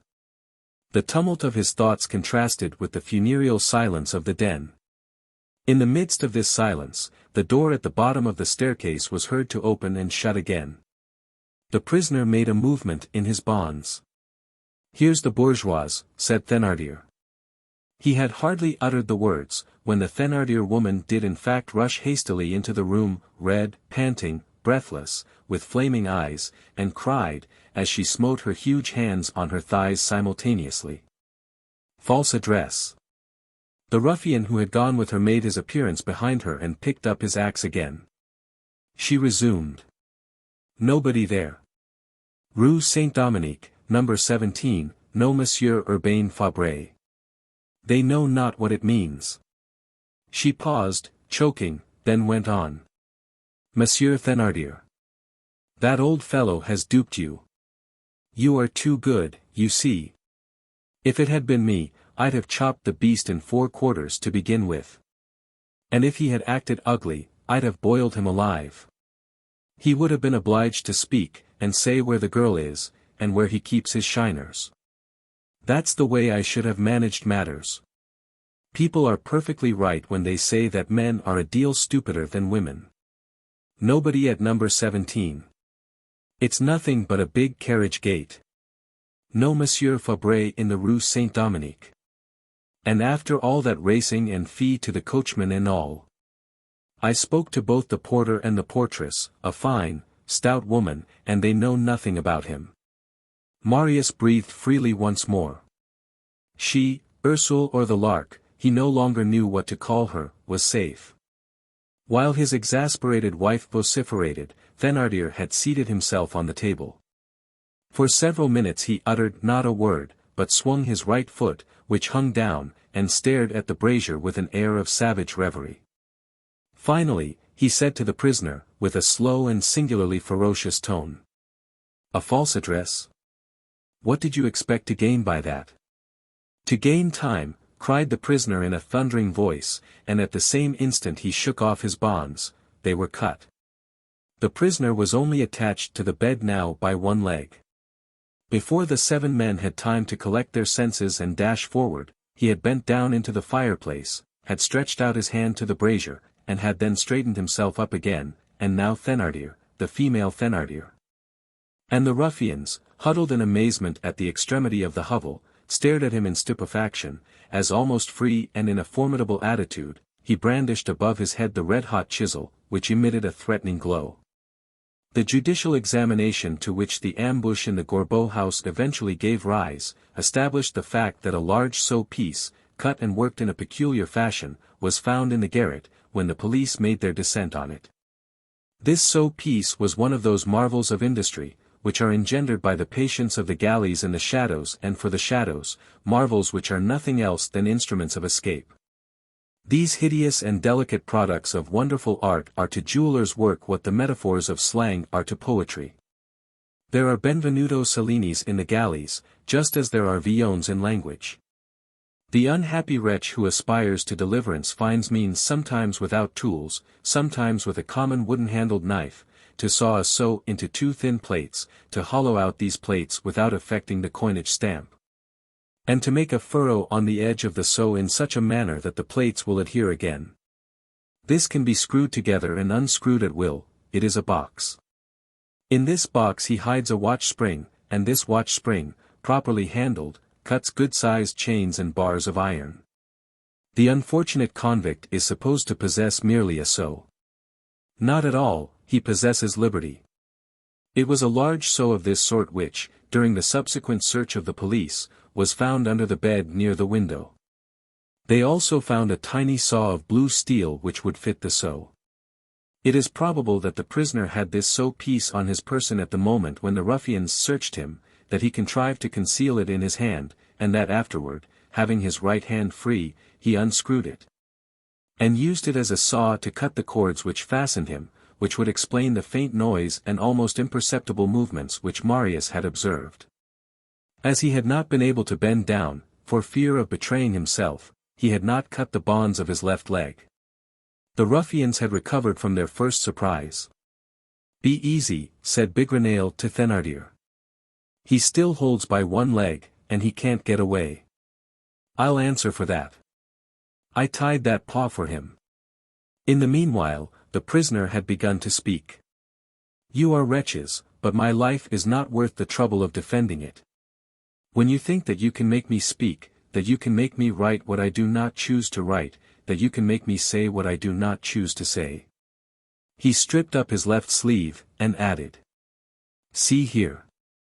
At the same moment he extended his arm, and laid the glowing chisel which he held in his left hand by its wooden handle on his bare flesh. The crackling of the burning flesh became audible, and the odor peculiar to chambers of torture filled the hovel.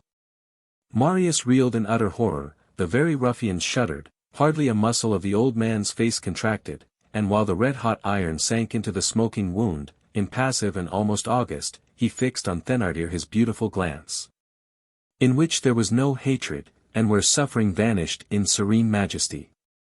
With grand and lofty natures, the revolts of the flesh and the senses when subjected to physical suffering cause the soul to spring forth, and make it appear on the brow, just as rebellions among the soldiery forced the captain to show himself. "Wretches," said he, have no more fear of me than I have for you. And, tearing the chisel from the wound, he hurled it through the window, which had been left open. The horrible, glowing tool disappeared into the night, whirling as it flew, and fell far away on the snow. The prisoner resumed. "Do what you please with me." He was disarmed. "Seize him," said Thénardier. Two of the ruffians laid their hands on his shoulder, and the masked man with the ventriloquist's voice took up his station in front of him, ready to smash his skull at the slightest movement. At the same time, Marius heard below him, at the base of the partition, but so near that he could not see who was speaking, this colloquy conducted in a low tone. "There is only one thing left to do. Cut his throat. That's it." It was the husband and wife taking counsel together. Thénardier walked slowly towards the table, opened the drawer, and took out the knife. Marius fretted with the handle of his pistol. Unprecedented perplexity.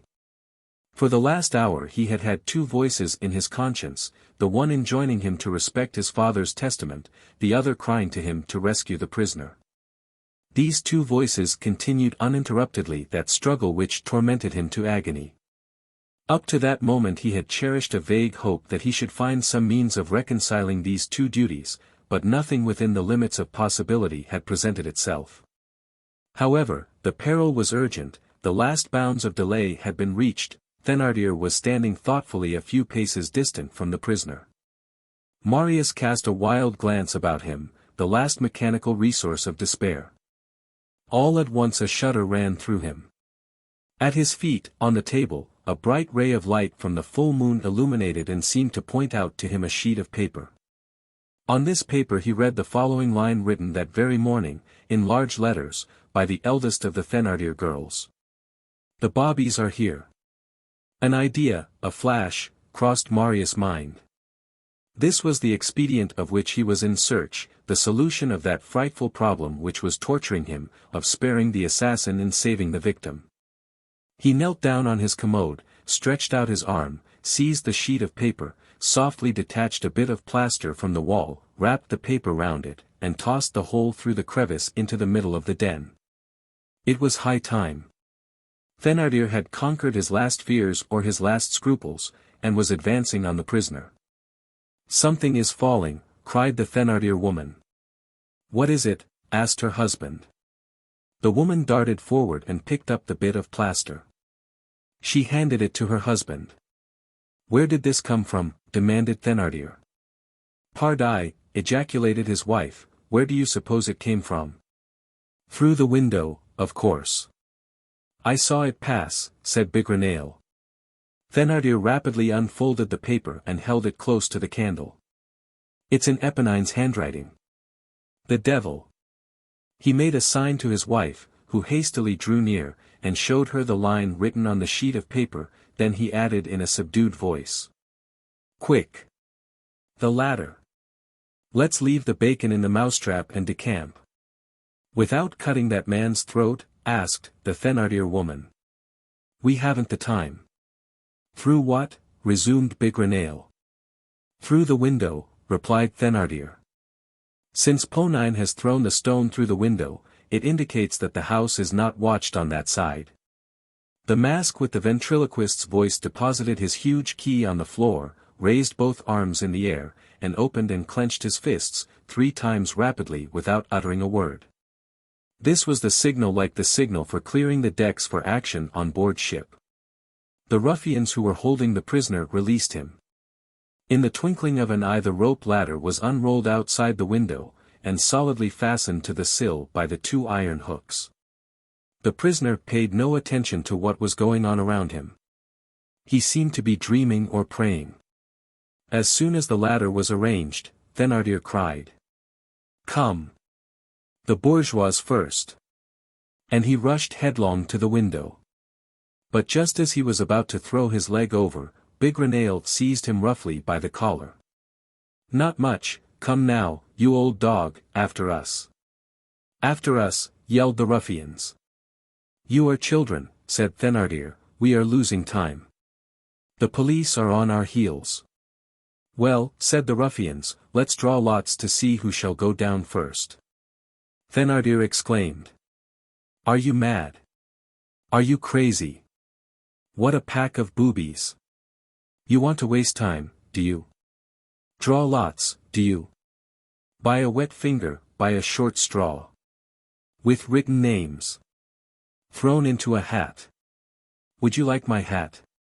Cried a voice on the threshold. All wheeled round. It was Javert. He had his hat in his hand, and was holding it out to them with a smile. 21. One should always begin by arresting the victims. At nightfall, Javert had posted his men and had gone into ambush himself between the trees of the Rue de la Barrière de Gobelins which faced the Gorbeau house, on the other side of the boulevard. He had begun operations by opening his pockets, and dropping into it the two young girls who were charged with keeping a watch on the approaches to the den. But he had only caged Azelma. As for Eponine, she was not at her post, she had disappeared, and he had not been able to seize her.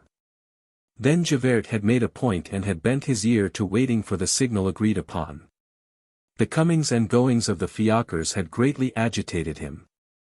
At last, he had grown impatient, and, sure that there was a nest there, sure of being in luck, having recognized many of the ruffians who had entered, he had finally decided to go upstairs without waiting for the pistol shot. It will be remembered that he had Marius Pasky. He had arrived just in the nick of time. The terrified ruffians flung themselves on the arms which they had abandoned in all the corners at the moment of flight. In less than a second, these 7 men, horrible to behold, had grouped themselves in an attitude of defense, one with his meat axe, another with his key, another with his bludgeon, the rest with shears, pincers, and hammers. Thénardier had his knife in his fist. The Thénardier woman snatched up an enormous paving stone which lay in the angle of the window and served her daughters as an ottoman. Javert put on his hat again, and advanced a couple of paces into the room, with arms folded, his cane under one arm, his sword in its sheath. "Halt there," said he. "You shall not go out by the window, you shall go through the door. It's less unhealthy. There are 7 of you, there are 15 of us. Don't let's fall to collaring each other like men of Auvergne." Bigrenaille drew out a pistol which he had kept concealed under his blouse, and put it in Thénardier's hand, whispering in the latter's ear. "It's Javert. I don't dare fire at that man. Do you dare?" "Parbleu," replied Thénardier. "Well, then, fire." Thénardier took the pistol and aimed at Javert. Javert, who was only 3 paces from him, stared intently at him and contented himself with saying, "Come now, don't fire. You'll miss fire." Thénardier pulled the trigger. The pistol missed fire. "Didn't I tell you so?" ejaculated Javert. Bigrenaille flung his bludgeon at Javert's feet. "You're the emperor of the fiends. I surrender." "And you?" Javert asked the rest of the ruffians. They replied, "So do we." Javert began again calmly. "That's right, that's good, I said so, you are nice fellows. I only ask one thing," said Bigrenaille, "and that is, that I may not be denied tobacco while I am in confinement." "Granted," said Javert. And turning round and calling behind him, "Come in now." A squad of policemen, sword in hand, and agents armed with bludgeons and cudgels, rushed in at Javert's summons. They pinioned the ruffians. This throng of men, sparely lighted by the single candle, filled the den with shadows. "Handcuff them all," shouted Javert. "Come on!" cried a voice which was not the voice of a man, but of which no one would ever have said, "It is a woman's voice." The Thénardier woman had entrenched herself in one of the angles of the window, and it was she who had just given vent to this roar. The policemen and agents recoiled. She had thrown off her shawl, but retained her bonnet. Her husband, who was crouching behind her, was almost hidden under the discarded shawl, and she was shielding him with her body, as she elevated the paving stone above her head with the gesture of a giantess on the point of hurling a rock. "Beware," she shouted. All crowded back towards the corridor. A broad open space was cleared in the middle of the garret. The Thénardier woman cast a glance at the ruffians who had allowed themselves to be pinioned, and muttered in hoarse and guttural accents. "The cowards!" Javert smiled, and advanced across the open space which the Thénardier was devouring with her eyes. "Don't come near me," she cried, "or I'll crush you." "What a grenadier!" ejaculated Javert. "You've got a beard like a man, mother, but I have claws like a woman." And he continued to advance. The Thénardier, dishevelled and terrible, set her feet far apart, threw herself backwards, and hurled the paving stone at Javert's head. Javert ducked, the stone passed over him, struck the wall behind, knocked off a huge piece of plastering, and, rebounding from angle to angle across the hovel, now luckily almost empty, rested at Javert's feet. At the same moment, Javert reached the Thénardier couple. One of his big hands descended on the woman's shoulder, the other on the husband's head. "The handcuffs," he shouted. The policemen trooped in force, and in a few seconds Javert's order had been executed. The Thénardier female, overwhelmed, stared at her pinioned hands, and at those of her husband, who had dropped to the floor, and exclaimed, weeping. "My daughters! They are in the jug," said Javert. In the meanwhile, the agents had caught sight of the drunken man asleep behind the door, and were shaking him. He awoke, stammering. "Is it all over, Jondrette?" "Yes," replied Javert. The 6 pinioned ruffians were standing, and still preserved their spectral mien, all 3 besmeared with black, all 3 masked. "Keep on your masks," said Javert. And passing them in review with a glance of a Frederick II at a Potsdam parade, he said to the 3 chimney builders. "Good day, Bigrenaille. Good day, Bruggen. Good day, Duxmilliards." Then turning to the 3 masked men, he said to the man with the meat axe. "Good day, Guillaumer." And to the man with the cudgel. "Good day, Babet." And to the ventriloquist. "Your health, Claquous." At that moment, he caught sight of the ruffian's prisoner, who, ever since the entrance of the police, had not uttered a word, and had held his head down. "Untie the gentleman," said Javert, "and let no one go out." That said, he seated himself with sovereign dignity before the table, where the candle and the writing materials still remained, drew a stamped paper from his pocket, and began to prepare his report. When he had written the first lines, which are formulas that never vary, he raised his eyes. "Let the gentleman whom these gentlemen bound step forward." The policemen glanced round them. "Well," said Javert, "where is he?" The prisoner of the ruffians, M. Leblanc, M. Urbain Fabre, the father of Ursule or the Lark, had disappeared. The door was guarded, but the window was not. As soon as he had found himself released from his bonds, and while Javert was drawing up his report, he had taken advantage of confusion, the crowd, the darkness, and of a moment when the general attention was diverted from him, to dash out of the window. An agent sprang to the opening and looked out. He saw no one outside. The rope ladder was still shaking. "The devil," ejaculated Javert between his teeth, "he must have been the most valuable of the lot." 22. The little one who was crying in Volume 2. On the day following that on which these events took place in the house on the Boulevard de l'Hôpital, a child, who seemed to be coming from the direction of the bridge of Austerlitz, was ascending the side alley on the right in the direction of the Barrière de Fontainebleau. Night had fully come. This lad was pale, thin, clad in rags, with linen trousers in the month of February, and was singing at the top of his voice. At the corner of the Rue du Petit Banquier, a bent old woman was rummaging in a heap of refuse by the light of a street lantern. The child jostled her as he passed, then recoiled, exclaiming, "Hello!" And I took it for an enormous dog. He pronounced the word enormous the second time with a jeering swell of the voice which might be tolerably well represented by capitals, an enormous dog. The old woman straightened herself up in a fury. "Nasty brat," she grumbled. "If I hadn't been bending over, I know well where I would have planted my foot on you." The boy was already far away. "Kiss! Kiss!" he cried. After that, I don't think I was mistaken. The old woman, choking with indignation, now rose completely upright, and the red gleam of the lantern fully lighted up her livid face, all hollowed into angles and wrinkles, with crow's feet meeting the corners of her mouth. Her body was lost in the darkness, and only her head was visible. One would have pronounced her a mask of decrepitude carved out by a light from the night. The boy surveyed her.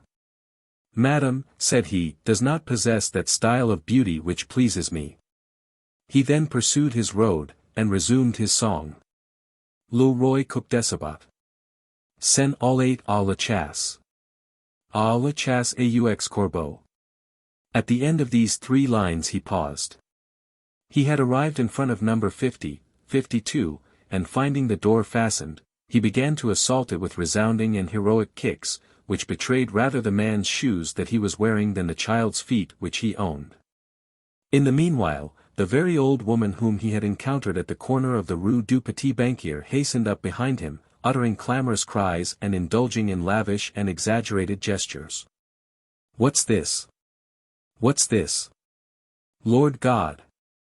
He's battering the door down. He's knocking the house down."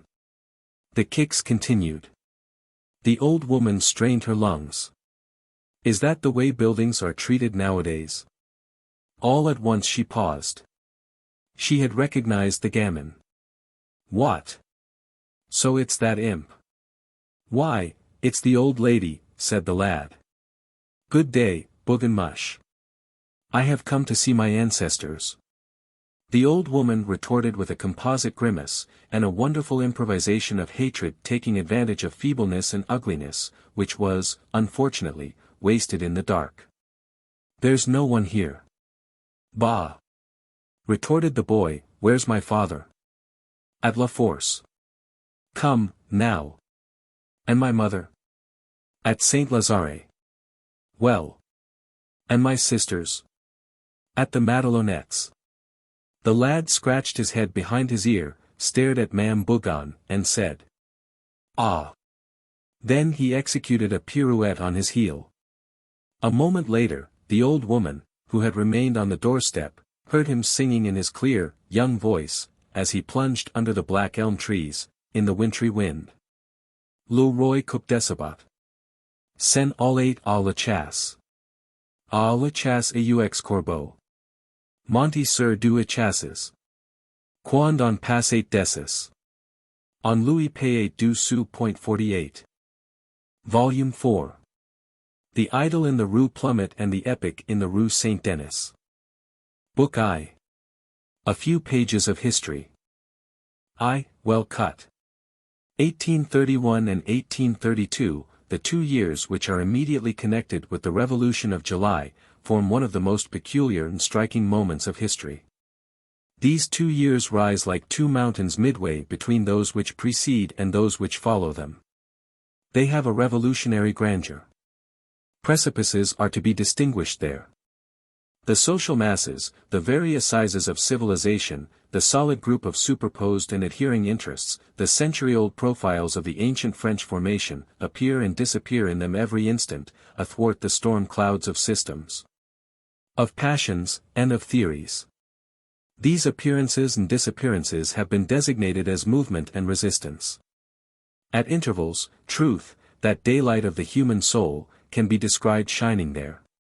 This remarkable epoch is decidedly circumscribed and is beginning to be sufficiently distant from us to allow of our grasping the principal lines even at the present day.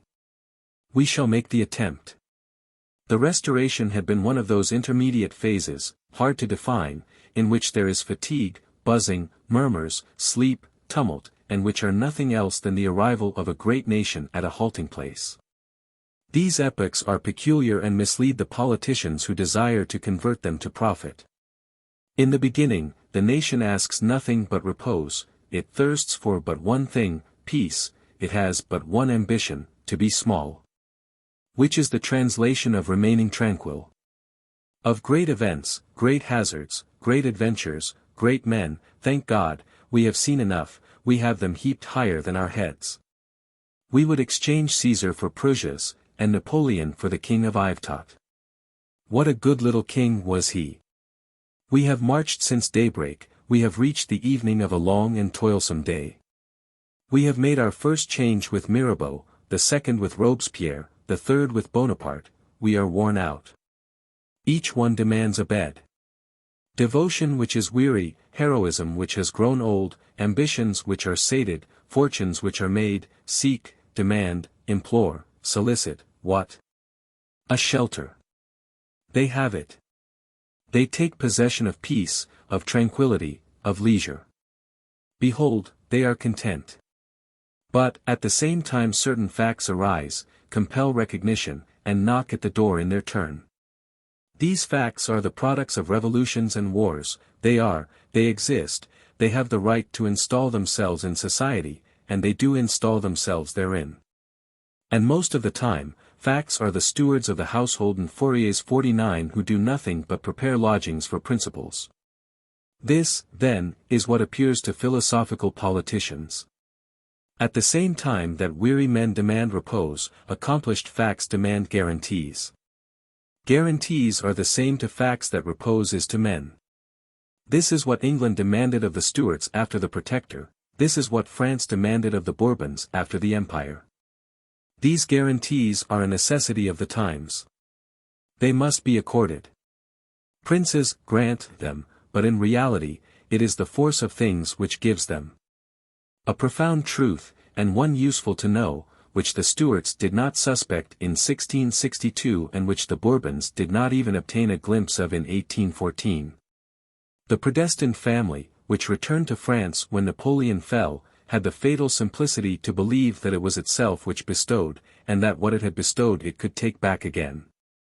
That the House of Bourbon possessed the right divine, that France possessed nothing, and that the political right conceded in the charter of Louis XVIII was merely a branch of the right divine, was detached by the House of Bourbon and graciously given to the people until such day as it should please the king to reassume it. Still, the House of Bourbon should have felt, from the displeasure created by the gift, that it did not come from it. This house was churlish to the 19th century. It put on an ill-tempered look at every development of the nation.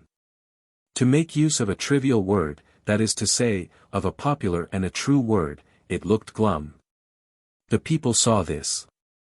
It thought it possessed strength because the empire had been carried away before it like a theatrical stage setting. It did not perceive that it had, itself, been brought in the same fashion. It did not perceive that it also lay in that hand which had removed Napoleon. It thought that it had roots, because it was the past. It was mistaken. It formed a part of the past, but the whole past was France. The roots of French society were not fixed in the Bourbons, but in the nations. These obscure and lively roots constituted, not the right of a family, but the history of a people. They were everywhere, except under the throne. The House of Bourbon was to France the illustrious and bleeding knot in her history, but was no longer the principal element of her destiny, and the necessary base of her politics. She could get along without the Bourbons, she had done without them for 22 years, there had been a break of continuity, they did not suspect the fact. And how should they have suspected it, they who fancied that Louis XVII reigned on the 9th of Thermidor, and that Louis XVIII was reigning at the Battle of Marengo? Never, since the origin of history, had princes been so blind in the presence of facts and the portion of divine authority which facts contain and promulgate. Never had that pretension here below which is called the right of kings denied to such a point the right from on high.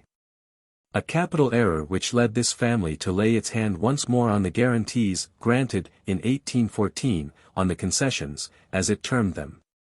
Sad. A sad thing. What it termed its concessions were our conquests. What it termed our encroachments were our rights. When the hour seemed to it to have come, the Restoration, supposing itself victorious over Bonaparte and well-rooted in the country, that is to say, believing itself to be strong and deep, abruptly decided on its plan of action.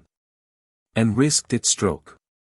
One morning it drew itself up before the face of France, and, elevating its voice, it contested the collective title and the individual right of the nation to sovereignty, of the citizen to liberty.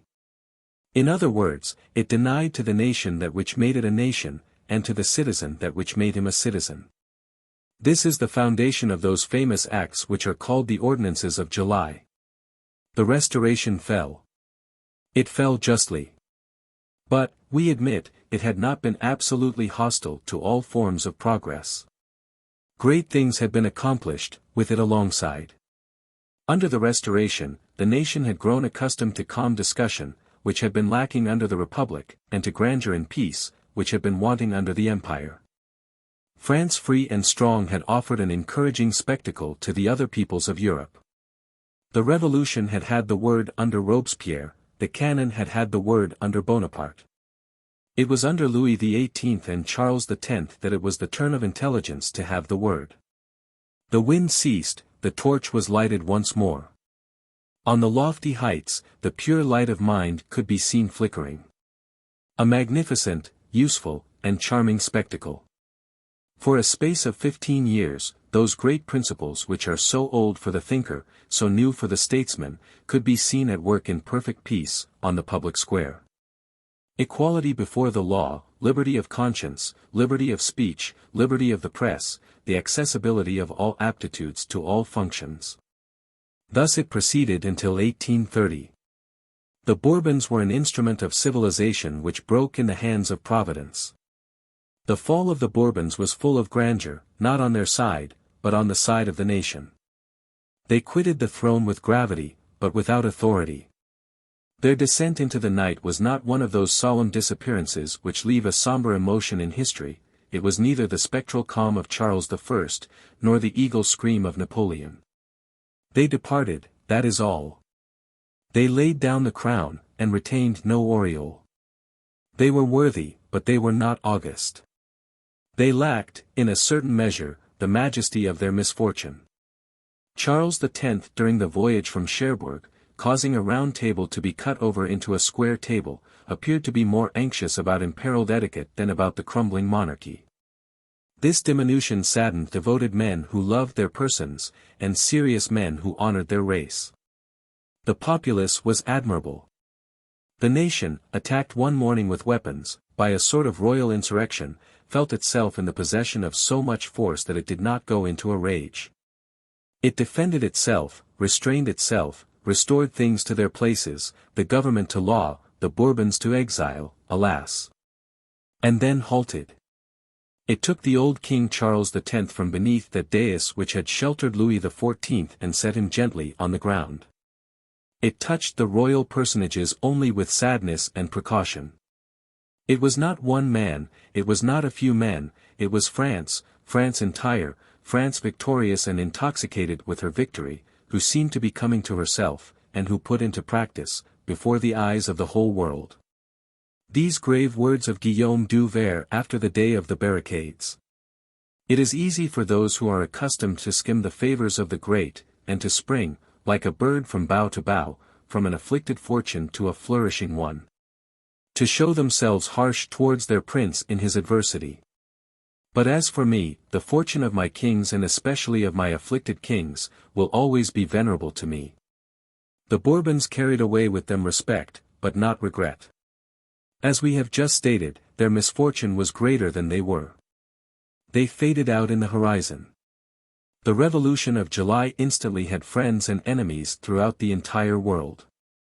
The first rushed toward her with joy and enthusiasm, the others turned away, each according to his nature.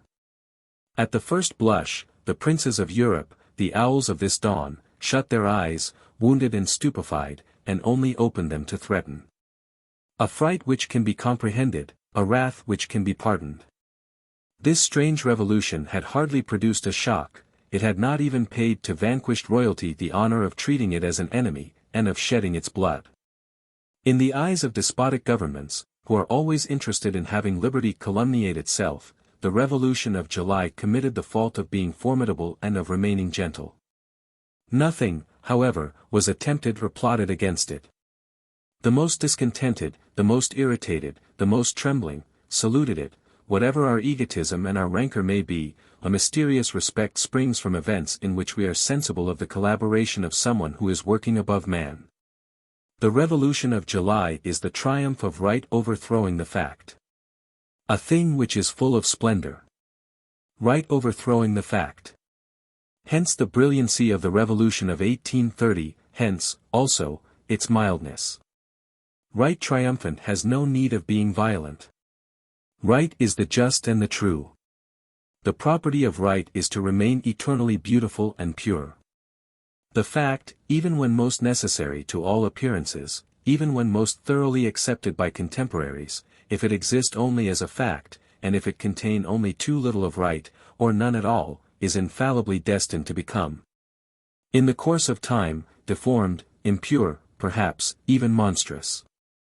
If one desires to learn at one blow, to what degree of hideousness the fact can attain, viewed at the distance of centuries, let him look at Machiavelli. Machiavelli is not an evil genius, nor a demon, nor a miserable and cowardly writer. He is nothing but the fact. And he is not only the Italian fact, he is the European fact, the fact of the 16th century. He seems hideous, and so he is, in the presence of the moral idea of the 19th. This conflict of right and fact has been going on ever since the origin of society. To terminate this duel, to amalgamate the pure idea with the humane reality, to cause right to penetrate pacifically into the fact and the fact into right, that is the task of sages. 2. Badly sewed. But the task of sages is one thing, the task of clever men is another. The Revolution of 1830 came to a sudden halt. As soon as a revolution has made the coast, the skillful make haste to prepare the shipwreck. The skillful in our century have conferred on themselves the title of statesman, so that this word, statesman, has ended by becoming somewhat of a slang word. It must be borne in mind, in fact, that wherever there is nothing but skill, there is necessarily pettiness. To say, the skillful, amounts to saying, the mediocre. In the same way, to say, statesman, is sometimes equivalent to saying, traitors. If, then, we are to believe the skillful, revolutions like the Revolution of July are severed arteries, a prompt ligature is indispensable. The right, too grandly proclaimed, is shaken. Also, right once firmly fixed, the state must be strengthened.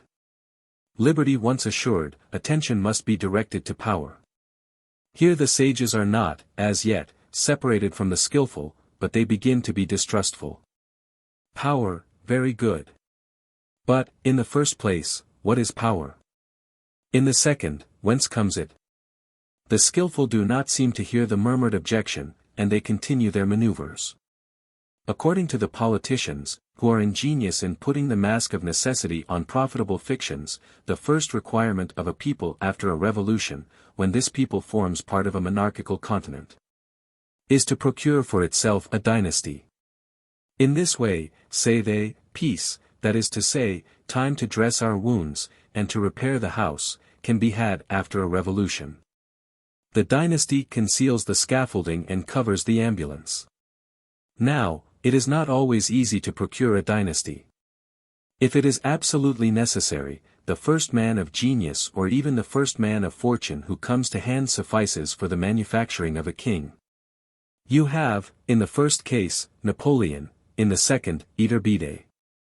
But the first family that comes to hand does not suffice to make a dynasty. There is necessarily required a certain modicum of antiquity in a race, and the wrinkle of the centuries cannot be improvised.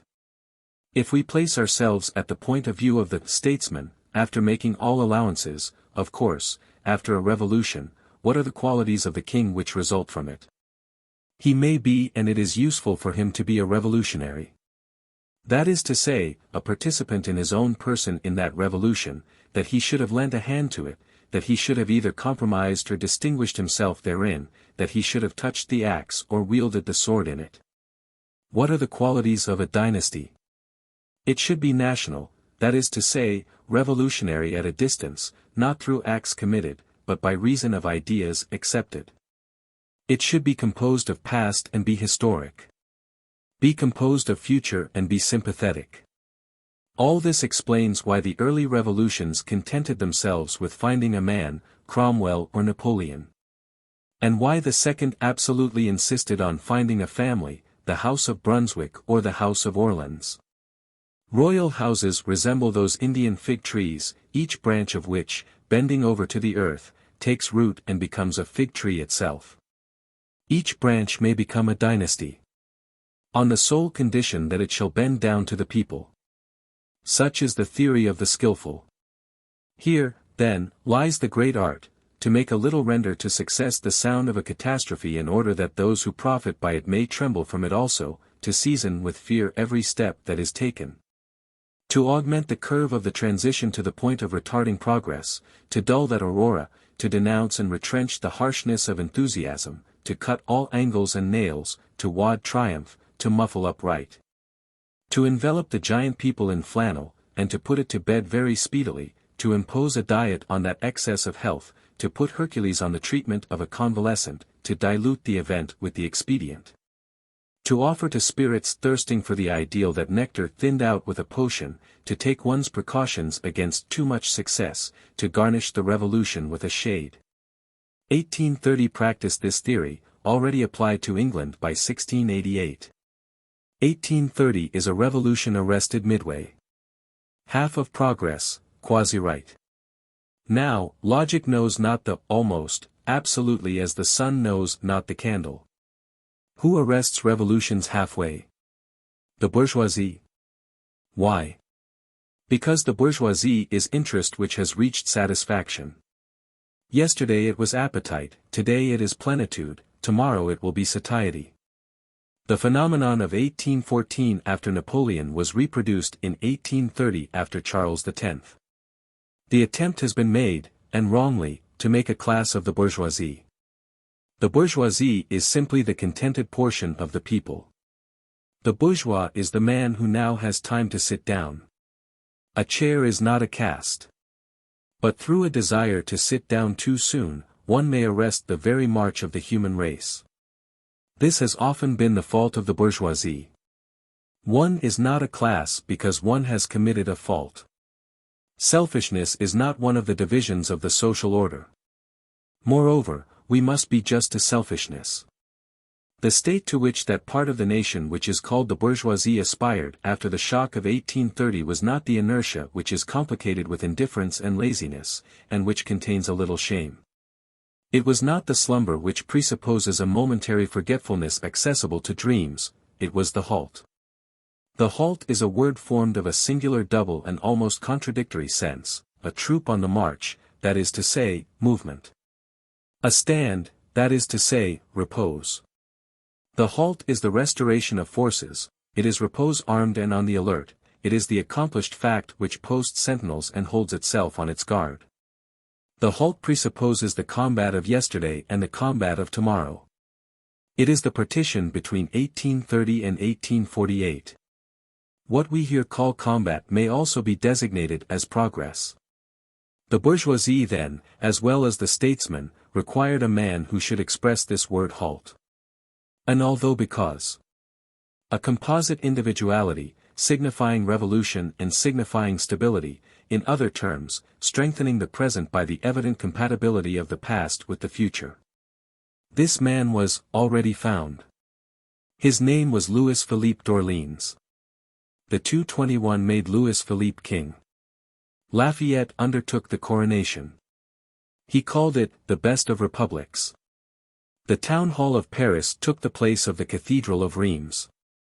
This substitution of a half throne for a whole throne was the work of 1830. When the skillful had finished, the immense vice of their solution became apparent. All this had been accomplished outside the bounds of absolute right. Absolute right cried, I protest, then, terrible to say, it retired into the darkness. Free Louis Philippe. Revolutions have a terrible arm and a happy hand, they strike firmly and choose well. Even incomplete, even debased and abused and reduced to the state of a junior revolution like the revolution of 1830, they nearly always retain sufficient providential lucidity to prevent them from falling amiss. Their eclipse is never an abdication. Nevertheless, let us not boast too loudly, revolutions also may be deceived, and grave errors have been seen. Let us return to 1830. 1830, in its deviation, had good luck.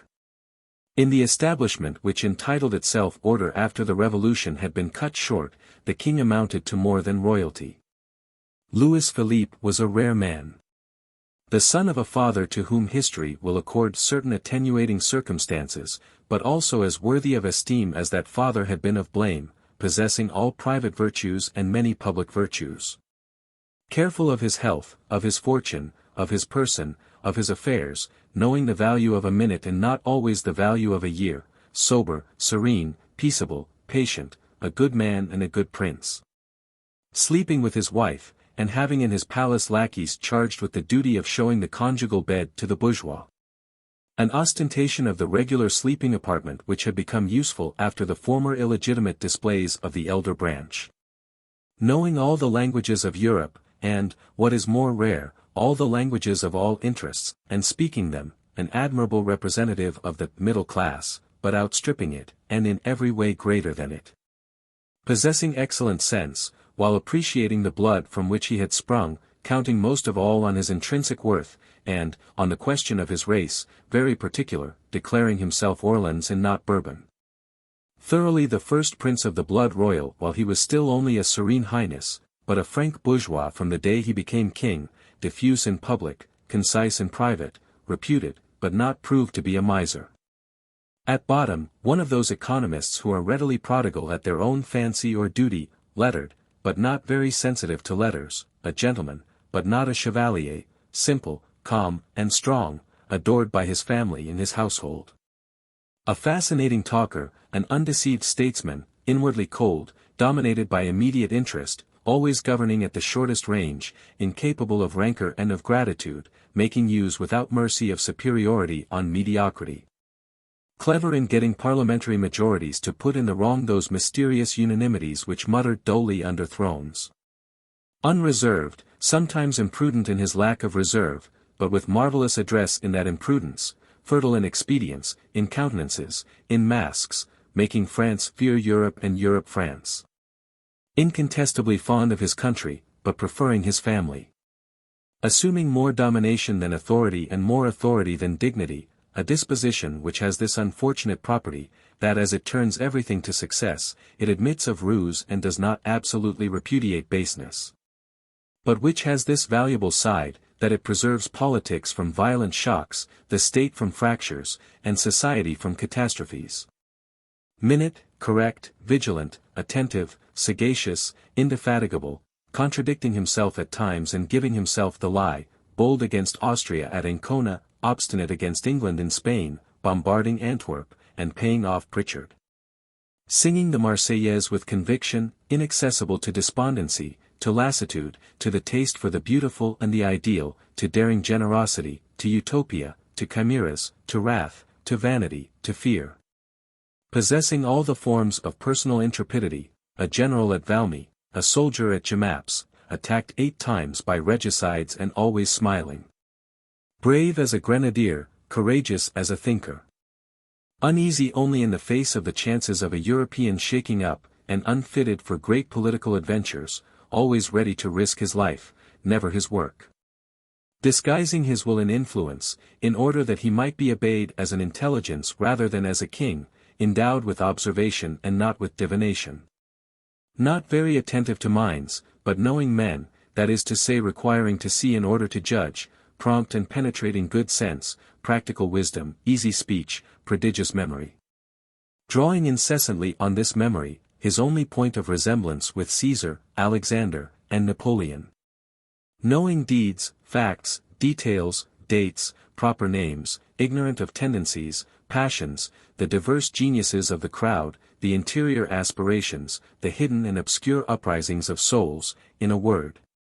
All that can be designated as the invisible currents of consciences. Accepted by the surface, but little in accord with France lower down, extricating himself by dint of tact, governing too much and not enough, his own first minister. Excellent at creating out of the pettiness of realities an obstacle to the immensity of ideas. Mingling a genuine creative faculty of civilization, of order and organization, an indescribable spirit of proceedings and chicanery, the founder and lawyer of a dynasty, having something of Charlemagne and something of an attorney. In short, a lofty and original figure, a prince who understood how to create authority in spite of the uneasiness of France, and power in spite of the jealousy of Europe. Louis Philippe will be classed among the eminent men of his century, and would be ranked among the most illustrious governors of history had he loved glory but a little. And if he had had the sentiment of what is great to the same degree as the feeling for what is useful. Louis Philippe had been handsome, and in his old age he remained graceful, not always approved by the nation, he always was so by the masses, he pleased. He had that gift of charming. He lacked majesty. He wore no crown, although a king, and no white hair, although an old man, his manners belonged to the old regime and his habits to the new, a mixture of the noble and the bourgeois which suited 1830, Louis Philippe was transition reigning. He had preserved the ancient pronunciation and the ancient orthography which he placed at the service of opinions modern. He loved Poland and Hungary, but he wrote less Polonois, and he pronounced less Hongrice.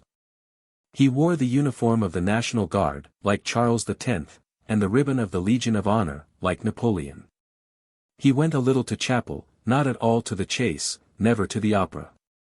Incorruptible by sacristans, by whippers-in, by ballet dancers, this made a part of his bourgeois popularity.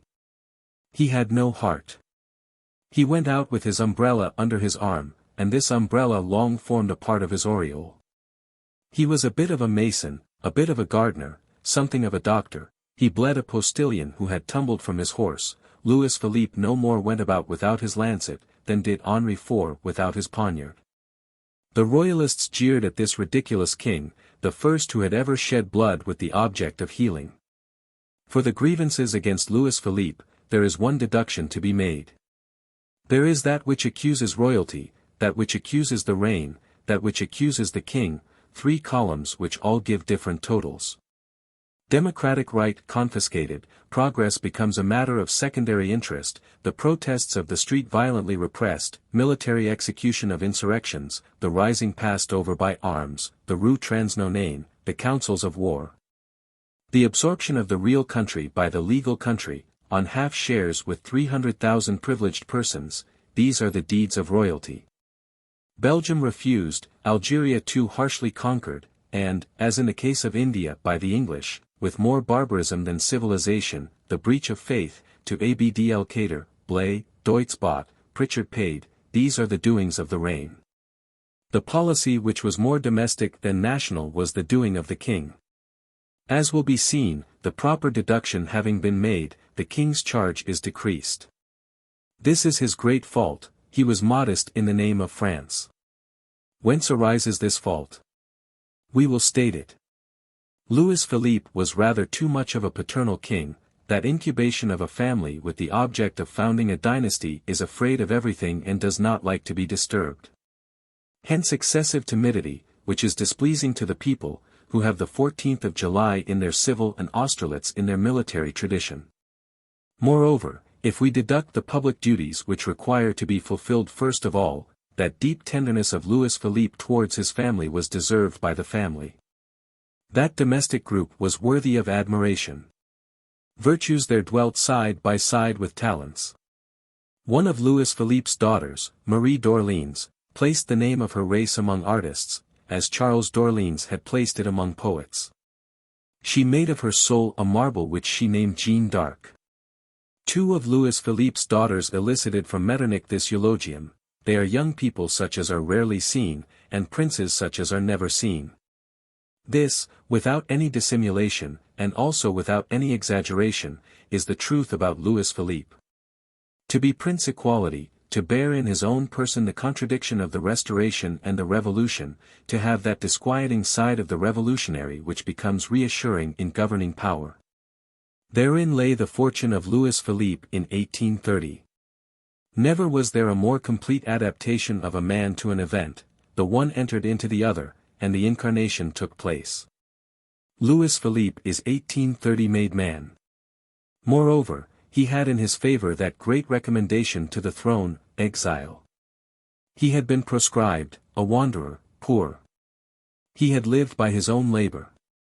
In Switzerland, this heir to the richest princely domains in France had sold an old horse in order to obtain bread. At Reichenau, He gave lessons in mathematics, while his sister Adelaide did wool work and sewed.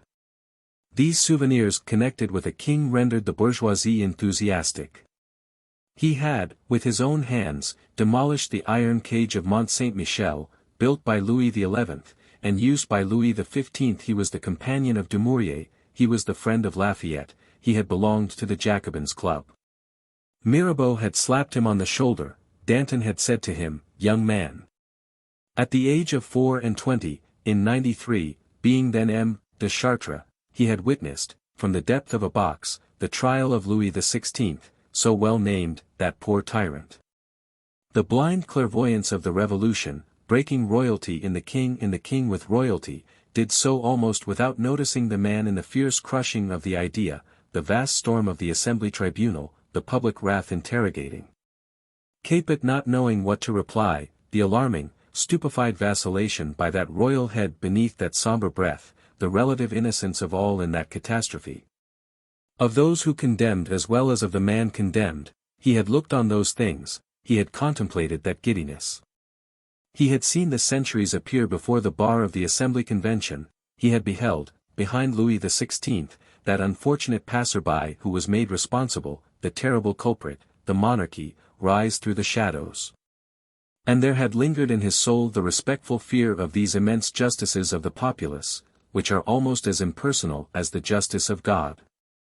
The trace left in him by the Revolution was prodigious. Its memory was like a living imprint of those great years, minute by minute. One day, in the presence of a witness whom we are not permitted to doubt, he rectified from memory the whole of the letter A in the alphabetical list of the Constituent Assembly. Louis Philippe was a king of the broad daylight.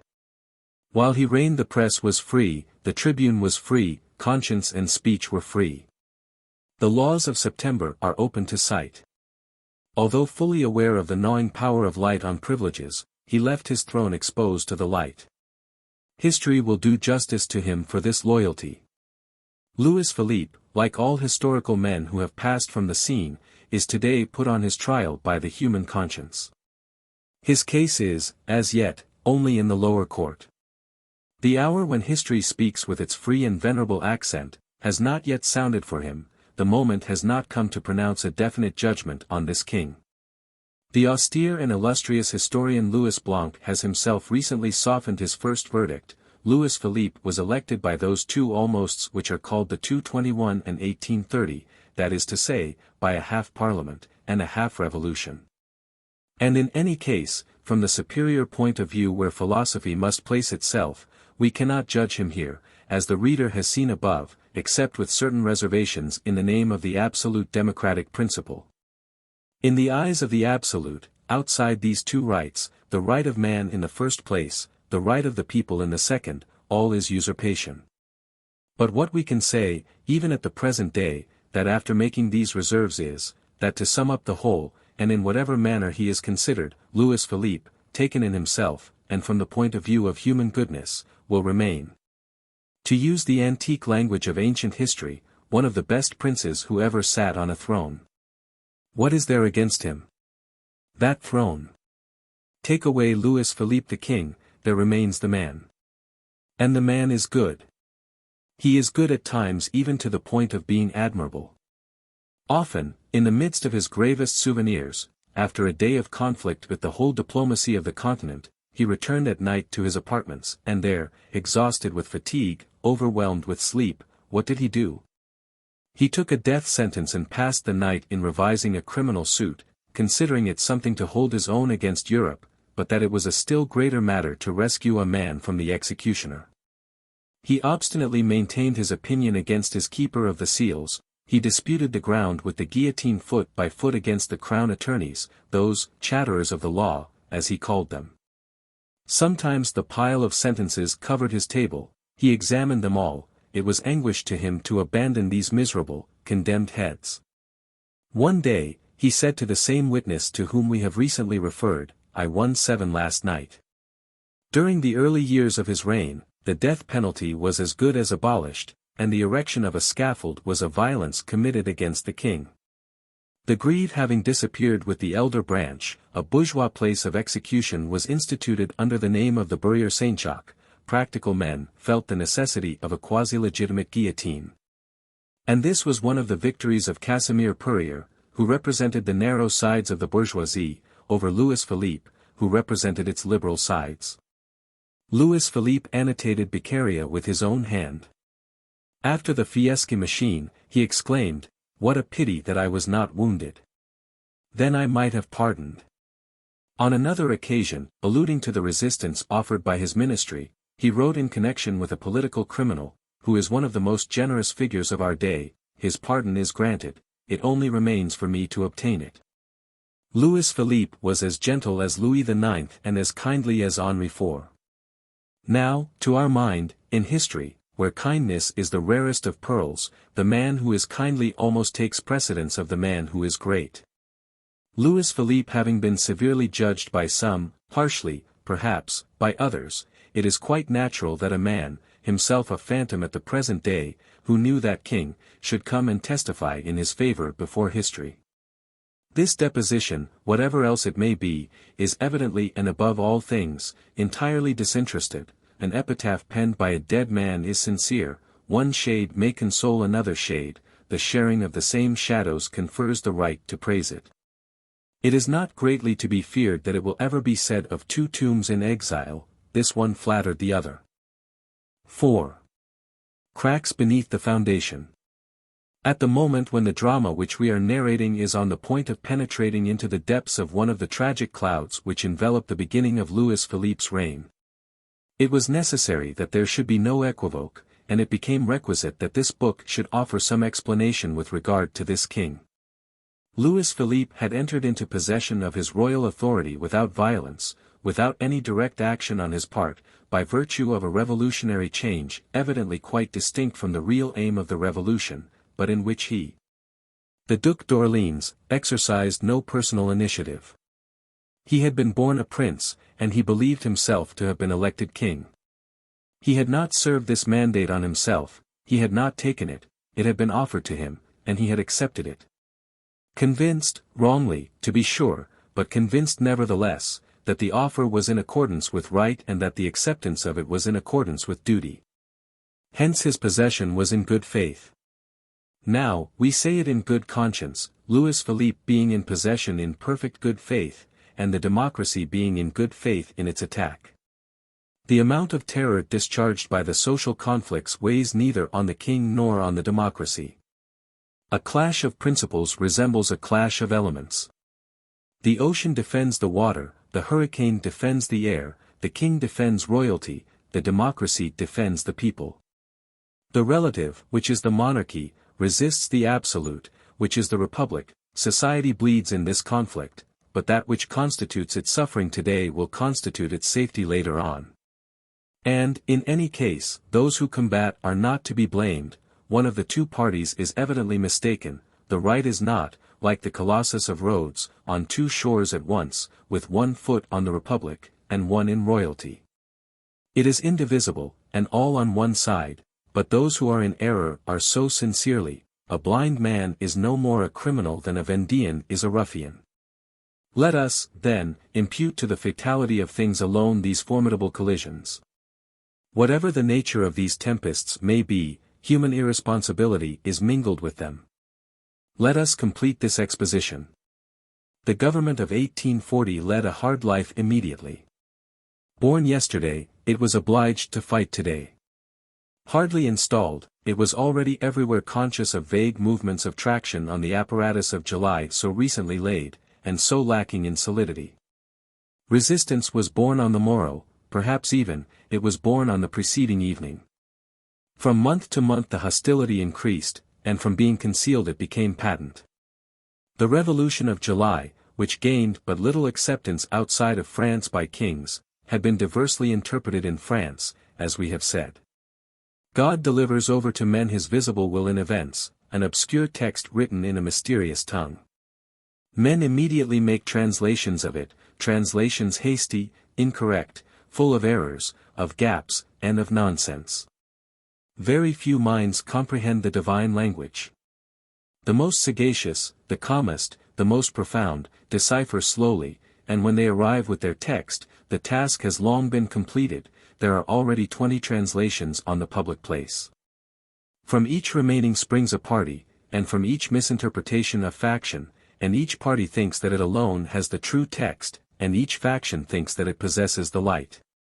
Power itself is often a faction. There are, in revolutions, swimmers who go against the current, they are the old parties. For the old parties who clung to heredity by the grace of God, think that revolutions, having sprung from the right to revolt, one has the right to revolt against them. Error. For in these revolutions, the one who revolts is not the people. It is the king. Revolution is precisely the contrary of revolt. Every revolution, being a normal outcome, contains within itself its legitimacy, which false revolutionists sometimes dishonor, but which remains even when soiled, which survives even when stained with blood. Revolutions spring not from an accident, but from necessity. A revolution is a return from the fictitious to the real. It is because it must be that it is. None the less did the old legitimist parties assail the revolution of 1830 with all the vehemence which arises from false reasoning. Errors make excellent projectiles. They strike it cleverly in its vulnerable spot, in default of a cuirass, in its lack of logic, they attacked this revolution in its royalty. They shouted to it, "Revolution, why this king?" Factions are blind men who aim correctly. This cry was uttered equally by the Republicans. But coming from them, this cry was logical. What was blindness in the Legitimists was clearness of vision in the Democrats. 1830 had bankrupted the people. The enraged democracy reproached it with this. Between the attack of the past and the attack of the future, the establishment of July struggled. It represented the minute at loggerheads on the one hand with the monarchical centuries, on the other hand with eternal right. In addition, and beside all this, as it was no longer revolution and had become a monarchy, 1830 was obliged to take precedence of all Europe. To keep the peace, was an increase of complication. A harmony established contrary to sense is often more onerous than a war. From this secret conflict, always muzzled, but always growling, was born armed peace, that ruinous expedient of civilization which in the harness of the European cabinets is suspicious in itself. The royalty of July reared up, in spite of the fact that it caught it in the harness of European cabinets. Metternich would gladly have put it in kicking straps. Pushed on in France by progress, it pushed on the monarchies, those loiterers in Europe. After having been towed, it undertook to tow. Meanwhile, within her, pauperism, the proletariat, salary, education, penal servitude, prostitution, the fate of the woman, wealth, misery, production, consumption, division, exchange, coin, credit, the rights of capital. The rights of labor, all these questions were multiplied above society, a terrible slope. Outside of political parties properly so called, another movement became manifest. Philosophical fermentation replied to democratic fermentation. The elect felt troubled as well as the masses, in another manner, but quite as much. Thinkers meditated, while the soil, that is to say, the people, traversed by revolutionary currents, trembled under them with indescribably vague epileptic shocks. These dreamers, some isolated, others united in families and almost in communion, turned over social questions in a pacific but profound manner. Impassive miners, who tranquilly pushed their galleries into the depths of a volcano, hardly disturbed by the dull commotion and the furnaces of which they caught glimpses. This tranquility was not the least beautiful spectacle of this agitated epoch. These men left to political parties the question of rights, they occupied themselves with the question of happiness. The well-being of man, that was what they wanted to extract from society. They raised material questions, questions of agriculture, of industry, of commerce, almost to the dignity of a religion. In civilization, such as it has formed itself, a little by the command of God, a great deal by the agency of man, interests combine, unite, and amalgamate in a manner to form a veritable hard rock, in accordance with a dynamic law. Patiently studied by economists, those geologists of politics. These men who grouped themselves under different appellations, but who may all be designated by the generic title of socialists, endeavored to pierce that rock and to cause it to spout forth the living waters of human felicity. From the question of the scaffold to the question of war, their works embraced everything. To the rights of man, as proclaimed by the French Revolution, they added the rights of woman and the rights of the child. The reader will not be surprised if, for various reasons, we do not here treat in a thorough manner, from the theoretical point of view, the questions raised by socialism. We confine ourselves to indicating them. All the problems that the socialists propose to themselves, cosmogonic visions, reverie, mysticism being cast aside, can be reduced to two principal problems. First problem, to produce wealth.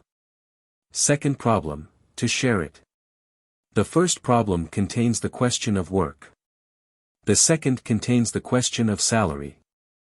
In the first problem the employment of forces is in question. In the second, the distribution of enjoyment. From the proper employment of forces results public power. From a good distribution of enjoyments results individual happiness.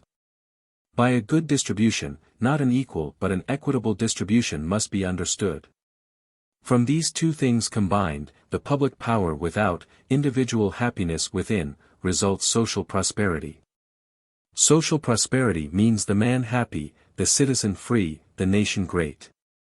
England solves the first of these two problems. She creates wealth admirably, she divides it badly. This solution, which is complete on one side, only leads her fatally to two extremes: monstrous opulence, monstrous wretchedness. All enjoyments for some, all privations for the rest, that is to say, for the people, privilege, exception, monopoly, feudalism, born from toil itself. A false and dangerous situation, which sates public power or private misery, which sets the roots of the state in the sufferings of the individual. A badly constituted grandeur in which are combined all the material elements and into which no moral element enters. Communism and agrarian law think that they solve the second problem. They are mistaken. Their division kills production. Equal partition abolishes emulation, and consequently labor. It is a partition made by the butcher, which kills that which it divides. It is therefore impossible to pause over these pretended solutions. Slaying wealth is not the same thing as dividing it. The two problems require to be solved together, to be well solved. The two problems must be combined and made but one. Solve only the first of the two problems. You will be Venice, you will be England. You will have, like Venice, an artificial power, or, like England, a material power. You will be the wicked rich man. You will die by an act of violence, as Venice died, or by bankruptcy, as England will fall. And the world will allow to die and fall all that is merely selfishness, all that does not represent for the human race either a virtue or an idea. It is well understood here, that by the words Venice, England, we designate not the peoples, but social structures, the oligarchies superposed on nations, and not the nations themselves. The nations always have our respect and our sympathy.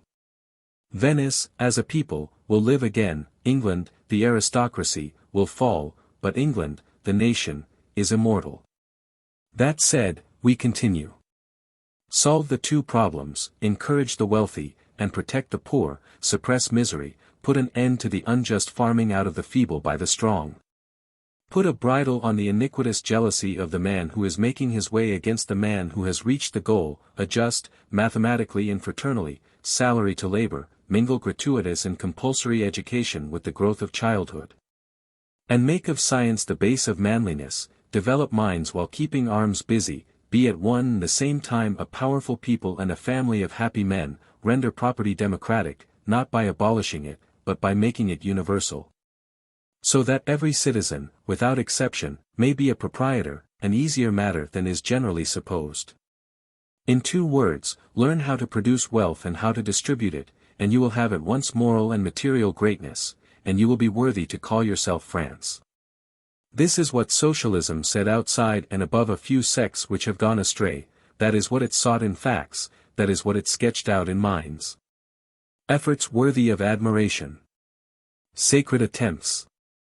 These doctrines, these theories, these resistances, the unforeseen necessity for the statesman to take philosophers into account, confused evidences of which we catch a glimpse, a new system of politics to be created, which shall be in accord with the old world without too much disaccord with the new revolutionary ideal, a situation in which it became necessary to use Lafayette to defend Polignac, the intuition of progress transparent beneath the revolt. The chambers and streets, the competitions to be brought into equilibrium around him, his faith in the revolution, perhaps an eventual indefinable resignation born of the vague acceptance of a superior definitive right. His desire to remain of his race, his domestic spirit, his sincere respect for the people, his own honesty, preoccupied Louis Philippe almost painfully, and there were moments when strong and courageous as he was, overwhelmed by the difficulties of being a king.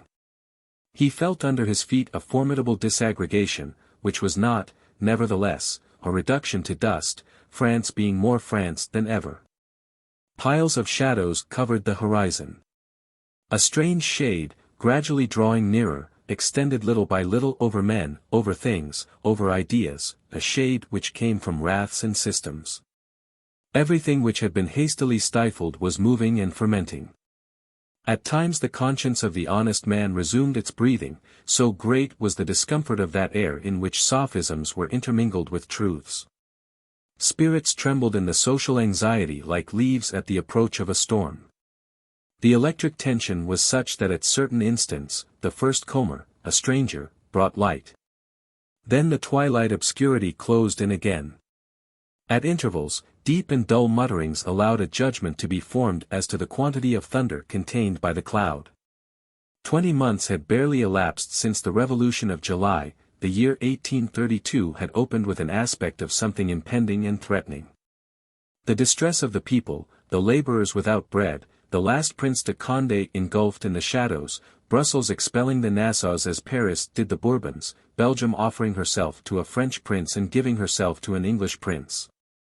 The Russian hatred of Nicholas, behind us the demons of the south, Ferdinand in Spain, Miguel in Portugal, the earthquaking in Italy, Metternich extending his hand over Bologna, France treating Austria sharply at Ancona. At the north no one knew what sinister sound of the hammer nailing up Poland in her coffin, irritated glances watching France narrowly all over Europe, England, a suspected ally, ready to give a push to that which was tottering and to hurl herself on that which should fall, the peerage sheltering itself behind Beccaria to refuse 4 heads to the law, the fleurs de lis erased from the king's carriage. The cross torn from Notre Dame, Lafayette lessened, Lafitte ruined, Benjamin Constant dead in indigence, Casimir Purier dead in the exhaustion of his power. Political and social malady breaking out simultaneously in the 2 capitals of the kingdom, the one in the city of thought, the other in the city of toil, at Paris civil war, at Lyons servile war, in the 2 cities, the same glare of the furnace. A crater-like crimson on the brow of the people, the south rendered fanatic, the west troubled, the Duchesse de Berry in Levade, plots, conspiracies, risings, cholera, added the sombre roar of tumult of events to the sombre roar of ideas. Facts whence history springs and which history ignores. Towards the end of April, everything had become aggravated. The fermentation entered the boiling state. Ever since 1830, petty partial revolts had been going on here and there, which were quickly suppressed, but ever bursting forth afresh, the sign of a vast underlying conflagration. Something terrible was in preparation. Glimpses could be caught of the features still indistinct and imperfectly lighted, of a possible revolution. France kept an eye on Paris, Paris kept an eye on the Faubourg Saint-Antoine. The Faubourg Saint-Antoine, which was in a dull glow, was beginning its ebullition. The wineshops of the Rue de Charonne were, although the union of the 2 epithets seems singular when applied to wineshops, grave and stormy. The government was there purely and simply called in question. Their people publicly discussed the question of fighting or of keeping quiet. There were back shops where workingmen were made to swear that they would hasten into the street at the first cry of alarm, and that they would fight without counting the number of the enemy. This engagement once entered into, a man seated in the corner of the wine shop assumed a sonorous tone, and said, "You understand. You have sworn. Sometimes they went upstairs, to a private room on the first floor, and their scenes that were almost Masonic were enacted. They made the initiated take oaths to render service to himself as well as to the fathers of families. That was the formula. In the taprooms, subversive pamphlets were read. They treated the government with contempt, says a secret report of that time. Words like the following could be heard there. I don't know the names of the leaders. We folks shall not know the day until 2 hours beforehand. One workman said, there are 300 of us, let each contribute 10 sous, that will make 150 francs with which to procure powder and shot. Another said, I don't ask for 6 months, I don't ask for even 2. In less than a fortnight we shall be parallel with the government. With 25,000 men we can face them. Another said, I don't sleep at night, because I make cartridges all night. From time to time, men, of bourgeois appearance, and in good coats, came and, caused embarrassment, and with the air of command, shook hands with the most important, and then went away. They never stayed more than 10 minutes. Significant remarks were exchanged in a low tone, the plot is ripe, the matter is arranged. It was murmured by all who were there, to borrow the very expression of one of those who were present. The exultation was such that one day, a workingman exclaimed, before the whole wine shop, we have no arms. One of his comrades replied, the soldiers have. Thus parodying without being aware of the fact, Bonaparte's proclamation to the army in Italy, when they had anything of a more secret nature on hand, adds one report, they did not communicate it to each other. It is not easy to understand what they could conceal after what they said. These reunions were sometimes periodical. At certain ones of them, there were never more than 8 or 10 persons present, and they were always the same. In others, anyone entered who wished, and the room was so full that they were forced to stand. Some went thither through enthusiasm and passion, others because it was on their way to their work. As during the Revolution, there were patriotic women in some of these wine shops who embraced newcomers. Other expressive facts came to light. A man would enter a shop, drink, and go his way with the remark, wine merchant, the revolution will pay what is due to you. Revolutionary agents were appointed in a wine shop facing the Rue de Charonne. The balloting was carried on in their caps. Workingmen met at the house of a fencing master who gave lessons in the Rue de Cotte. There was a trophy of arms formed of wooden broadswords, canes, clubs, and foils. One day, the buttons were removed from the foils. A workman said, there are 25 of us, but they don't count on me, because I am looked upon as a machine. Later on, that machine became Knesset. The indefinite things which were brewing gradually acquired a strange and indescribable notoriety. A woman sweeping off her doorstep said to another woman, for a long time, there has been a strong force busy making cartridges. In the open street, proclamation could be seen addressed to the National Guard in the departments. One of these proclamations was signed, Burdett, wine merchant. One day a man with his beard worn like a collar and with an Italian accent mounted a stone post at the door of a liquor cellar in the Marché Lenoir, and read aloud a singular document, which seemed to emanate from an occult power. Groups formed around him, and applauded. The passages which touched the crowd most deeply were collected and noted down. Our doctrines are trammeled, our proclamations torn, our bill stickers are spied upon and thrown into prison. The breakdown which has recently taken place in cottons has converted to us many mediums. The future of nations is being worked out in our obscure ranks. Here are the fixed terms, action or reaction, revolution or counter-revolution. For, at our epoch, we no longer believe either in inertia or in immobility. For the people against the people, that is the question. There is no other. On the day when we cease to suit you, break us, but up to that day, help us to march on. All this in broad daylight. Other deeds, more audacious still, were suspicious in the eyes of the people by reason of their very audacity. On the 4th of April, 1832, a passerby mounted the post on the corner which forms the angle of the Rue Sainte-Marguerite and shouted, I am a Babouvist. But beneath Babouf, the people-scented Gisket. Among other things, this man said, "Down with property. The opposition of the left is cowardly and treacherous. When it wants to be on the right side, it preaches revolution, it is democratic in order to escape being beaten, and royalist so that it may not have to fight. The Republicans are beasts with feathers. Distrust the Republicans, citizens of the laboring classes." "Silence, citizen spy," cried an artisan.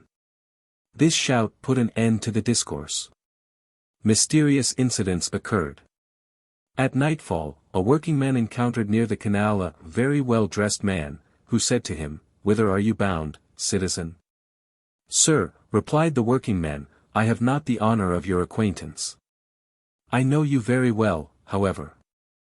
And the man added, "Don't be alarmed, I am an agent of the committee. You are suspected of not being quite faithful. You know that if you reveal anything, there is an eye fixed on you." Then he shook hands with the workingmen and went away, saying, "We shall meet again soon." The police, who were on the alert, collected singular dialogues, not only in the wine shops, but in the street. "Get yourself received very soon," said a weaver to a cabinetmaker. "Why? There is going to be a shot to fire." Two ragged pedestrians exchanged these remarkable replies, fraught with evident jackery. "Who governs us? M. Philippe. No, it is the bourgeoisie." The reader is mistaken if he thinks that we take the word jackery in a bad sense. The Jacques were the poor. On another occasion two men were heard to say to each other as they passed by, "We have a good plan of attack." Only the following was caught of a private conversation between four men who were crouching in a ditch of the circle of the Barrière du Trône. "Everything possible will be done to prevent his walking about Paris any more." Who was the he? Menacing obscurity. The principal leaders, as they said in the Faubourg, held themselves apart. It was supposed that they met for consultation in a wine shop near the Point Saint-Eustache. A certain Auguste, chief of the Society Aid for Tailors, Rue Mondétour, had the reputation of serving as intermediary central between the leaders and the Faubourg Saint-Antoine. Nevertheless, there was always a great deal of mystery about these leaders, and no certain fact can invalidate the singular arrogance of this reply made later on by a man accused before the Court of Peers.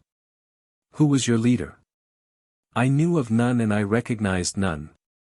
There was nothing but words, transparent but vague, sometimes idle reports, rumors, hearsay. Other indications cropped up. A carpenter, occupied in nailing boards to a fence around the ground on which a house was in process of construction. In the Rue de Rivoli found on that plot the torn fragment of a letter on which were still legible the following lines. The committee must take measures to prevent recruiting in the sections for the different societies. And, as a postscript, we have learned that there are guns in the Rue du Faubourg Poissonnière, number 5, bis, to the number of 5 or 6,000, in the house of a gunsmith in that court. The section owns no arms. What excited the carpenter and caused him to show this thing to his neighbors was the fact, that a few paces further on he picked up another paper, torn like the first, and still more significant, of which we reproduce a facsimile. Because of the historical interest attaching to these strange documents. Q. C. D. E. Learn this list by heart. After so doing you will tear it up. The men admitted will do the same when you have transmitted their orders to them. Health and fraternity. L. Uogia Fay. It was only later on that the persons who were in the secret of this find at the time, learned the significance of those four capital letters, quinturions, centurions, decurions, éclaireurs, 50 in the sense of the letters, Uogia Fay. Which was a date, and meant April 15, 1832. Under each capital letter were inscribed names followed by very characteristic notes. Thus, Q. Bannerel. 8 guns, 83 cartridges. A safe man. C. Boubière. 1 pistol, 40 cartridges. D. Rollet. 1 foil, 1 pistol, 1 pound of powder. E. Tessier. 1 sword, 1 cartridge box. Exact. Terror. 8 guns. Brave, etc. Finally, this carpenter found, still in the same enclosure, a third paper on which was written in pencil, but very legibly, this sort of enigmatical list. Unite, Blanchard, Arbres 6. Barra. Sois. Salocont. Kosciuszko. Aubrey the Butcher. J.J.R. Caius Gracchus. Right of Revision. Dufond. 4. Fall of the Girondists. Durbach. Maubuée. Washington. Pinson. 1 pistol, 86 cartridges. Marseillaise. Sovereignty of the People. Michel. Quincampoix. Sword. Hoche. Marceau. Plato. Arbres. Warsaw. Tilly, crier of the populaire. The honest bourgeois into whose hands this list fell knew its significance. It appears that this list was the complete nomenclature of the sections of the 4th arrondissement of the Society of the Rights of Man, with the names and dwellings of the chiefs of sections. Today, when all these facts which were obscure are nothing more than history, we may publish them. It should be added, that the foundation of the Society of the Rights of Man seems to have been posterior to the date when this paper was found. Perhaps this was only a rough draft. Still, according to all the remarks and the words, according to written notes, material facts begin to make their appearance. In the Rue Popincourt, in the house of a dealer in bric-a-brac, there were seized 7 sheets of grey paper, all folded alike lengthwise and in 4. These sheets enclosed 26 squares of this same grey paper folded in the form of a cartridge, and a card, on which was written the following. Saltpetre. 12 ounces. Sulfur. 2 ounces. Charcoal. 2½ ounces. Water. 2 ounces. The report of the seizure stated that the drawer exhaled a strong smell of powder. A mason returning from his day's work, left behind him a little package on a bench near the bridge of Austerlitz. This package was taken to the police station. It was opened, and in it were found 2 printed dialogues, signed La Hautière, a song entitled, Workmen, Band Together, and a tin box full of cartridges. One artisan drinking with a comrade made the latter feel him to see how warm he was. The other man felt a pistol under his waistcoat. In a ditch on the boulevard, between Père Lachaise and the Barrière du Trône, at the most deserted spot, some children, while playing, discovered beneath a mass of shavings and refused bits of wood, a bag containing a bullet mold, a wooden punch for the preparation of cartridges, a wooden bowl, in which there were grains of hunting powder, and a little cast-iron pot whose interior presented evident traces of melted lead. Police agents, making their way suddenly and unexpectedly at 5 o'clock in the morning, into the dwelling of a certain Pardon, who was afterwards a member of the Barricade Mary section and got himself killed in the insurrection of April, 1834. Found him standing near his bed, and holding in his hand some cartridges which he was in the act of preparing. Towards the hour when workingmen repose, 2 men were seen to meet between the Barrière Picpus and the Barrière Charenton in a little lane between 2 walls, near a wine shop, in front of which there was a jeu de Siam. 51 One drew a pistol from beneath his blouse and handed it to the other. As he was handing it to him, he noticed that the perspiration of his chest had made the powder damp. He primed the pistol and added more powder to what was already in the pan. Then the 2 men parted. A certain Gaullais, afterwards killed in the Rue Beaubourg in the affair of April, boasted of having in his house 700 cartridges and 24 flints. The government one day received a warning that arms and 200,000 cartridges had just been distributed in the faubourg. On the following week 30,000 cartridges were distributed. The remarkable point about it was, that the police were not able to seize a single one. An intercepted letter read, "The day is not far distant when, within 4 hours by the clock, 80,000 patriots will be under arms." All this fermentation was public, one might almost say tranquil. The approaching insurrection was preparing its storm calmly in the face of the government. No singularity was lacking to this still subterranean crisis, which was already perceptible. The bourgeois talked peaceably to the working classes of what was in preparation. They said, "How is the rising coming along?" in the same tone in which they would have said, "How is your wife?"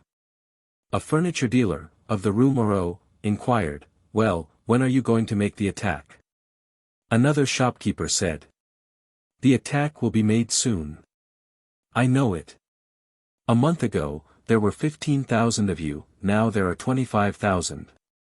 He offered his gun, and a neighbor offered a small pistol which he was willing to sell for 7 francs. Moreover, the revolutionary fever was growing. Not a point in Paris nor in France was exempt from it. The artery was beating everywhere. Like those membranes which arise from certain inflammations and form in the human body, the network of secret societies began to spread all over the country. From the associations of the Friends of the People, which was at the same time public and secret, sprang the Society of the Rights of Man, which also dated from one of the orders of the day, Pluvios, year 40 of the Republican era. Which was destined to survive even the mandate of the Court of Assizes which pronounced its dissolution, and which did not hesitate to bestow on its section significant names like the following: Pikes, Tocsin, Signal Cannon, Phrygian Cap, January 21st. The Beggars, the Vagabonds, Forward March, Robespierre, Level, Ca Ira. The Society of the Rights of Man engendered the Society of Action. These were impatient individuals who broke away and hastened ahead. Other associations sought to recruit themselves from the great mother societies. The members of sections complained that they were torn asunder. Thus, the Gallic Society, and the Committee of Organization of the Municipalities.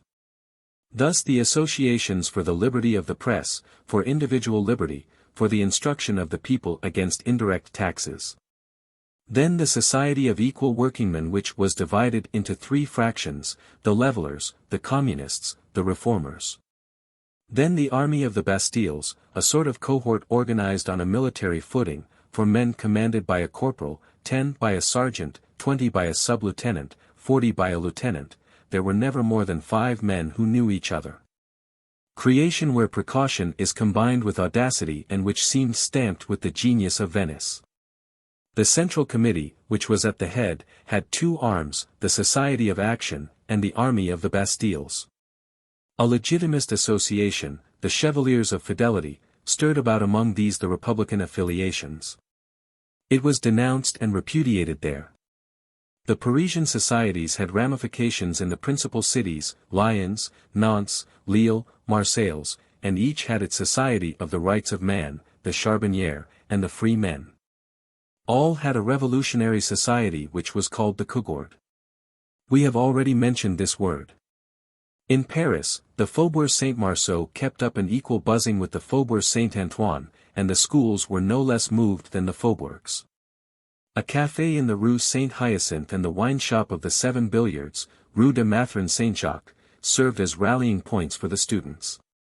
The Society of the Friends of the A.B.C., affiliated to the Mutualists of Angers, and to the Cougourde of Aix, met, as we have seen, in the Café Musain. These same young men assembled also, as we have stated already, in a restaurant wine shop of the Rue Mondétour which was called Corinth. These meetings were secret. Others were as public as possible, and the reader can judge of their boldness from these fragments of an interrogatory undergone in one of the ulterior prosecutions. Where was this meeting held? In the Rue de la Paix. At whose house? In the street. What sections were there? Only one. Which? The Manuel section. Who was its leader? You are too young to have decided alone upon the bold course of attacking the government. Where did your instructions come from? From the Central Committee.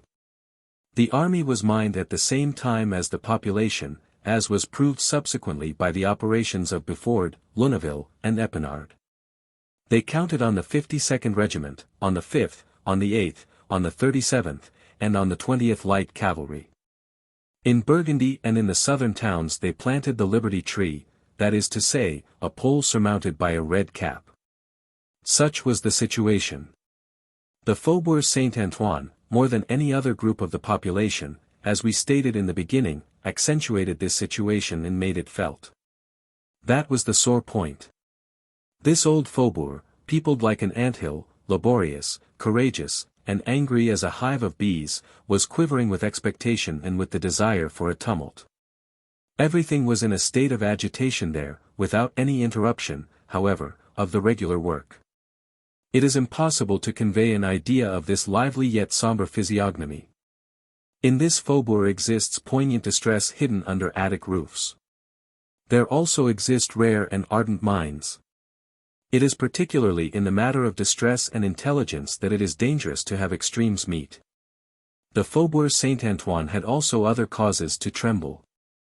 For it received the countershock of commercial crises, of failures, strikes, slack seasons, all inherent to great political disturbances. In times of revolution misery is both cause and effect. The blow which it deals rebounds upon it. This population full of proud virtue, capable to the highest degree of latent heat, always ready to fly to arms, prompt to explode, irritated, deep, undermined, seem to be only awaiting the fall of a spark. Whenever certain sparks float on the horizon chased by the wind of events, it is impossible not to think of the Faubourg Saint-Antoine and of the formidable chance which has placed at the very gates of Paris that powder-house of suffering and ideas. The wine-shops of the Faubourg Antoine, which have been more than once drawn in the sketches which the reader has just perused, possess historical notoriety. In troublous times people grow intoxicated there more on words than on wine. A sort of prophetic spirit and an afflatus of the future circulates there, swelling hearts and enlarging souls.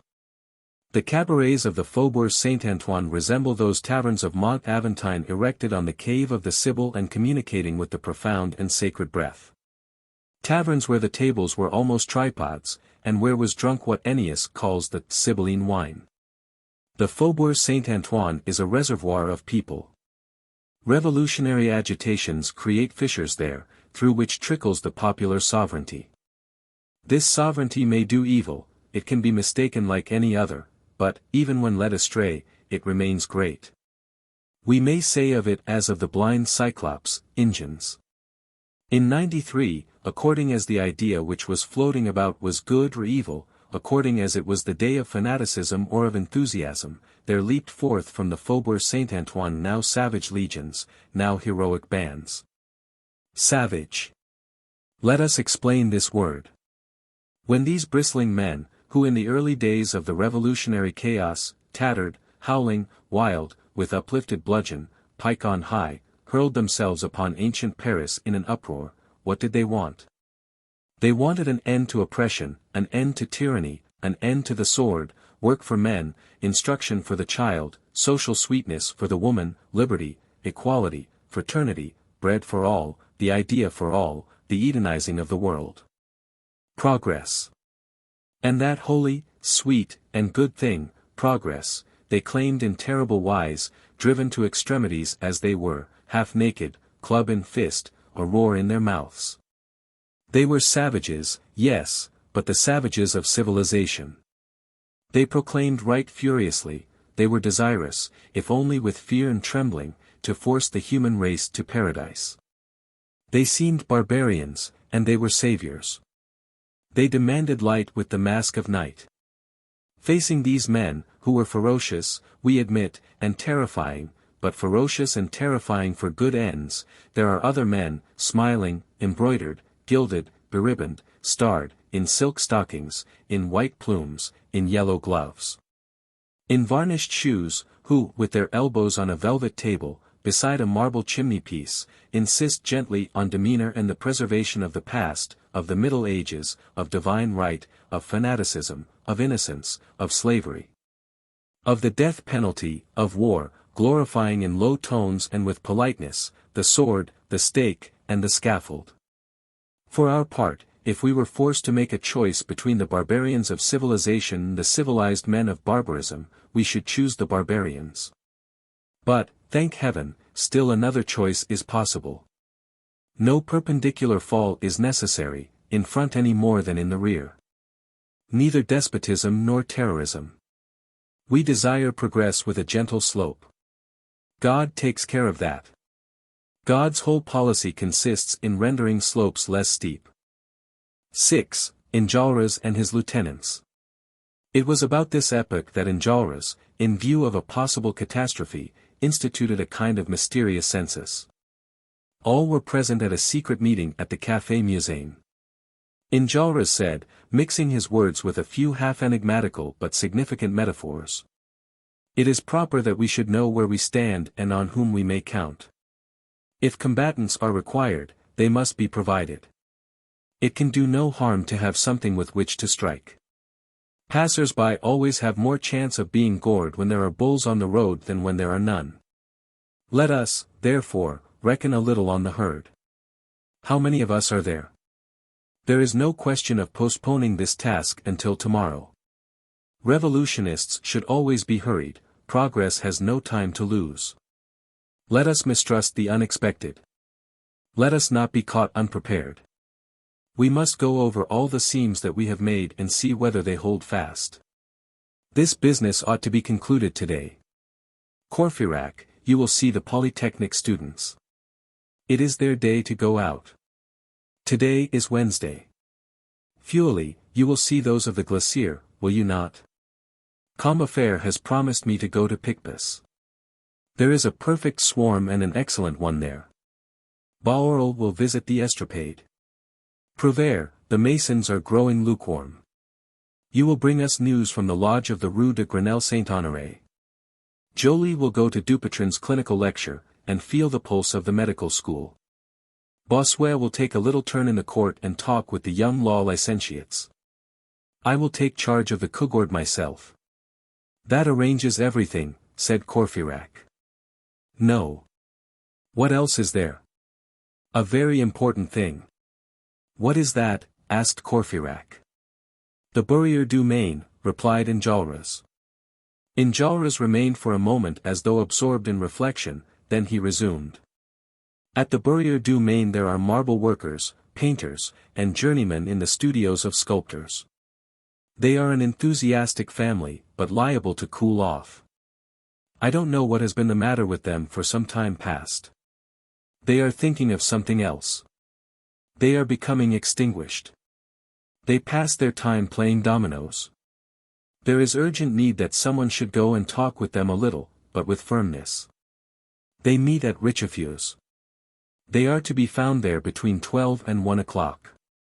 Those ashes must be fanned into a glow. For that errand I had counted on that abstracted Marius, who is a good fellow on the whole, but he no longer comes to us. I need someone for the Bourrier du Maine. I have no one.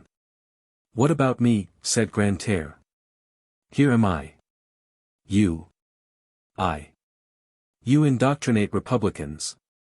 You warm up hearts that have grown cold in the name of principle. Why not? Are you good for anything? I have a vague ambition in that direction, said Grantaire. You do not believe in everything. I believe in you.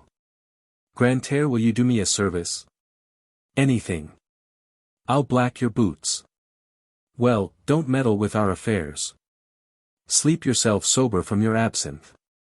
You are an ingrate, Enjolras. You the man to go to the Bourrier du Maine. You capable of it. I am capable of descending the Rue de Grèce, of crossing the Place Saint-Michel, of sloping through the Rue Monsieur le Prince, of taking the Rue de Vaugirard, of passing the Carmelites, of turning into the Rue d'Assas. Of reaching the Rue du Church Midi, of leaving behind me the Conseil de Guerre, of pacing the Rue de Vieilles Tuileries, of striding across the boulevard, of following the Chaussée du Maine, of passing the barrier, and entering Richefeu's. I am capable of that. My shoes are capable of that. Do you know anything of those comrades who meet at Richefeu's? Not much. We only address each other as thou. What will you say to them? I will speak to them of Robespierre, party. Of Danton. Of principles. You. But I don't receive justice. When I set about it, I am terrible. I have read Prudhomme, I know the social contract, I know my constitution of the year II by heart. The liberty of one citizen ends where the liberty of another citizen begins. Do you take me for a brute? I have an old bank bill of the Republic in my drawer. The rights of man, the sovereignty of the people, sapristi. I am even a bit of a Hebertist. I can talk the most superb twaddle for 6 hours by the clock, watch in hand. Be serious, said Enjolras. I am wild, replied Grantaire. Enjolras meditated for a few moments, and made the gesture of a man who has taken a resolution. Grantaire, he said gravely, I consent to try you. You shall go to the Barrière du Maine. Grantaire lived in furnished lodgings very near the Café Musain. He went out, and 5 minutes later he returned. He had gone home to put on a Robespierre waistcoat. Red, said he as he entered, and he looked intently at Enjolras. Then, with the palm of his energetic hand, he laid the 2 scarlet points of the waistcoat across his breast. And stepping up to Enjolras, he whispered in his ear. Be easy. He jammed his hat on resolutely and departed. A quarter of an hour later, the back room of the Café Musain was deserted. All the friends of the A.B.C. were gone, each in his own direction, each to his own task.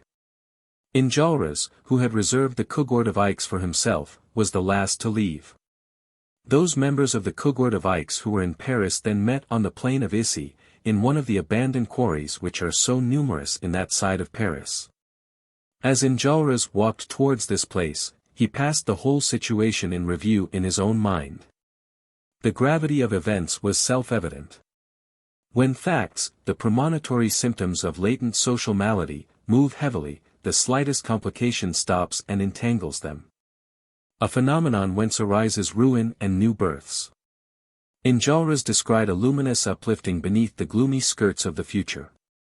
Who knows? Perhaps the moment was at hand. The people were again taking possession of right, and what a fine spectacle. The revolution was again majestically taking possession of France and saying to the world, the sequel tomorrow. Enjolras was content. The furnace was being heated. He had at that moment a powder train of friends scattered all over Paris. He composed, in his own mind, with Combeferre's philosophical and penetrating eloquence, Feuilly's cosmopolitan enthusiasm, Courfeyrac's dash, Batterel's smile, Jean Préveur's melancholy, Joly's science, Bossuet's sarcasms. A sort of electric spark which took fire nearly everywhere at once. All hands to work. Surely, the result would answer to the effort. This was well. This made him think of Grantaire. Hold, said he to himself, the Barrière du Maine will not take me far out of my way. What if I were to go on as far as Richefeu's? Let us have a look at what Grantaire is about, and see how he is getting on. 1 o'clock was striking from the Vaugirard steeple when Enjolras reached the Richefeu smoking room. He pushed open the door, entered, folded his arms, letting the door fall to and strike his shoulders, and gazed at that room filled with tables, men, and smoke. A voice broke forth from the mist of smoke, interrupted by another voice. It was Grantaire holding a dialogue with an adversary. Grantaire was sitting opposite another figure, at a marble Sainton table, strewn with grains of bran and dotted with dominoes. He was hammering the table with his fist, and this is what Enjolras heard. 6 4s. The pig. I have no more. You are dead. A 2. 6. 3.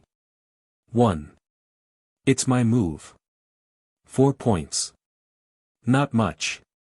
It's your turn. I have made an enormous mistake. You are doing well. 15. 7 more. That makes me 22. Thoughtfully, 22. You weren't expecting that 6. If I had placed it at the beginning, the whole play would have been changed. A2 again. 1. 1. Well, 5. I haven't any. It was your play, I believe. Yes. Blank. What luck he has. Ah. You are lucky. Long reverie. 2. 1. Neither 5 nor 1. That's bad for you. Domino. Plague take it. Book 2. Apennine. The Lark's Meadow. Marius had witnessed the unexpected termination of the ambush upon whose track he had set Javert. But Javert had no sooner quitted the building, bearing off his prisoners in 3 hackney coaches, than Marius also glided out of the house. It was only 9 o'clock in the evening. Marius betook himself to Courfeyrac. Courfeyrac was no longer the imperturbable inhabitant of the Latin quarter. He had gone to live in the Rue de la Verrerie, for political reasons. This quarter was one where, at that epoch, insurrection liked to install itself. Marius said to Courfeyrac, "I have come to sleep with you." Courfeyrac dragged a mattress off his bed, which was furnished with 2, spread it out on the floor, and said, "There." At 7 o'clock on the following morning, Marius returned to the hovel, paid the quarter's rent which he owed to Ma'am Bougon, had his books, his bed, his table, his commode, and his 2 chairs loaded on a handcart, and went off without leaving his address, so that when Javert returned in the course of the morning, for the purpose of questioning Marius as to the events of the preceding evening, he found only Ma'am Bougon, who answered, "Moved away." Ma'am Bougon was convinced that Marius was to some extent an accomplice of the robbers who had been seized the night before. Who would ever have said it? She exclaimed to the portresses of the quarter, "A young man like that, who had the air of a girl." Marius had 2 reasons for this prompt change of residence. The first was, that he now had a horror of that house, where he had beheld, so close at hand, and in its most repulsive and most ferocious development, a social deformity which is, perhaps, even more terrible than the wicked rich man. The wicked poor man. The second was, that he did not wish to figure in the lawsuit which would ensue in all probability, and be brought in to testify against Thénardier. Javert thought that the young man, whose name he had forgotten, was afraid, and had fled, or perhaps, had not even returned home at the time of the ambush. He made some efforts to find him, however, but without success. A month passed, then another. Marius was still with Courfeyrac. He had learned from a young licentiate in law, an habitual frequenter of the courts, that Thénardier was in close confinement. Every Monday, Marius had 5 francs handed into the clerk's office of La Force for Thénardier. As Marius had no longer any money, he borrowed the 5 francs from Courfeyrac. It was the first time in his life that he had ever borrowed money. These periodical 5 francs are a double riddle to Courfeyrac who lent and to Thénardier who received them. To whom can they go, thought Courfeyrac. Whence can this come to me? Thénardier asked himself. Moreover, Marius was heartbroken. Everything had plunged through a trapdoor once more. He no longer saw anything before him, his life was again buried in mystery where he wandered fumblingly. He had for a moment beheld very close at hand, in that obscurity, the young girl whom he loved, the old man who seemed to be her father, those unknown beings, who were his only interest and his only hope in this world. And, at the very moment when he thought himself on the point of grasping them, a gust had swept all these shadows away. Not a spark of certainty and truth had been emitted even in the most terrible of collisions. No conjecture was possible. He no longer knew even the name that he thought he knew. It certainly was not Ursule. And the Lark was a nickname. And what was he to think of the old man? Was he actually in hiding from the police? The white-haired workman whom Marius had encountered in the vicinity of the Invalides recurred to his mind. It now seemed probable that that workingman and M. Leblanc were one and the same person. So he disguised himself. That man had his heroic and his equivocal sides. Why had he not called for help? Why had he fled? Was he, or was he not, the father of the young girl? Was he, in short, the man whom Thénardier thought that he recognized? Thénardier might have been mistaken. These formed so many insoluble problems. All this, it is true, detracted nothing from the angelic charms of the young girl of the Luxembourg. Heartrending distress. Marius bore a passion in his heart, and night over his eyes. He was thrust onward, he was drawn, and he could not stir. All had vanished, save love. Of love itself he had lost the instincts and the sudden illuminations. Ordinarily, this flame which burns us lights us also a little, and casts some useful gleams without. But Marius no longer even heard these mute counsels of passion. He never said to himself, "What if I were to go to such a place? What if I were to try such and such a thing?" The girl whom he could no longer call Ursule was evidently somewhere, nothing warned Marius in what direction he should seek her. His whole life was now summed up in 2 words. Absolute uncertainty within an impenetrable fog. To see her once again, he still aspired to this, but he no longer expected it. To crown all, his poverty had returned. He felt that icy breath close to him, on his heels. In the midst of his torments, and long before this, he had discontinued his work, and nothing is more dangerous than discontinued work, it is a habit which vanishes. A habit which is easy to get rid of, and difficult to take up again. A certain amount of dreaming is good, like a narcotic in discreet doses. It lulls to sleep the fevers of the mind at labor, which are sometimes severe, and produces in the spirit a soft and fresh vapor which corrects the over-harsh contours of pure thought, fills in gaps here and there. Binds together and rounds off the angles of the ideas. But too much dreaming sinks and drowns. Woe to the brain worker who allows himself to fall entirely from thought into reverie. He thinks that he can reascend with equal ease, and he tells himself that, after all, it is the same thing. Error. Thought is the toil of the intelligence, reverie its voluptuousness. To replace thought with reverie is to confound a poison with a food. Marius had begun in that way, as the reader will remember. Passion had supervened and had finished the work of precipitating him into chimeras without object or bottom. One no longer emerges from one's self except for the purpose of going off to dream. Idle production. Tumultuous and stagnant gulf. And, in proportion as labor diminishes, needs increase. This is a law. Man, in a state of reverie, is generally prodigal and slack, the unstrung mind cannot hold life within close bounds. There is, in that mode of life, good mingled with evil, for if enervation is baleful, generosity is good and healthful. But the poor man who is generous and noble, and who does not work, is lost. Resources are exhausted, needs crop up. Fatal declivity down which the most honest and the firmest as well as the most feeble and most vicious are drawn, and which ends in one of 2 holes, suicide or crime. By dint of going outdoors to think, the day comes when one goes out to throw oneself in the water. Excess of reverie breeds men like Escus and Libras. Marius was descending this declivity at a slow pace, with his eyes fixed on the girl whom he no longer saw.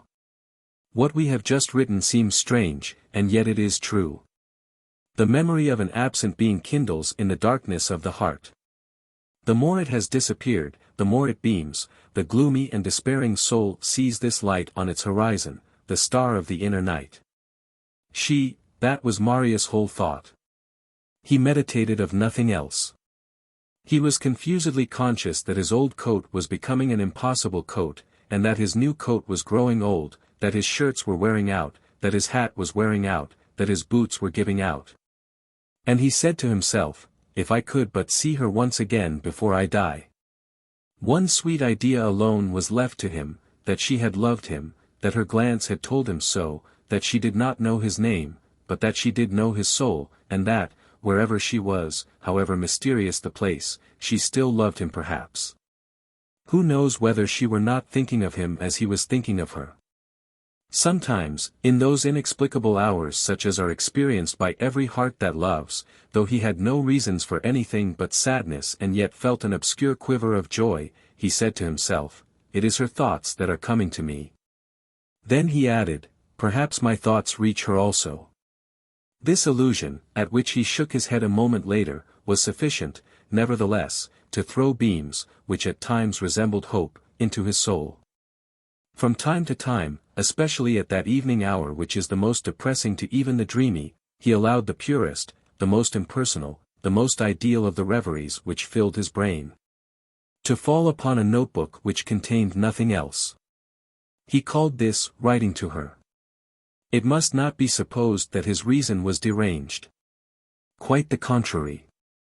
He had lost the faculty of working and of moving firmly towards any fixed goal, but he was endowed with more clear-sightedness and rectitude than ever.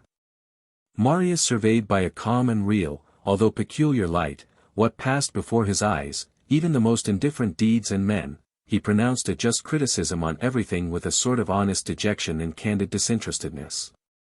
His judgment, which was almost wholly disassociated from hope, held itself aloof and soared on high. In this state of mind nothing escaped him, nothing deceived him, and every moment he was discovering the foundation of life, of humanity, and of destiny. Happy, even in the midst of anguish, is he to whom God has given a soul worthy of love and of unhappiness. He who has not viewed the things of this world and the heart of man under this double light has seen nothing and knows nothing of the true. The soul which loves and suffers is in a state of sublimity. However, day followed day, and nothing new presented itself. It merely seemed to him, that the somber space which still remained to be traversed by him was growing shorter with every instant. He thought that he already distinctly perceived the brink of the bottomless abyss. What? He repeated to himself, shall I not see her again before then? When you have ascended the Rue Saint-Jacques, left the barrier on one side and followed the old inner boulevard for some distance, you reach the Rue de la Santé, then the Glacier, and a little while before arriving at the little river of the Gobelins, you come to a sort of field which is the only spot in the long and monotonous chain of the boulevards of Paris, where Ruysdael would be tempted to sit down. There is something indescribable there which exhales grace, a green meadow traversed by tightly stretched lines, from which flutter rags drying in the wind, and an old market gardener's house, built in the time of Louis XIII. With its great roof oddly pierced with dormer windows, dilapidated palisades, a little water amid poplar trees, women, voices, laughter. On the horizon the Pantheon, the pole of the deaf-mutes, the Val de Grace, black, squat, fantastic, amusing, magnificent, and in the background, the severe square crests of the towers of Notre Dame.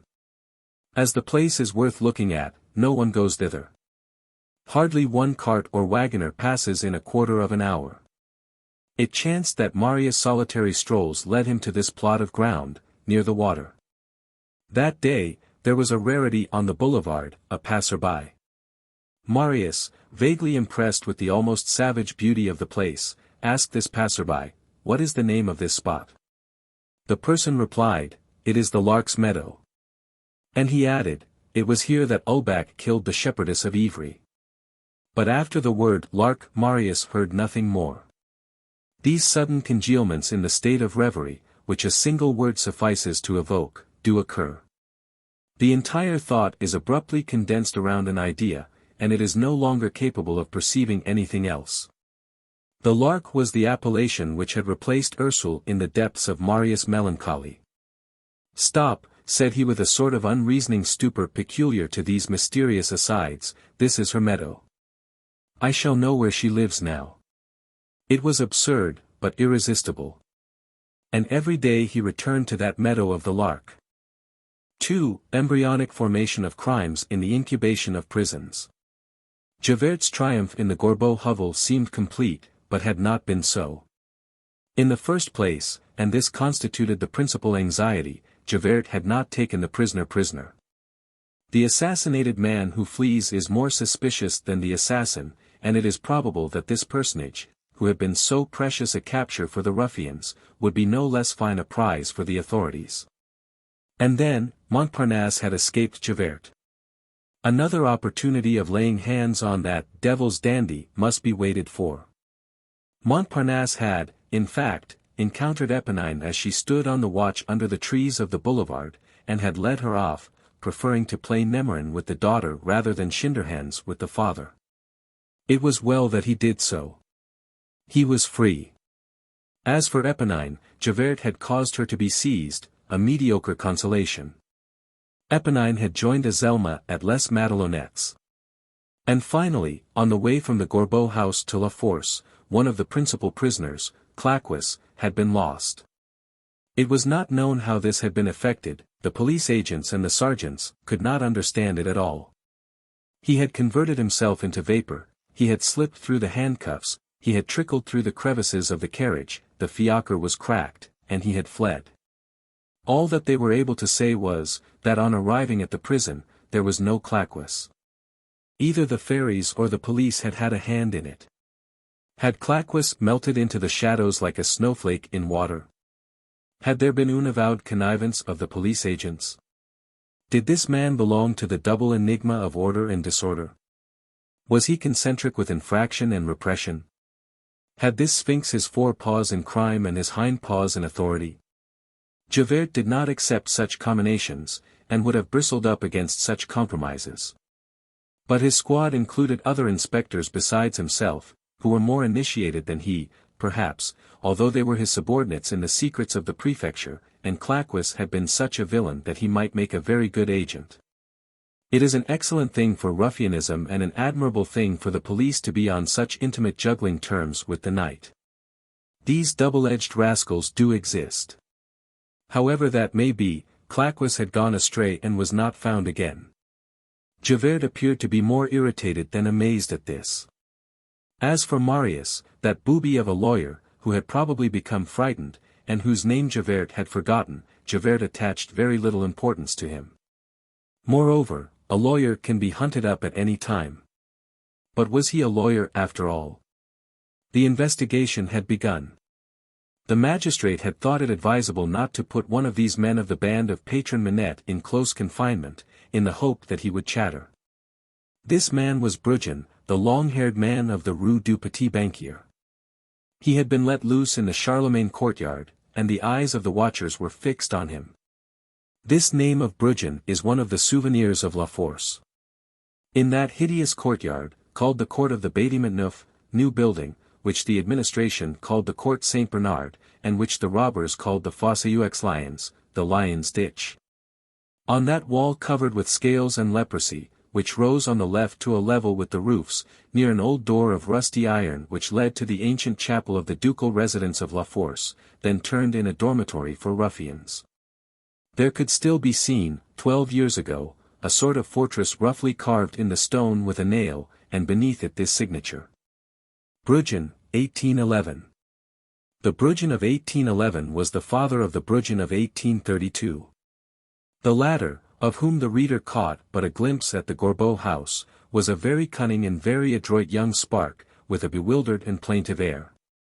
It was in consequence of this plaintive air that the magistrate had released him, thinking him more useful in the Charlemagne yard than in close confinement. Robbers do not interrupt their profession because they are in the hands of justice. They do not let themselves be put out by such a trifle as that.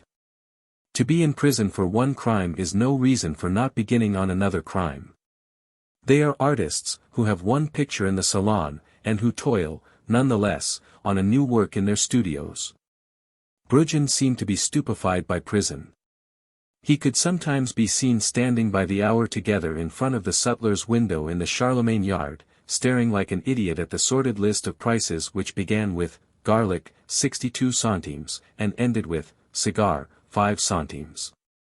Or he passed his time in trembling, chattering his teeth, saying that he had a fever, and inquiring whether one of the 28 beds in the fever ward was vacant. All at once, towards the end of February, 1832, it was discovered that Brujon, that somnolent fellow, had had 3 different commissions executed by the errand men of the establishment, not under his own name, but in the name of 3 of his comrades. And they had cost him in all 50 sous, an exorbitant outlay which attracted the attention of the prison corporal. Inquiries were instituted, and on consulting the tariff of commissions posted in the convict's parlor, it was learned that the 50 sous could be analyzed as follows: 3 commissions, 1 to the Pantheon, 10 sous. 1 to Val de Grace, 15 sous, and 1 to the Barrière de Grenelle, 25 sous. This last was the dearest of the whole tariff. Now, at the Pantheon, at the Val de Grace, and at the Barrière de Grenelle were situated the domiciles of the three very redoubtable prowlers of the barriers, Cordonniers, alias Bizarro, Glorieux, an ex-convict, and Barcaros, upon whom the attention of the police was directed by this incident. It was thought that these men were members of Patron Minette. Two of those leaders, Babet and Guillaume, had been captured. It was supposed that the messages, which had been addressed, not to houses, but to people who were waiting for them in the street, must have contained information with regard to some crime that had been plotted. They were in possession of other indications. They laid hand on the three prowlers, and supposed that they had circumvented someone or other of Bruggen's machinations.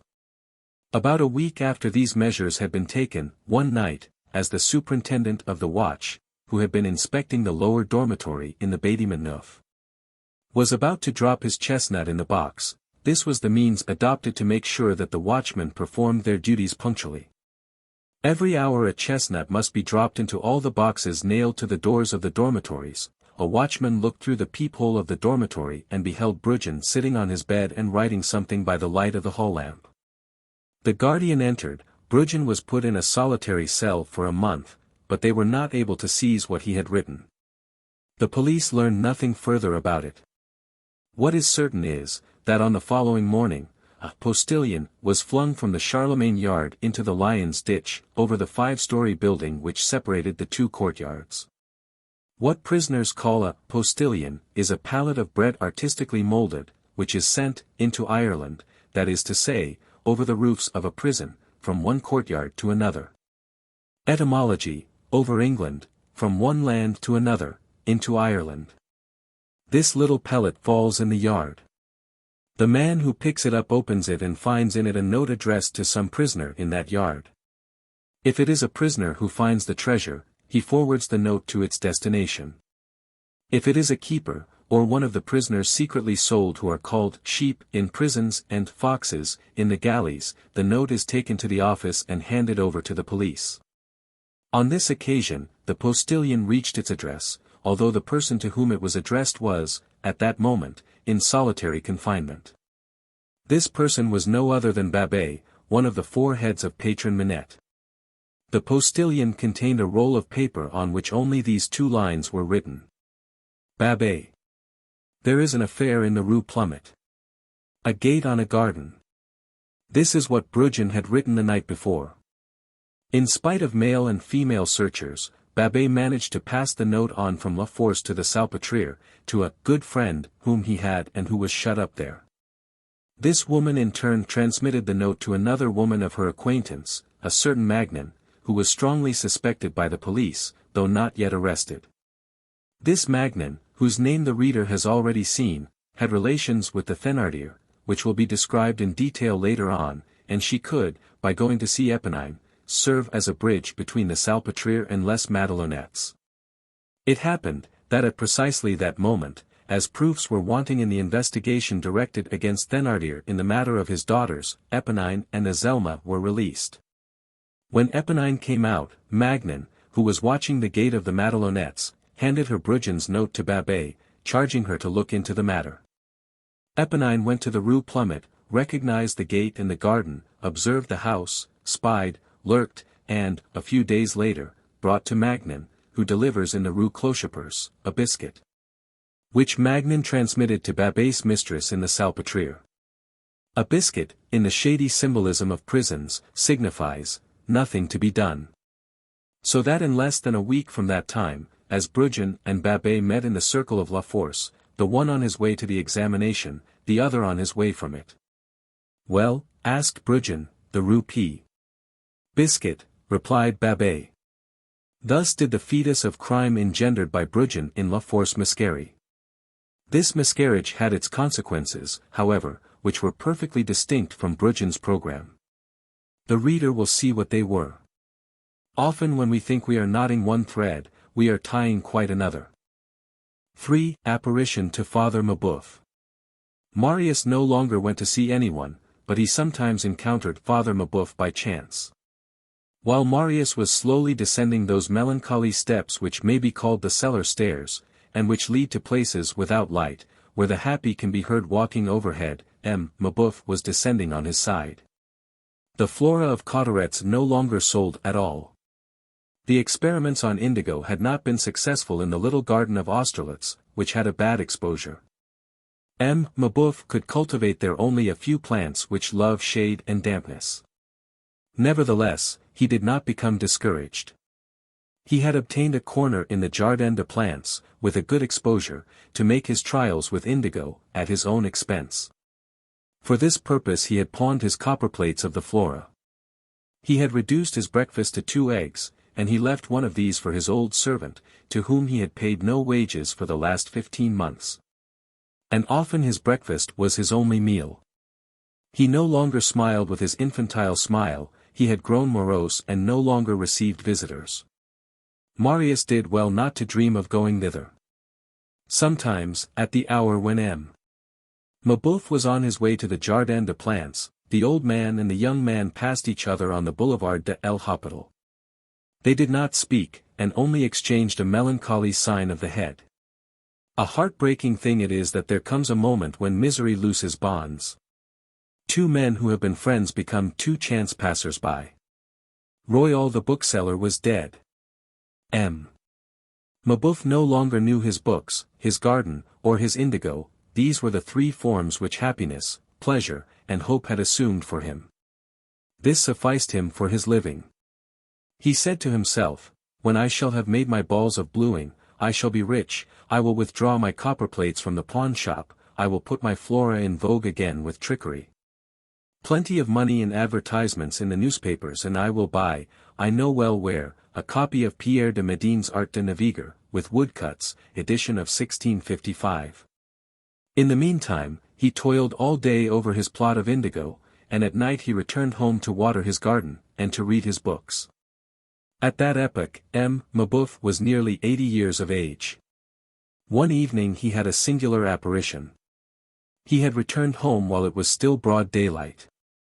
Mother Plutarque, whose health was declining, was ill and in bed. He had dined on a bone, on which a little meat lingered, and a bit of bread that he had found on the kitchen table, and had seated himself on an overturned stone post, which took the place of a bench in his garden. Near this bench there rose, after the fashion in orchard gardens, a sort of large chest, of beams and planks, much dilapidated, a rabbit hutch on the ground floor, a fruit closet on the first. There was nothing in the hutch, but there were a few apples in the fruit closet, the remains of the winter's provision. Mabeuf had set himself to turning over and reading, with the aid of his glasses, 2 books of which he was passionately fond and in which, a serious thing at his age, he was interested. His natural timidity rendered him accessible to the acceptance of superstitions in a certain degree. The first of these books was the famous treatise of President Delancre, de l'Inconstance de Demons. The other was a quarto by Mutter de la Robaudière, sur les diables de Valverde et les Gobelins de la Bievre. This last mentioned old volume interested him all the more, because his garden had been one of the spots haunted by goblins in former times. The twilight had begun to whiten what was on high and to blacken all below. As he read, over the top of the book which he held in his hand, Father Mabeuf was surveying his plants, and among others a magnificent rhododendron which was one of his consolations. For days of heat, wind, and sun without a drop of rain, had passed, the stalks were bending, the buds drooping, the leaves falling, all this needed water, the rhododendron was particularly sad. Father Mabeuf was one of those persons for whom plants have souls. The old man had toiled all day over his indigo plot, he was worn out with fatigue, but he rose, laid his books on the bench, and walked, all bent over and with tottering footsteps, to the well, but when he had grasped the chain, he could not even draw it sufficiently to unhook it. Then he turned round and cast a glance of anguish toward heaven which was becoming studded with stars. The evening had that serenity which overwhelms the troubles of man beneath an indescribably mournful and eternal joy. The night promised to be as arid as the day had been. Stars everywhere, thought the old man, not the tiniest cloud. Not a drop of water. And his head, which had been upraised for a moment, fell back upon his breast. He raised it again, and once more looked at the sky, murmuring, "A tear of dew. A little pity. He tried again to unhook the chain of the well, and could not. At that moment, he heard a voice saying, "Father Mabeuf, would you like to have me water your garden for you?" At the same time, a noise as of a wild animal passing became audible in the hedge, and he beheld emerging from the shrubbery a sort of tall, slender girl, who drew herself up in front of him and stared boldly at him. She had less the air of a human being than of a form which had just blossomed forth from the twilight. Before Father Mabeuf, who was easily terrified, and who was, as we have said, quick to take alarm, was able to reply by a single syllable, this being, whose movements had a sort of odd abruptness in the darkness, had unhooked the chain, plunged in and withdrawn the bucket, and filled the watering pot, and the goodman beheld this apparition, which had bare feet and a tattered petticoat, running about among the flower beds distributing life around her. The sound of the watering pot on the leaves filled Father Mabeuf's soul with ecstasy. It seemed to him that the rhododendron was happy now. The first bucketful emptied, the girl drew a second, then a third. She watered the whole garden. There was something about her, as she thus ran about among paths, where her outline appeared perfectly black, waving her angular arms, and with her fichu all in rags, that resembled a bat. When she had finished, Father Mabeuf approached her with tears in his eyes, and laid his hand on her brow. "God will bless you," said he, "you are an angel since you take care of the flowers." "No," she replied. "I am the devil, but that's all the same to me." The old man exclaimed, without either waiting for or hearing her response. "What a pity that I am so unhappy and so poor, and that I can do nothing for you."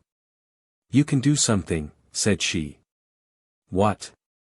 "Tell me where Marius lives." The old man did not understand. "What Monsieur Marius?" He raised his glassy eyes and seemed to be seeking something that had vanished. "A young man who used to come here." In the meantime, Mabeuf had searched his memory. "Ah! Yes," he exclaimed. "I know what you mean. Wait. Monsieur Marius, the Baron Marius Pontmercy, parbleu. He lives, or rather, he no longer lives, well, I don't know." As he spoke, he had bent over to train a branch of rhododendron, and he continued. "Hold, I know now. He very often passes along the boulevard, and goes in the direction of the glacier, Rue Crowbarbe. The meadow of the Lark. Go there. It is not hard to meet him." When Mabeuf straightened himself up, there was no longer anyone there, the girl had disappeared. He was decidedly terrified. Really, he thought, if my garden had not been watered, I should think that she was a spirit.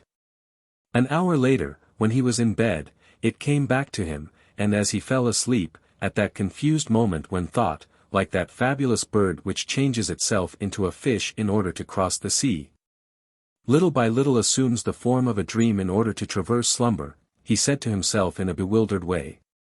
In sooth, that greatly resembles what Robaudière narrates of the goblins. Could it have been a goblin? 4. An apparition to Marius.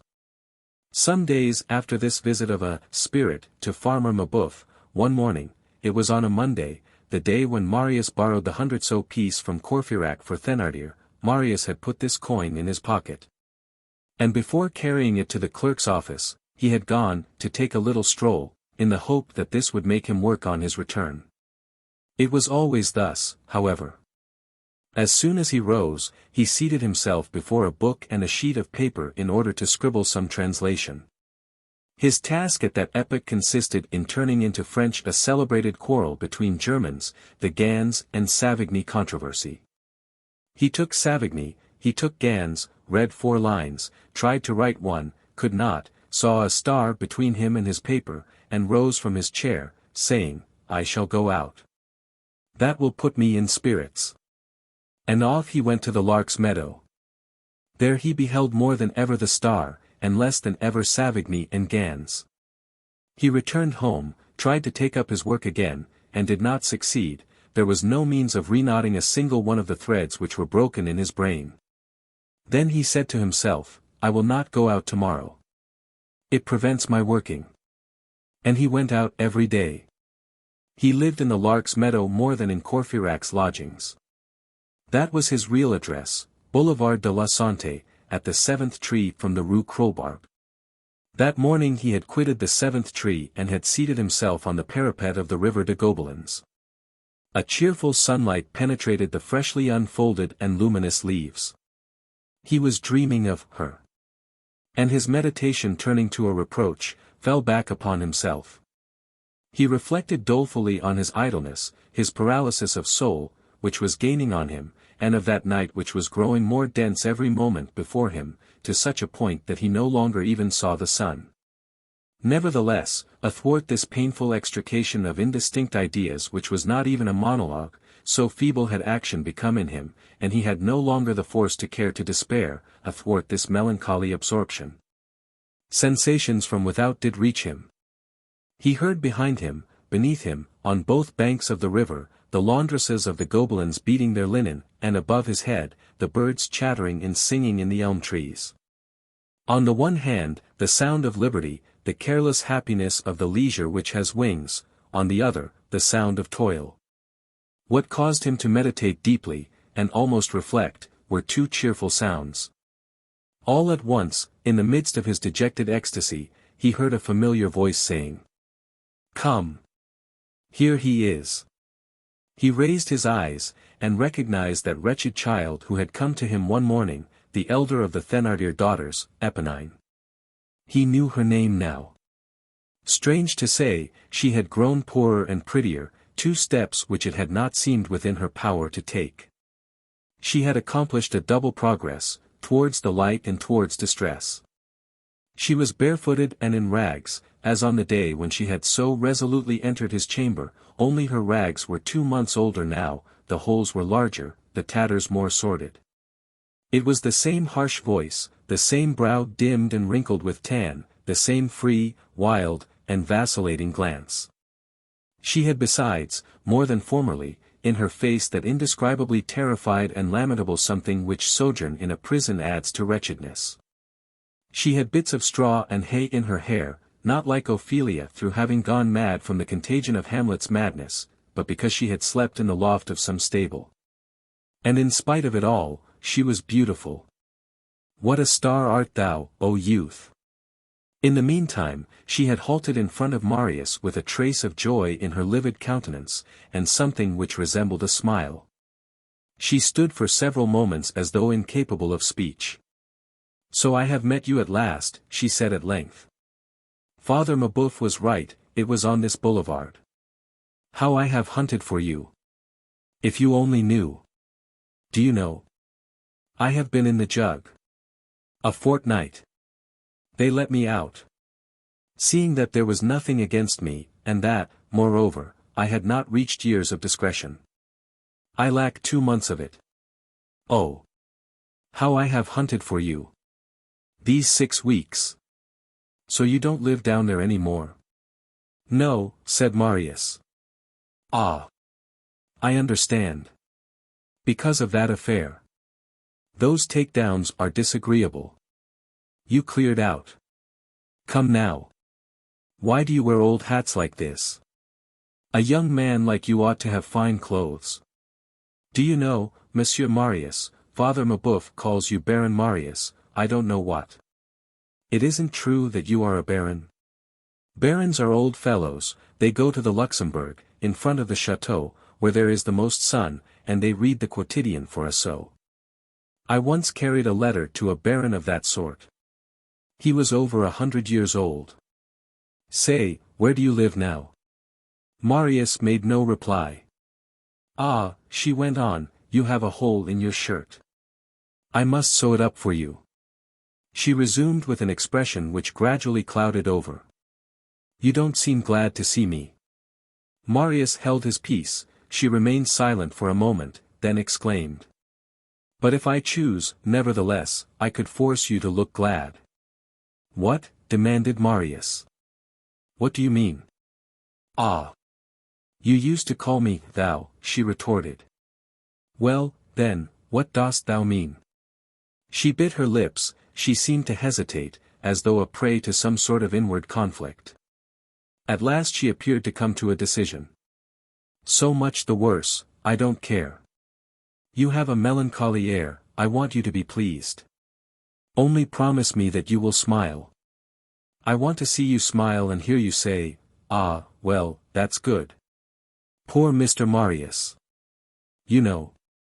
You promised me that you would give me anything I like. Yes. Only speak. She looked Marius full in the eye, and said. I have the address. Marius turned pale. All the blood flowed back to his heart. What address? The address that you asked me to get. She added, as though with an effort. The address, you know very well. Yes, stammered Marius. Of that young lady. This word uttered, she sighed deeply. Marius sprang from the parapet on which he had been sitting and seized her hand distractedly. Oh. Well. Lead me thither. Tell me. Ask of me anything you wish. Where is it? Come with me, she responded. I don't know the street or number very well, it is in quite the other direction from here, but I know the house well, I will take you to it. She withdrew her hand and went on, in a tone which could have rent the heart of an observer, but which did not even graze Marius in his intoxicated and ecstatic state. Oh! How glad you are! A cloud swept across Marius' brow. He seized Eponine by the arm. Swear one thing to me. Swear, said she, what does that mean? Come. You want me to swear? And she laughed. Your father. Promise me, Eponine. Swear to me that you will not give this address to your father. She turned to him with a stupefied air. Eponine. How do you know that my name is Eponine? Promise what I tell you. But she did not seem to hear him. That's nice. You have called me Eponine. Marius grasped both her arms at once. But answer me, in the name of heaven. Pay attention to what I am saying to you, swear to me that you will not tell your father this address that you know. My father, said she. Ah yes, my father. Be at ease. He's in close confinement. Besides, what do I care for my father? But you do not promise me, exclaimed Marius. Let go of me, she said, bursting into a laugh, how you do shake me. Yes. Yes. I promise that. I swear that to you. What is that to me? I will not tell my father the address. There. Is that right? Is that it? Nor to anyone, said Marius. Nor to anyone. Now, resumed Marius, take me there. Immediately. Immediately. Come along. Ah. How pleased he is, said she. After a few steps she halted. You are following me too closely, Monsieur Marius. Let me go on ahead, and follow me so, without seeming to do it. A nice young man like you must not be seen with a woman like me. No tongue can express all that lay in that word, woman, thus pronounced by that child.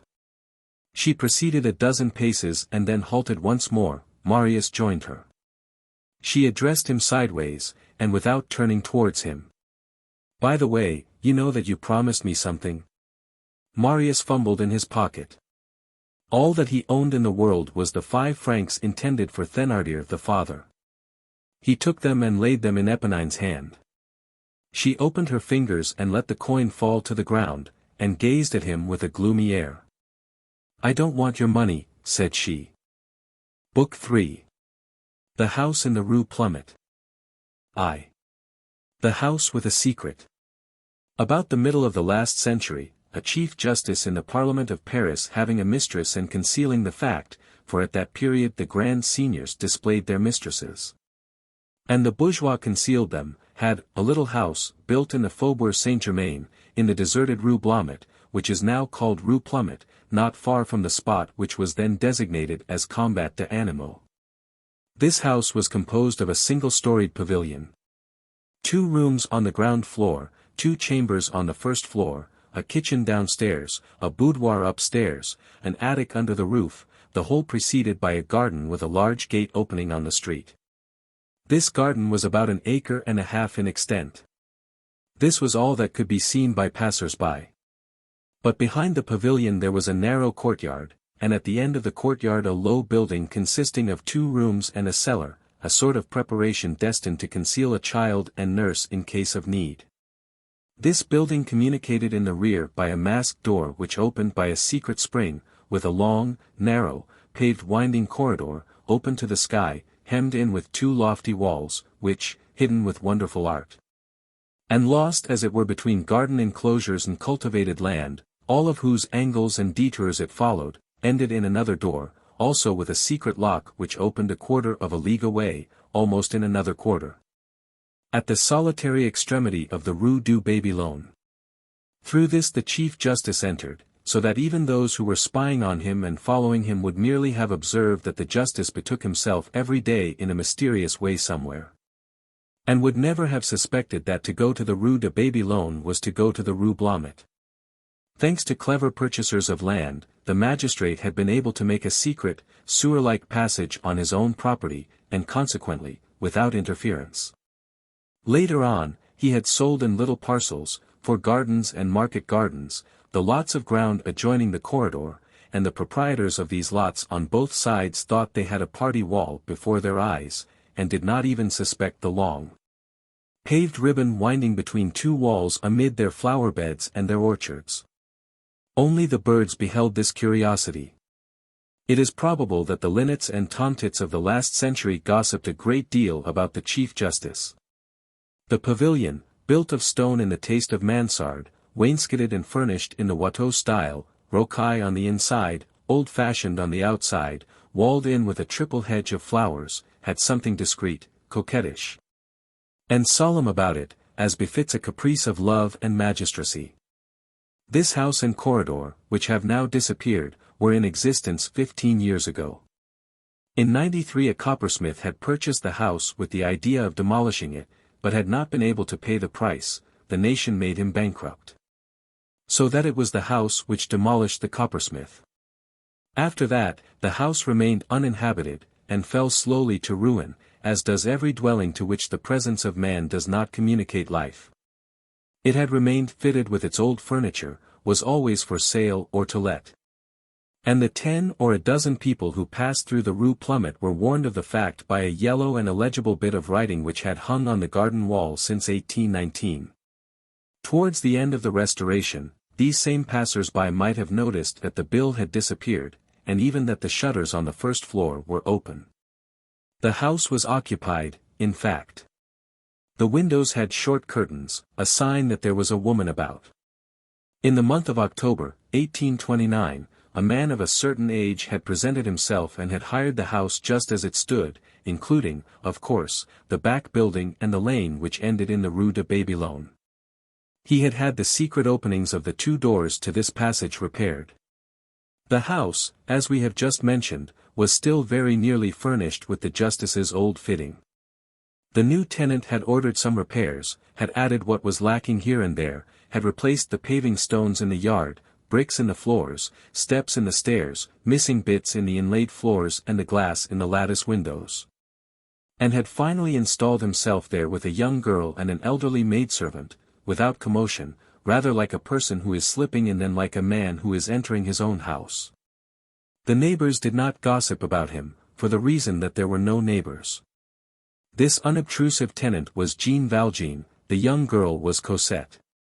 The servant was a woman named Toussaint, whom Jean Valjean had saved from the hospital and from wretchedness, and who was elderly, a stammerer, and from the provinces, 3 qualities which had decided Jean Valjean to take her with him. He had hired the house under the name of M. Fauchelevent, independent gentleman. In all that has been related heretofore, the reader has, doubtless, been no less prompt than Thénardier to recognize Jean Valjean. Why had Jean Valjean quitted the convent of the Petit Picpus? What had happened? Nothing had happened. It will be remembered that Jean Valjean was happy in the convent, so happy that his conscience finally took the alarm. He saw Cosette every day, he felt paternity spring up and develop within him more and more. He brooded over the soul of that child, he said to himself that she was his, that nothing could take her from him, that this would last indefinitely. That she would certainly become a nun, being thereto gently incited every day, that thus the convent was henceforth the universe for her as it was for him, that he should grow old there, and that she would grow up there. That she would grow old there, and that he should die there. That, in short, delightful hope, no separation was possible. On reflecting upon this, he fell into perplexity. He interrogated himself. He asked himself if all that happiness were really his, if it were not composed of the happiness of another, of the happiness of that child which he, an old man, was confiscating and stealing, if that were not theft. He said to himself, that this child had a right to know life before renouncing it, that to deprive her in advance, and in some sort without consulting her, of all joys, under the pretext of saving her from all trials. To take advantage of her ignorance of her isolation, in order to make an artificial vocation germinate in her, was to rob a human creature of its nature and to lie to God. And who knows if, when she came to be aware of all this some day, and found herself a nun to her sorrow, Cosette would not come to hate him. A last, almost selfish thought, and less heroic than the rest, but which was intolerable to him. He resolved to quit the convent. He resolved on this, he recognized with anguish, the fact that it was necessary.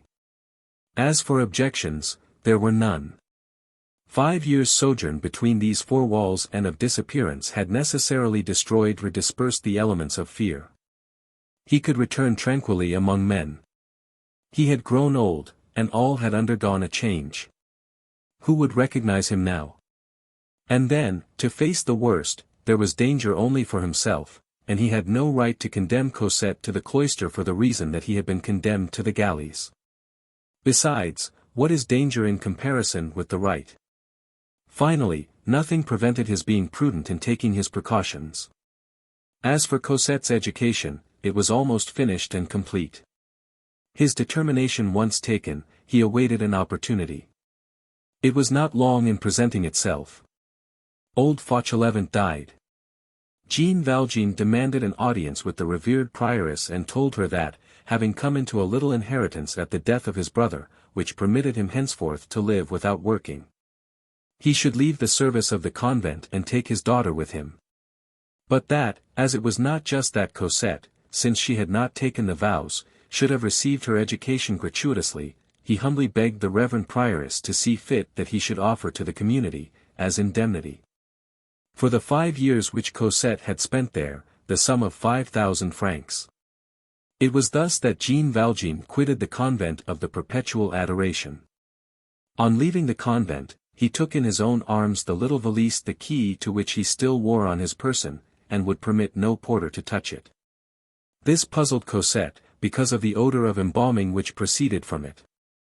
Let us state at once, that this trunk never quitted him more. He always had it in his chamber.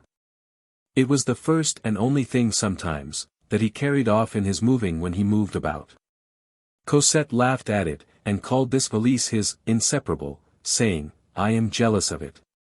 Nevertheless, Jean Valjean did not reappear in the open air without profound anxiety.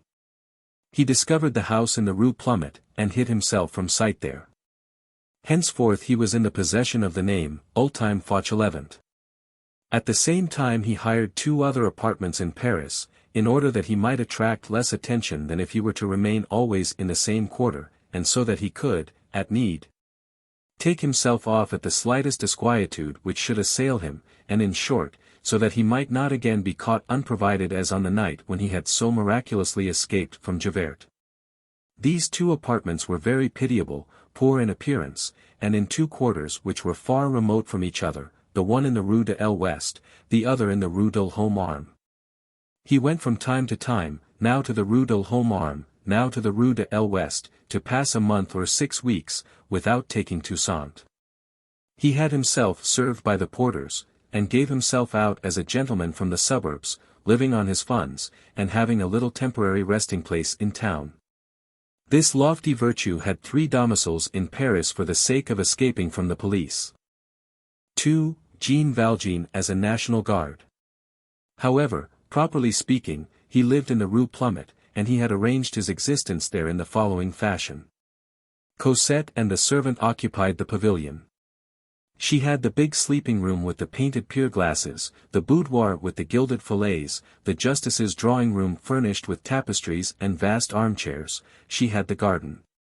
Jean Valjean had a canopied bed of antique damask in 3 colors and a beautiful Persian rug purchased in the Rue du Figuier Saint-Paul at Mother Gaucher's, put into Cosette's chamber, and, in order to redeem the severity of these magnificent old things, he had amalgamated with this bric-a-brac all the gay and graceful little pieces of furniture suitable to young girls, an étagère, a bookcase filled with gilt-edged books, an inkstand, a blotting book, paper, a worktable encrusted with mother-of-pearl, a silver gilt dressing-case, a toilet service in Japanese porcelain. Long damask curtains with a red foundation and 3 colors, like those on the bed, hung at the windows of the first floor. On the ground floor, the curtains were of tapestry. All winter long, Cosette's little house was heated from top to bottom. Jean Valjean inhabited the sort of porter's lodge which was situated at the end of the back courtyard, with a mattress on a folding bed, a whitewood table, 2 straw chairs, an earthenware water jug, a few old volumes on a shelf. His beloved valise in one corner, and never any fire. He dined with Cosette, and he had a loaf of black bread on the table for his own use. When Toussaint came, he had said to her, "It is the young lady who is the mistress of this house." "And you, monsieur?" Toussaint replied in amazement. "I am a much better thing than the master, I am the father." Cosette had been taught housekeeping in the convent, and she regulated their expenditure, which was very modest. Every day, Jean Valjean put his arm through Cosette's and took her for a walk. He led her to the Luxembourg, to the least frequented walk, and every Sunday he took her to Mass at Saint-Jacques-du-Haut-Pas, because that was a long way off. As it was a very poor quarter, he bestowed alms largely there, and the poor people surrounded him in church, which had drawn down upon him Thénardier's epistle, to the benevolent gentleman of the church of Saint-Jacques-du-Haut-Pas. He was fond of taking Cosette to visit the poor and the sick. No stranger ever entered the house in the Rue Plumet. Toussaint brought their provisions, and Jean Valjean went himself for water to a fountain nearby on the boulevard. Their wood and wine were put into a half-subterranean hollow lined with rockwork which lay near the Rue de Babylone and which had formerly served the Chief Justice as a grotto. For at the epoch of follies and little houses, no love was without a grotto. In the door opening on the Rue de Babylone, there was a box destined for the reception of letters and papers. Only, as the 3 inhabitants of the pavilion in the Rue Plumet received neither papers nor letters, the entire usefulness of that box, formerly the go-between of a love affair, and the confidant of a lovelorn lawyer, was now limited to the tax collector's notices, and the summons of the guard. For M. Fauchelevent, independent gentleman, belonged to the National Guard. He had not been able to escape through the fine meshes of the census of 1831. The municipal information collected at that time had even reached the convent of the Petit Picpus, a sort of impenetrable and holy cloud, whence Jean Valjean had emerged in venerable guise, and, consequently, worthy of mounting guard in the eyes of the town hall. 3 or 4 times a year, Jean Valjean donned his uniform and mounted guard. He did this willingly, however. It was a correct disguise which mixed him with everyone, and yet left him solitary. Jean Valjean had just attained his 60th birthday, the age of legal exemption, but he did not appear to be over 50, moreover, he had no desire to escape his sergeant major nor to quibble with Comte de Lobau. He possessed no civil status, he was concealing his name, he was concealing his identity, so he concealed his age, he concealed everything, and, as we have just said, he willingly did his duty as a National Guard. The sum of his ambition lay in resembling any other man who paid his taxes. This man had for his ideal, within, the angel, without, the bourgeois. Let us note one detail, however. When Jean Valjean went out with Cosette, he dressed as the reader has already seen, and had the air of a retired officer. When he went out alone, which was generally at night, he was always dressed in a working man's trousers and blouse, and wore a cap which concealed his face. Was this precaution or humility? Both. Cosette was accustomed to the enigmatical side of her destiny, and hardly noticed her father's peculiarities. As for Toussaint, she venerated Jean Valjean, and thought everything he did right. One day, her butcher, who had caught a glimpse of Jean Valjean, said to her, "That's a queer fish." She replied, "He's a saint." Neither Jean Valjean nor Cosette nor Toussaint ever entered or emerged except by the door on the Rue de Babylone. Unless seen through the garden gate it would have been difficult to guess that they lived in the Rue Plumet. That gate was always closed. Jean Valjean had left the garden uncultivated, in order not to attract attention. In this, possibly, he made a mistake. 3 Folius A.C. Frondibus. The garden thus left to itself for more than half a century had become extraordinary and charming. The passers-by of 40 years ago halted to gaze at it, without a suspicion of the secrets which it hid in its fresh and verdant depths. More than one dreamer of that epoch often allowed his thoughts and his eyes to penetrate indiscreetly between the bars of that ancient, padlocked gate, twisted, tottering, fastened to 2 green and moss-covered pillars, and oddly crowned with a pediment of undecipherable arabesque. There was a stone bench in one corner, 1 or 2 mouldy statues, several lattices which had lost their nails with time, were rotting on the wall, and there were no walks nor turf, but there was enough grass everywhere. Gardening had taken its departure, and nature had returned. Weeds abounded, which was a great piece of luck for a poor corner of land. The festival of gilliflowers was something splendid. Nothing in this garden obstructed the sacred effort of things towards life, venerable growth reigned there among them. The trees had bent over towards the nettles, the plant had sprung upward, the branch had inclined, that which crawls on the earth had gone in search of that which expands in the air. That which floats on the wind had bent over towards that which trails in the moss. Trunks, boughs, leaves, fibers, clusters, tendrils, shoots, spines, thorns, had mingled, crossed, married, confounded themselves in each other. Vegetation in a deep and close embrace, had celebrated and accomplished there, under the well-pleased eye of the Creator, in that enclosure 300 feet square, the holy mystery of fraternity, symbol of the human fraternity.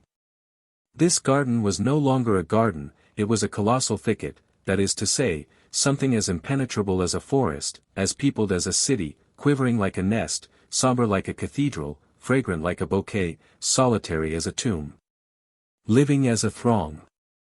In Floreal 52 this enormous thicket, free behind its gate and within its 4 walls, entered upon the secret labor of germination, quivered in the rising sun, almost like an animal which drinks in the breaths of cosmic love, and which feels the sap of April rising and boiling in its veins, and shakes to the wind its enormous wonderful green locks, sprinkled on the damp earth, on the defaced statues, on the crumbling steps of the pavilion, and even on the pavement of the deserted street, flowers like stars, dew like pearls, fecundity, beauty, life, joy, perfumes.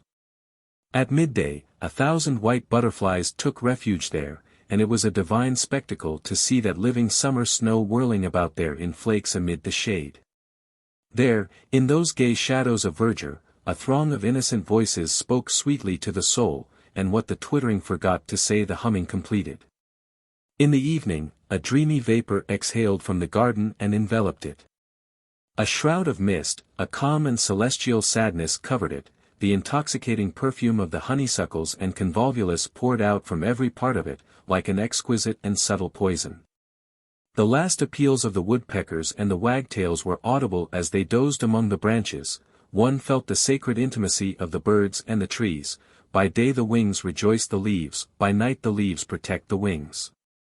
In winter the thicket was black, dripping, bristling, shivering, and allowed some glimpse of the house. Instead of flowers on the branches and dew in the flowers, the long silvery tracks of the snails were visible on the cold, thick carpet of yellow leaves. But in any fashion, under any aspect, at all seasons, spring, winter, summer, autumn, this tiny enclosure breathed forth melancholy, contemplation, solitude, liberty, the absence of man, the presence of God. And the rusty old gate had the air of saying, "This garden belongs to me." It was of no avail that the pavements of Paris were there on every side, the classic and splendid hotels of the Rue de Varennes a couple of paces away, the Dome of the Invalids close at hand, the Chamber of Deputies not far off. The carriages of the Rue de Bourgogne and of the Rue Saint-Dominique rumbled luxuriously, in vain, in the vicinity, in vain did the yellow, brown, white, and red omnibuses cross each other's course at the neighboring crossroads. The Rue Plumet was the desert. And the death of the former proprietors, the revolution which had passed over it, the crumbling away of ancient fortunes, absence, forgetfulness, 40 years of abandonment and widowhood, had sufficed to restore to this privileged spot ferns, mulleins, hemlock, yarrow, tall weeds, great crimped plants, with large leaves of pale green cloth, lizards, beetles, uneasy and rapid insects. To cause to spring forth from the depths of the earth and to reappear between those four walls a certain indescribable and savage grandeur. And for nature, which disconcerts the petty arrangements of man, and which sheds herself always thoroughly where she diffuses herself at all, in the ant as well as in the eagle. To blossom out in a petty little Parisian garden with as much rude force and majesty as in a virgin forest of the New World. Nothing is small, in fact. Anyone who is subject to the profound and penetrating influence of nature knows this. Although no absolute satisfaction is given to philosophy, either to circumscribe the cause or to limit the effect, the contemplator falls into those unfathomable ecstasies caused by these decompositions of force terminating in unity. Everything toils at everything. Algebra is applied to the clouds, the radiation of the star profits the rose. No thinker would venture to affirm that the perfume of the hawthorn is useless to the constellations. Who, then, can calculate the course of a molecule? How do we know that the creation of worlds is not determined by the fall of grains of sand? Who knows the reciprocal ebb and flow of the infinitely great and the infinitely little, the reverberations of causes in the precipices of being, and the avalanches of creation? The tiniest worm is of importance. The great is little. The little is great, everything is balanced in necessity, alarming vision for the mind. There are marvelous relations between beings and things, in that inexhaustible whole, from the sun to the grub, nothing despises the other. All have need of each other. The light does not bear away terrestrial perfumes into the azure depths, without knowing what it is doing, the night distributes stellar essences to the sleeping flowers. All birds that fly have round their leg the thread of the infinite. Germination is complicated with the bursting forth of a meteor and with the peck of a swallow cracking its egg, and it places on one level the birth of an earthworm and the advent of Socrates. Where the telescope ends, the microscope begins. Which of the two possesses the larger field of vision? Choose. A bit of mold is a pleiad of flowers, a nebula is an anthill of stars. The same promiscuousness, and yet more unprecedented, exists between the things of the intelligence and the facts of substance. Elements and principles mingle, combine, wed, multiply with each other, to such a point that the material and the moral world are brought eventually to the same clearness. The phenomenon is perpetually returning upon itself. In the vast cosmic exchanges the universal life goes and comes in unknown quantities, rolling entirely in the invisible mystery of effluvia, employing everything, not losing a single dream, not a single slumber, sowing an animalcule here, crumbling to bits a planet there, oscillating and winding, making of light a force and of thought an element, disseminated and invisible, dissolving all, except that geometrical point, the I. Bringing everything back to the sole atom, expanding everything in God, entangling all activity, from summit to base, in the obscurity of a dizzy mechanism, attaching the flight of an insect to the movement of the earth, subordinating, who knows? Were it only by the identity of the law, the evolution of the comet in the firmament to the whirling of the infusoria in the drop of water. A machine made of mind. Enormous gearing, the prime motor of which is the gnat, and whose final wheel is the zodiac.